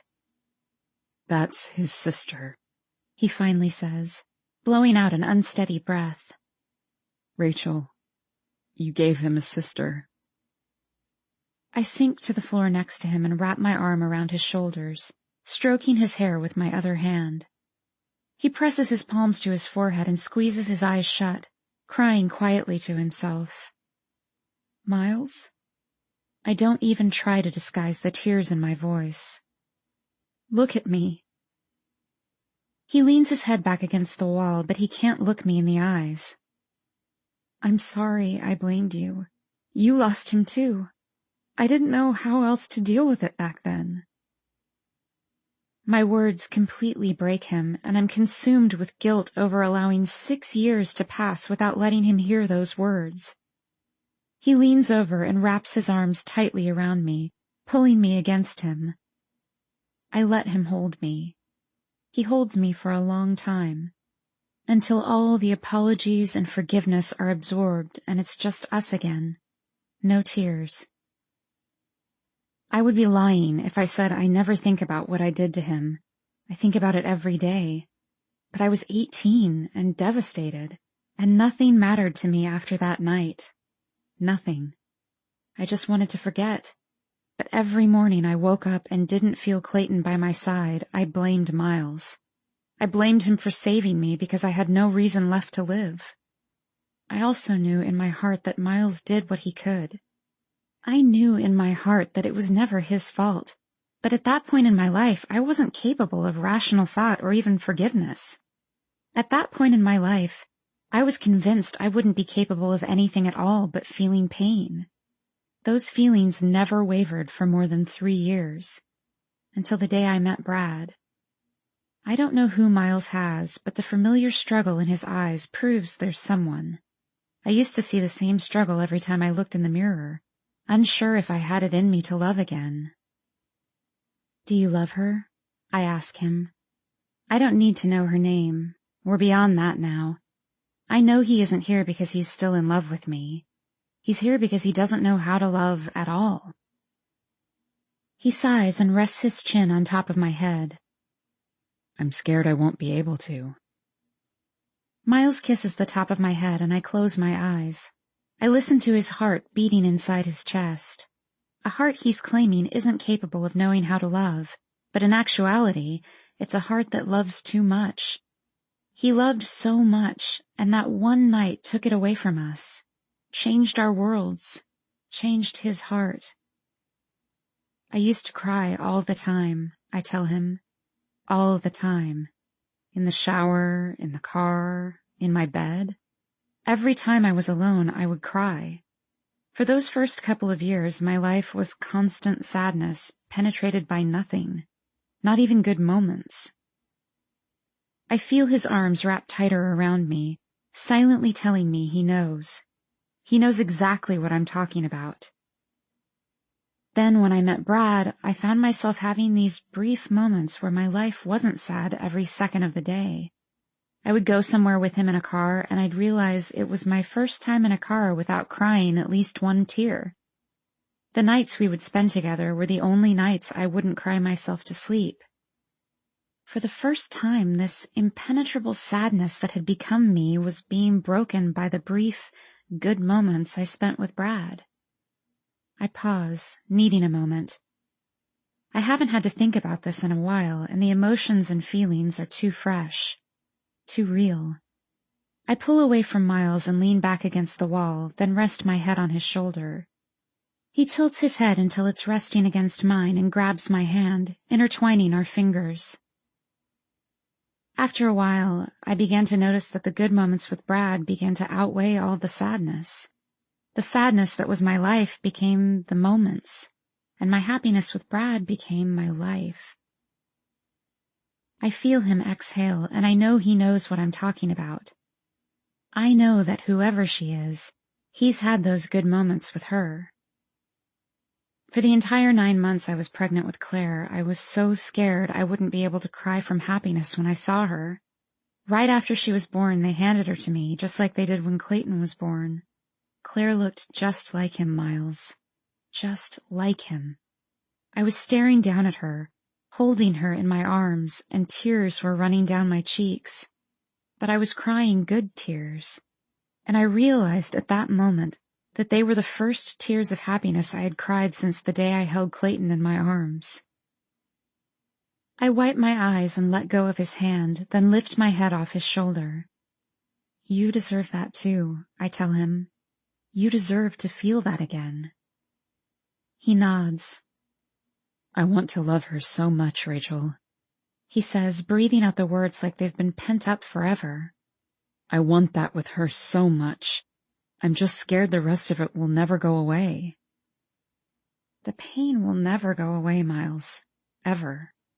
But if you let yourself love her, you'll only feel it sometimes, instead of allowing it to consume your entire life. He wraps his arm around me and pulls my forehead against his lips. He kisses me long and hard before pulling back. He nods, letting me know that he understands what I'm trying to explain to him. You've got this, Miles, I say, repeating the same words he used to comfort me with. You've got this. He laughs, and it's as if I can feel some of the heaviness lift away from him. You know what I was most afraid of tonight? He asks. I was afraid that when I got here, you'd be just like me. He brushes my hair back and smiles. I'm so happy you're not. It makes me feel good to see you happy. He pulls me to him and hugs me tightly. Thank you, Rachel, he whispers. He kisses me gently on the cheek before releasing me to stand up. I should probably go now. I have a million things I want to tell her.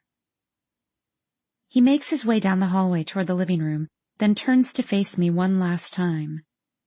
I no longer see all the sad parts of him. Now I just see a calmness when I look in his eyes. Rachel? He pauses, watching me quietly for a moment. A peaceful smile slowly spreads across his face. I'm so proud of you. He disappears from the hallway, and I remain on the floor until I hear the front door close behind him. I'm proud of you too, Miles.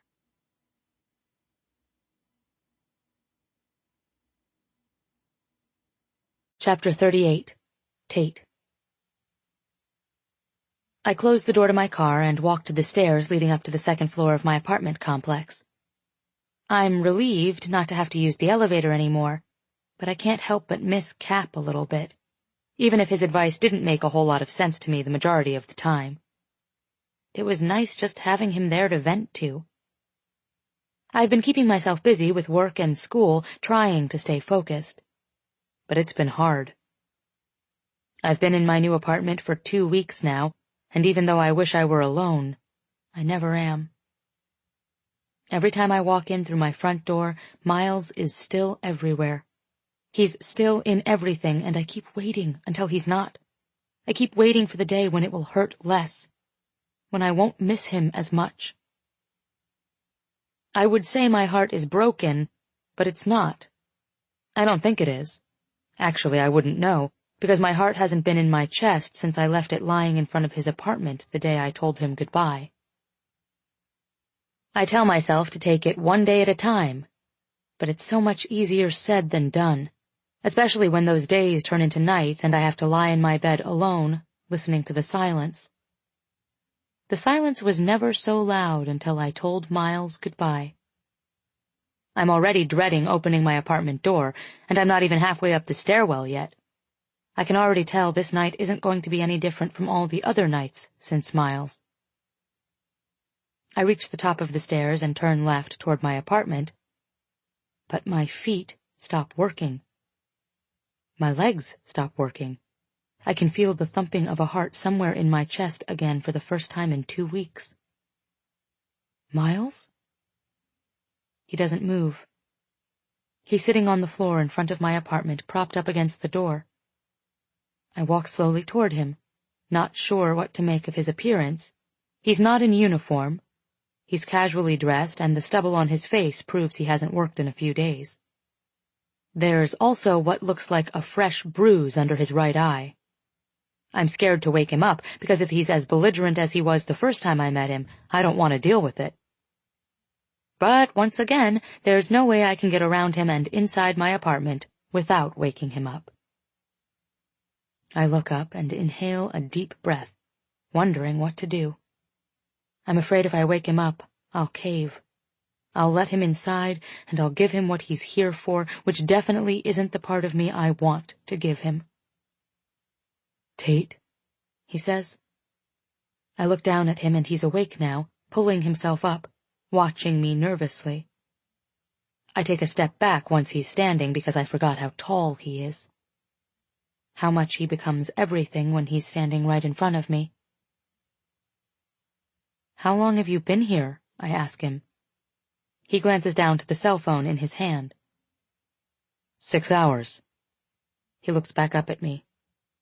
"I need to use your restroom pretty bad." I want to laugh, but I can't remember how. I turn to my door and he steps out of the way for me to unlock it. My trembling hand pushes open the door to my apartment and I walk inside, then point to the hallway. On the right.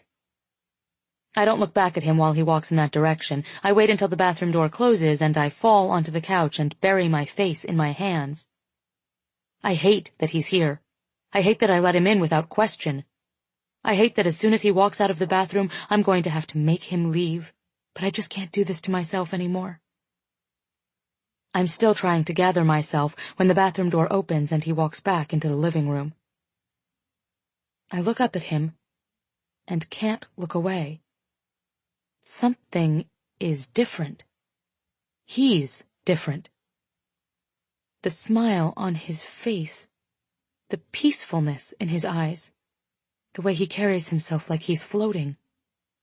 It's only been 2 weeks, but he looks so different. He takes a seat on the couch and doesn't even bother putting space between us. He sits right next to me and leans into me. So I close my eyes and wait for whatever words he's about to say that will hurt me again. That's all he knows how to do. "Tate," he whispers. "I miss you." Whoa. I was absolutely not expecting to hear those 3 words, but they just became my new favorite words. I, and miss, and you. Say it again, Miles. "I miss you, Tate," he says immediately. "So much. And it's not the first time. I've missed you every single day we weren't together since the moment I met you." He wraps his arms around my shoulders and pulls me to him. I go. I fall to his chest and grab hold of his shirt, squeezing my eyes shut when I feel his lips press against the top of my head. "Look at me," he says softly, pulling me onto his lap to face him. I do. I look at him. I actually see him this time. There's no guard up. There's no invisible wall blocking me from learning and exploring everything about him. He's allowing me to see him this time. And he's beautiful. So much more beautiful than before. Whatever changed in him, it was huge. "I want to tell you something," he says. "This is so hard for me to say because you're the first person I've ever wanted to say it to." I'm scared to move. His words are terrifying me, but I nod. "I had a son," he says quietly, looking down at our hands now laced together. Those 3 words are delivered with more pain than any 3 words I've ever heard. I inhale. He looks up at me with tears in his eyes, but I remain quiet for him, even though his words just knocked the breath out of me.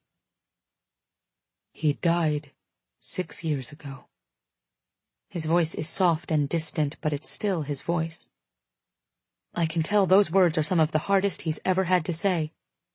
It hurts him so much to admit this.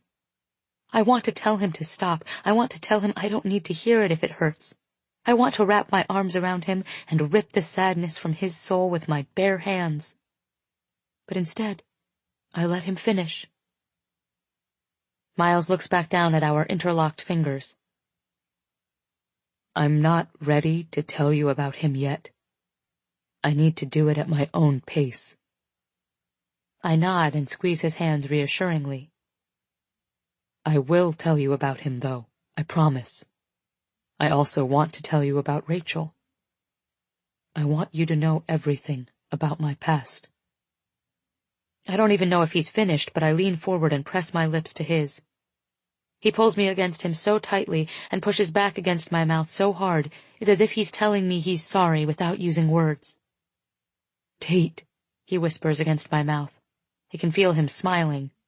I'm not finished.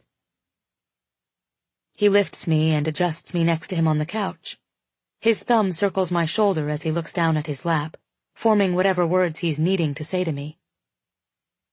I was born and raised in a small suburb just outside of San Francisco, he says, bringing his eyes back up to meet mine. I'm an only child.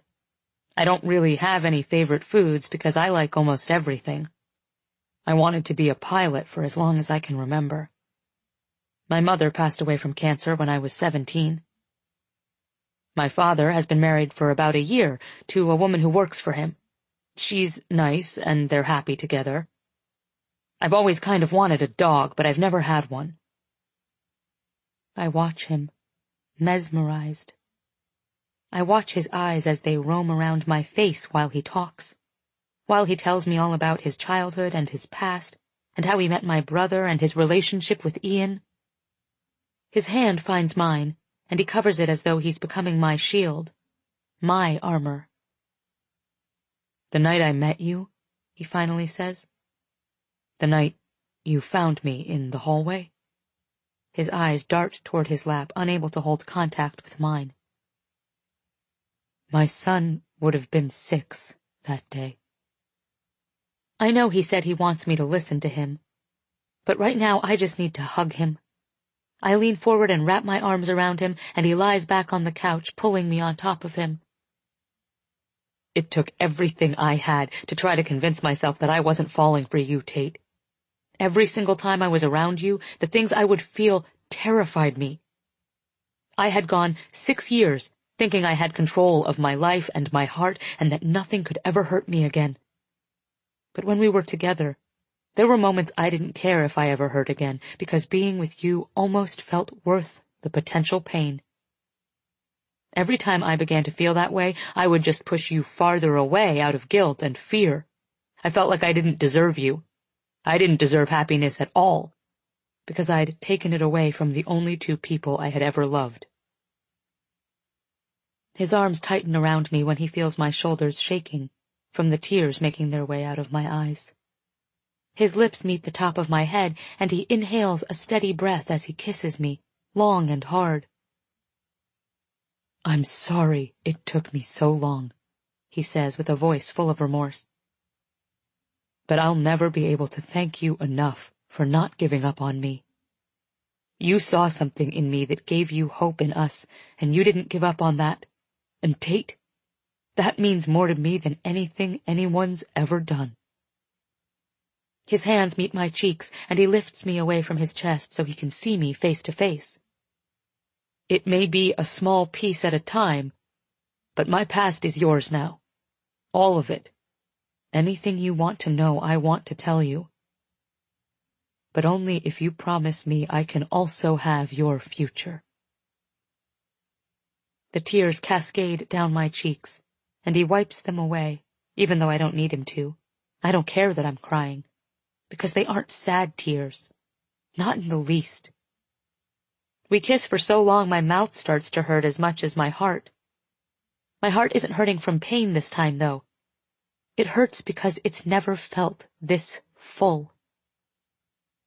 I trace my fingers across the scar on his jaw, knowing he'll eventually tell me how he got it. I also touch the tender area beneath his eye, relieved that I can finally ask him questions without being scared I'll upset him. What happened to your eye? He laughs and lets his head fall back against the couch. I had to ask Corbin for your address. He gave it to me, but it took a lot of convincing. I immediately lean forward and gently kiss his eye. I can't believe he hit you. Not the first time, he admits. But I'm pretty sure it'll be the last. I think he's finally okay with us being together, after I agreed to a few of his rules. This makes me nervous. What rules? Well, for one, I'm not allowed to break your heart, he says. Second, I'm also not allowed to break your damn heart. And last, I'm not allowed to fucking break your damn heart. I can't contain my laughter because that sounds exactly like something Corbin would say to him. Miles laughs with me, and we take each other in for several quiet moments. I can see everything in his eyes now, every single emotion.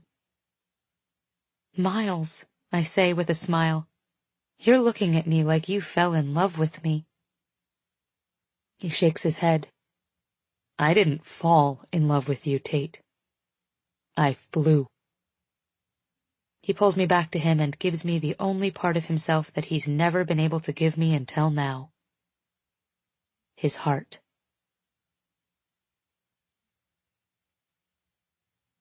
Chapter 39.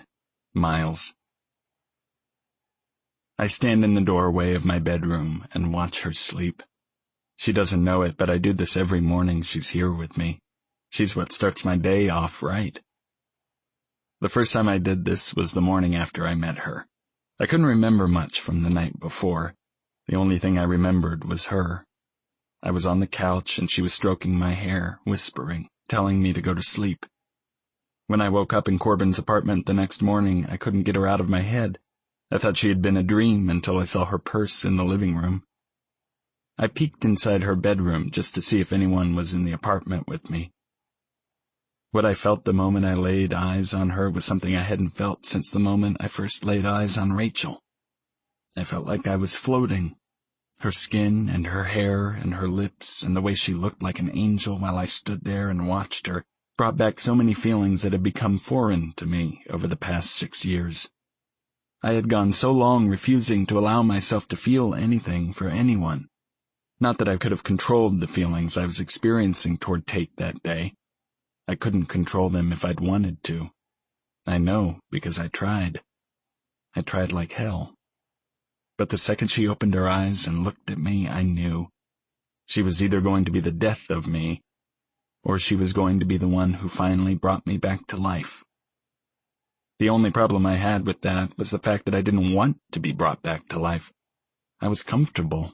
Protecting myself from the possibility of experiencing what I had experienced in the past was my only priority.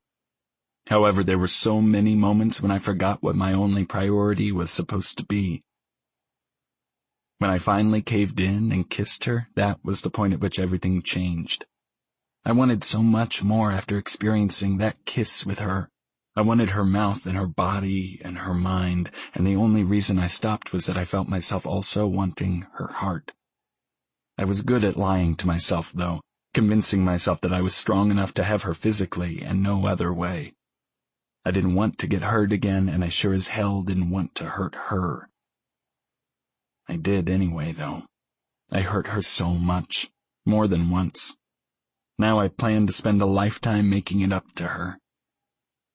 I walk to my bed and sit on the edge of it. She feels the bed shift, and she opens her eyes, but not all the way. A hint of a smile plays on her lips before she pulls the covers over her head and rolls over. We officially began dating 6 months ago, and that's been plenty long enough for me to realize she's not at all a morning person. I lean forward and kiss the area of blanket covering up her ear. "Wake up, sleepyhead," I whisper. She groans, so I lift the covers up and slide in behind her, wrapping myself around her. Her groan eventually turns into a soft moan. "Tate, you need to get up. We have a plane to catch." That gets her attention.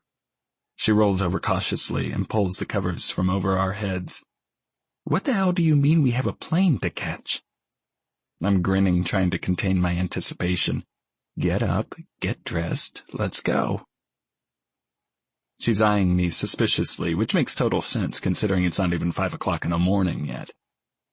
"I know you know how rare it is for me to have an entire day off, so this better be worth it." I laugh and give her a quick kiss. That all depends on our ability to be punctual. I stand up and pat the mattress several times with the palms of my hands. So get up, get up, get up. She laughs and throws the covers off of her completely. She scoots to the edge of the bed and I help her stand up. It's hard to stay irritated with you when you're this giddy, Miles. We reach the lobby and Cap is waiting at the elevator just as I asked him to. He has her juice in a to-go cup and our breakfast. I love the relationship they have. I was a little worried to reveal to Tate that I had known Cap all my life. When I finally told her, she was irritated with both of us, mostly because she assumed Cap was telling me everything she confessed to him. I assured her Cap wouldn't do that. I know he wouldn't because Cap is one of the few people in this world I trust. He knew just the right things to say to me without appearing as though he were lecturing me or giving me advice. He'd always say just enough to make me think long and hard about my situation with Tate. Luckily, he's one of the few people who grow wiser with age. He knew what he was doing with both of us all along. "Morning, Tate," he says to her, grinning from ear to ear. He holds out his arm for her to take, and she looks back and forth between us. "What's going on?" she asks Cap as he begins to walk her toward the lobby exit. He smiles. "The boy's about to take me on my first ever ride in an airplane. I wanted you to come along, too." She tells him she doesn't believe this is his first time in an airplane. "It's true," he says. "Just 'cause I have the moniker doesn't mean I've ever been on a real plane." The look of appreciation she shoots me over her shoulder is enough to declare this day one of my favorites. And it's not even daylight yet.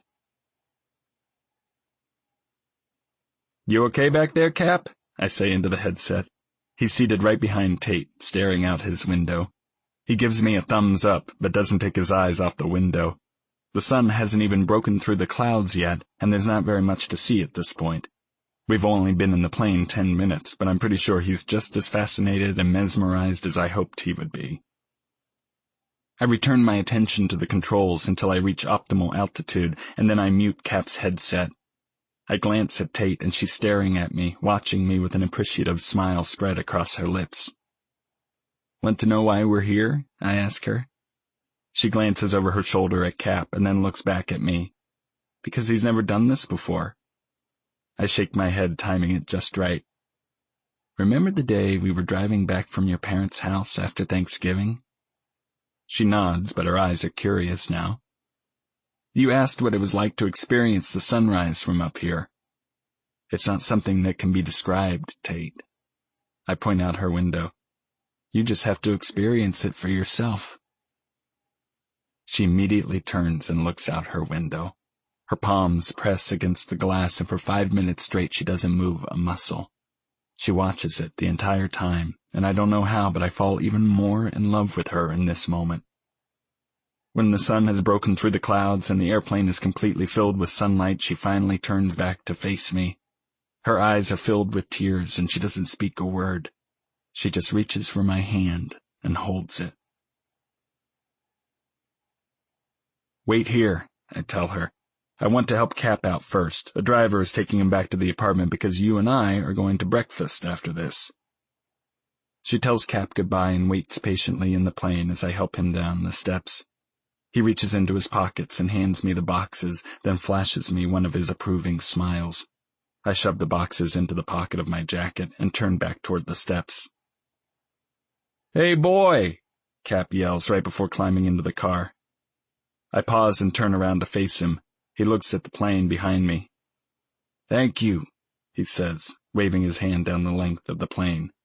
"For this."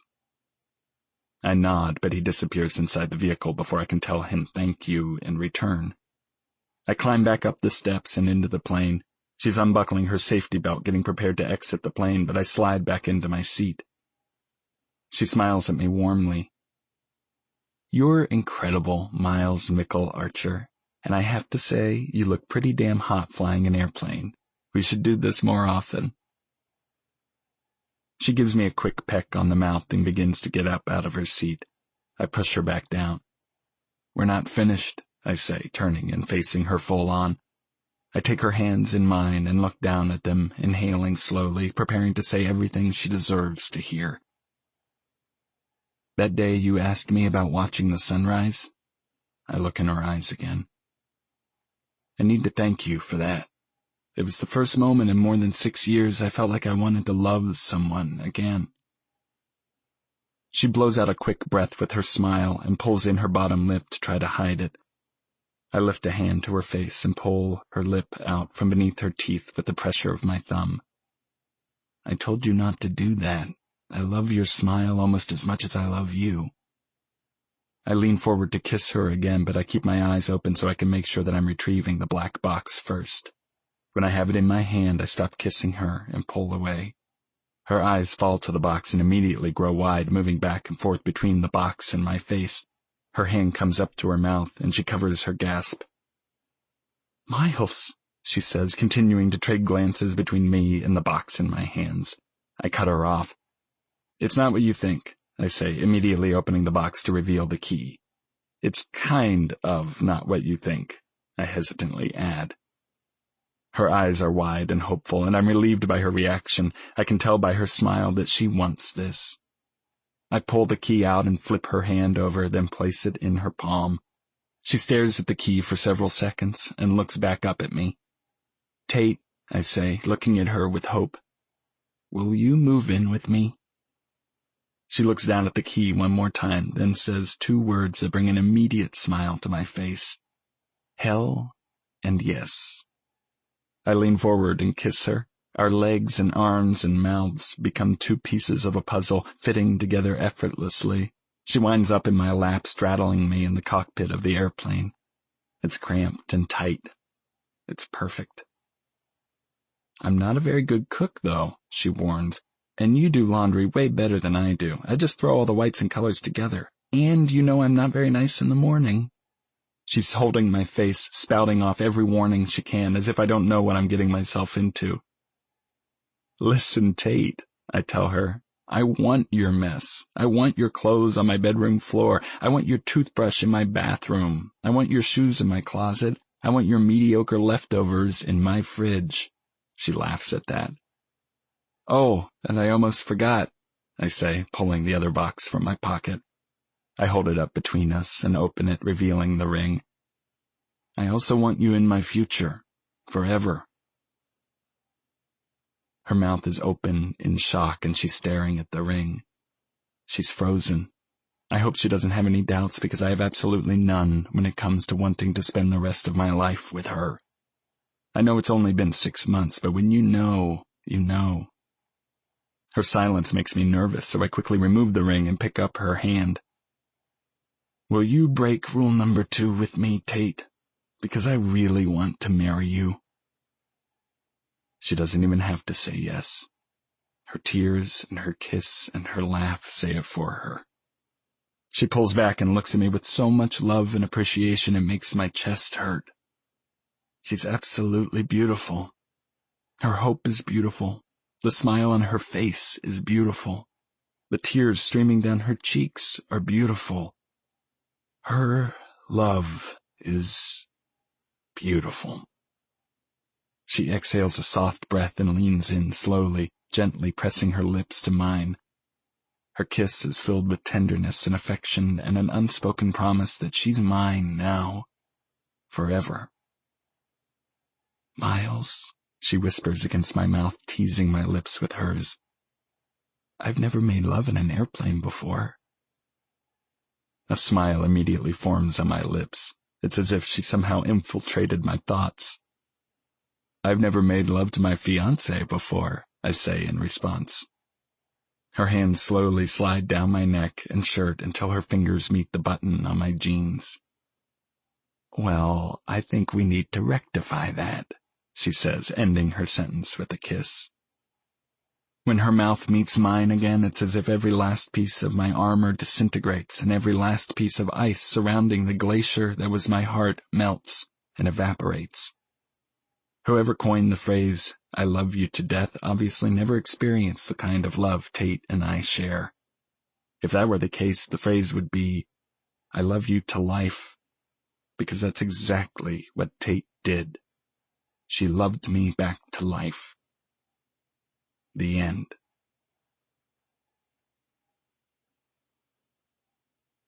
Epilogue. I think back to the day I married her. It was one of the best days of my life. I remember standing next to Ian and Corbin at the end of the aisle. We were waiting for her to walk through the doors when Corbin leaned over and whispered something to me. He said, "You're the only one who could have ever met my standards for her, Miles. I'm happy it's you." I was happy it was me too. That was more than 2 years ago, and every day since then I've somehow fallen in love with her a little bit more. Or flew, rather. I didn't cry the day I married her, though. Her tears were falling that day, but mine weren't. I was convinced they never would, not in the way I wished they could. It was 8 months ago when we found out we were having a baby. We weren't trying to have a baby, but we also weren't not trying. "If it happens, it happens," Tate said. It happened. When we found out, we were both excited. She cried. Her tears were falling, but mine weren't. As excited as I was also scared.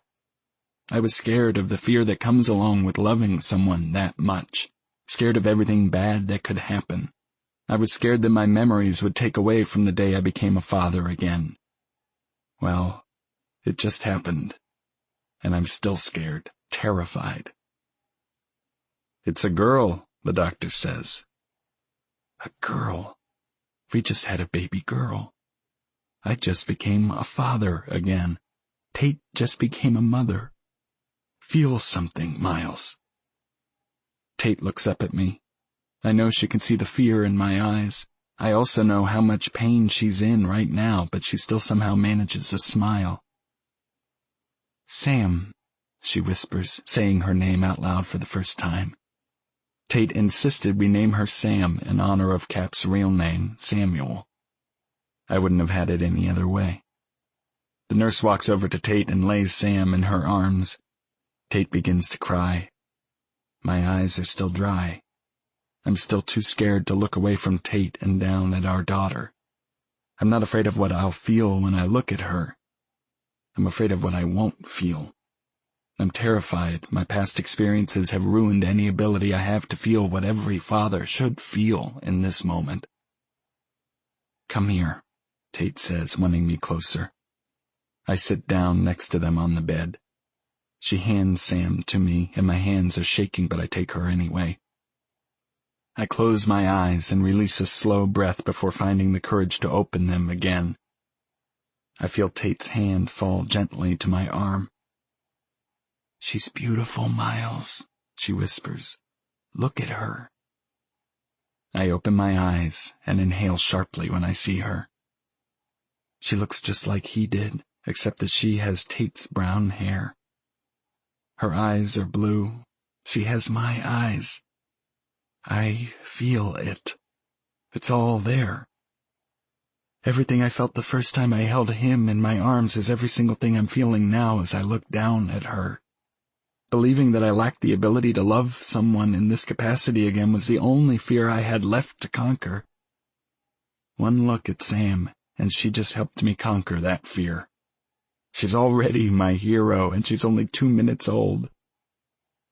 "She's so beautiful, Tate," I whisper. "So beautiful." My voice cracks. My face is covered in tears. Falling. For the first time since the moment I held Clayton in my arms, I'm crying tears of joy.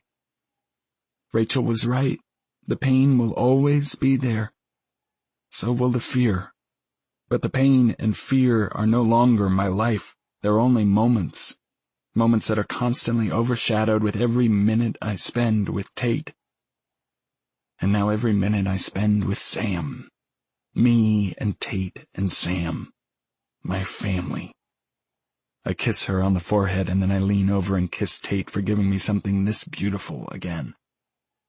Tate lays her head on my arm, and we both watch her. Our daughter. "I love you so much, Sam." I'm looking down at the perfection we created when it hits me. It's all worth it. It's the beautiful moments like these that make up for the ugly love.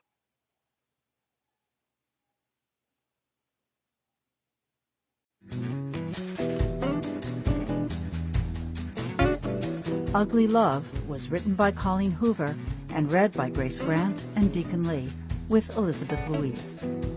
Editing and post-production by Like 2,000 Pounds. The associate producer was Louisa Solomon.